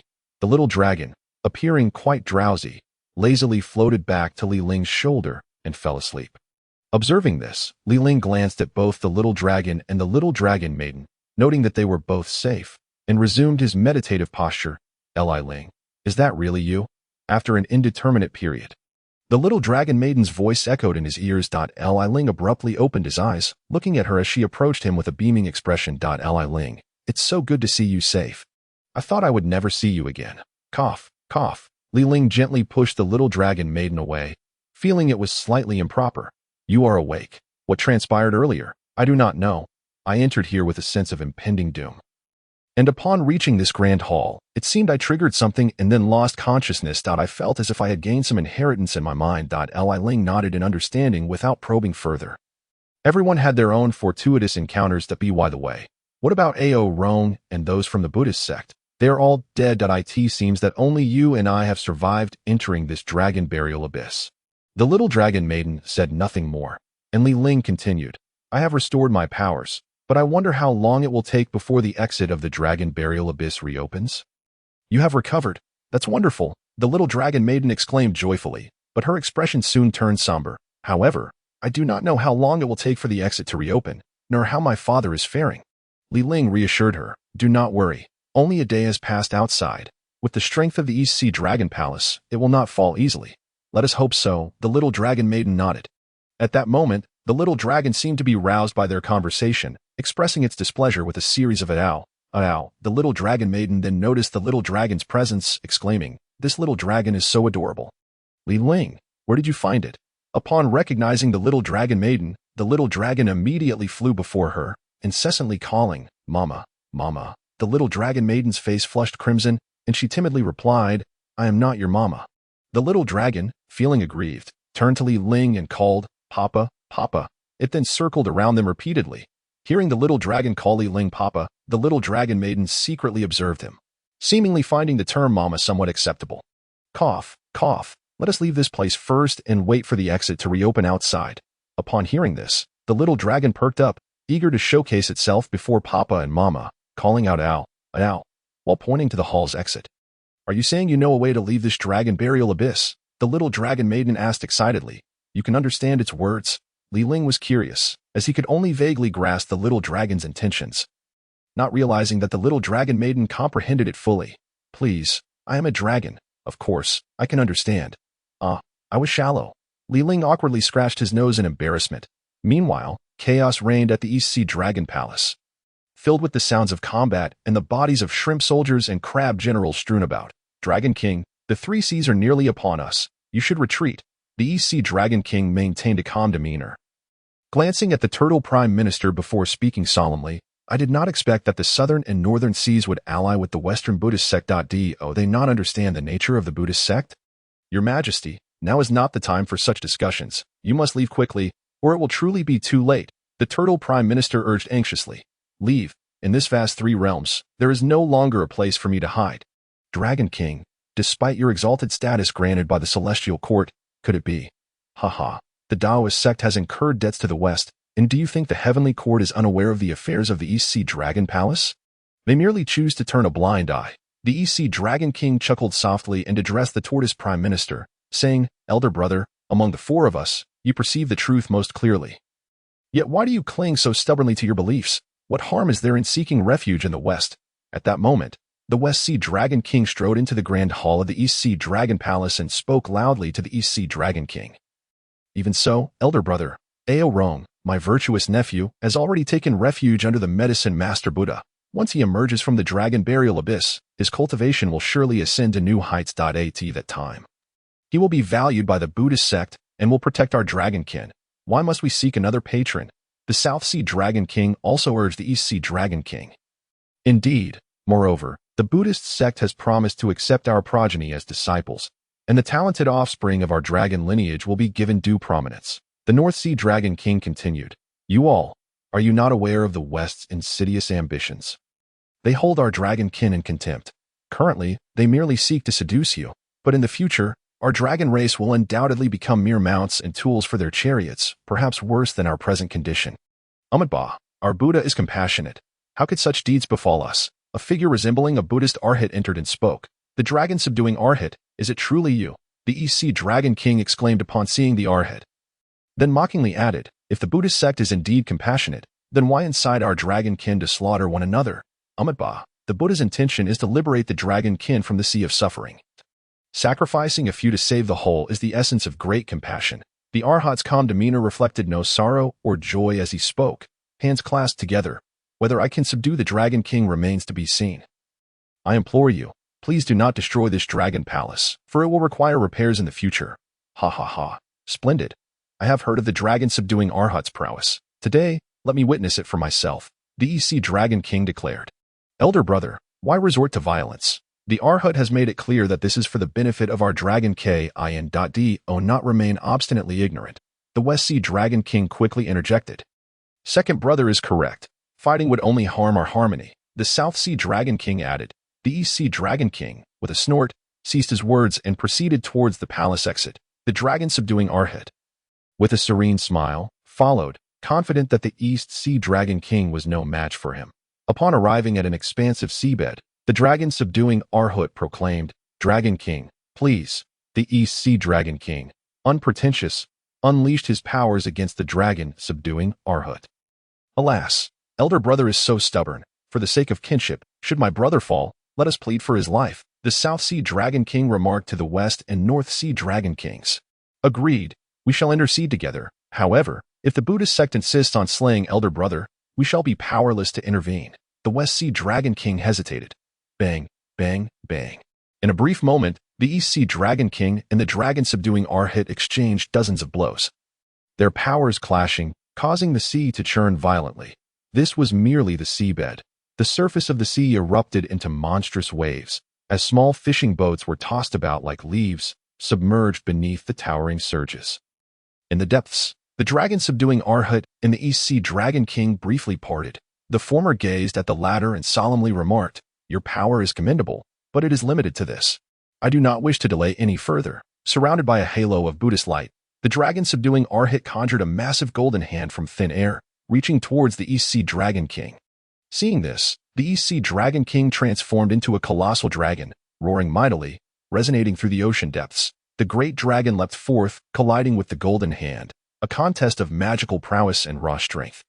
With a resounding crash, a whirlpool formed beneath the sea, surging upwards. Were there any witnesses on the surface, they would behold a massive column of water shooting skyward. Cough, cough, the East Sea Dragon King's hair disheveled. His garments in tatters, his skin devoid of any unscathed flesh. The golden hand of the dragon subduing Arhut sought not only to capture the East Sea Dragon King, but was imbued with lethal intent. The dragon subduing Arhut was indeed worthy of his name. Though today the East Sea, may falter, there will come a day when our dragonkin shall rise again, the East Sea Dragon King proclaimed. Spitting forth another mouthful of dragon blood, his form swaying unsteadily, yet he summoned the strength to steady himself, refusing to fall. Ha! Do you believe I would allow you and your East Sea kin to escape? Fear not, I shall not slay them. Rather, I will keep them as captives. Listening to his words, the East Sea waterfolk heard their king's command to flee swiftly, should the day come when I possess the strength. I shall rebuild the East Sea Dragon Palace. The East Sea Dragon King transformed once more, launching himself at the dragon subduing Arhut. Stubborn fool, perish, the dragon subduing Arhut bellowed, tearing at his cassock, radiating golden light as the dragon tattoos on his body came to life. Transforming into a golden dragon that lunged at the East Sea Dragon King. The East Sea Dragon King cried out in anguish as he fell to the seabed, reverting to his human form. Yet he had lost an arm. Humph, a mere insect attempting to shake the tree. This small Dragon King dares to resist the tide. Slay you, and the 4 seas shall belong to my West. Dragon subduing master, spare my elder brother's life. I shall persuade him to serve the Buddhist sect well. The West Sea Dragon King spoke with calmness to the dragon subduing Arhut. Elder brother, yield, do not resist any longer. Do you wish for the entire East Sea to be buried alongside you? The South Sea Dragon King urged. Indeed, elder brother, what harm lies in the Buddhist sect? Even if what you say comes to pass, that we become mounts and pull chariots, it would still be a blessing for us. The North Sea Dragon King echoed. Ha! Cease your words. I would rather die standing than live kneeling. There is not a single dragon in the East Sea who fears death. Humph, then go to your demise. A beam of Buddhist light shot forth from the dragon subduing Arhut, striking the East Sea Dragon King, the light infiltrating his dragon form, eroding his very essence. With each explosive sound, the already wounded East Sea Dragon King reeled backward. His eyes, peering through the water, gazed upward as memories of his father's words resurfaced in his mind, revitalized the dragon clan. With a thunderous bang, the East Sea Dragon King collapsed. The dragon subduing Arhut calmly addressed the other 3 Sea Dragon Kings. Those unwilling to submit shall be slain. The 3 Sea Dragon Kings exchanged glances, then surged towards the East Sea Dragon Palace, where cries of battle erupted. You traitors, I will fight you to the end. Why must we, of the same dragonkin, slaughter one another? I, Aolai, would rather die than submit to the Buddhist sect. Cries of despair, resentment, and humiliation echoed from the East Sea Dragonkin. The entirety of the East Sea Dragon clan was nearly decimated.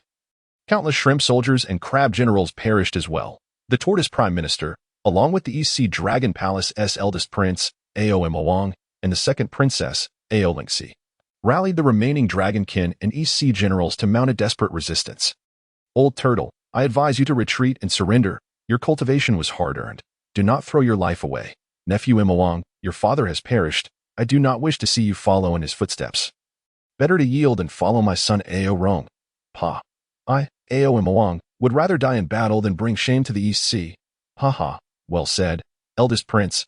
I have lived for countless years. If I must die today, it shall not be in vain. The 3 sea dragon kings, seeing this, ceased their attempts at persuasion. With a single command, the surrounding sea dragonkin, shrimp soldiers, crab generals, and dragon commanders charged at the tortoise prime minister and others.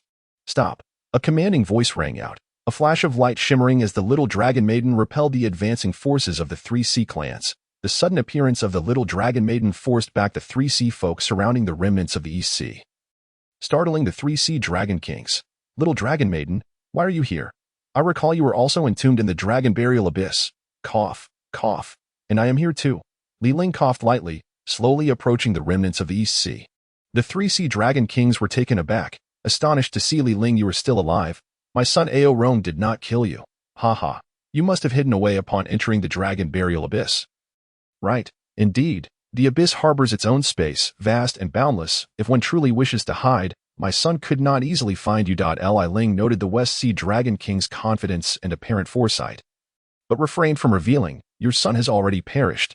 Seeing Ling silent, the West Sea Dragon King was further convinced that Ling must have hidden away. The little dragon maiden, her face etched with anxiety, searched among the remnants of the East Sea for a glimpse of the East Sea Dragon King, but after a thorough look, she found nothing. Elder brother, second sister, where is father? Where is father? Noticing the sorrowful expressions of her elder brother and second sister, an ominous premonition settled in the little dragon maiden's heart. Third princess, the Dragon King has perished in battle. The Turtle Chancellor spoke with a tone of deep sorrow, his voice trembling as he addressed the little dragon maiden. Upon hearing this dreadful news, the little dragon maiden staggered, nearly collapsing, but Ling swiftly caught her. Though he did not offer any words of comfort. At that moment, he too was at a loss for how to console her. After a brief pause, the little dragon maiden steadied herself and inquired about her father's killer. It was the dragon-subduing Arhat of the Western Buddhist sect who, the Turtle Chancellor's voice choked. Before continuing, the Dragon King fought valiantly until his last breath, but was ultimately defeated and slain by the dragon-subduing Arhat. Now, his head is displayed outside the Dragon Palace, a terror to all 4 seas. As the Turtle Chancellor finished speaking, the little dragon maiden's tears flowed freely, memories of her time spent with her father flooding her mind. After a long silence, she turned to the Turtle Chancellor and declared, "Where is the dragon-subduing Arhat? I must avenge my father." Her words startled everyone present, prompting the West Sea Dragon King to laugh heartily. Little dragon maiden, do not throw yourself into a reckless sacrifice. Your father could not withstand him. What hope do you have? If you agree to marry my son, Ao Rong, I shall ensure the safety of these East Sea remnants. Indeed, dear niece, do not speak of vengeance. The dragon-subduing Arhat possesses formidable powers that you cannot hope to contend with. It is wiser to heed your uncle's counsel. Living is far more crucial than any vendetta, the South Sea Dragon King added, his heart heavy with compassion. Precisely, Ao Yun's niece, you should follow your second uncle's guidance. Do not engage in feudal resistance. At that moment, a monk among the sea tribe, mingled with the Buddhist followers, mockingly remarked, the East Sea is filled with such arrogance, believing they can stand against the dragon-subduing Arhat. The East Sea Dragon King's demise is the consequence of such folly. His words incited laughter from the other Buddhist disciples. This young dragoness has likely been overly pampered, unaware of her own insignificance. Perhaps she thinks the East Sea Dragon King was a master of the 3 realms. Ha! A mere underwater dragon wishes to seek vengeance against the dragon-subduing Arhat? How laughable! I suggest we keep her as a pet, entertaining us with her tales. The mockery continued, with the Buddhist followers deriding the little dragon maiden's aspirations. The Turtle Chancellor and Aomoang also wore anxious expressions. Third sister, do not act recklessly. Our father cannot rival the dragon-subduing Arhat. Elder brother will carve a path for you. You must escape and abandon thoughts of vengeance, Aomoang urged. The Crown Prince speaks wisely. Third princess, I shall risk my life to ensure your escape. Once you are free, find a place to hide. The farther, the better. Do not allow the Buddhist followers to discover you, the Turtle Chancellor advised. His eyes filled with urgency. EC Second Princess Ao Ling, she echoed. Third sister, though I often envied father's affection for you, I understand the bond you share. In this dire situation, you must flee. Listening to the counsel of the Turtle Chancellor and others, the little dragon maiden remained expressionless, coolly stating, where is the dragon-subduing Arhat? Ha ha ha. The Arhat awaits just beyond the Dragon Palace. You wish for vengeance? We shall step aside for you. I am eager to see how this little East Sea dragon intends to avenge her father, two Buddhist monks exclaimed, stepping aside and commanding the sea tribe to do the same. The little dragon maiden said nothing as she advanced towards the dragon palace's threshold.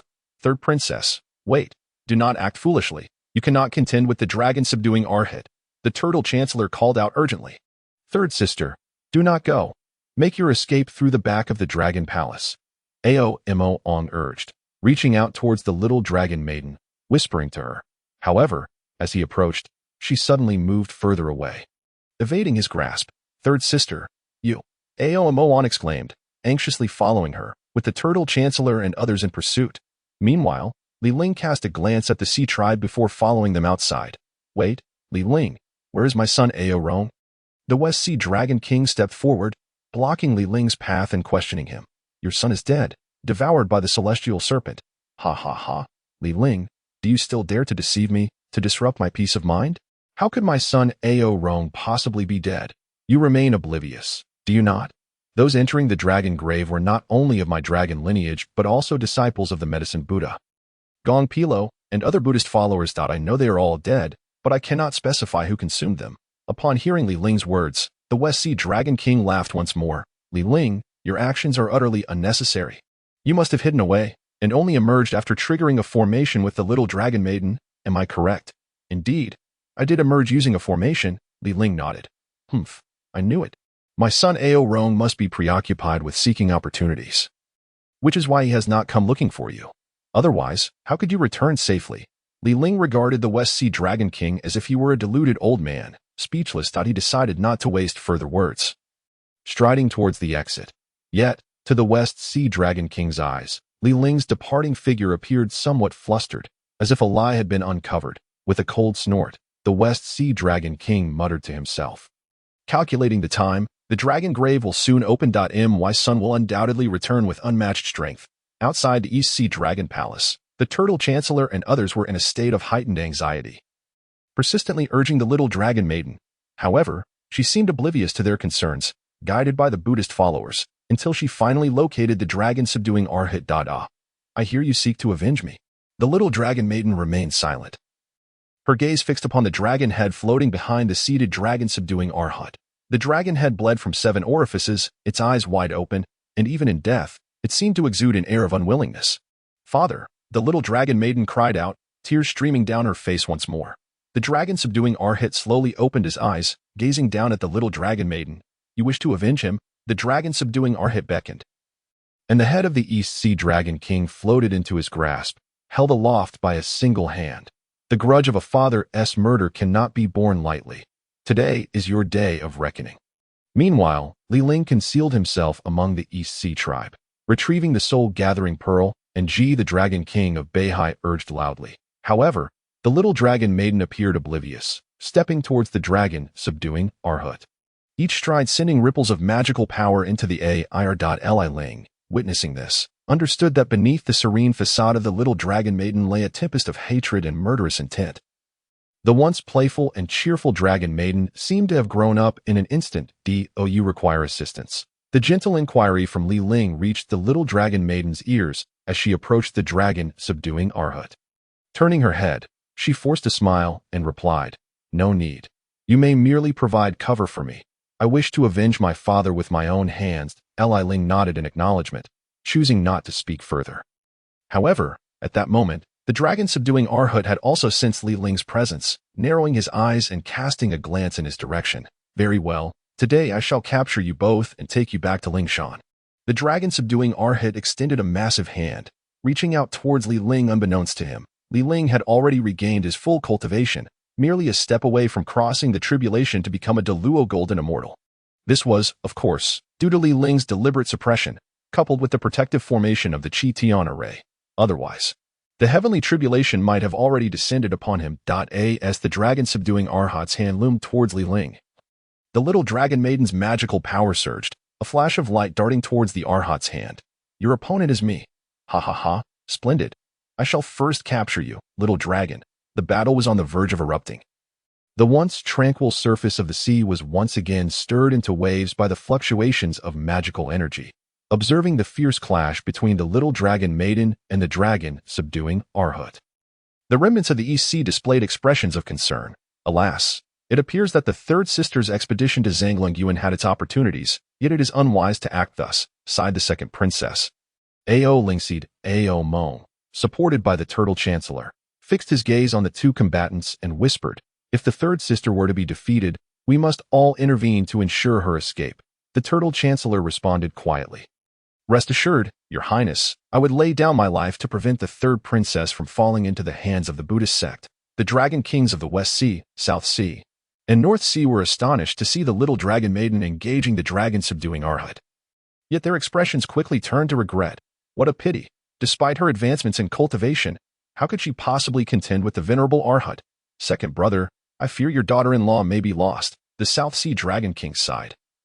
Glancing at the West Sea Dragon King, that a daughter-in-law with such arrogance is not worth having. Does she truly think that a modicum of strength grants her the right to disregard everyone else? If she were to marry into the West Sea, who knows how much trouble she might bring? Indeed, with Ao Rong's talents and capabilities, what sort of dragon maiden could he not have? The girl is of similar age to Ao Rong. Second brother, you see. Ha ha ha. Fourth brother, are you subtly proposing a marriage alliance with second brother? I too have a daughter. Second brother, what do you think? Third brother, your daughter has only just hatched. Is it not a bit too hasty? In my opinion, we should wait. No rush. No rush. In 100 or 80 years, she will have grown up. Moreover, with Ao Rong's innate gifts, how could he possibly settle for just one woman? Quite right, quite right. Which of our dragon clan does not have a harem of concubines? Listening to the South Sea and North Sea Dragon Kings expressing their desire to marry their daughters to Ao Rong, the West Sea Dragon King couldn't help but display a hint of pride. Very well, you may send your daughters to the West Sea.as for whether my son Ao Rong will take a liking to them. That is entirely up to him. The South Sea and North Sea Dragon Kings were delighted by this declaration, just as they were reveling in their joy. A resounding bang echoed as the little dragon maiden was struck by the dragon subduing Arhut and sent tumbling to the seabed. The three watched with expressions of I knew it all along. I said this little dragon maiden was overestimating herself, a little strength, and she disregards everyone. Look at her. She quickly fell short, the South Sea Dragon King remarked. While the North Sea Dragon King was about to add his thoughts when the dragon subduing Arhut's indifferent voice rang out. Submit or perish. The little dragon maiden slowly rose, casting a calm glance at the dragon subduing Arhut. Come again. In truth, the little dragon maiden had not been injured. She had merely lacked experience in combat, which led to her being struck by the dragon subduing Arhut. However, seeing the worried expressions on the faces of the East Sea remnants, Ling smirked. If only they knew that the little dragon maiden had acquired the ancestral dragon's legacy, they would surely think otherwise. With another thunderous crash, she was sent crashing into the seabed, stirring up clouds of dust. Alas, Ao Yun, perhaps it is best to call it a day. Continuing may endanger your life. Yield, the South Sea Dragon King shouted towards the cloud of dust. This little dragon maiden possesses remarkable physical strength. This time, her fall was even more forceful than before, creating a cloud of dust even at the seabed. In my view, she has likely been stunned. If that is the case, it would be better for the dragon subduing Arhut to enter life to avoid bringing back a mad dragon. Look, that figure in the dust resembles a stray dog. Ha! At the sound of this remark from the Buddhist monk, the surrounding monks and the 3C races burst into laughter. Yet, as the dust settled, their laughter abruptly ceased. As the murky waters returned to tranquility, the figure revealed within was none other than the dragon subduing Arhut. This, the formerly mocking crowd suddenly wore expressions of embarrassment. Ahem. It appears to be the venerable dragon subduing Arhut. I wondered why that figure seemed so imposing. Indeed, this is the venerable dragon subduing Arhut. Anyone else would surely be down and out. Look, the venerable Arhut hasn't lost a single hair. Brother, to progress, one must also be articulate. The venerable dragon subduing Arhut has never had hair. I meant to say the venerable dragon subduing Arhut isn't scathed. Yes, meaning he has not been injured. With a poof, as this Western individual finished speaking, a mouthful of blood erupted from the dragon subduing Arhut's mouth. The Arhut gazed gravely at the little dragon maiden, a maelstrom of emotions churning within him. How could this be? Why is this dragon maiden so powerful? Even Ao Guang is not my match. How could she? The little dragon maiden paid no heed to the Arhut, swiftly appearing beside the East Sea Dragon King's head and gently lifting it. She carefully wiped away the blood seeping from the 7 orifices of the East Sea Dragon King, yet did not close his eyes. Father, bear witness. Today, I shall slay the dragon-subduing Arhat to avenge you. You must see this. The little dragon maiden approached the East Sea remnants, handing the head of the East Sea Dragon King to Ao Mong, and silently walked towards the dragon-subduing Arhat. Her body radiating with killing intent, the already frigid seabed dropped several degrees in temperature under her murderous aura. You wish to kill me? Do you dare to kill me? The dragon-subduing Arhat's eyes blazed as he regarded the approaching little dragon maiden. You killed my father and brought destruction to the East Sea Dragon Palace. Countless lives of the East Sea waterfolk have been lost. Killing you is merely collecting interest. A series of blue halos erupted around the little dragon maiden's body. And the tranquil seawater swirled together, forming several water dragons that surged towards the dragon-subduing Arhat. Humph. I previously underestimated you, momentarily careless and thus wounded. However, do you truly believe you can slay me? A massive golden dragon rose from the dragon-subduing Arhat, charging directly at the water dragons. Bang! The golden dragon collided with the blue water dragons, shattering them into countless bubbles. Observing this scene, the Western spectators and the 3 sea races finally felt at ease. It appeared that the venerable Arhat had indeed been momentarily careless, resulting in the little dragon maiden's unexpected success. Indeed, I said this little dragon maiden could not possibly be the dragon-subduing Arhat's opponent. I had some misgivings earlier, but this only shows I underestimated the situation. Ha ha ha. This dragon maiden is nothing special. With such tactics, she dares to battle the dragon-subduing Arhat. Just wait, the dragon-subduing Arhat will soon apprehend her. Watching as the little dragon maiden's water dragons were dispersed by his golden dragon, the dragon-subduing Arhat revealed a smirk of derision and coldly declared, "Submit to me, or perish along with the entirety of the East Sea." The little dragon maiden did not respond, remaining motionless, her expression devoid of emotion. Noticing her demeanor, the dragon-subduing Arhat frowned and spoke in a deep voice, "Stubborn and foolish, if that is your choice. Do not blame me." Before the dragon-subduing Arhat could finish his sentence, his pupils suddenly dilated as the shattered water dragons transformed into droplets, instantly forming numerous flying daggers that hurtled towards him at an astonishing speed. The projectiles surged forth with ferocity, leaving the dragon-subduing Arhat no time to react. Had he not been so arrogant, perhaps he could have blocked them. But now, the water droplets, taking the form of flying daggers, seemed to possess a mind of their own as they targeted the Arhat's limbs. The dragon-subduing Arhat cried out as the flying daggers pierced his flesh, suddenly vanishing, merging into the blood. Even the golden body of the dragon-subduing Arhat could not withstand it in an instant. The limbs of the dragon-subduing were rendered useless, yet he did not fall. Instead, they swelled as if they were the colossal hooves of a giant. You harmed my father and severed his head. Today, I shall avenge him one by one. The little dragon girl extended her hand, summoning countless droplets from the sea, which coalesced into a long blade.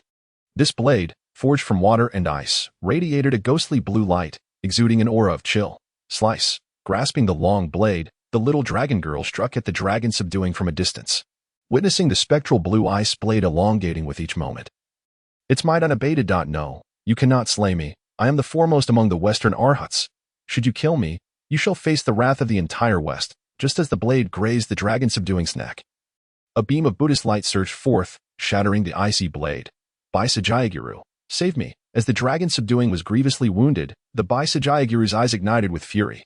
Having cultivated for so many years, his heart was normally serene. Yet he could not contain his anger. Is it you who has brought the dragon-subduing to such a state?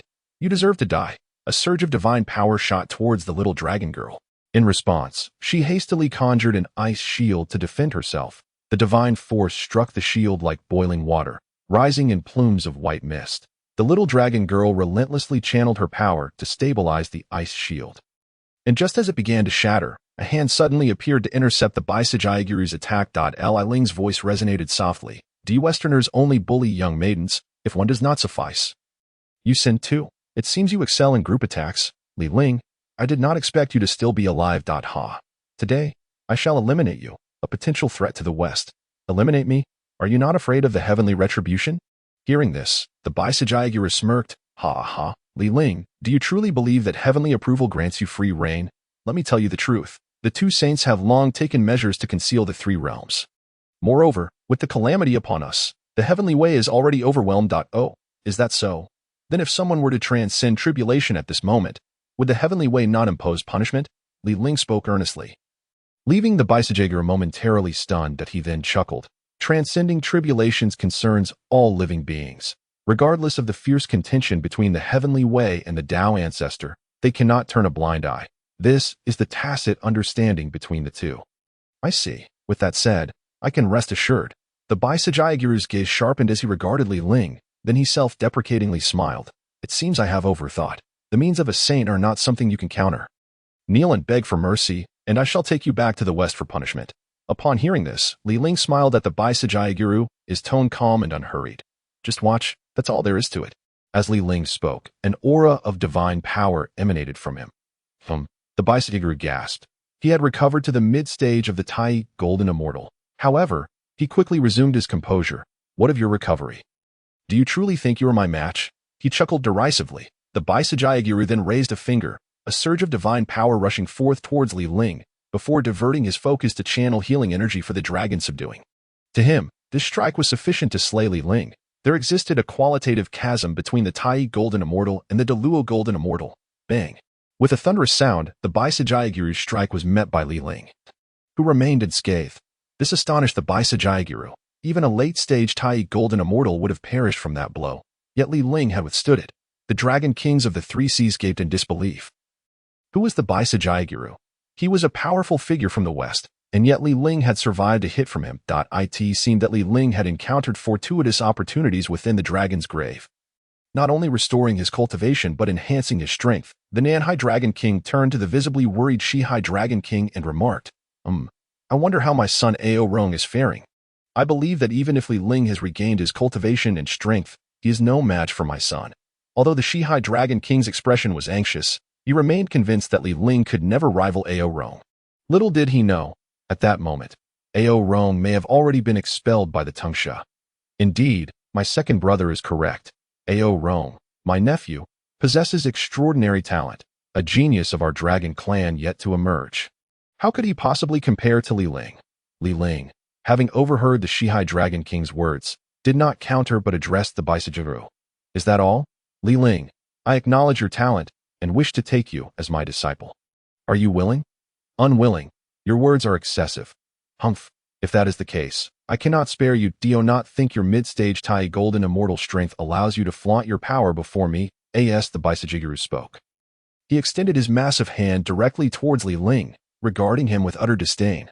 The Baisajayaguru's hand rapidly enlarged, hovering above Li Ling as he coldly declared, regret now, and kneel to beg for mercy while there is still time.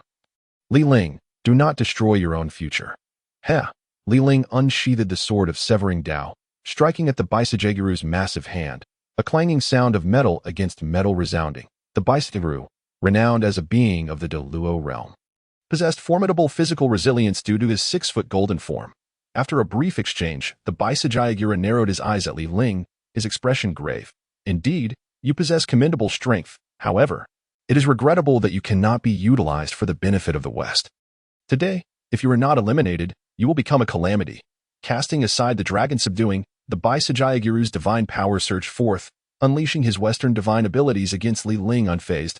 Li Ling gripped the sword of severing Dao, unleashing a flurry of blade energy akin to a tempest upon the Baisajayaguru. The clash of divine powers between the two was far more intense than the previous battle between the dragon subduing and the little dragon girl. The seabed trembled beneath them, sinking 100 meters due to their confrontation. It was known that the seabed had been submerged for countless years, rendering it exceedingly hard. Yet, the mere remnants of their divine power had caused it to collapse, creating momentary vacuums in the surrounding waters. Above the surface, monstrous waves erupted, soaring to pierce the heavens. The onlookers at the seabed were left dumbfounded, while the Shihai Dragon King's countenance darkened. Recalling Li Ling's earlier words, your son Ao Rong is already dead. Initially, he had dismissed such claims, confident in his son's strength. Yet now, the shadow of worry was indelibly etched upon his face. Meanwhile, on the East Sea Remnant's side, the Turtle Prime Minister trembled. His whiskers quivering. Li Ling possessed such terrifying strength that he could contend with the Baisajayaguru. Ao Moong nodded in agreement, his gaze fixated on the two combatants. Suddenly, the dragon subduing's terrified voice echoed. No, do not kill me. Baisajayaguru, save me. Engaged in battle with Li Ling. The Baisajayaguru turned to see the little dragon girl, unbeknownst to him, had approached the dragon subduing, poised to strike his neck with the ice blade. You dare! Do you know what you are doing?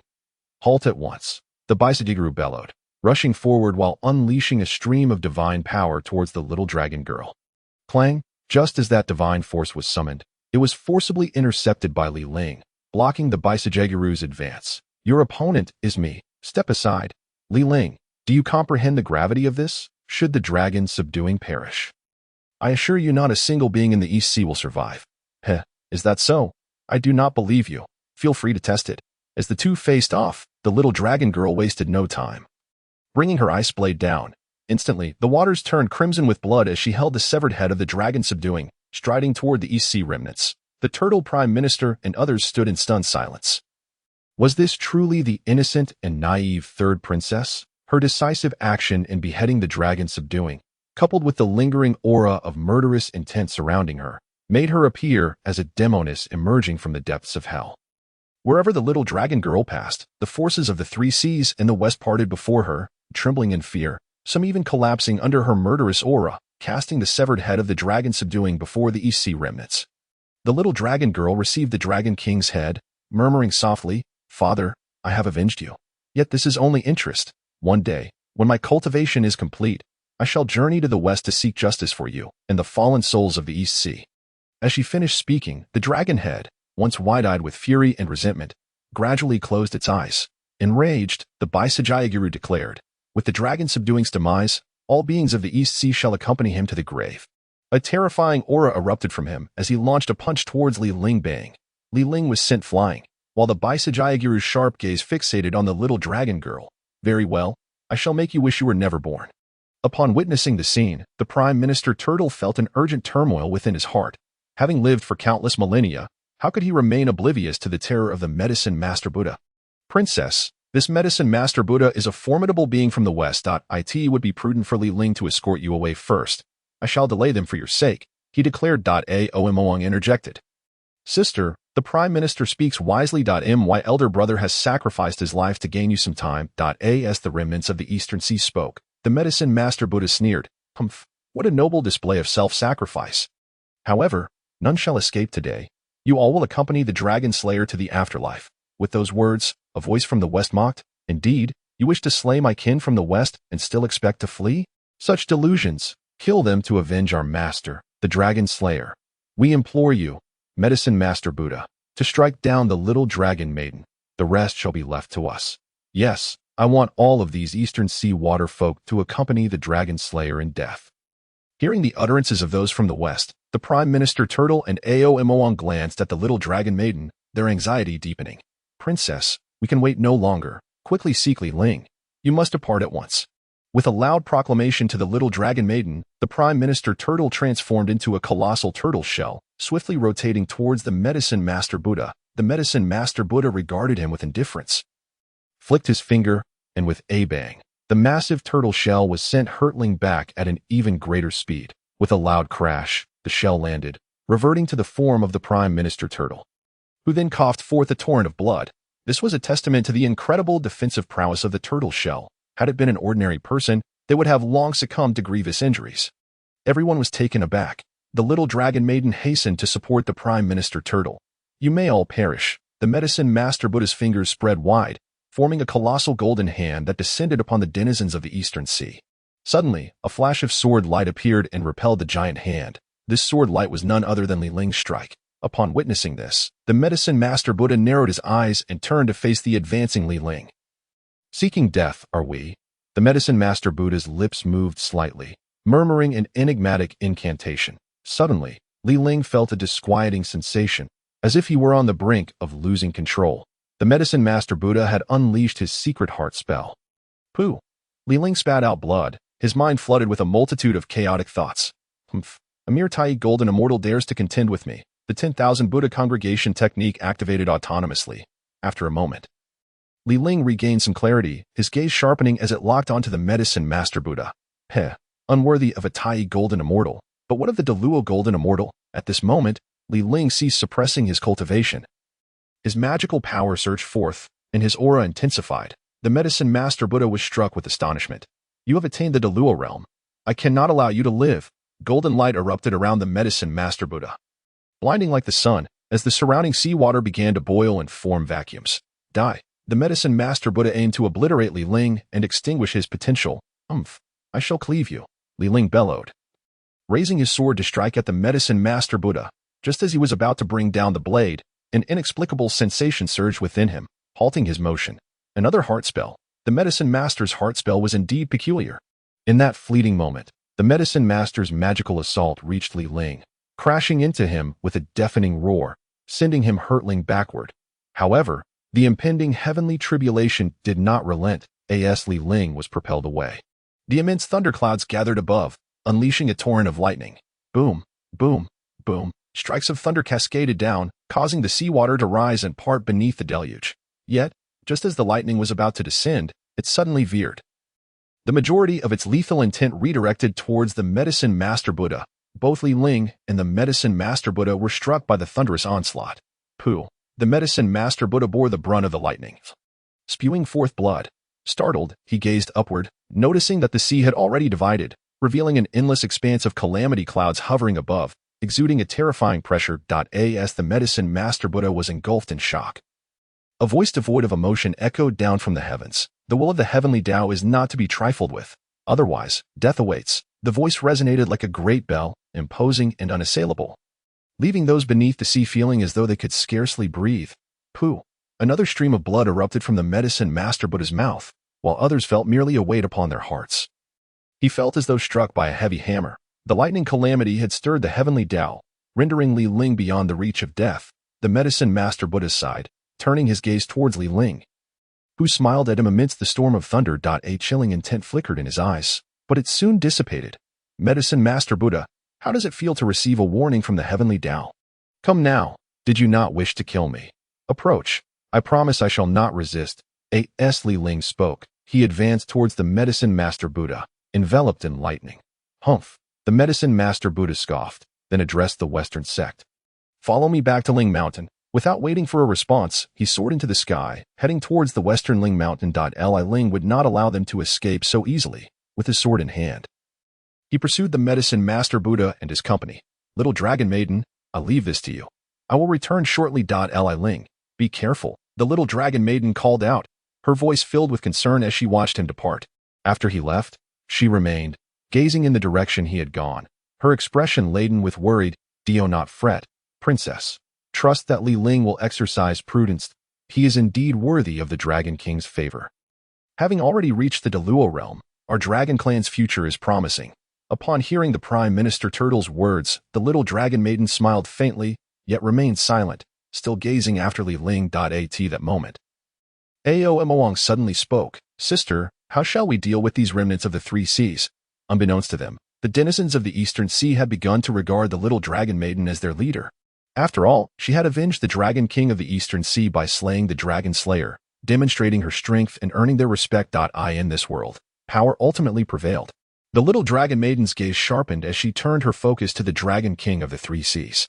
Seeing her stare, the Dragon King quaked in fear and fell to his knees with a thud. Spare my life. I was merely misled by my second brother. Ao Yun's niece, for the sake of our shared lineage. Please forgive your uncle. The Dragon King of the Southern Sea wept bitterly, his eyes filled with terror, begging for mercy amidst his tears. Silence. Ao Yun's niece was deceived by that old rogue Ao Luan. I too was misled. The Dragon King of the Western Sea interjected, but was cut off by the Northern Sea Dragon King. You all lack the spine to take responsibility. In the face of victory and defeat, I, Ao Luan, regret nothing. I sought only the advancement of our dragon clan. What is wrong with siding with the West? All blame lies with Ao Guang for his ignorance. The Western Sea Dragon King Ao Luan's madness was evident as he laughed maniacally. The little dragon maiden raised her hand, severing the head of the Western Sea Dragon King. In that moment, she understood that mercy was not an option. The Southern and Northern Sea Dragon Kings were filled with dread, prostrating themselves in fear. Spare me, Ao Yun's niece. I was confused. Please let me go. Ao Yun's niece, spare me. From now on, the Northern Sea will obey your every command. Yes, we of the Southern Sea will also heed your orders. The Southern and Northern Sea Dragon Kings hastily pledged their loyalty to the little dragon maiden. Seeing this, the little dragon maiden hesitated, but the Prime Minister Turtle encouraged, Princess, subduing them is far more useful than slaying them. Perhaps it would be better to have these two sign a dragon servant contract. Upon hearing the Prime Minister Turtle's words, the little dragon maiden's eyes gleamed as she regarded the southern and northern sea dragon kings. Speaking coolly, "Do you consent?" Exchanging glances, the two dragon kings revealed resolute expressions. "I am willing," they declared in unison. They extended their dragon claws, punctured their brows, and offered a drop of blood. The little dragon maiden formed intricate seals with her hands. And as the two drops of blood melded within, the seals gradually faded. Then, the little dragon maiden turned her attention to all the rebellious dragon folk, declaring, "If you wish to live, sign the dragon servant contract. Otherwise, face death." Her icy words sent shivers through the hearts of the three seas dragon folk, especially with the head of the Western Sea Dragon King lying nearby. "We are willing," despite their reluctance. The dragon folk ultimately acquiesced for the sake of survival. Subsequently, the young dragon maiden continuously performed intricate hand seals, and after a considerable duration, a colossal magical array manifested. Hovering above the assembly, "Very well, we may commence." Her tone remained nonchalant, as if she were merely discussing a trivial matter. Ling pursued the members of the Western sect, relentlessly reaping one after another. The crowd moved with remarkable swiftness, and at this juncture, they were already close to Ling Mountain, where the voice of the medicine master echoed from afar. Ling, do not overstep your bounds. The Heavenly Dao may protect you for a moment, but it cannot sustain you indefinitely. Once your tribulation dissipates, I wonder what support you will have left. Ha ha ha. So you in the West can slay me, yet I am powerless to retaliate against you? Is this the doctrine of the Western sect? Would you care to pause and converse with me? The commotion had already caught the attention of the powerful beings across the three realms, from the moment Li Ling began his tribulation. The three realms had been observing closely. Within the heavenly court, the celestial beings looked upon the figure, bathed in thunder, who relentlessly pursued the Western sect members in the Haotian mirror, their expressions a tapestry of complexity. Tai Bai, what position does Li Ling hold in my heavenly court? The Jade Emperor inquired of the star of Tai Bai. Tai Bai found himself momentarily speechless, despite his comprehensive understanding of the affairs in the heavenly court. He could not answer immediately. It was simply that Li Ling had previously been so peripheral in the heavenly court, with little interaction among the celestial beings, that Tai Bai had not paid him much heed. This old minister is at fault for not keeping closer watch on the gods. I shall make it a point to visit each deity personally in the future to understand their needs. Tai Bai resolved. The Jade Emperor responded with a faint hum. Do look into Li Ling's position and report back to me. It seems to me that he ought to ascend in rank. Understood, Tai Bai replied with a serious demeanor. Turning his gaze back to the Haotian mirror, among the most exhilarated, and the ones who felt the most joy for Li Ling, were the disciples of the Yinxiao wore an expression of sheer excitement. Gripping the arm of Qingshu tightly, "Sister, must you be so ecstatic? I don't recall you being this animated when our elder brother faced his tribulation. You're hurting me." Upon hearing this, Yinxiao loosened her grip slightly. Zhao Gongming chuckled beside them. "This lad is remarkable. He is on the verge of attaining the great Luo golden immortal status without making a fuss. Ha ha ha. He bears a striking resemblance to my former self." At Kunlun Mountain, the Western Queen Mother stood before her palace, her expression inscrutable. However, the nearby female celestial beings knew that their mistress was experiencing an uncontainable joy. Ling. Before you lies Ling Mountain. Do you dare to wreak havoc in our western stronghold? The medicine master bellowed, then hastened towards Ling Mountain. Ling, upon witnessing the medicine master charging into Ling Mountain, laughed heartily after dispatching two members of the Western sect.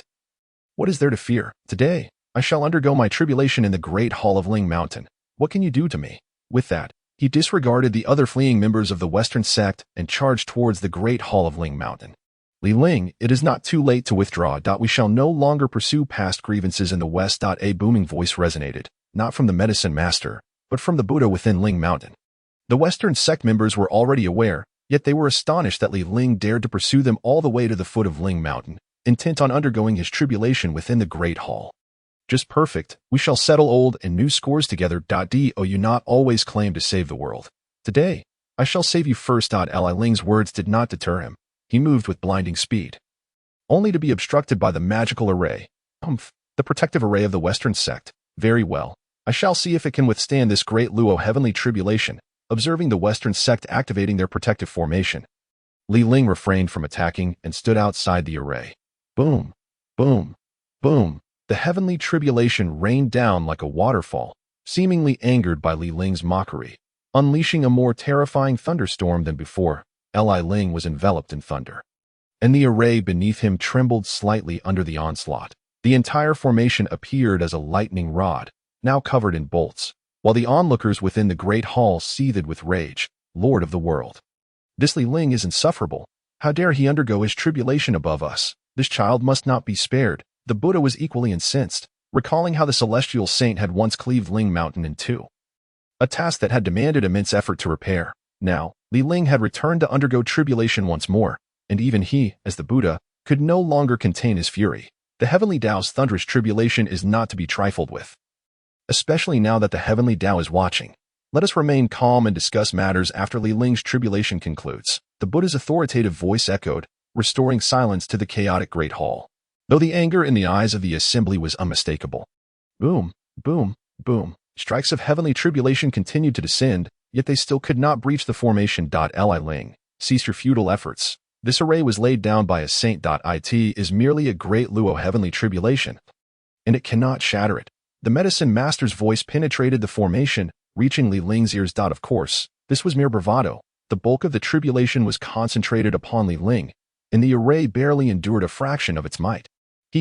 Thank you for the reminder, medicine master. Upon hearing Li Ling's response, the members of the Western sect within the great hall wore expressions of derision, only to be startled as a figure shattered the space above the great hall and landed before them. Now, I ask you, do you think the heavenly tribulation will shatter the formation and strike me? The figure landed, a mocking tone resonating as he spoke to the crowd, who were taken aback. You, Li Ling, how did you get in here? It is merely the Ling Mountain formation. If I wish to enter, I can. Did you truly believe this turtle shell to be invincible? Li Ling regarded the members of the Western sect, a smirk playing on his lips, having cut an opening in the formation with his Dao-slaying blade. Li Ling, depart at once. The voice of Guanyin echoed, admonishing him. Li Ling, do not commit an act you will regret. Leave. I shall not pursue past grievances, and if you are willing to depart, we can erase our past enmities. As the Buddha's words fell, boom, a thunderous strike landed upon the formation. For how could the Ling Mountain formation withstand the might of the heavens? The members of the Western sect trembled, each attempting to suppress their own aura to avoid being caught in the tribulation's wake. Yet even so, some of the less powerful among them were reduced to ashes by the heavenly strikes. Li Ling, what is your intention? The Buddha's countenance darkened, filled with anger. With this single strike, Ling Mountain had suffered grievously, and another 2 such strikes would spell doom for their expedition. What do I desire? Have you not yearned to slay me all along in the West? Here I stand. Why do you wish for me to leave? Why not come and kill me instead? Seeing the inaction of the crowd, Li Ling accelerated to his utmost speed, instantly appearing beside the medicine master, delivering a resounding slap across his face. Li Ling, how dare you insult me so? You seek death. The medicine master, furious, prepared to retaliate against Li Ling. When once more boom, boom, the thunderous sounds heralded the approach of another tribulation. Li Ling, bathed in thunder, coldly regarded the assembled members of the Western sect. Come, kill me. His voice resonated with an icy chill that pierced to the bone. Within the great hall, the onlookers were rendered speechless, awed by Li Ling's demeanor, as the medicine master's hand froze mid-air. Enough, Li Ling, depart. Otherwise, I shall risk everything and destroy Ling Mountain to eradicate you. The Buddha's grave and threatening words caused Li Ling to momentarily pause. After all, I was once the senior brother of the I am somewhat familiar with the Buddha's temperament. Observing the subtle shift in expression, Li Ling discerned that it was the prelude to an impending eruption. Adhering to the prudent principle of knowing when to withdraw, and with the tribulation nearing its climax, he decided that his actions had already sufficiently shaken Ling Mountain. Cough, since the Lord of the world has spoken. I shall extend a gesture of goodwill in light of our past relations and withdraw from the Ling Mountain formation. I shall take my leave now. Li Ling turned to the Buddha, clearing his throat lightly and smiling as he spoke. The Buddha's expression remained ashen, silent and impassive, before he waved his hand, causing the formation to vanish. Lord of the world, we cannot allow him to escape. This Li Ling will undoubtedly become a significant threat to us in the West, the medicine master declared, his face contorted with rage. Indeed, the medicine master's words ring true. We must not allow Li Ling to depart so easily. I believe his tribulation is nearing its conclusion, and we shall ensure he is permanently subdued once it ends. Fu Hu, with a face full of fury, addressed Rilai, unable to come to terms with the death of his good friend Zhang Long. Since you wish for me to remain, then I shall not depart. I estimate there are still a dozen heavenly tribulations to come. Let us see if your Lingshan can withstand them. Upon witnessing this, Li Ling also chose to stay, plopping himself down in the center of the Mahavira Hall. Boom! Another bolt of heavenly tribulation struck down, causing the Westerners to hurriedly shield themselves. yet some were still caught by the lightning. Yasher Zunja, come, let us spar a bit. Idling here is rather dull. Li Ling rose and charged towards Yasher Zunja, his fists clenched tightly, enveloped in magical energy, each punch landing with resounding force. Yasher Zunja dared not retaliate, opting instead to flee, for Li Ling was currently under the protection of the Heavenly Dao. In a brief moment, Yasher Zunja found himself battered and bruised. A sight he had never before endured. Li Ling, I shall slay you. Unable to bear the humiliation any longer, Yasher Zunja struck back at Li Ling, who did not evade, allowing the palm to crash against him. He was sent flying, crashing into a member of the Western sect nearby. Boom, boom. Two terrifying bolts of thunder descended from the heavens, targeting both Yasher Zunja and the Western practitioner. Puff, Yasher Zunja spewed forth a mouthful of blood. Becoming instantly weakened, though fortunately, a fellow Westerner rushed forward to support him. At that moment, his body was charred black, yet he fared better than the other practitioner, who had been reduced to ashes. Moreover, above the Mahavira Hall, the fabric of space tore open, revealing a colossal eye that coldly gazed down upon the assembly. It exuded an overwhelming pressure, akin to a provoked authority, causing all present within the hall to tremble in fear. Even Rulai quivered under this oppressive force. Swish! Li Ling swiftly approached Fu Hu, raining down punches like a torrential storm. Fu Hu dared not retaliate, not even move, fearful that a misstep might provoke the wrath of the Heavenly Dao, something he was not equipped to withstand. After a moment, Li Ling withdrew his fists, leaving Fu Hu swollen and battered. Is there anyone else who wishes to engage with me? Li Ling surveyed the gathered crowd, his gaze sweeping over the Western practitioners, who all averted their eyes, unwilling to meet his gaze, much like students called upon by a teacher during class. Since it is thus, I shall call upon someone. Li Ling teased, then declared, Pu Xinzhenren. I disdain to spar with you. Came Pu Xin's response, his body trembling slightly at Li Ling's words, forcing a facade of calm. Oh, in that case, how about Wenshu? Li Ling turned his gaze to Wenshu, smiling as he spoke. Wenshu merely curled his lips in response, opting not to speak. Alas, this is truly tiresome. Li Ling sighed, then looked at Rulai and queried, is there truly no one from the West willing to engage? Rulai, his body quaking slightly, seemed to be suppressing something. After a long pause, he finally spoke in a deep voice. Leave. Very well. Since no one wishes to compete with me, I shall take my leave. Li Ling took a few steps, then hesitated, glancing back to ask, is there really no one who wants to fight? The crowd within the Mahavira Hall remained silent. Li Ling chuckled softly, soaring out of the hall and swiftly arriving above the 8 treasures pool, decisively severing the local restrictions with a slash of his sword, reaching into the pool to retrieve a golden-whiskered arowana. This golden-whiskered arowana was indeed his senior brother, the embodiment of Wu Yunxian, one of the 8 immortals from the Jiejiao sect. Li Ling, how dare you? Rulai's voice echoed from afar, but Li Ling did not turn back, boldly declaring, anyone who wishes to die may pursue me. As his voice echoed back, the crowd from Lingshan fell into a heavy silence. Li Ling temporarily stowed away the Wu Yunxian and continued his journey towards the Eastern Sea, all the while enduring the heavenly tribulations. In the heavenly court, the celestial beings observing this scene from the Haotian realm were filled with astonishment. Ha ha ha. The Jade Emperor laughed heartily, only to abruptly halt, realizing the gravity of the situation. He continued.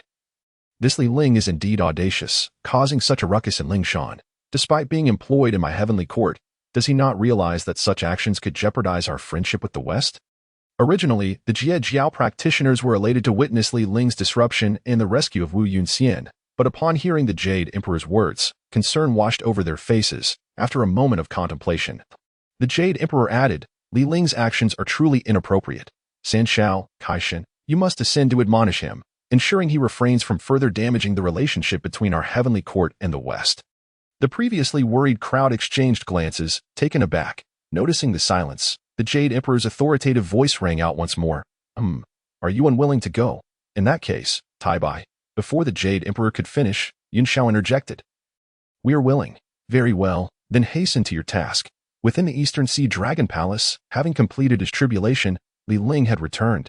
Upon seeing him, Xiaolong Nu joyfully approached. Li Ling, I am so relieved you're safe. What of the Three Seas Water Clan? Upon hearing the inquiry, Xiaolong Nu recounted the events, leaving Li Ling astonished at her words. So, does that mean you now command all 4 seas? Congratulations, Queen. Feeling slightly embarrassed by Li Ling's jest, Xiaolong Nu replied, I have no desire to manage such trifles. I leave those matters to my elder brother. I want to be with you. Let us set that aside for now. Find me a room. I need to consolidate my cultivation. Noticing Li Ling's awkward demeanor, Xiaolong knew ceased her teasing and personally led him to the room where he had previously recuperated. Li Ling settled in a meditative posture, first solidifying his own cultivation. He then took out the golden-whiskered arowana, using his spiritual perception to discover it had been bound by a restriction placed by a sage, which had rendered it devoid of intelligence. Just as he was at a loss, a hearty laugh echoed from outside. Ha ha ha, junior brother Li Ling, it truly is you. What a relief. I saw it all. That rascal Duobao, cough. Rulei's face was as black as a bottomless pot. Li Ling paused for a moment, then smiled, waving his hand to open the door, revealing Zhao Gongming and others arriving. Yun Xiao, unable to contain herself, dashed into Li Ling's embrace. Gently stroking her hair, Li Ling smiled softly and whispered in her ear. All right, senior brother and senior sisters are watching. I will give you a wonderful gift shortly. Upon hearing this, Yun Xiao's face flushed red, reluctantly leaving Li Ling's embrace. Li Ling then stood and bowed to the assembled crowd. Greetings, esteemed senior brothers and sisters. The others hastily reciprocated with bows, solemnly bending at the waist. Greetings, sect leader. Li Ling was momentarily taken aback, then understood, chuckling lightly. There is no need for such formality. I am still your little junior brother. At this, the crowd chuckled, and Zhao Gongming straightforwardly declared, we must maintain the proper etiquette. We cannot allow others to say that Jiejiao lacks respect for customs. The Golden Spirit Holy Mother added with a smile. Junior brother Gongming speaks wisely. Perhaps there were some within Jiejiao who had reservations about the master appointing you as sect leader. However, after this incident, those dissenting voices will surely vanish. You are quite impressive. Li Ling humbly replied, it is merely my duty. By the way, Wei Yunstin has been bound and lost his intelligence. Do any of you have a way to help? As he spoke, he gestured, and the golden-whiskered arowana flew into his palm, hovering above as it swam incessantly. Zhao Gongming, witnessing Wei Yunstin's tragic state, his intelligence sealed, his eyes hollow and filled with resentment, exclaimed, once again, the West's machinations. Curse be it. Though the Golden Spirit Holy Mother harbored a deep-seated hatred for the West, she concealed it, taking the arowana into her hands and probing it with her spiritual perception, her brow furrowing slightly. This restriction is likely the work of a Western sage. To dissolve it, one must possess profound Buddhist power, gradually using Buddhist methods to dissolve it. Li Ling was taken aback, murmuring, Buddhist power? He then addressed the crowd. Perhaps I can give it a try. Taking the golden-whiskered arowana from the Golden Spirit Holy Mother, Li Ling's hands glimmered with Buddhist light as he cautiously approached the restriction. It truly is effective. But the power contained within this restriction is far too formidable. At this rate, I do not know how long it will take to dissolve it. The crowd, filled with anticipation, turned their gaze towards Li Ling. Noticing their attention, Li Ling sighed and said, the restrictions can be alleviated, but the power contained within them is too formidable. I dare not exert too much force at once, for fear of affecting my senior brother's mind. I can only dissolve a little each day, and I do not know when I will be able to completely dissolve the restrictions. Upon hearing this, the Holy Mother of Golden Spirit smiled and remarked, having a solution, however modest, is better than having none. Indeed, Zhao Gongming added, junior brother Wuyan has been sealed for so many years, and now there is finally hope for his restoration, after exchanging pleasantries for a while. The members of the seemed to share a tacit understanding and each found an excuse to withdraw, leaving the space for Li Ling and Yun Xiao. With no unnecessary movements, everything unfolded naturally. The next day, Li Ling presented the previously obtained Chaos Purple Cloud to Yun Xiao, saying, this is an item I stumbled upon. It may allow you to break free from the restrictions of the God list. Yun Xiao gasped in astonishment. Is it truly Chaos Purple Cloud? It is known that the three celestial beings are formed from clouds and possess extraordinary origins, yet this Chaos Purple Cloud is still vastly superior. After a brief exchange, the two exited the chamber, where the crowd in the East Sea Dragon Palace awaited their arrival. Upon seeing them, the members of all wore smiles like that of an affectionate aunt. Zhao Gongming teased, the physique after ascending to the Great Luo is indeed remarkable. Sister, are you in good health? Yun Xiao's face flushed with embarrassment as she shot Zhao Gongming a glare and chided.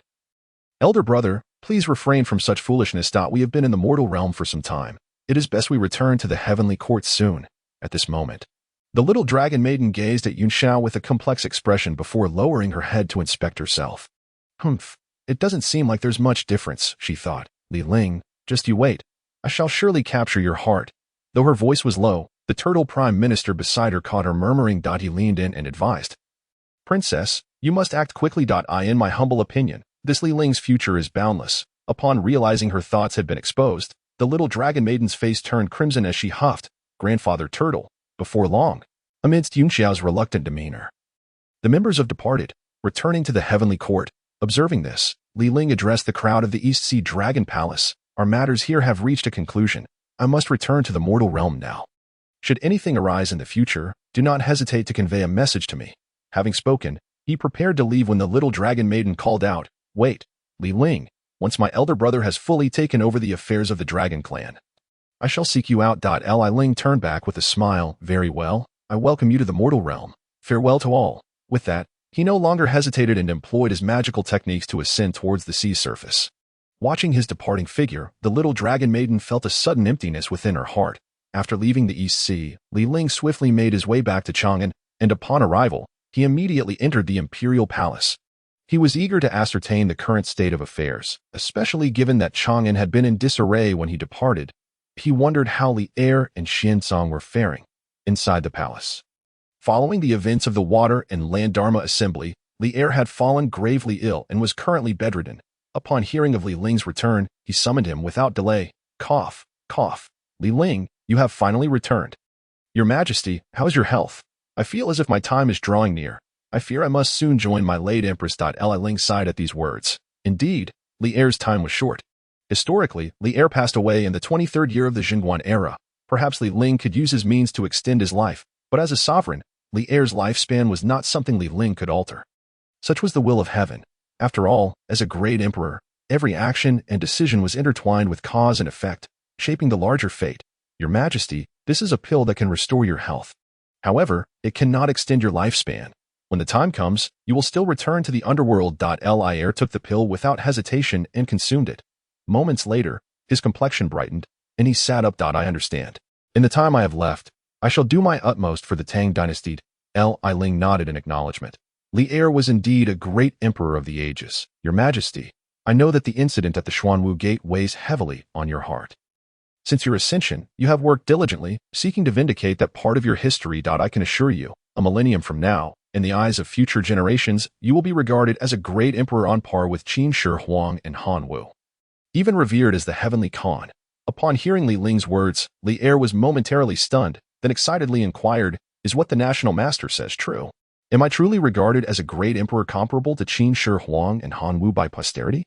Li Ling solemnly nodded in affirmation, saying, "Indeed, you are the great emperor of history. As for the Xuanwu Gate incident, it shall be entirely overshadowed by your brilliance. Even if future generations learn of that history, they will invariably stand by your side." Ha ha ha. Good, good, good. At this, Li Er's eyes brimmed with tears as he repeated the word "good" thrice, then continued, "I never expected that future generations would hold me in such high regard. I truly wish to see what the future holds and how history records my reign." Li Er's excitement gradually subsided, and his spirit appeared markedly improved compared to before. Seeing this, Li Ling felt a slight relief. Although he could not extend Li Er's life, helping this great emperor let go of his burdens in the time that remained was a significant achievement in itself. After further conversation, Li Ling finally inquired, "Might I ask where Xiansong is now?" At Li Ling's question, Li Er's expression darkened, and he sighed. "Xiansong has been imprisoned." Li Ling was taken aback and immediately asked in surprise, "Imprisoned? How could this be? Did he commit some offense? Ever since you departed, Xiansong has been living in seclusion in a residence within Chang'an, seldom venturing out." As Li Er spoke, Li Ling surmised that Xiansong's secluded abode must be the place where Yin Yin had taken her life. However, if he had been living in seclusion, how could he have committed an offense that led to imprisonment? Looking quizzically at Li Er, he listened as Li Er continued. "Later, EAI staged a rebellion. Alas, it is my failure in raising my daughter that has led to this calamity. If I had not betrothed Gaoang to EAI, I would not have wronged Xianling." Li Er sighed heavily, his face a portrait of regret. "But this seems to have little to do with Xiansong, does it not? Could it be that your Majesty has punished the entire Fong family for this?" Li Ling questioned, a hint of confusion evident in his tone. "On account of Xianling, how could I transfer my anger onto the Fong family? However, after the rebellion was exposed and EAI was imprisoned, I had no intention of executing him. When Xiansong learned of this and went to visit, he killed BNG before EAI. At this point, Li Er fell silent for a moment before continuing. "Originally, BNG's death was inconsequential, and I would not have punished anyone because of it. However, shortly after Xiansong left EAI, for reasons unknown, hanged himself in prison, which led Xinsong to retreat into deeper seclusion. Listening to Li Er's account, Li Ling found himself even more puzzled. "Your Majesty, I am somewhat confused." Noticing Li Ling's bewilderment, Li Er explained. One day, Xinsong, covered in blood, entered through the gates of Chang'an, disregarding the gazes of the onlookers, and went straight to the county office of Chang'an to confess, claiming he had slaughtered over 100 souls in the Balian temple. Li Ling was taken aback, exclaiming, "Slaughtered a temple?" Li Er nodded solemnly. Later, I sent people to investigate. Although the Balian temple was indeed corrupt, this incident had far-reaching consequences, and I had no choice but to temporarily imprison Xinsong. Li Ling's heart surged with tumultuous waves as he murmured. With this massacre, it seems Xinsong may never again seek the scriptures. I wonder what the Tathagata must be thinking. Li Er seemed to catch Li Ling's words and paused to reflect. Even if he were allowed to seek the scriptures, I fear I would not live to see those profound teachings. Should he truly return with the scriptures, perhaps he could burn a copy for me. I would like to witness whether those profound teachings hold such divine power. Your Majesty, jest, Li Ling replied. The human race must strengthen itself, from the era of the 3 sovereigns and 5 emperors to the present day. The strength of humanity is not tied to any sacred text but is born of the relentless efforts of our ancestors across generations. Li Er nodded in deep agreement. If scriptures were truly effective, what need would there be for an emperor like me? After a long contemplation, Li Ling asked, "May I visit Xinsong?" "Go ahead." At the Dali Temple's criminal department prison, when Li Ling arrived, he saw Xinsong seated cross-legged in his cell, continuously reciting scriptures. The sound of chanting contrasted starkly with the dark, damp surroundings and his blood-stained white garments. "Someone has come to see you." The jailer knocked on the cell door and addressed the seated Xinsong.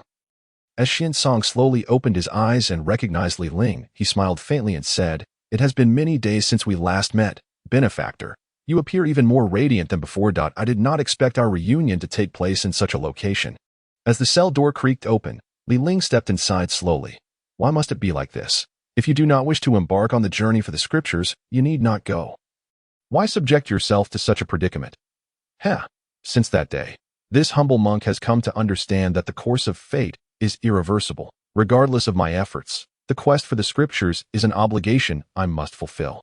However, having committed grave sins, it appears that in this lifetime, I shall not attain the true scriptures and must instead await the next life. Upon hearing this, Li Ling sighed. The monk Xuanzang seems quite normal at first glance. Just then, the voices of several jailers reached their ears. "Have you heard? A flower thief has emerged near Luoyang, responsible for a series of incidents. Indeed, this flower thief possesses remarkable skills in entering homes. The victims often feel as though they are caught in a dream, only to awaken and realize. It is unclear what methods the flower thief employs. Truly formidable. The court has already issued a warrant for his capture. But how can one pursue someone without knowing their appearance?" As the conversation continued, Xuanzang, who had appeared normal, suddenly contorted his face, dark energy emanating from him as he screamed towards the heavens. "Death! They all deserve to die." With that, he attempted to charge outside. Fortunately, Li Ling was swift and struck him unconscious. It is confirmed. He has undoubtedly succumbed to madness. The commotion attracted the attention of the jailers and the head jailer, who rushed over. "What is wrong with this monk? What are you intending to do?" Seeing this, the crowd drew their long knives, surrounding Li Ling. In response, Li Ling produced a command token for all to see, prompting the head jailer to immediately kneel. "I was unaware of your excellency's arrival. We have failed to offer a proper welcome. Please, allow us to provide him with a clean cell and proper care."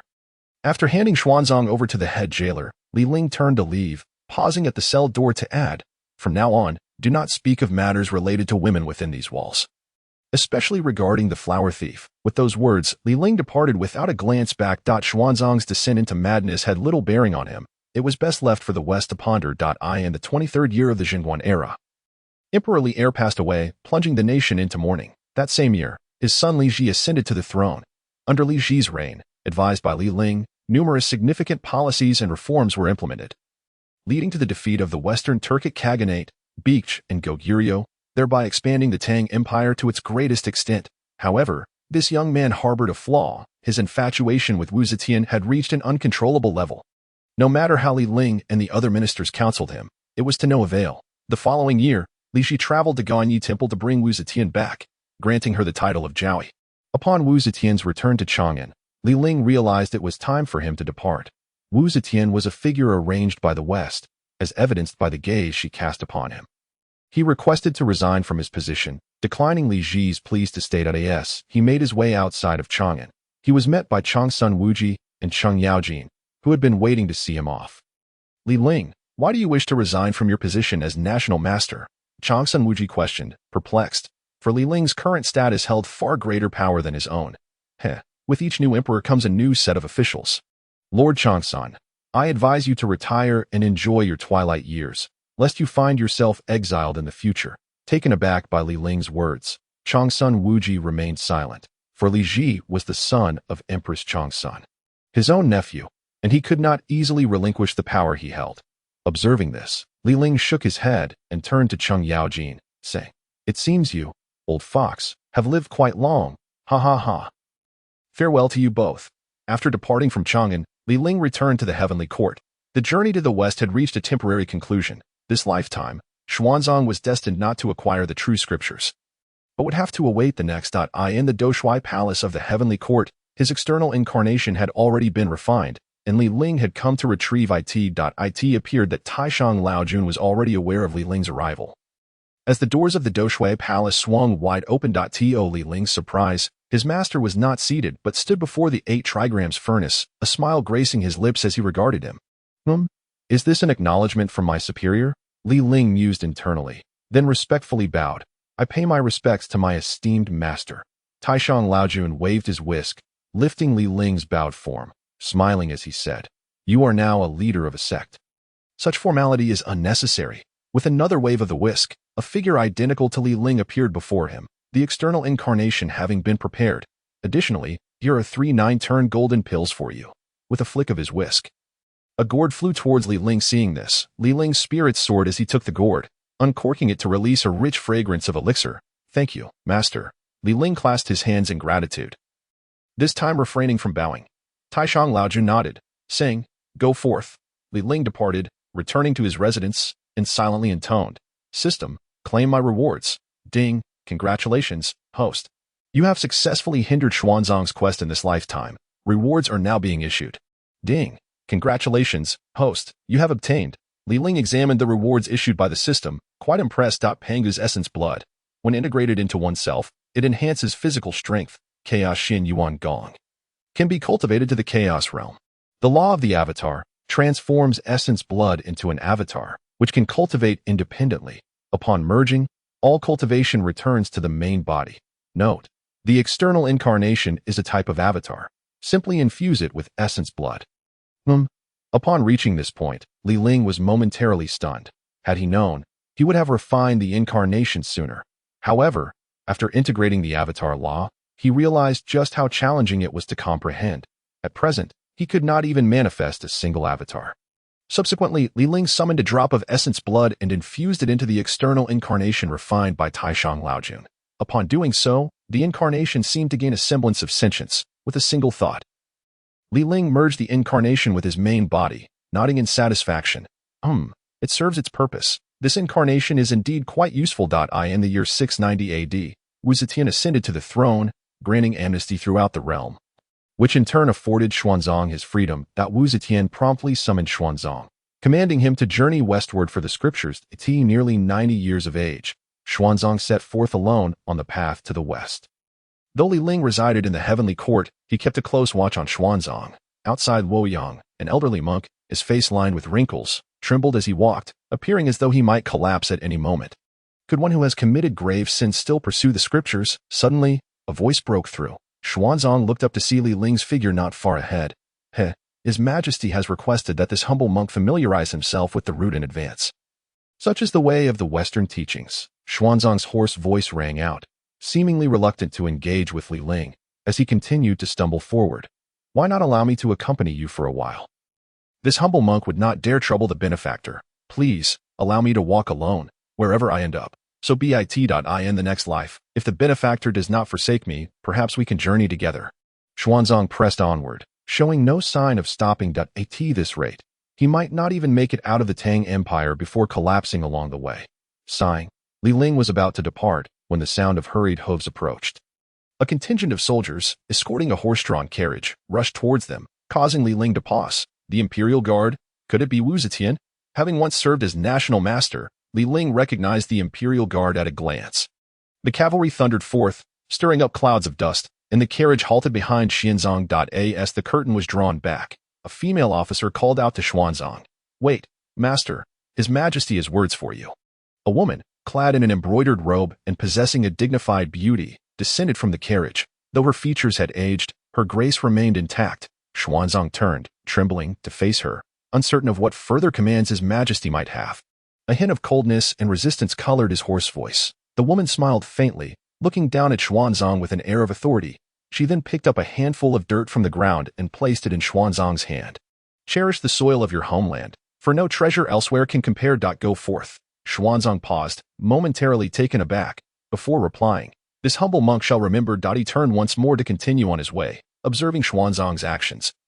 The woman's voice rang out again. "Master, may your journey be smooth. I await good news from you in Chang'an." With that, she turned expressionlessly and returned to the carriage. Suddenly, she glanced towards Ling by the roadside. A gentle smile gracing her lips. If it isn't the national master, it has been a while. May I inquire what brings you here?" Ling smiled in return and replied, "I merely came to check on an old friend." "I did not expect His Majesty to send an elder nearing 90 on a quest to the west." What business is that of yours? Were it not for your interference, he would have already attained Buddhahood." "So it seems the fault lies with me? Humph. I caution you, do not oppose the West any further. Times change, and it is well known across the realm that I hold a deep faith in Buddhism. I wonder who would dare to obstruct the quest for enlightenment any longer." Ling, taken aback by these words, responded with a hint of confusion, "Are you not aware that the perpetrator of the murder is destined for failure on this journey? And yet, what of it? I seek the journey itself, a spectacle for the world to behold. The temples that were destroyed because of you shall soon be rebuilt." Upon hearing Wu Zetian's declaration, Ling began to understand. The insistence on sending Xuanzang westward was merely a means to promote the reconstruction of the temples, akin to an advertisement. What could be more captivating than a venerable old man, yearning for knowledge despite his advanced age, resolutely embarking on a journey to the west? It seems you grasp the essence, and I shan't hesitate to reveal that all the policies you have enacted shall be abolished, including your absurd wildlife protection laws. Ling sighed internally, regretting not having established a labor protection law. At nearly 90, how could one not allow rest? Wu Zetian's actions seemed to restore history to its rightful course. "That I take my leave," Ling declared, unwilling to engage further with this woman. Yet, as he departed, he could not resist a taunt. "Do you truly believe that merely increasing the number of temples will lead to prosperity in the West?" Such ignorance. With that, Ling vanished, leaving the surrounding guards startled, their expressions rife with vigilance. Enraged by Ling's departing words, Wu Zetian bellowed towards the heavens, "I shall show you whether prosperity can be achieved. For I am the emperor now." 3 months later, Xuanzang perished on his journey westward, discovered with a smile upon his lips and the words "I have come," like smoke, written in blood upon the ground. Alas, within the heavenly court, upon witnessing this, the Jade Emperor sighed. It is no wonder that the people of the West suffer from such sparse hair. Even at 90, they still strive. The Jade Emperor mused that such actions were perhaps excessive. Indeed, the heavenly court cannot continue in this manner. Thus, we shall implement a retirement system effective immediately. Upon hearing this, the star of Venus was momentarily taken aback, as were the myriad celestial beings below. Before joy flooded their expressions, "What has come over the Jade Emperor today? How remarkably wise he seems." "Nonsense. The Jade Emperor has always been wise, yet today he appears especially sagacious. I had thought he would toil until the end of time. This is splendid. When I grow old, I shall wander the 3 realms. What is there to explore in the 3 realms? It is but a small place. I shall venture beyond the chaos." The celestial beings engaged in fervent discussions, with the old star of longevity appearing the most delighted, as there were few in the heavenly court older than him, and he might just benefit from this new welfare. The star of Venus cleared his throat, asking, "How does the Jade Emperor intend to implement this?" The Jade Emperor pondered for a moment before stating, "All celestial beings in the heavenly court, male deities must serve for 650 million years, while female deities must serve for 550 million years to qualify." The joyous celestial beings faltered, realizing that most had not even reached the initial threshold, their spirits dampening instantly. Noticing their reaction, the Jade Emperor lightly coughed, "I urge you all to work diligently in the western Lingshan, Within the Great Hero Hall, the damage wrought by Ling during the heavenly tribulation had been repaired. Though the inherently barren West rendered the restoration rather modest, world-honored one, what should we do with the primordial spirit of the golden cicada? Guanyin inquired, holding a porcelain vial containing Xuanzang's primordial spirit. Upon hearing this, the Buddha felt a headache coming on. How could he have allowed Ling to become the obstruction to the journey? It would be impossible to claim he had no regrets had this incident not occurred. The journey to the west would have long since concluded. Rubbing his temples, the Buddha felt an unprecedented sense of irritation. Let us keep it for now. I shall deliberate before making further plans. Guanyin nodded in agreement. Her emotions also complicated as the director of the journey to the west. She would undoubtedly have garnered significant merit upon its completion, but now, with the protagonist deceased before the performance even commenced, her prospects appeared grim. Not far from the western Lingshan, in a demonic abyss, the Buddha sat in quiet meditation until a black lotus floated forth from the depths. Buddha, a mocking voice rang out, followed by the appearance of a figure in black attire with long hair. Wu Tian, why have you come forth? Do you wish to contest with me? The Buddha inquired, his expression devoid of emotion. That I sensed the malice in your heart, which compelled my appearance. I did not expect you to harbor such negativity. This piques my curiosity, Wu Tian remarked with a grin, as if the situation were utterly astonishing. Do not speak nonsense. After all these years, you still employ the same tactics. Do you think I would be swayed by your tricks? The Buddha retorted, unleashing a surge of power towards Wu Tian, yet it was effortlessly deflected. Spare your efforts. You cannot kill me. Whenever you bear a heavy heart, you come here. But this time, you are radiating malice. Let me guess, has something gone awry in the journey to the west? Wu Tian observed with keen interest. Humph. You and your companions are nothing but trouble. Mere women. Moreover, a woman of the brothel at that. Yet you all act in such a manner, the Buddha replied, his voice tinged with exasperation. This only fueled Wu Tian's curiosity further. After a moment of contemplation, he remarked, it is time for me to venture out. I am curious as to who could provoke you so. With that, his form transformed into a streak of black light, vanishing into the lotus as he departed into the distance.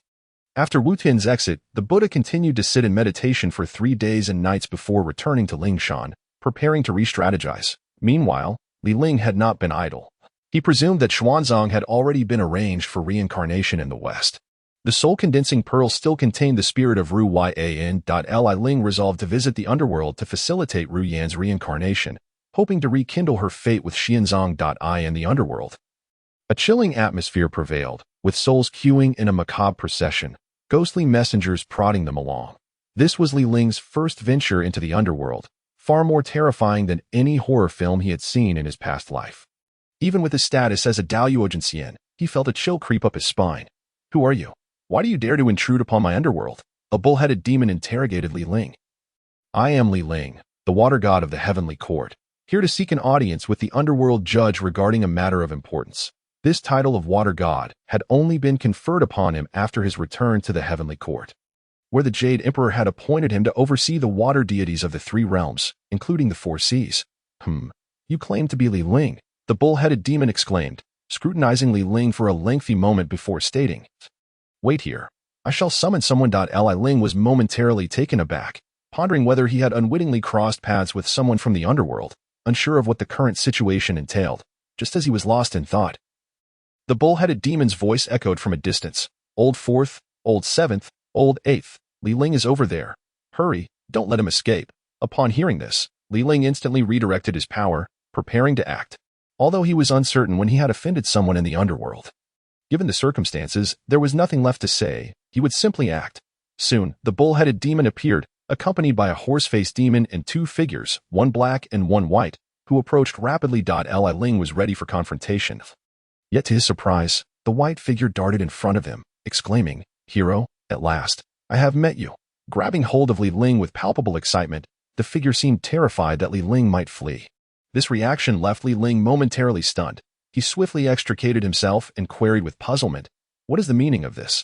Hero, you ought to be aware. On that day, the king of the underworld spat blood 100 times. That scene was drenched in blood, leaving us all in shock. The 4 of them recounted, each adding to the tale until Ling grasped the situation, chuckling, what has become of the king of the underworld now? What of him? He is injured and still dares to issue orders to us. I am not on the payroll from the West, one of them retorted. Indeed, What old seventh said is true. We pay him no heed. Look at the state he's in, still attempting to flaunt his power before us. Hero, all of this is your doing. The bull-headed demon chimed in. Li Ling, caught off guard by their enthusiasm, listened as the horse-faced demon inquired. I hear from old third that you are seeking the judge. What is it you require?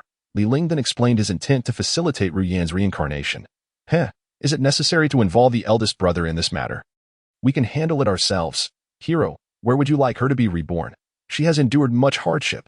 Let her be reborn into a wealthy family. However, I have one request. I hope she can be reincarnated alongside the golden cicada.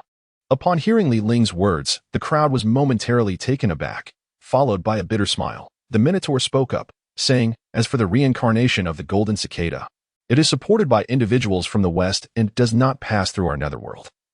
It is directly sent into the cycle of reincarnation. We remain unaware of when this reincarnation will occur. Li Ling contemplated this and replied, in that case, I would appreciate it if you could keep an eye out. Should you discover any Westerners facilitating a reincarnation, please arrange for Ru Yan to be reborn alongside them. The four nodded in agreement, and seeing this, Li Ling prepared to hand over Ru Yan's soul to them. Since heroes have graced our netherworld, it would be remiss of us not to offer our hospitality. Moreover, the golden cicada is nearing its reincarnation. Why not have the heroes stay with us for a while? Upon hearing Bai Wuchang's words, Li Ling considered and ultimately agreed. This was his first visit to the netherworld, and it presented an excellent opportunity for exploration. The others rejoiced at his consent, and the Minotaur promptly said, Hero, please, could you refrain from calling me a hero? Just call me Li Ling, he replied. How could that be? It would be inappropriate to address a hero by name. The Minotaur shook his head vigorously. Well, Li Ling thought to himself, perhaps you could call me Li Gu instead. It's certainly preferable to being called a hero. At that moment, Bai Wuchang interjected with a laugh. Why not call him Li Yi instead? Bah! How can anyone simply call someone Yi? Such titles in our netherworld hold little value. As soon as Bai Wuchang finished speaking, a mocking voice echoed from a distance. Li Ling turned to see a man with large ears and a balding head, accompanied by several Westerners, strolling toward them. Bifeng, we are conversing with Li Yi. What business is it of yours? Shouldn't you be taking care of things at Dizang? Bai Wuchang expressed his disdain for Bifeng. Bifeng, who possessed ears capable of hearing across the three realms, often reported to Dizang, resulting in a stifling silence in the netherworld, with communication reduced to mere guessing games. It was no wonder that the crowd held him in low regard. Bifeng scoffed and arrogantly replied, I am here on the orders of the king of Dizang to bring a soul for reincarnation.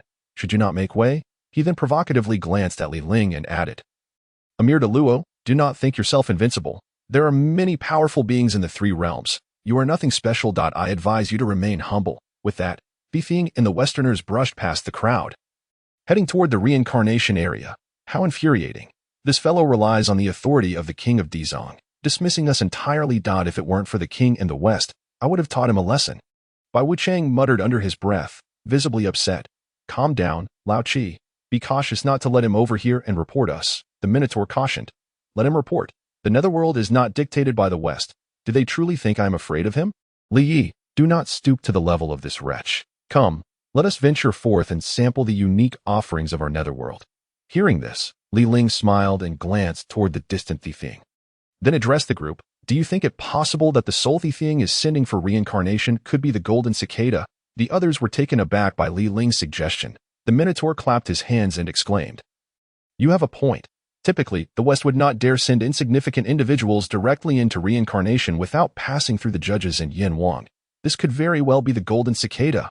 At that moment, Ma Mian spoke up. What the Minotaur says is correct. Although the Bifeng is usually arrogant, he seldom provokes us directly and usually only reports behind our backs. His behavior today is indeed peculiar. Now I understand why he is acting this way.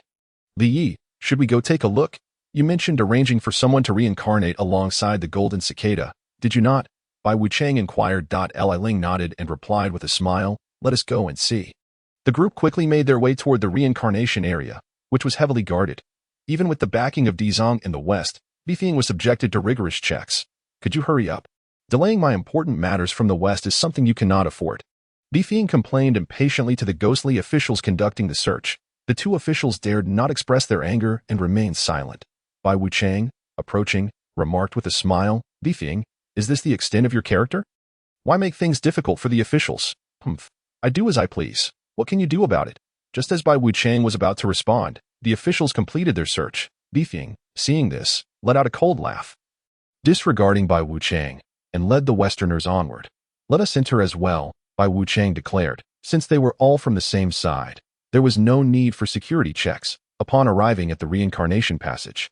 Bifeng nodded and instructed, send the soul into the reincarnation channel. One of the Westerners produced a jade vial containing a soul, opened it, and released a glowing soul into the reincarnation channel. When Ling and the others arrived, they witnessed a flash of golden light darting into the passage. Lie. That must be the essence of the golden cicada. Quickly, extract the soul and send it into reincarnation. If we delay, it may not be reborn in this lifetime.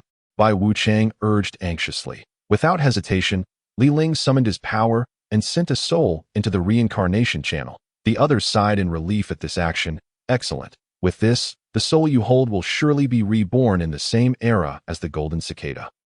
Just as they began to relax, a loud laugh erupted from Bifeng. Ha ha ha. What of the Deluo? You are still nothing but a pawn in my hands. Did you think the soul we sent into the reincarnation channel was the golden cicada? The crowd's heart sank at Bifeng's words. Bai Wuchang asked, what do you mean? Literally what I said. Have you forgotten my powers? Is there anything within the three realms that I do not know? Moreover, Ling, do you think your little schemes escape the eyes of the world-honored one? Ha! Naive and ignorant. As Bifeng concluded, Bai Wuchang and the others' faces turned ashen. They had not only been outsmarted by Bifeng, but had also lost face before their idol. What they believed to be a simple task, as per Ling's instructions, had unexpectedly taken a turn for the worse. Lie. It is our fault for not discerning the truth, Ma Mian said. Filled with regret, fourth brother, it is my impatience that caused this. Had I not urged, we would not be in this predicament. Bai Wuchang admitted shamefully. Ha ha ha. There is no need for you to shoulder responsibility. This is not your fault, but rather due to my overwhelming strength. Now, let us proceed swiftly to deliver the golden cicada's essence into reincarnation. After mocking Bai Wuchang and the others, Bifeng turned to the Westerners and said, you must promptly fulfill the orders of the world-honored one. The Westerners exchanged glances, and one of them smiled and flattered. This is all thanks to Lord Bifeng's unparalleled powers and keen insights. Indeed, without Lord Bifeng, we would have allowed Ling to succeed once more. Lord, my admiration for you flows like the endless waters of the Yellow Springs. All right, let us wrap up this task and return to report. Bifeng urged, clearing his throat. The Westerners leisurely retrieved the jade vial, releasing the essence within. A golden light flickered as the golden cicada's figure sat cross-legged in the void. The golden cicada slowly opened its eyes. First glancing at Bifeng and then at Ling, its gaze filled with complexity. Having witnessed the events unfold, it sighed and spoke to Ling. I am grateful for your kind intentions, but I fear I shall have no chance to meet Ru Yin again in my next life. The cycle of reincarnation is fleeting, spanning countless lifetimes. With that, it turned away and entered the reincarnation channel without a backward glance. Ha! It is done. Ling, I wonder what you will do now. Bifeng taunted, gesturing to his ears, adding, preemptive judgment. Do you understand? Bai Wuchang, the Minotaur, and the others were furious at Bifeng's demeanor but felt utterly helpless. The soul Ling had brought was still sent into reincarnation, and they were powerless to stop it. Ling, witnessing the scene, chuckled softly before speaking, preemptive judgment. How do you know I haven't already anticipated your anticipation? The crowd was taken aback by Ling's words. Bai Wuchang, puzzled, asked, Yi, what do you mean? Have you already foreseen this? The Minotaur also inquired, if that's the case, why did you still allow the soul you brought to enter reincarnation, as the others were left bewildered? Ling was about to clarify when Bifeng burst into laughter. Ling, at this point, you still dare to boast. If you truly had foreseen my preemptive judgment, why would you send that Ru Yan's soul into reincarnation? A Westerner remarked, feigning calmness. Ling, you cannot claim that your defeat is unjust. Speak frankly. This is the scheme of the world-honored one, who anticipated your actions long ago. Master Ting has been attentively observing your every move. Hearing this, Ling narrowed his eyes and retorted with a sardonic smile, pray, who might this be? He released a spirit that drifted like smoke, revealing the apparition of a woman. Yu Yin. Ting gasped in astonishment. Although he had never seen Ru Yan's true form, his divine abilities allowed him to discern any being within the three realms, and he was now certain that the spirit belonged to Ru Yin without a doubt. Return the spirit to its original form, Ting said, his gaze fixed on Ling. Ha! Do you truly consider yourself a person of significance? Your master must weigh his words when speaking to me.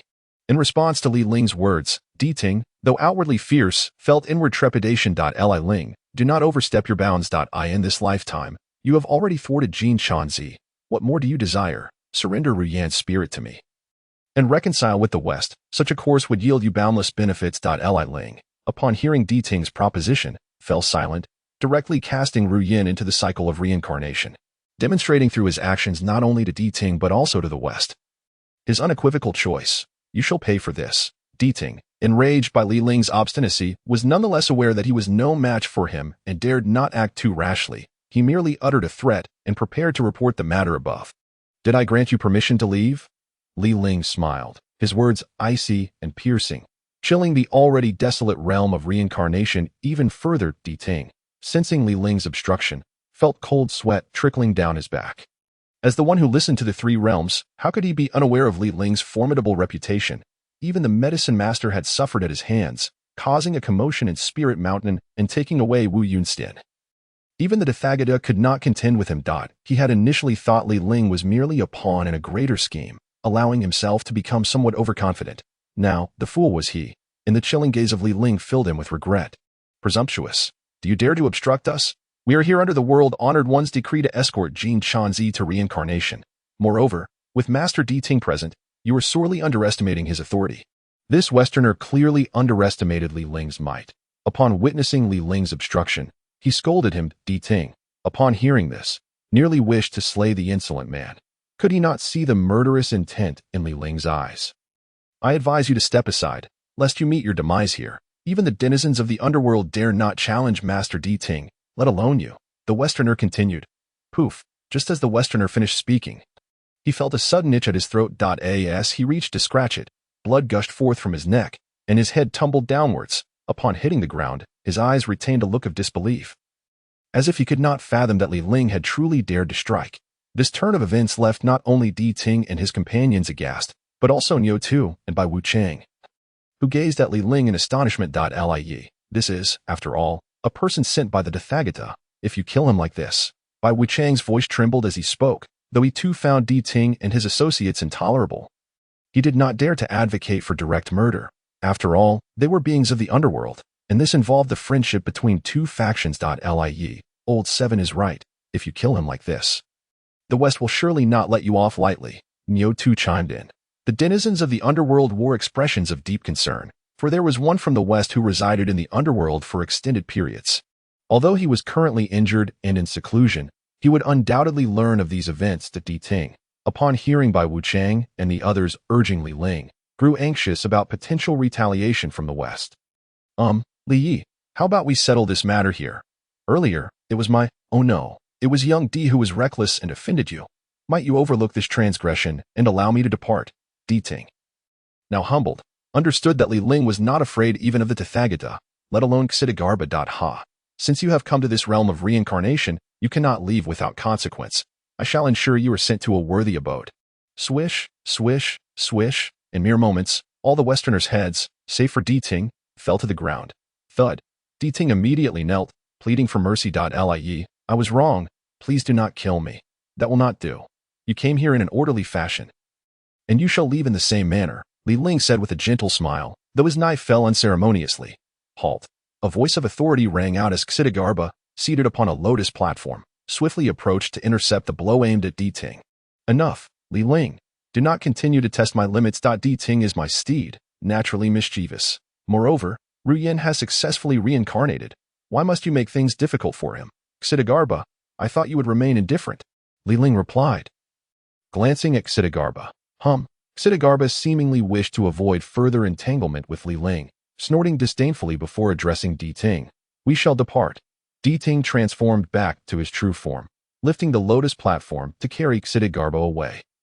Hold on, Li Ling interjected, then calmly stated, since you, Xidagarba, have come in person, I shall grant you this favor. I will spare him. But, before Li Ling could finish, he swiftly appeared before Di Ting, raising his hands to strike at his head. You dare! Xidagarba bellowed, his golden aura surging to protect Di Ting while simultaneously extending his palms towards Li Ling. Li Ling spun swiftly, his palms wide open, bracing himself to withstand Xidagarba's strike. Though he bore the protection of the dragon reverse scale armor, Xidagarba had already reached the quasi-saint level. Even injured, he was not someone Li Ling could contend with. Di Ting screamed in agony as Li Ling's palms struck his large ears, blood flowing from them. However, Ling was not unscathed. Retreating swiftly, he forced down the rising blood, activating the chaos spell to shield himself, his sword gripped tightly as he warily eyed Ksitgarbha. Ling. Ksitgarbha ground his teeth, his expression filled with fury. Flames erupting around him. You dare to harm my steed before me?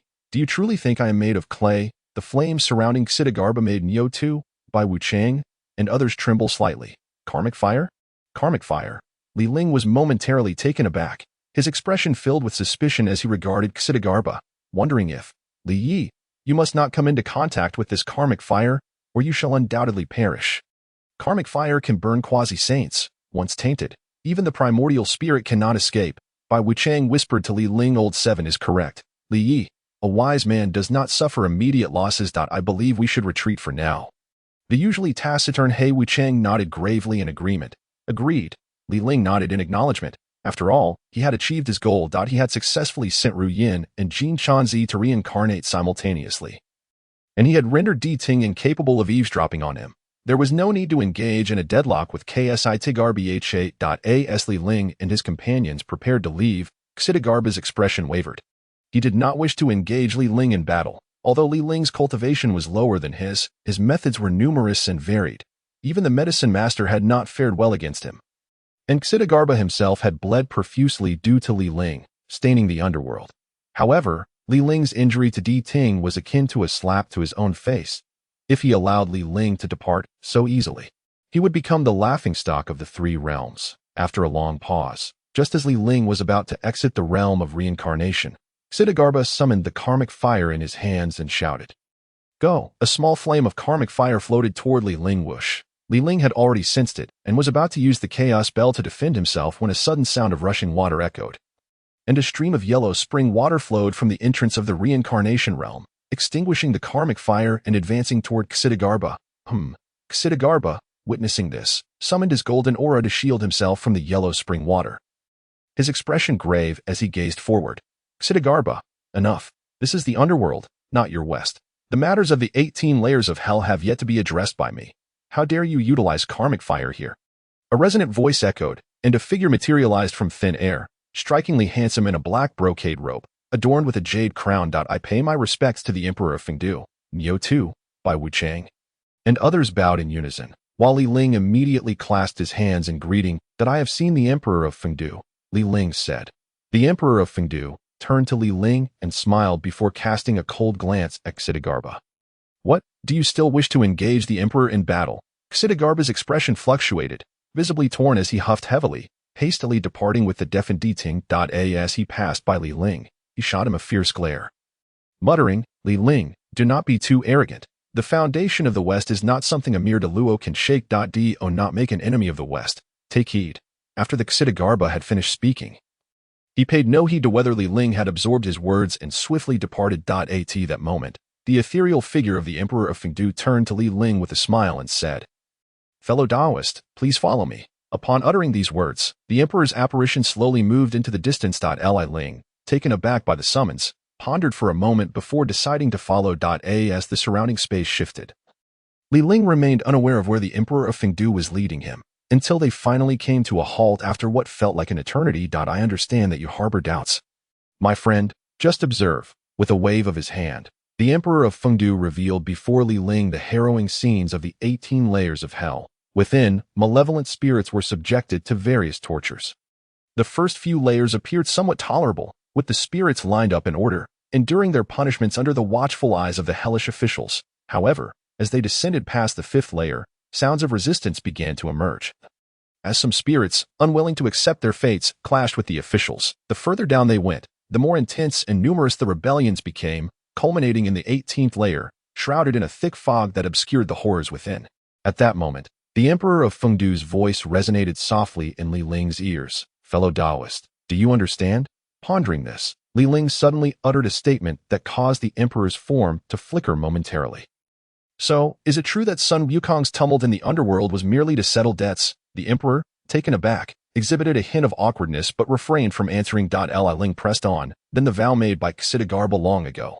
I vow to attain Buddhahood only when hell is empty. Was it an intention to eradicate hell? No wonder he is burdened with karmic flames. The Emperor of Fengdu, hearing Li Ling's words, did not respond directly but remarked, "The underworld has existed for countless ages, and the souls it holds are innumerable.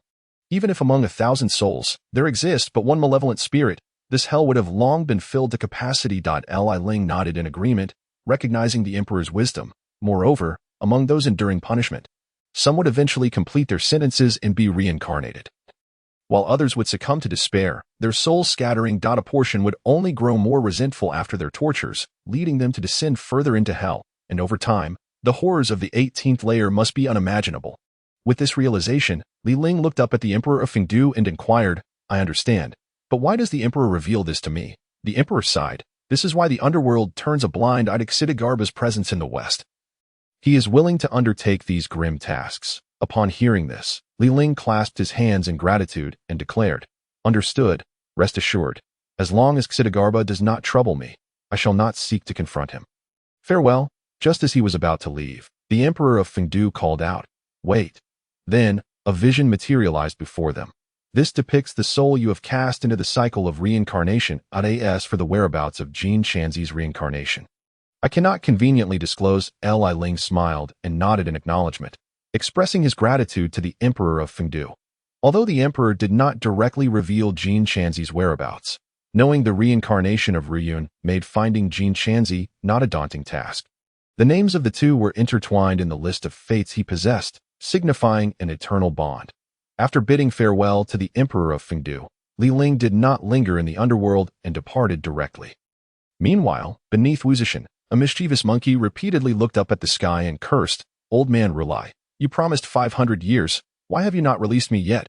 This commotion had persisted for some time, instilling fear in the nearby beasts, who dared not approach within 100 miles. In a village, a robust man murmured to himself, "Bodhisattva, if the person seeking scriptures does not arrive soon, I might have to embark on a journey to the west with little Tiangong." At the bottom of the Liashes River, a bearded man seized a passing fish and began to gnaw on it. 3 years, he lamented. The Bodhisattva said that Tang Sung would arrive at Liashes in 3 years. Now it has been 3 years and more. How much longer must I wait? The merits of the West are simply too difficult to attain. Had I known, I would not have descended to the mortal realm. Not only here, but across the entire journey to the West, all manner of demons were abuzz with speculation. Those of stature and background were well aware of the unfolding events, while those without status or who had descended long ago wore expressions of impatience. Was it not said that consuming the flesh of the monk seeking scriptures grants immortality? Where is the monk? In the Western paradise, within the great hall of Daxiang. The movements of the myriad demons on the journey to the West had not escaped Rulai's notice. He turned to Guanyin and said, "I would trouble you, Great One, to personally go and pacify the monkey and a few others." Not long after leaving the underworld, Li Ling was on his way when he suddenly felt a jolt in his heart and came to a halt. "Come out." He landed in an open area, calling out to the surroundings. After a prolonged silence with no response, Li Ling chuckled, "Friend, you have followed me this far. Will you not come out to meet me?" As his words fell, a hearty laugh echoed. "Ha ha ha. Good. Truly worthy of someone who can vex Rulai, to have discovered my presence. You are impressive." As the voice resonated, a black lotus appeared seemingly out of nowhere. Floating a short distance in front of Li Ling, a beam of black light shot forth, and 2 figures materialized before him. One was a long-haired man clad in black, while the other was a bald figure draped in a dark robe, sporting a beard. This appearance momentarily startled Li Ling. Wutian, the one in black. Upon hearing Li Ling directly unveil his identity, Wutian was equally astonished and curiously scrutinized Li Ling. "You actually know of my existence?" At that moment, Li Ling relaxed his demeanor, sensing that Wutian was far more reasonable than Rulai and appeared genuinely intrigued by him, suggesting he would not be inclined to engage in combat. "I have long admired you. With such a distinctive appearance, it would be difficult not to recognize you. Might I ask what business Wutian has with me?" Initially, I merely wished to observe you from the shadows, to discern what abilities could provoke Rulai's ire. However, now I find myself quite intrigued by you. What say you? Would you consider serving me?" Li Ling was taken aback. Was Wutian attempting to recruit him? Historically, the paths of righteousness and evil do not coexist. Since he had sought him out, he should be aware of Li Ling's identity. How audacious. It is an honor for you, Wutian, to extend such an invitation to me. Yet you dare to reject it? The figure in black interjected angrily. In a wonder, Wutian has dominated the 3 realms, yet ultimately faced Rulai's reversal. Your subordinates bear a significant share of the blame. Is this your attitude when trying to recruit someone? Black robe? Am I mistaken? Or are you merely a black serpent that has gained sentience? Do you happen to know a white serpent? Li Ling intended to jest, but to his surprise, the figure in black glared at him seriously, coldly retorting, Li Ling, you should be aware that you are a leader of a sect. How dare you use Little Bai as a threat? She has yet to take form. Is this the conduct of a person from the Taoist sect? Li Ling raised an eyebrow, silently pondering. Could it be that there truly exists a Bai Suzhen? This world is becoming increasingly intriguing. At that moment, the figure in black charged toward Li Ling, perceiving him as overly self-righteous and in need of elimination. Wu Tian, witnessing this, did not intervene. He too wished to gauge Li Ling's capabilities through this confrontation. You are still lacking. Li Ling remained stationary, effortlessly raising his hand to meet the attack of the figure in black. The black-clad figure's palm glimmered with a ghostly light, a smirk curling at the corner of his mouth. As he prepared to unleash a strike, bang, the two clashed and immediately withdrew, with Li Ling remaining unmoved while the figure in black staggered back several meters, his internal energy surging, though he forcibly suppressed it. Ha ha ha. You have fallen prey to my god-slaying palm. Even if you are a Deluo golden immortal, you must be feeling the effects. God-slaying palm. I presume you coined that term yourself. It merely carries a hint of demonic energy. Li Ling observed the slightly darkened palm and chuckled lightly, swinging his arm to dissipate the lingering demonic aura in an instant. Wu Tian, witnessing this, gazed at Li Ling with wide eyes, incredulously murmuring, Buddha's power? You have achieved the dual cultivation of Buddhism and Taoism. I am becoming increasingly intrigued by you. What do you say to serving me? The more exceptional Li Ling's performance became, the more Wu Tian was captivated. Not only was he powerful, having reached the Deluo realm, but his intellect was also remarkable, even managing to outwit Rulai. Wu Tian sought individuals of such caliber. Thank you, Wu Tian, for your esteem. But I am bound by my own mission and cannot linger further. Li Ling concluded, preparing to depart when suddenly, a beam of ghostly light shot toward him. In response, Li Ling summoned the chaos bell to defend himself.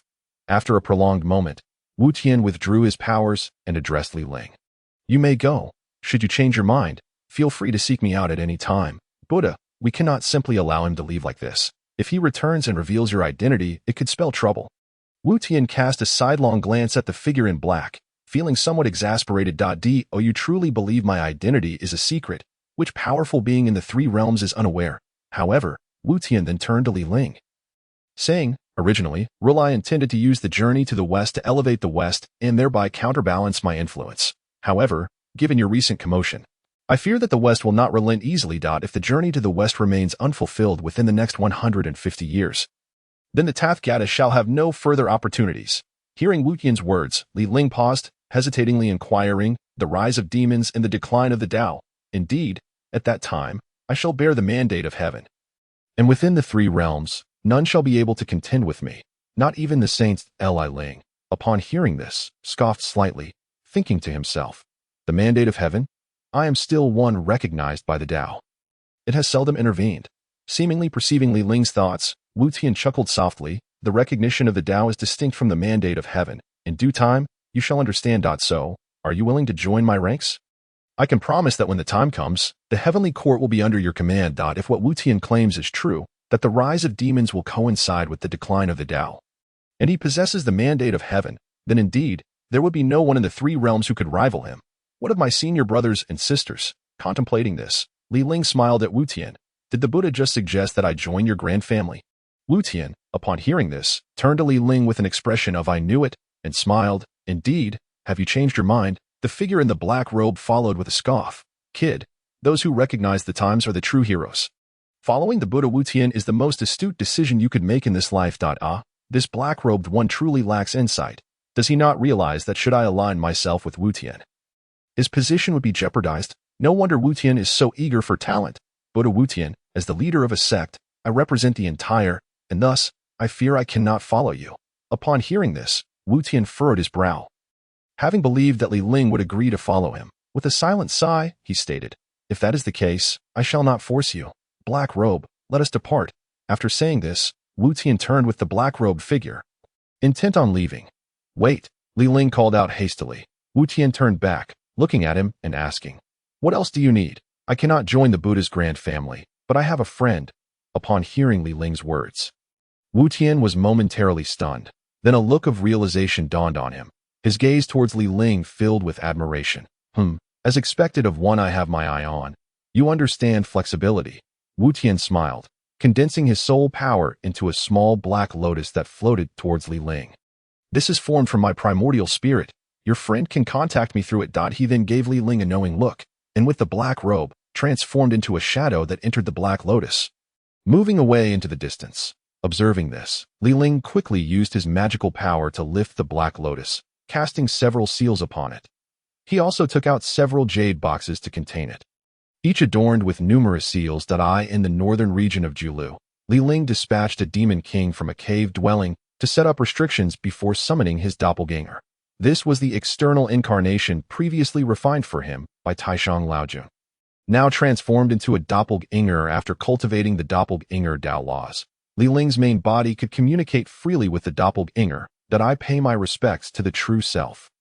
The doppelganger greeted Li Ling, nodding. Li Ling handed the box containing Wu Tian's primordial spirit black lotus to the doppelganger, saying, "Take this. From now on, you shall stay by Wu Tian's side."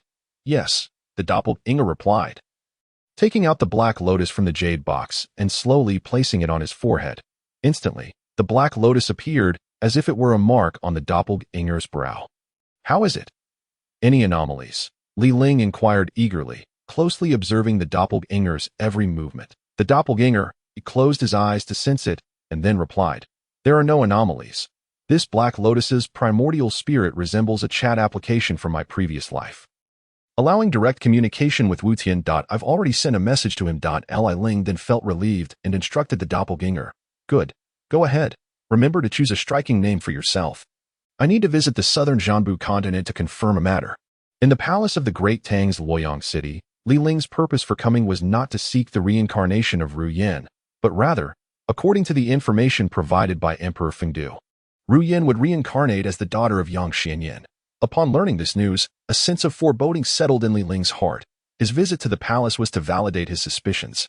Li Ling exclaimed, noticing that the palace was markedly different from before, suffused with abundant Buddhist energy, likely a result of Wu Zetian's promotion of temples. However, this was no challenge for Li Ling, who was already at the Great Luo level, not to mention being a practitioner of both Tao and Buddhism.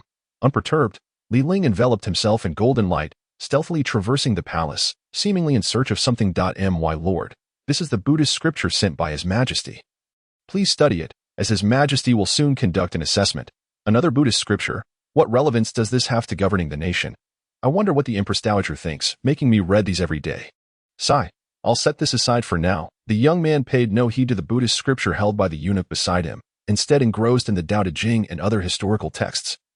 With no Buddhist scriptures in sight, the eunuch, seeing this, wore a bitter smile. My lord, it would be best if you refrained from reading those. If His Majesty finds out, he will surely punish you. The youth appeared oblivious, still fixated on the text in his hands, engrossed in reading. The eunuch, recognizing the futility of further persuasion, ceased his attempts. Having witnessed this scene unfold countless times in the shadows, Li Ling's pupils gleamed with golden light as he gazed at the youth. Although the youth showed no interest in the Buddhist scriptures, to Li Ling, he radiated with Buddhist light. How intriguing, truly intriguing. Tathagata, your schemes are admirable. I must commend you for subtly setting a trap for me. However, you are indeed generous, spending part of Jin Shanzi's merit to reincarnate as Li Longji, allowing him to sever his emotional ties personally. Yet, while you possess cunning strategies, I have my own means. Emotions are not so easily severed. Moreover, do you truly believe that a mere Ru Yin embodies Jin Shanzi's emotional ties? Haha. In the shadows, Li Ling cast his gaze towards the west, secretly admiring Tathagata's cleverness. Just then, a loud call echoed from outside the youth's chamber. His Majesty has arrived. At the sound, the eunuch in the youth's room visibly trembled, immediately falling to the ground, his body quaking. The youth sighed, finally putting down his book. Slowly rising to gaze towards the door. He beheld a woman clad in a brocade robe, her countenance exuding regal elegance, yet bearing signs of age. It was Wu Zetian. Grandmother, I have seen you. The youth greeted the Empress Dowager. Wu Zetian glanced at the youth, a smile on her face, but her expression turned visibly cold as her gaze swept over the books behind him. Why have you not read the Buddhist scriptures I had sent? I am not interested in the Buddhist scriptures. Rather, these texts contain principles of governance. The youth replied, casually picking up the Tao Te Ching he had been studying. the Tao Te Ching states, "Governing a large nation is like cooking a small fish. I find this quite reasonable and beneficial." A specious argument. The Buddhist scriptures contain boundless profundities. Come, remove all books from this room except for the Buddhist scriptures, Wu Zetian commanded, then turned her cold gaze towards the trembling eunuch beside her. "Take him away and execute him." Upon hearing this, the youth sighed and addressed Wu Zetian. "Grandmother, why must you make things difficult for this eunuch? This matter concerns no one else. Moreover, Buddhism speaks of compassion. Has grandmother ever shown compassion? You dare to slander His Majesty." A eunuch behind Wu Zetian exclaimed loudly. Wu Zetian's expression darkened as she fixed a cold stare upon the youth. "It seems I was right. You dare to speak to me like this now. What will it be like in the future? I shall punish you with house arrest for a month, and you will read all these Buddhist scriptures. In a month, I will assess you if you make a single mistake. I shall execute one person. If you make 10 mistakes, I shall execute 10. The youth fell silent, yet anger flickered in his eyes, though it was forcefully suppressed. Ling, concealed in the shadows, shook his head. Even Wu Zetian could not escape the limitations of her era. Repression breeds resistance. Such authoritarian rule would only strengthen Li Longji's resolve to rebel. Ling did not wish to continue observing. He already understood the Tathagata scheme. However, he did not want to interfere excessively, nor could he. Whether it be Li Longji or Yang Yuhuan, both were pivotal figures in the grand scheme of things. The die was cast, and Li Ling could not alter it. Yet, the efforts lie beyond the poetry. You play your game, and I shall play mine. In the end, we shall see whose methods are more illustrious. With that, Li Ling's figure soared towards the palace exit, just as a voice resonated. "Li Ling, since you have come, why hide in the shadows?" Guanyin, clad in white robes, blocked his path, soon followed by Puxian's figure appearing behind him.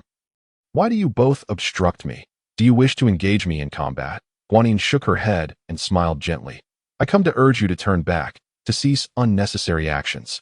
No matter how many schemes you devise, you cannot escape the discerning gaze of the world-honored one. Indeed, the world-honored one foresaw your arrival and instructed us to wait here." Puxian then addressed Li Ling, saying, "Oh, is it the Tathagata who has sent you to capture me? Does he not realize that with just the two of you, you are incapable of subduing me?" He burst into laughter. Ling, "I am aware of your failed schemes and the resentment that festers within you. However, the tide of events has been set, and no matter your efforts, it cannot be altered. The world-honored one, considering our past camaraderie, has specifically appointed us to persuade you to submit to the West." Upon hearing this, Li Ling chuckled softly and replied, "It remains uncertain whose hands the deer will fall into. And moreover, would the Tathagata truly exhibit such benevolence, sending you to convince me to convert?" Li Ling, understanding well the Tathagata's apprehensions regarding Wu Tian, deduced that he aimed to expedite the journey to the West, ensuring that he would not hinder the process, hence dispatching two to persuade him to yield. "No need for that. Return and inform the Tathagata that we shall meet on the road to the West." With that, Li Ling departed, leaving no opportunity for Guanyin or Puxian to speak further. In the Heavenly Court, the Jade Emperor sighed and remarked to the Tai Bai Jin Xing, "Indeed, the Tathagata possesses remarkable wisdom. Tai Bai, do you comprehend this? This old servant is but a fool. I humbly ask the Jade Emperor for clarification. As a capable confidant, Tai Bai Jin Xing knew precisely how to respond at this moment. The Jade Emperor smiled and said, "The momentum cannot be reversed. The Tathagata intends for Jinshan Z to personally slay those he cherishes, thereby severing all emotional attachments. I fear Li Ling may be left with no recourse." As the Jade Emperor spoke, he shook his head. Tai Bai Jin Xing echoed, "I see now. The Jade Emperor perceives the situation with clarity. Should I go and offer Li Ling some guidance? It might help him prepare and make early plans." The Jade Emperor pondered for a moment and replied, "That would be wise. After all, Li Ling is the water god of our heavenly court, tasked with obstructing the journey to the West. It is only fitting that we provide some assistance. But you need not go. Let Yinxiao handle it instead." Below, Yinxiao, who had initially felt a twinge of concern for Li Ling upon hearing of his plight, was immediately filled with joy upon hearing the Jade Emperor's words. "Thank you, Your Majesty. I shall depart at once." Yinxiao, fearing the Jade Emperor might change his mind, summoned a cloud and swiftly made her way towards the Lingxiao treasure hall. Zhao Gongming, witnessing this, chuckled and remarked to the assembled deities of the Jiejiao, "Look at Yinxiao, she truly lacks any sense of restraint." Following that, he continued, In this life, romantic ties are severed. In the next, we seek the true scriptures that I wonder how my junior brother will respond. Indeed, time is running short for him. If he cannot devise a plan swiftly, when Jin Chanzi reincarnates, what means will he have to obstruct him? If he resorts to force, the West may take the opportunity to annihilate him. The Holy Mother of Golden Spirit expressed her concerns that in the Western Spirit Mountain, within the Mahavira Hall, Guanyin and Puxian returned to the Tathagata, hands clasped in reverence, proclaiming, "World-honored one, Ling is obstinate and refuses to heed our invitation to the West. However, your scheme is truly astute. I am certain Ling is now filled with regret." Guanyin spoke with a gentle smile directed at the Tathagata. That Ling is far too arrogant, truly believing we in the West are powerless against him. It is merely a trial of emotions. In the eyes of the world-honored one, it can be easily resolved, Puxian added. Indeed, the Tathagata nodded, seemingly already aware of this outcome, unfazed by Ling's refusal to accept the invitation from the West. He turned to the gathered crowd and declared, "Though I possess the upper hand this time, do not underestimate Ling. He is no ordinary foe. We must remain vigilant in our watch over Jin Chanzi." World-honored one, with the ears of the listener injured by Ling, we may no longer be able to perceive his every move. Should we summon the six-eared macaque? Guanyin suggested thoughtfully. Unnecessary, after this incident. Ling will surely take precautions, and besides, the six-eared macaque has other uses. Within the Wuzhuang Temple on Mount Wanshou, the Jinyuan Daxian sat in quiet contemplation, with an object inscribed with the characters heaven and earth resting upon the altar behind him. Suddenly, he opened his eyes and called out, "Clear wind, bright moon." Shortly after, the door swung open, and two young acolytes entered, bowing respectfully. "Master, what is your command?" "Fetch me 2 ginseng fruits. We have a guest," Jinyuan Daxian instructed. Rising slowly and glancing at Qing Feng and Ming Yue, who remained rooted in place. "Why are you still standing there? Hurry." "Yes." Outside Wuzhuang Temple, Jinyuan Daxian stood at the entrance, and soon, a cloud swiftly approached from afar. Landing before him, Ling of the Jiejiao, here to pay a visit to the Jinyuan Daxian, Ling said with a slight bow towards the Daxian, who held a whisk. "There is no need for formalities. Please, come inside." The two returned to the hall, where Qi Feng and Ming Wei each carried a tray, with a pink fruit resembling a baby resting upon each. It was none other than the ginseng fruit. With a gentle wave of his whisk, Jinyuan Daxian caused the 2 ginseng fruits to float before Ling, his voice resonating. "Dear friend, having traveled from afar, I have prepared these fruits for your enjoyment." Seeing this, Ling extended his hand, receiving the 2 ginseng fruits. He did not consume them immediately, but instead stored them away. Given his current cultivation level, the ginseng fruit held little utility for him. It was wiser to save them for future needs. Noticing this, Jinyuan Daxian did not press further and instead inquired, "What brings you here, my friend?" "Naturally, I have come regarding the journey to the West." Upon hearing this, Jinyuan Daxian sighed slightly. "The journey to the West is a matter decreed by heaven. Why must you cling to it? What does it matter if you obstruct it for a time? How long can you truly hold back? Not long. Just 1,000 years will suffice. I only wish for Jin Chanzi to obtain the true scriptures after a millennium. Upon hearing Ling's words, Jinyuan Daxian calculated with his fingers but found no answer, his expression filled with confusion. "If that is the case, why seek me out? A millennium is but a blink of an eye for beings such as us. And Jinyuan Daxian himself has likely lived through countless millennia. I asked the Jinyuan Daxian for assistance. I know that Wuzhuang Temple is one of the trials on the journey to the West. I implore you to help obstruct it." Jinyuan Daxian shook his head. "I am afraid I cannot agree. In his view, the journey to the West was already set in motion. If Ling did not suffer a setback in the Tathagata's scheme this time, he could perhaps delay Jin Chanzi for a few lifetimes through emotional trials. However, in a matter of years, Jin Chanzi would surely reincarnate, and the journey to the West would commence anew." Seeing Jinyuan Daxian's refusal, Ling waved his hand, and a spirit root, the Zhugua tree, materialized in the hall, the very one he had acquired in the burial dragon abyss. The appearance of the spirit root filled the air with rich spiritual energy, causing Jinyuan Daxian to catch his breath, standing upright, his gaze fixed intently on the tree. "This is the Zhugua tree. From where did you acquire it? I am willing to exchange treasures with you." Ling chuckled. "Jinyuan Daxian, you flatter me. This Zhugua tree was a fortuitous find, and I shall gift it to you." Jinyuan Daxian was momentarily taken aback, then let out a wry smile. "This karmic debt I cannot bear." What if I offer you everything in Wuzhuang Temple in exchange for this Zhugua tree? Though Jinyuan Daxian desired the Zhugua tree, he did not wish to accept such a debt without reason. Thus he proposed this to Li Ling. Ling shook his head. I give without asking for anything in return. All I require is for Jinyuan Daxian to obstruct the journey to the west for a century. And this karmic debt shall be considered settled. Upon hearing Li Ling's words, Jinyuan Daxian fell into contemplation. While the West may promise him certain benefits, they could not compare to the value of the Zhugua tree. Moreover, as his true form was that of a spirit root, should he consume the Zhugua tree brought by Li Ling, he might catch a glimpse of the opportunity for sanctification. After a considerable time, Jinyuan Daxian nodded solemnly. Very well. If the journey to the west reaches Wuzhuang Temple, I shall grant you a century. Excellent. Li Ling smiled, rising to take his leave from Jinyuan Daxian. The Five Fingers Mountain. A tea pavilion had unexpectedly appeared, providing a resting place for travelers. The locals, who had lived in the vicinity for generations, were aware that a spirit monkey was imprisoned beneath the mountain. Yet they were unaware of the presence of another monkey. Who are you? Why do you appear here? Have you also offended that old Tathagata and been imprisoned here to keep me company? And who might you be? Ha ha ha. Listen well.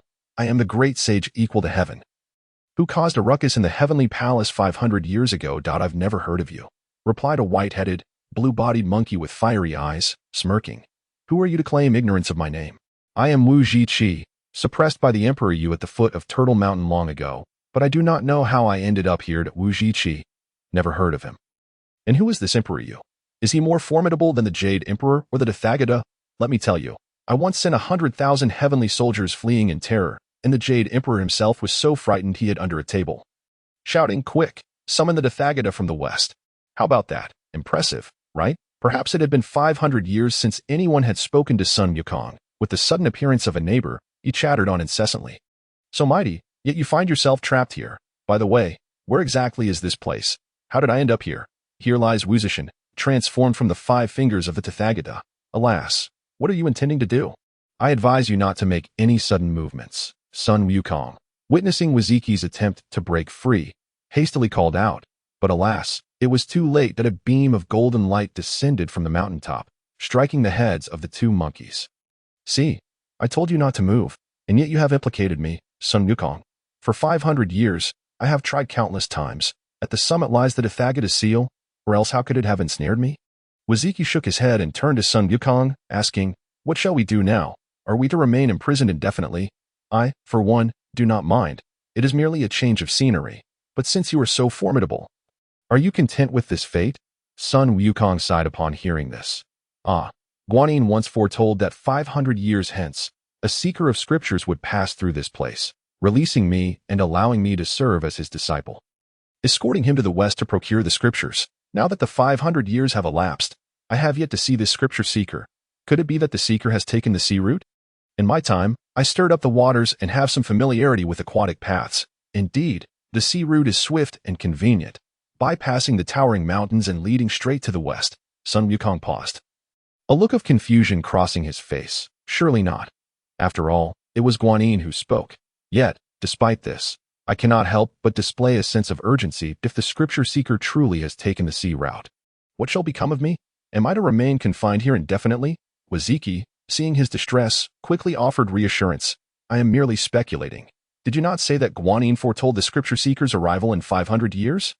599 years also falls within that time frame. Perhaps he is still en route. 1 monkey is manageable, yet 2 together can be quite a ruckus. Both monkeys are skilled beings, and they require no sleep, chattering incessantly day and night. At times, their laughter fills the air, while at others, their impatience echoes. Fortunately, Li Ling, with foresight, brought Wuziki to a tea house far enough away to avoid the incessant noise of the 2 monkeys. As spring turned to autumn, Li Longji had successfully ascended the throne, diligently cultivating a prosperous era for the Tang dynasty. However, in his later years, he became consumed by indulgence. After Yang Yuhuan entered the palace as a consort, Li Longji grew increasingly disinterested in state affairs, becoming wholly absorbed in the inner palace, which led to widespread resentment towards Yang Yuhuan among the court officials in the 14th year of the Tianbao era. Amidst the Lushan rebellion, Li Longji fled with Yang Yuhuan and others. At Maui Slope, a mutiny broke out, and Li Longji, in a moment of despair, took Yang Yuhuan's life with his own hands. Li Ling arrived, collecting her soul and returning. Yu Yan, Do you harbor any grievances? Alas, Ru Yin bears no grievances. Though this life may not end well, to have loved him is worth it, she replied with a sigh. Li Ling lamented. He too has been ensnared, his true essence obscured. Ru Yin understood, knowing that if he were to learn that he had ended her reincarnation, he would surely fall into endless sorrow. Would they ever meet again? Hearing her words, Li Ling nodded. Indeed. You shall be intertwined through countless lifetimes. Thank you. Upon hearing Ru Yan's words, Li Ling spoke no further, collecting her soul and gazing into the distance. Softly reciting, the 6 armies remain inactive. What can be done? With a gentle brow, she meets her demise before the horse. It is both tragic and lamentable, as a once great dynasty begins its decline. In the first year of the Baoying era, Li Longji passed away at the age of 78 and was interred in Thailand. On the same day, a beam of golden light shot forth from Thailand, heading straight for the western spirit mountain, intertwined with wisps of dark mist. Within the Mahavira Hall of the western spirit mountain, the golden light arrived swiftly, standing within, casting a complex gaze upward at the Tathagata. His voice as chilling as the cold ice of the netherworld. Why must this be done? Jin Chanzi, turning back is the path to salvation. All is but a fleeting illusion. Do you not see through it? After a long pause, Jin Chanzi solemnly declared, Buddha is merciful and his disciple has attained understanding. Upon hearing this, the Tathagata regarded Jin Chanzi for a moment before nodding with a look of satisfaction. If that is the case, then go forth and be reborn. Guanyin, this time, personally guide Jin Chanzi through the cycle of reincarnation to prevent further mishaps. Yes, world-honored one, inquired Guanyin. Might this disciple retain his consciousness in this life to avoid being influenced by others? Jin Chanzi's question momentarily startled the Tathagata, who pondered for a long time, scrutinizing Jin Chanzi closely.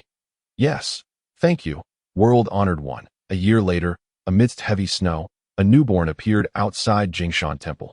The young monk tending the temple hurried back to report. Shortly thereafter, the abbot arrived personally, cradling the infant, and upon noticing the golden light emanating from its forehead, accepted him as a disciple, naming him Wuchan. Wuchan was exceptionally intelligent from a young age, having memorized Buddhist scriptures by the age of 3 and having read all the temple's texts by 8. However, he was often sullen and rarely spoke to others. At the age of 15, he caught the attention of the reigning emperor, Li Xiang, who was captivated by his great wisdom and wished to bestow upon him the title of Great Scholar of the 3 teachings. Wuchan humbly declined, stating, The knowledge I possess is still shallowed, in our great Tang. We have only the lesser vehicle scriptures, lacking the greater vehicle teachings. That I wish to journey westward to the spirit mountain to seek the greater vehicle scriptures and enlighten the world. The emperor, pleased by his words, chose a day in court to disregard the objections of his ministers and conferred upon Wuchan the title of imperial disciple, allowing him to depart immediately for the west in search of the true scriptures. As he was leaving the city of Luoyang, Emperor Li Xiang personally saw him off, placing a handful of soil into Wuchan's alms bowl, saying, Imperial disciple, your journey ahead is long, but remember, cherish the soil of your homeland, and do not covet the gold of foreign lands. Wuchan nodded in acknowledgement, setting off alone on horseback toward the horizon. However, he did not head directly west, but took a detour to Chang'an before continuing his journey westward. Observing this, Li Ling chuckled and shook his head.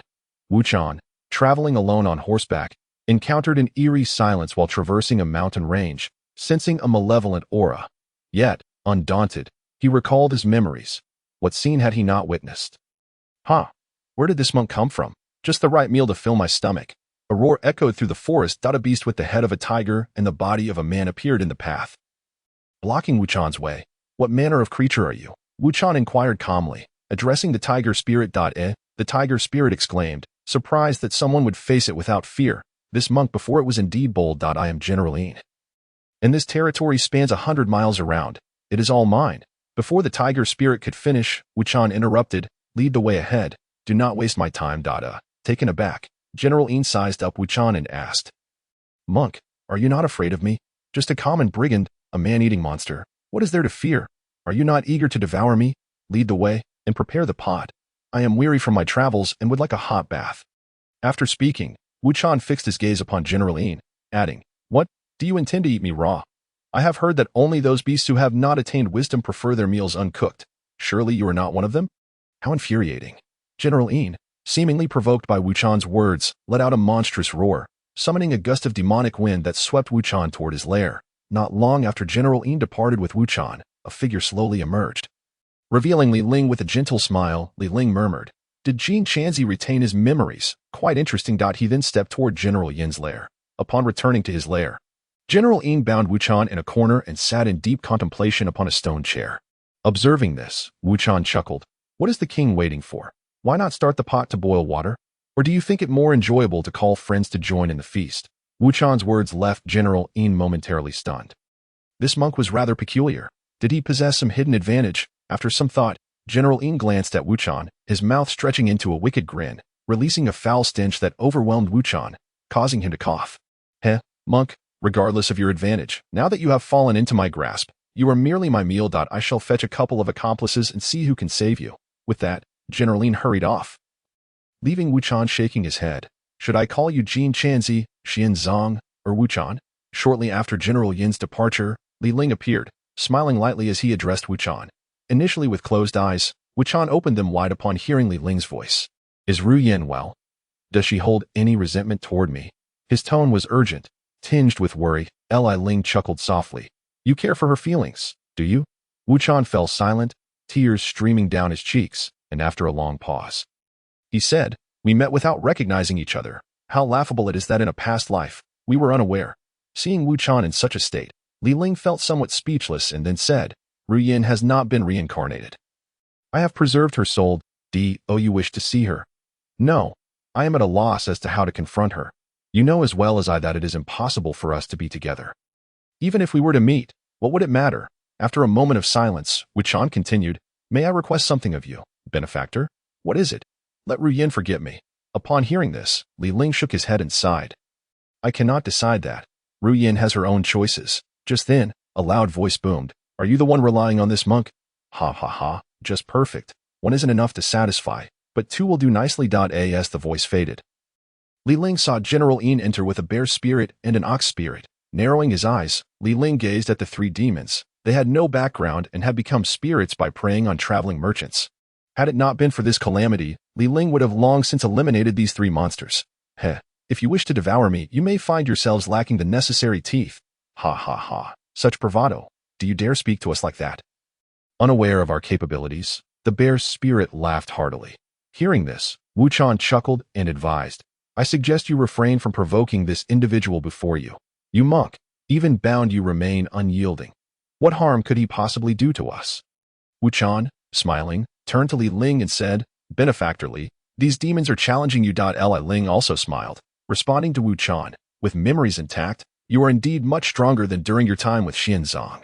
If I were to slay them, would that not alleviate one of your tribulations?" "Oh, and how does Benefactorly intend to proceed?" "Wait," Li Ling commanded, waving his hand as the three demons were instantly bound, thrashing and crying out, "Release me. Do you know who I am?" The special envoy shouted at Li Ling. Hearing this, Li Ling cast a glance at him, recalling that the three demons seemingly had no background. Was there something he did not know? "I am the nephew of the 18th concubine of the Bull Demon King's general, under the command of the great sage equal to heaven, at Flame Mountain," the special envoy proclaimed in one breath, leaving both Li Ling and Wuchan momentarily stunned.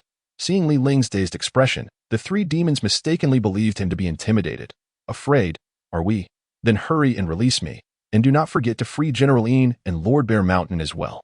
Li Ling, uninterested in the demons' clamor, waved his hand again, sealing their mouths with his powers, rendering them silent. Outside the cave, a white cloud swiftly approached. The star of white Jupiter had calculated the timing perfectly to rescue the seeker of scriptures. "Bold demons, how dare you take a life?" The star of white Jupiter bellowed as he rushed into the cave, only to be taken aback by the scene before him. "Li Ling, what is this?" "Nothing much. Care for a drink or two?" Li Ling replied with a smile. "I have a mission at hand. This may not be appropriate. Isn't your purpose to save him?" Li Ling said, pointing at Wuchan, adding, "No one said you had to save him immediately. Since you've made the rare trip to the mortal realm, why not enjoy a drink and a bit of leisure first? That may not be advisable." The star of white Jupiter hesitated. Despite his words, he ultimately sat down as Li Ling produced 2 jars of wine. After a moment's thought, Li Ling waved his hand, causing the 3 demons to tremble uncontrollably. In no time at all, several dishes appeared on the stone table, and Li Ling cheerfully beckoned, "Come, come, sample my culinary skills. They rival those of the god of food. Wuchan, still bound, rolled his eyes at the sight. Benefactor Li, might you not consider unbinding me? After all, I am merely a mortal now, and I cannot escape. Ling pondered this, then released Wuchan. The three of them settled down, while the three demons, their severed limbs still bleeding, gazed in terror at the trio, emitting only muffled whimpers. The 5 directions revealing Emperor, tasked with guarding Wuchan, observed this scene in secret, exchanging glances, unsure of how to proceed. Brother, perhaps we should report this to the Bodhisattva? Said the Baoyuo revealing Emperor to the golden-headed revealing Emperor. Wait a moment. I will speak to Ling and see if I can persuade him to show me some favor. The golden-headed revealing Emperor replied. Noticing the odd expressions directed at him, he grew indignant. What? We are, after all, 5 directions revealing emperors. Enjoying the incense of the West. We cannot always resort to the Bodhisattva at the first sign of trouble. We must learn to shoulder the burdens of the West. The silver-headed revealing Emperor scoffed. Brother, you know what kind of person Ling is. You truly believe he will grant you any favor?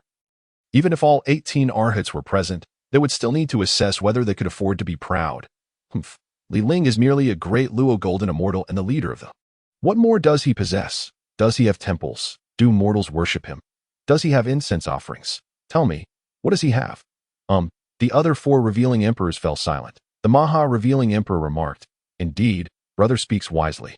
But Ling is nonetheless a figure of great Luo cultivation. We may not be his match. I believe it would be best to report to the Bodhisattva. The golden-headed revealing emperor retorted angrily. How can we know unless we try? As a Western revealing emperor, how can I be so cowardly? Watch me. With that, the golden-headed revealing emperor ceased hiding his presence. In truth, Ling had long been aware of the hidden figures. Not only the 5 directions revealing emperors, but also the 4 value guardians lurked in the shadows. However, these were all heavenly beings, tasked with ensuring the scripture seeker remained unharmed. They would not interfere otherwise. Oldly, look, that golden-headed has revealed himself. Could he be seeking a confrontation with the water god? The duty god Zhou Ding remarked to the year godly being with a smile. Haha, it seems he is growing impatient. Fearing retribution from the West, Li Bing replied. Has the golden-headed revealing emperor always been so reckless? Can't he see that the star of white Jupiter is already seated and drinking? The month god Huang, Qingyi chuckled. Alas, in my view, it would be best to remain calm. The water god will not harm the scripture seeker, merely delay him a bit. Why seek unnecessary conflict? The time god Lu Hong added. Enough, this is not our concern. Let us merely enjoy the spectacle. Seeing the water god and the star of white Jupiter drinking, I am feeling a bit peckish. Zhou Ding, why not go and chop off another leg from each of the 3 demons? We could use a little snack ourselves, Li Bing suggested to Zhou Ding. That would not be appropriate. What is inappropriate about it? Do you think the water god is unaware of our existence? We are all part of the same system. The water god will surely not mind. Just look at that bear paw. Oh, Huang, I recall you have some divine bee honey. How about honey bear paws? Hearing Li Bing's words, the others could not help but swallow audibly. Very well, I shall return shortly, Zhou Ding said, stealthily making his way toward the 3 demons. After revealing himself, the golden-headed revealing emperor strode with dignity towards Ling. While the other 4 revealing emperors secretly felt a wave of anxiety. Ling lifted his gaze to the approaching golden-headed revealing emperor, leisurely sipping his wine. What brings you here? Suddenly, the golden-headed revealing emperor knelt down, exclaiming, Masterly, you are a great Luo golden immortal. Why must you make things difficult for us guardians? If you have any grievances, why not address them directly to those above? We are merely trying to earn some merit. I kindly ask you to show mercy and allow the scripture seeker to depart. The wine Ling had just drunk sprayed out, as he had anticipated the golden-headed was there to cause trouble. Yet he found him resorting to a pitiful strategy instead. In the shadows, the other 4 revealing emperors exchanged glances, wishing they could find a hole to hide in, feeling utterly embarrassed. The 4 value guardians could not help but burst into laughter. Ha ha ha, this is hilarious. I thought that golden-headed was quite formidable. Oh dear, I never imagined this old fellow would abandon his scriptures to study military strategy. Zhou Ding, who had stealthily approached to slice off the bear paw, paused mid-swing, realizing the golden-headed's actions, and began to tremble with laughter, causing his knife to shake. The bear's spirit cried out in pain, and though Ling had sealed its mouth with magic, the commotion was still considerable. Ling cast a glance at the scene, prompting Zhou Ding to reveal himself, clearing his throat. Ahem, my apologies for the interruption. I will conclude this matter that as he spoke, he swiftly severed the bare paw and vanished with it. Ling, unfazed by the incident, turned his attention back to the golden-headed revealing emperor. But I truly regret putting you in such a predicament. The golden-headed revealing emperor's face lit up with joy as he eagerly replied. No trouble at all. No trouble at all. May I now request that he be allowed to depart? I'm afraid this won't do. Wu Chan has indeed journeyed a long way to this point, and I think it would be better to rest for a few years before continuing our travels. Oh, by the way, monks are forbidden from eating meat. Lest he goes hungry, please send some vegetarian dishes daily. Having spoken, Ling paid no further heed to the golden-headed Jiejiao and resumed drinking with Tai Bai, the two indulging for 3 days and nights. Do you not see the waters of the Yellow River descending from the heavens, rushing toward the sea never to return? Li Shuaishan, Jin Chanzi, bring forth the wine, let the cups not cease. As merriment filled the air, Tai Bai Jin Xing, holding a wine cup, rose and recited aloud. Li Ling and Jin Chanzi exchanged glances, slightly taken aback, and simultaneously exclaimed, Li Bai, ha ha ha, the journey for scriptures is fraught with difficulty, harder than ascending to the heavens. Tell me, when will you return from your western pilgrimage? The treacherous paths with steep cliffs are not to be traversed. In the morning, evade the fierce tiger, and in the evening, the long snake, grinding teeth and sucking blood, killing as if it were nothing. After Tai Bai Jin Xing finished reciting his adapted version of the arduous journey, Wu Chan stood and bowed respectfully, saying, in years past, my primordial spirit was clouded, and I failed to recognize the presence of Jin Xing in the mortal realm. I beg your forgiveness for my many impolitenesses. Ling smiled at Tai Bai Jin Xing, remarking, I truly did not expect that the poetic immortal Li Bai would be your reincarnation. Haha, it is merely a descent to experience trials and tribulations. A single lifetime of cultivation. The title of poetic immortal is not one I can claim. Ling smirked. This is quite the pretense you've put on. Meanwhile, in the heavenly court, the Jade Emperor also smirked. Asking the celestial beings below, Tai Bai has merely descended for a single lifetime, yet he is renowned among mortals. The celestial beings exchanged glances, and after a while, an elder stepped forward, cupping his hands in respect to the Jade Emperor, saying, the reincarnation of Tai Bai Jin Xing is celebrated by mortals as the poetic immortal, and is regarded as an idol by one who calls himself Xiao Ling Yi Lao, a similarly talented poet, who even wrote the poem The Pindrops, Stirring Winds and Rain. The poetry moves spirits and gods to weep. Upon hearing this, the Jade Emperor scoffed once more, feeling a pang of bitterness rise within him. He wondered how many tribulations he had endured, how many reincarnations were unknown to him, yet he had never left such a beautiful name among mortals. It was impossible not to feel envious. Not only the Jade Emperor, but which of these celestial beings had not experienced reincarnation and trials? Yet none had left behind a legacy as remarkable as Tai Bai Jin Xing. Each felt a wave of envy surging within them. In the west, within the Mahaviro Estra Hall, the crowd also sensed the developments, and a Buddha remarked, I truly did not expect that Tai Bai Jin Xing would leave such a splendid name among mortals. Now is not the time to discuss Tai Bai. What shall we do about Li Ling, who has captured the monk seeking scriptures? Who among us is willing to rescue him? The weighty voice of the Tathagata resonated. I, it is I. Just as the Tathagata finished speaking, a certain Arhat stretched lazily and flew to the center of the hall, volunteering to the Tathagata. Everyone in the west turned to look at this Arhat, and the Tathagata nodded approvingly. Good. Banta Jia, I shall trouble you to make the journey. However, do not engage too much with Li Ling. Yes, Ban Tua Jia responded, discreetly wiping away the drool that was about to spill, and took off on a cloud toward the hall's exit. After Ban Tua Jia departed, the Tathagata did not forget to address the others, saying, if only all of our Western folk were as fearless and unyielding as Ban Tua Jia. How could the West ever falter? Once he finished speaking, the Tathagata closed his eyes slowly. Below, the crowd exchanged glances, puzzled, thinking, Banta Jia has never been so proactive. Why today does he volunteer? Moreover, is Li Ling someone easy to deal with? Have you not seen how silent all the bodhisattvas and Buddhas are? Within the lair of General Yin, the 4 Zhigong Chao, who had previously held reservations, now all appeared, sharing drinks with Li Ling and Tai Bai. While Wu Chan naturally partook of the vegetarian dishes sent by the Jiejiao, after all, they were mere mortals. They could not afford to let them go hungry. Water God, your culinary skills are not to be underestimated. Not to flatter you, but they surpass even those of the god of food. When will you guide him to improve the fare in our heavenly court? Ahem, the Jin Yinshan. All beings in our heavenly court are celestial. We do not require sustenance. Oh, right. I almost forgot. Jingyan Shun Li Bing mumbled with his mouth full of food. Nearby, Ji Shi Shinzhou Deng looked at Wu Chan and remarked, Jin Chan Zi. What pleasure do you find in these vegetarian dishes? Let me tell you, the flavor of divine honey paired with bear's paw is absolutely divine. Wu Chan merely smiled and replied, the humble monk cannot break his vows.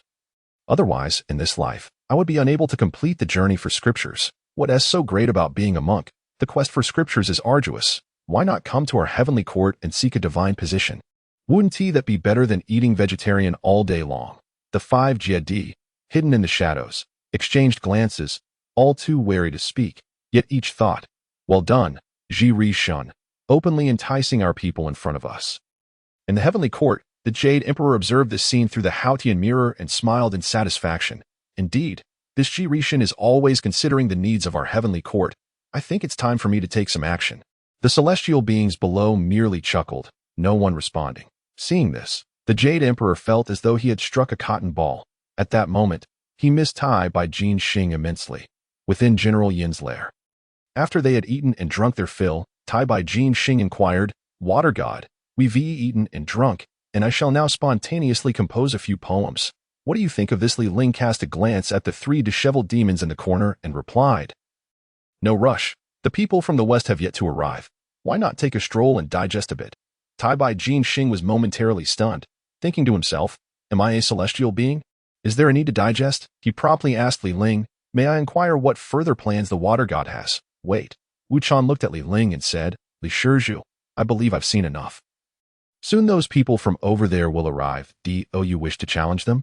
Li Ling shook his head, smiling. This is merely the beginning. Now is not the time to push the Tathagata too hard. Wu Chan appeared somewhat awkward and said, yet I am feeling a bit anxious. May I ask if Li Shizhu could afford me a little convenience? Li Ling was taken aback, his gaze filled with confusion as he looked at Wu Chan, who appeared quite anxious, fidgeting in place, his body hunched over, giving off a feeling akin to being urgent. Ahem, why not step outside first, resolve your matters, and return? All right. Wu Chan agreed and swiftly dashed toward the cave's exit. Tai by Jin Xing chuckled, saying, alas, this Jin Chan Zi has it tough. Being immortal, I can understand, but are you just going to let him go? He will return. Otherwise, would he not have broken his vow of falsehood? Sure enough, not long after, Wu Chan returned with a relaxed expression. Seeing this, Li Ling smiled, saying, all right, Tai Bai, you can now deal with these 3 demons and complete the task of rescuing the monk seeking scriptures. Upon hearing Li Ling's words, Tai by Jin Xing was momentarily taken aback, hesitating. Are you certain this counts as a rescue? His gaze involuntarily drifted toward General Yin, Xiong Shanjun, and Tai Chu Shi, who bore wretched expressions, inwardly pondering. With these 3 in such a state, whom exactly should I rescue? Li Ling contemplated for a moment, waved his hand, and the 3 demons found themselves uncontrollably drawn closer. At that moment, the 3 demons were unable to move. Li Ling did not release their restraints, but arranged them around the stone table. The onlookers were perplexed upon hearing Li Ling's words. The figure mechanically nodded. Noticing that Tai Bai Jingxing was unperturbed, Li Ling turned his gaze towards Wu Chan. Wu Chan, your expression is inadequate. You must exhibit a visage of fear, understand? Unable to do so? Picture the despair of Ru Yin facing the impending doom from Rely. While you stand powerless, yes, maintain that state at that moment. The water god observed as Li Ling was engaged in emotional conditioning with Wu Chan, when suddenly he heard a voice exclaim, who is making such a ruckus? Can't you see I am in the midst of a rehearsal with Master Wu Chan? The execution director interjected, clear the area. Li Ling's words left the deity Li Bing bewildered. What execution director? What Master Wu Chan? His original intention was merely to inquire if the water god required any assistance. Realizing he had misspoken, Li Ling quickly smiled at Li Bing and said, my apologies. What were you about to say? I was hoping to ask the water god if there was anything we brothers could assist with. Upon hearing this, Li Ling pondered for a moment, glancing at the already posed Tai Bai Jingxing and Wu Chan, and said, you all have significant tasks ahead. First, transform into minor demons and cheer for these 3 demons. Then, change into mere mortals. But remember to portray the despair of the human condition. The 4 Zhigong Chao nodded in understanding. And Li Ling then turned to the hidden Wufang Jiedi. You all should come out to assist. The lighting in this cave is too dim. Emit some golden light to illuminate the surroundings for filming.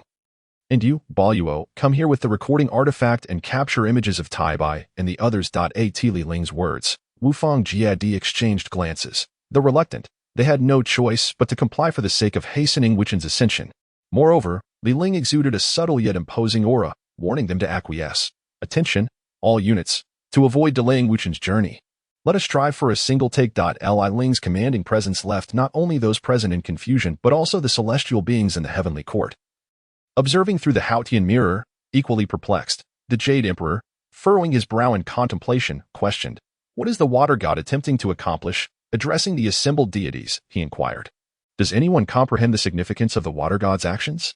The gathered gods, wearing expressions of confusion, fell silent in response to the Jade Emperor's query. Noticing the lack of response, the Jade Emperor's countenance darkened. "You are all deities in charge of your realms. Is it truly the case that none of you know? Your Majesty, I observe that Li Ling seems to be attempting to facilitate Tai Bai's successful overcoming of his tribulations and the acquisition of merit," ventured Li Tianwang, albeit hesitantly. Indeed, the Jade Emperor nodded, recognizing this as well, yet remained puzzled as to why Li Ling believed this approach would suffice. Could tribulations be completed and merit attributed to Tai Bai through such means? Your Majesty, I perceive the water god's actions as somewhat superfluous. In my humble opinion, it would suffice to simply eliminate the three demons, Neza remarked with a light-hearted chuckle. Your Majesty, I discern that the water god's actions appear to be a new form of artistic expression, akin to a narrative technique, albeit presented in a visual format. When Cuxing mused after a moment of contemplation, the assembled gods exchanged their thoughts without arriving at a definitive conclusion. The Jade Emperor remained uncertain of Li Ling's intentions. In the Western Spirit Mountain, within the Great Hero Hall, the onlookers also became aware of Li Ling's actions, though the Westerners appeared even more baffled. Their daily lives revolved around chanting scriptures, unlike the celestial beings in the heavenly court, who were familiar with the likes of Wen Cuxing and the gods frequently descending to experience the mortal realm, leaving them utterly confounded. After some time, Guanyin broke the silence, addressing Rulai, World-Honored One. Though I do not grasp the intention behind Li Ling's actions, it appears he aims to assist Tai Bai in rescuing the scripture seeker, which would be beneficial to our Buddhist order. Is there a need for Li Ling's feigned benevolence? My Haftuola Arhut has already set off. In due time, Li Ling will naturally release him, came the retort. Ahem. The venerable Tuola interjected gently, while what the esteemed Arhut says holds merit, since Li Ling has experienced an epiphany. It spares us the need to counsel him from the West. Indeed, I believe Li Ling must harbor some remorse and wishes to reach out to our Western realm. However, it is unfortunate that the Haftuola Arhut made an unnecessary trip. Others chimed in. As the discussion unfolded, Rulai listened with a smile, proclaiming, "Very well. If Li Ling truly feels remorse and seeks to make amends with our Western realm, we shall not reject him, granting him an opportunity for repentance." Upon hearing Rulai's words, the Venerable Fuhu expressed discontent, stating, "World-Honored One, Li Ling has repeatedly opposed our Buddhist order. Even if he feels remorse, he must endure countless reincarnations to atone for his sins before he may enter our Western realm." The Venerable Fuhu made a valid point. He should not be easily forgiven, for our Western realm is not one he can enter at will. Well said. I concur. The 18 Arhuts engaged in fervent discussion, agreeing that even if Li Ling were genuinely remorseful, he should not be allowed to join the West so easily, and must undergo the trials of reincarnation. At this moment, Guanyin spoke again. Let us not rush. The situation remains uncleared. We should observe further as for whether Li Ling feels remorse and desires to join our Western realm. Time will reveal the truth. Despite noticing Li Ling's intentions to facilitate Tai Bai's rescue of the scripture seeker and enable his continued journey, Guanyin harbored an inexplicable sense of foreboding. In the cave of the Yin General at Double Fork Ridge, the four Jiejiao surrounded Tai Bai, Wuchen, and the three demons, illuminating the surroundings with their radiant glow. Li Ling sat nearby, addressing everyone. Since there are no issues, splendid. The first act of the Double Fork Ridge battle between Tai Bai and the three demons. On the count of 3, 2, 1, action. As Li Ling called out action, the three demons regained their mobility. Tai Bai Jinxing pointed at them and bellowed, "Bold demons, how dare you harm the scripture seeker?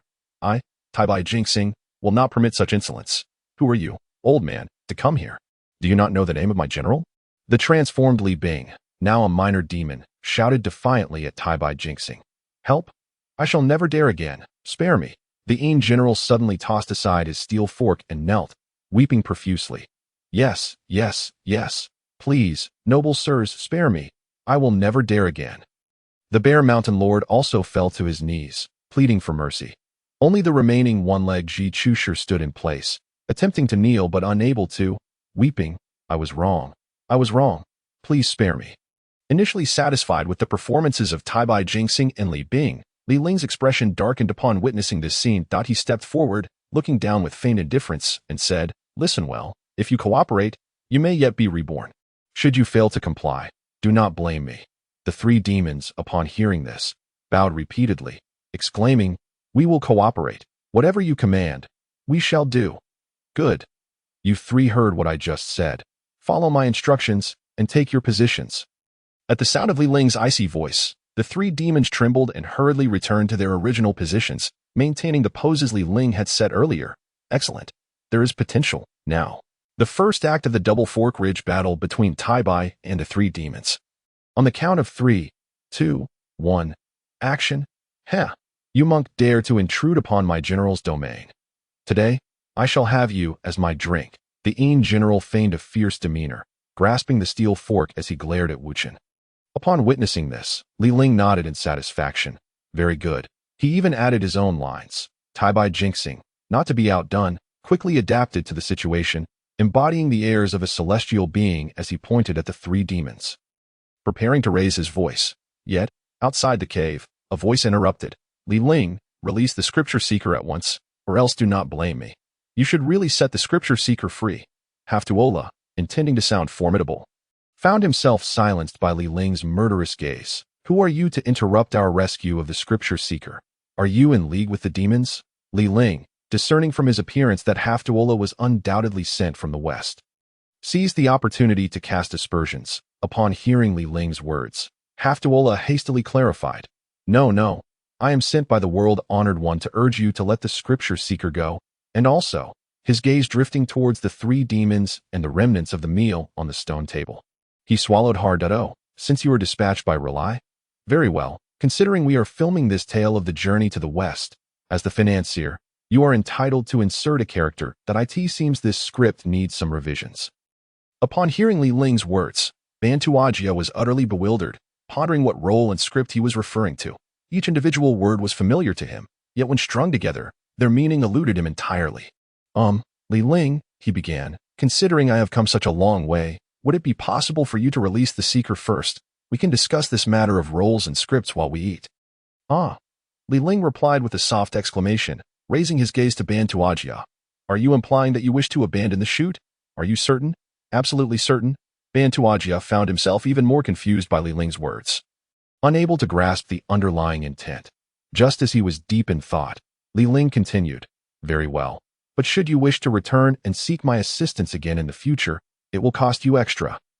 Although Tongtian did not comprehend Li Ling's meaning, he felt a sense of relief upon hearing him relent and quickly responded, all right. Yet internally, he mused, "Return to seek your help? You must be dreaming. No way am I coming back. Thank you," Tongtian expressed to Li Ling, swiftly taking Wuchen by the hand and departing, while Li Ling did not attempt to stop them. In the heavenly realm, the Jade Emperor and his companions were left perplexed by this unexpected display of leniency from Li Ling's esteemed deities. Can anyone decipher this? Reporting to the Jade Emperor, it seems that the water god wishes to avoid further conflict with the West. Thus, he has utilized Tongtian's arrival to release the seeker, maintaining his dignity while appeasing the West. One of the deities explained. As the Jade Emperor finished speaking, the heavenly warrior Li Tianwang stepped forward, noting his experience in navigating such diplomatic situations. Indeed, the Jade Emperor nodded, remaining silent, yet furrowing his brow. My disciple Li Ling would never concede to the West without a significant reason. I just cannot fathom it at the moment. Zhao Gongming, upon hearing Li Tianwang's remarks, immediately countered, The West is formidable. It is understandable for Li Ling to compromise temporarily. There is no need for you to be so critical, Kaishan. Li Tianwang. Do you believe everyone is like you? Straddling both sides, Zhao Gongming retorted, How dare you, Kaishan, to defame my father? He merely sent my elder and second brother to the West for their education. What is wrong with that? During the calamity of the deification, my father sought stability by fostering relations with both the West and the Heavenly Court. especially under pressure from the dragon clan. He was forced to make great sacrifices for our family. Upon hearing Nez's words, Zhao Gongming found himself momentarily speechless. Li Tianwang, meanwhile, wore a dark expression, his gaze fixed intently on Neza. Father, no need to look at me so indulgently. I am merely standing up for you. Neza understood that he should not have been so unruly. Otherwise, my father would not have had to send my elder and second brother to the West for education. Ahem. The Jade Emperor cleared his throat and said, Very well, since the water god has released the seeker, we can consider this trial as passed. At the Ling mountain in the west, within the Grand Hall, the successful retrieval of the seeker by Ban Tuajia sparked great excitement among the gathered. Ha ha ha. I told you that Li Ling sought to foster good relations with the West. Indeed, he has employed a novel approach, one elder jested. Sigh. I had thought Li Ling was quite resolute. It appears he is also someone who knows how to adapt. Not bad. There is hope yet. Another elder chimed in. The trial of the journey to the West is predestined. How could Li Ling possibly obstruct it? Now he realizes the value of aligning with the West. Is it not rather late for that? The elder of Fahaxu spoke gravely. There is merit in turning back. In my view, Li Ling possesses considerable capabilities and would be well suited for a position among the Western Vajra. Another elder quipped. Though they observed that Li Ling had not hindered Ban Tuajia's departure, Guanyin still felt something was amiss. After a prolonged silence, she finally spoke. World-honored one, should I go and investigate? I sense that Li Ling appears quite composed and may perhaps have a hidden agenda. Upon hearing this, Tathagata contemplated momentarily before responding. Allow me to calculate the situation at the Yin General's cave within the Double Fork Ridge. Taibai Jinxing inquired of Li Ling. Whose accomplishment is this trial, really? Naturally it is yours, Taibai. But who informed you that the trial has been completed? Li Ling replied, pointing towards the three demons. Look at them. Does this truly constitute a trial? Taibai Jinxing nodded in agreement, acknowledging that it could not be deemed a true trial. Just wait. It won't be long before they return. The people from the West are still rather inexperienced. Lacking diligence in their work, unaware of leaving traces at Ling Mountain, Tathagata calculated once more.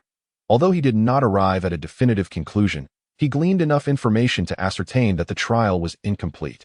Opening his eyes, he turned to Guanyin and said, Great Bodhisattva, you must personally go and bring the seeker back to Double Fork Ridge to help him complete the trial.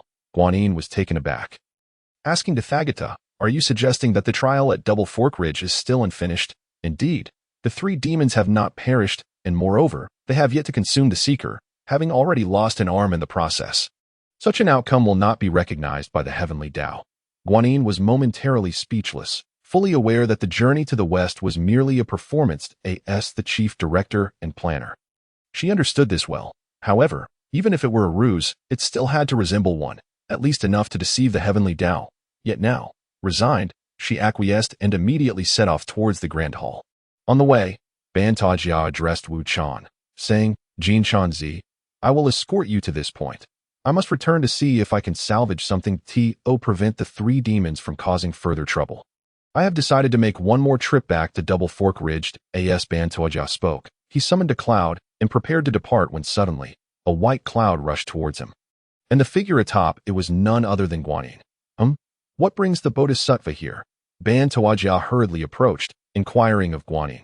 Guanyin landed before Wu Chan, offering a wry smile before stating, Wu Chan, come with me back to Double Fork Ridge. Before Guanyin could finish her sentence, Ban Tajia bellowed, Ha! Li Ling, you have transformed into the guise of a bodhisattva to deceive us. How could you possibly evade my keen perception? Hearing Ban Tawajia's loud laughter, Guanyin's expression darkened as she replied sternly, Ban Tawajia, you truly do not recognize me. Humph! Would a genuine bodhisattva allow the seeker to return? While I may not see through your true form, do not think you can fool me. Reveal your true self at once. Ban Tawajia scoffed. At this moment, Guanyin forcefully suppressed her rising anger and explained, the trial at Double Fork Ridge remains incomplete. The world-honored one sent me to bring the seeker back to finish it. So that is the case. I did not anticipate Li Ling's cunning plan, Ban Tawajia remarked as he approached Guanyin. However, as he drew near, he suddenly extended his hand, a surge of golden light erupting from his palm as he struck Guanyin. Guanyin, possessing formidable cultivation, though momentarily caught off guard, was not harmed in the slightest. However, the position and the unmistakable handprint ignited her fury.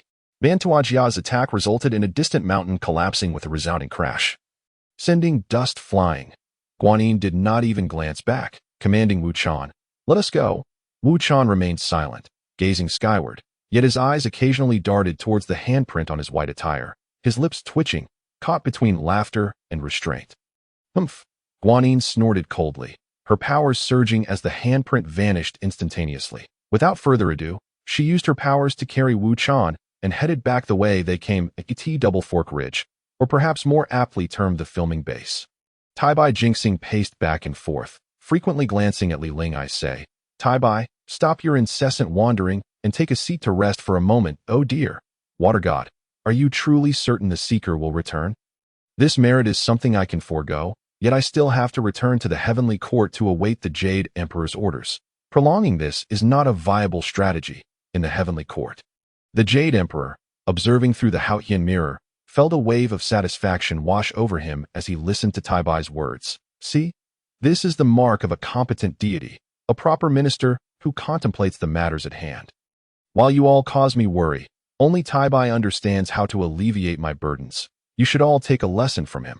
The other deities couldn't help but roll their eyes, thinking to themselves, "This old fellow Tai Bai is not even in the Heavenly Court and yet is so diligent, truly a source of annoyance for us." Within the filming base of Double Fork Ridge, Li Ling chuckled upon hearing Tai Bai Jingxing's remarks. "Rest assured, he will definitely return. How else could the trial be completed? No need to worry." As soon as Li Ling finished speaking, Guanyin's voice rang out from outside the cave.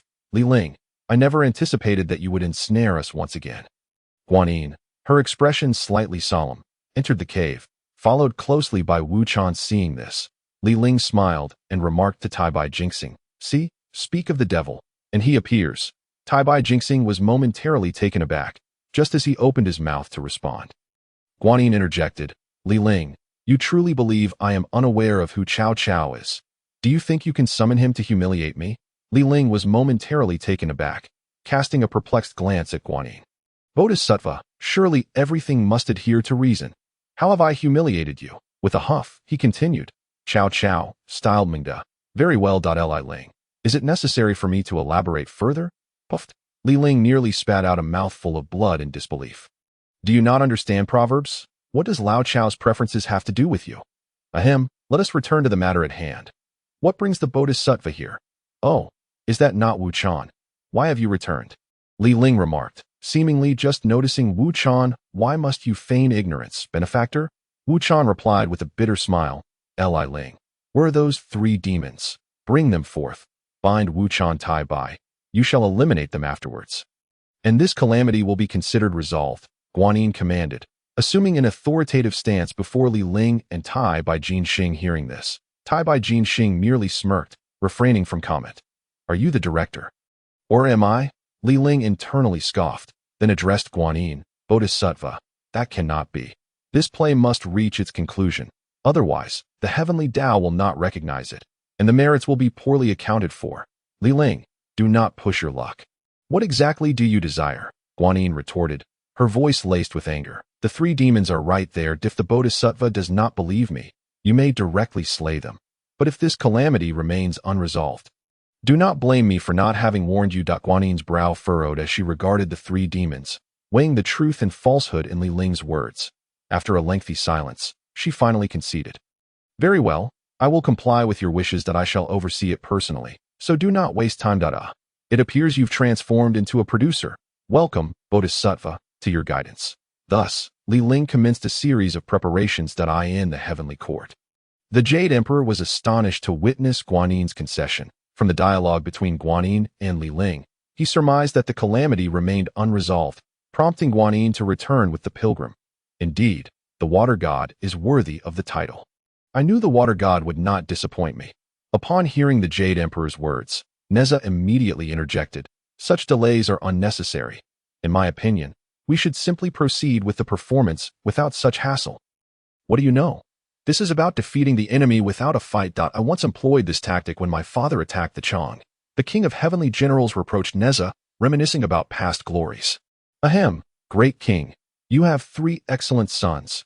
After Li Ling's meticulous arrangements and guidance, The dwelling finally began to take shape. The Taichusher, be a bit fiercer with your expression. Yes, maintain a strong presence, Li Ling advised Taichusher. Then announced, attention, all units. The first active journey to the west. The Battle of Tai Bai at Shuangchao Ridge. 3, 2, 1, action. As Li Ling's command echoed, General Yin, wielding a steel fork, glared menacingly at Wu Chan. Heh, you monk dare trespass on my territory. Today, I shall use you to quench my thirst. Wu Chan's face instantly turned to one of horror. Observing this, Li Ling nodded in satisfaction and remarked to Guanyin, Bodhisattva, look at Wu Chan's expression. It is perfectly apartment. Guanyin merely responded with silence. Esteemed king, you cannot consume this humble monk. I am a monk from the Eastern Tang dynasty, on a quest to seek the true scriptures in the West, Wu Chan stammered, his voice quivering. Bodhisattva, what do you think of this line? It succinctly conveys both identity and purpose. Li Ling expressed his satisfaction with his own script, turning to Guanyin for her opinion. Guanyin's countenance darkened, and she remained silent. That moment, the Bear Mountain Lord opened his massive maw, drool cascading down as he declared, I care not whence you come, monk. Encountering us three today is your fate. However, I can grant you a choice of death. Shall it be steamed or braised? Help! Someone save this humble monk! Wu Chan cried out, feigning helplessness. At this juncture, Taichusher, with his imposing ox-like physique, advanced, slamming his hands upon the stone table. Enough noise. If you continue, I shall swallow you whole. Good. Crack. Well done. Everyone, especially Wu Chan, your expressions are spot on. Now, Tai Bai, it is your turn to make an entrance. Remember to showcase the aura befitting Tai Bai Jin Xing under Li Ling's direction, the filming of Journey to the West. The Battle of Tai Bai at Shuangchao Ridge spanned 3 arduous years and was finally nearing completion.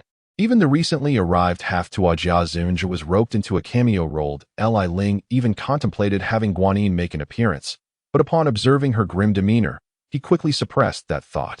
Alright, this is the final scene. It will be filmed on location. Tai Bai, showcase your cultivation level. The more intense, the better. Water God. Oh no, Director Li. I fear that if I fully enter character, the 3 demons may not withstand it.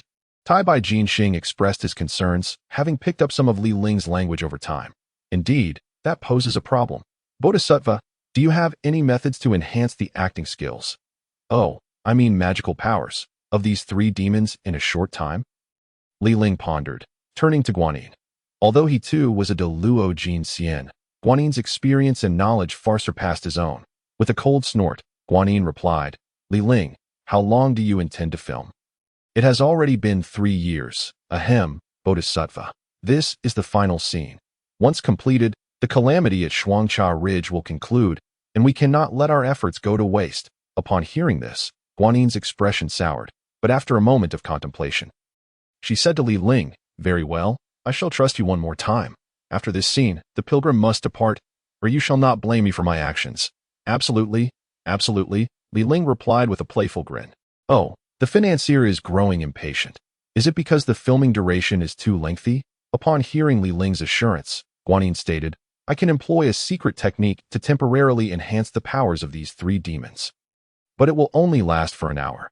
After that, they will be drained of their life force. Li Ling considered this, concluding that an hour would suffice, provided there were no errors. Please, Bodhisattva, cast the spell. At her command, Guanyin waved her hand, sending 3 streams of power into the bodies of the 3 demons. Their strength surged, and the magical energy whipped up a tempest, uprooting trees and scattering stones. Seeing this, Li Ling nodded in satisfaction and quickly announced, attention, all units, let us aim for a single take. 3, 2, 1, action. Old man, I advise you to cease meddling in affairs and leave quickly to preserve your life. General Yin warned, floating in the air with his steel fork directed at Tai Bai Jin Xing. What a formidable tiger spirit. I did not expect such prowess, but today, encountering the old Taoist is your doom. Tai Bai Jin Xing brandished his whisk, his brow furrowing as he scrutinized General Yin. Li Ling, witnessing this, could not help but clap softly, whispering his approval. Tai Bai truly embodied his role, as the expression in his eyes spoke volumes. Li Ling opened his mouth to speak to Guanyin beside him, but upon seeing her expression, he thought better of it. You old fool. You are too ungrateful. My general, considering your hard-earned cultivation, wishes to spare your life. Yet you remain so unappreciative. A small demon transformed from the year god shouted at Tai by Jin Xingha. I think it would be good for the general to capture this old man. Though aged, he has substance. Another small demon transformed from the month god chimed IND. Oh, you think this old man can withstand even a few moves against the general? A small demon transformed from the day god laughed, as if already envisioning a feast. Just a few moves? The general need only shake his mighty frame, and this old man will surely kneel and beg for mercy. Look, the general is about to unleash his full power. As the words of the time god resounded, the camera of the humble monk's temple is not far from this bifurcated ridge, fully aware of the formidable nature of these three fiends. This individual is undoubtedly no match for them. The half-hearted monk, playing the role of a guest, addressed Wuchan with earnest counsel. Upon hearing these words, Wuchan's expression wavered, as if ensnared in some inner turmoil. Ling, observing this, could not help but quietly applaud. Turning to Guanyin with a smile, Bodhisattva, behold, Wuchan's performance is quite commendable, as he vividly portrays the struggle between survival and righteousness through his expressions and gaze. Coupled with his handsome visage, he is indeed a natural for this role. At this moment, Guanyin's countenance darkened, seemingly capable of dripping water, and upon hearing Li Ling's remarks, she abruptly turned, her eyes piercingly fixed on him, rendering him speechless. If the Bodhisattva is displeased with this term, might I revise it? No need. Li Ling, I warn you. Once this scene concludes, do not conjure any further mischief. Understood, understood. Moments later, Wuchan's eyes gleamed with determination as he gazed at the fierce battle between one man and three demons. Addressing the old monk beside him, this Taoist fights against the three fiends to rescue the humble monk. How could I abandon him and flee alone? Do not urge me further. The old monk sighed in response, his face etched with anxiety. Alas, since you are willing to remain here as a sacrifice, I shall take my leave. Thank you for unbinding me. I shall certainly chant scriptures for you daily in gratitude. With that, the old monk swiftly retreated into the distance. Ling shook his head at this scene, noting that the half-hearted monk failed to evoke the essence of an elderly man fleeing. Wuchan, observing, did not intervene, recognizing that everyone has their own path, standing still to quietly watch the battlefield, murmuring, in the past, the world-honored one offered his flesh to feed eagles. Today, should this Taoist falter, the humble monk shall sacrifice himself to nourish the three fiends. Ensuring this Taoist's survival in the void, the planetary star of Venus seemed to sense the moment was ripe, his divine powers surging forth, driving back the three fiends, and he coldly proclaimed, I am the planetary star of Venus from the heavens.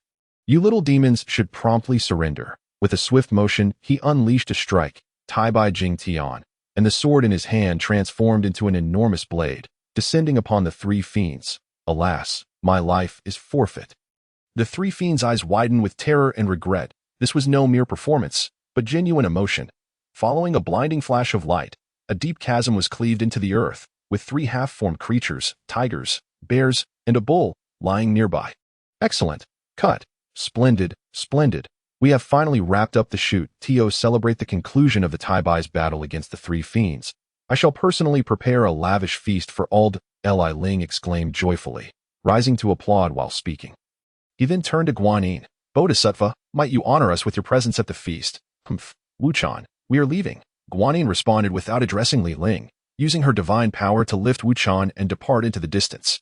Observing this, Li Ling chuckled and did not take offense, calling out to the retreating pair, Wuchan, remember to fashion 2 tiger-skin skirts when you encounter a tiger again. I shall await you at Wuxing Mountain. Having said this, Li Ling disregarded whether they heard him, turning to Tai Bai with a smile. It seems they are not destined to partake in this feast. We shall celebrate on our own. Just as Li Ling finished speaking, the half-hearted monk, who had originally fled in the guise of an old monk, returned.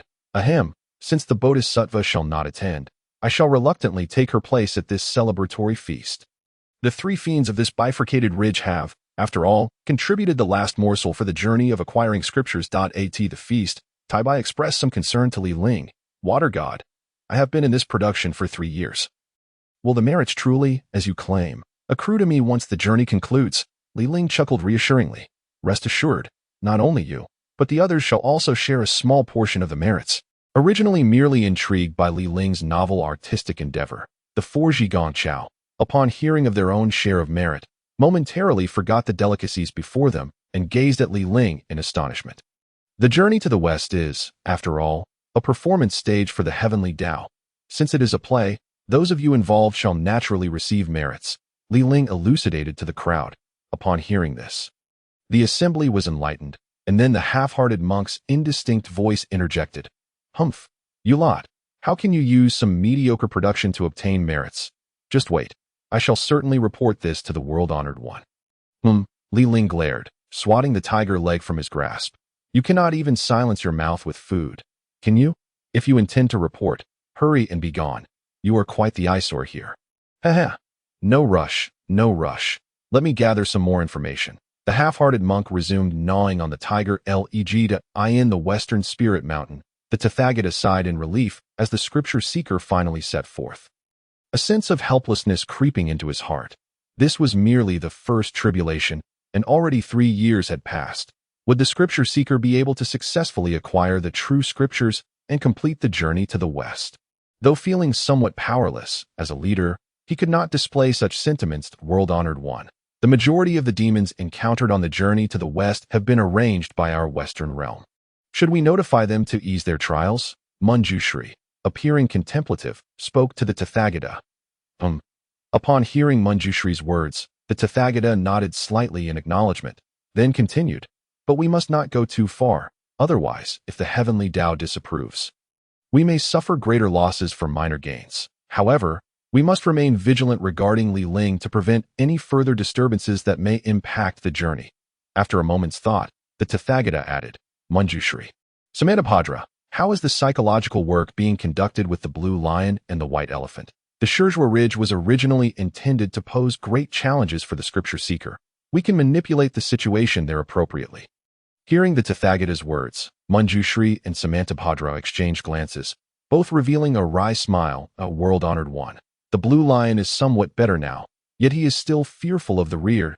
He now wears layers of protective gear whenever he ventures out. Manjushri replied to the Tathagata, world-honored one. The white elephant is still undergoing guidance. Recently, due to overly sealing its nostrils, the flow of spiritual energy was obstructed, nearly leading to a demonic deviation. Upon hearing their reports, the Tathagata sighed.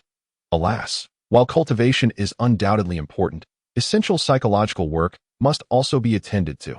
You too must ensure that the psychological well-being of the blue lion and white elephant is prioritized, as they are indispensable to Jiejiao Ridge. Understood, Manjushri and Samantabhadra replied, bowing to the Tathagata to eye in the heavenly court. Within the Lingxiao Palace, the Jade Emperor felt a sense of relief as the filming of the journey to the west.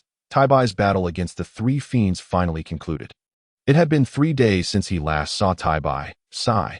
In the absence of Taibai, not even one person who understands me remained. The Jade Emperor pondered, then addressed the celestial beings below. The water god has created this new form of art. It seems quite intriguing. Have any of you learned something from it? The celestial beings exchanged glances, uncertain of the Jade Emperor's meaning to this moment. The pagoda-bearing Heavenly King stepped forward. Your Majesty, this is merely an exaggerated approach to elevate Taibai's stature, rendering him more formidable. In my view, it is nothing extraordinary.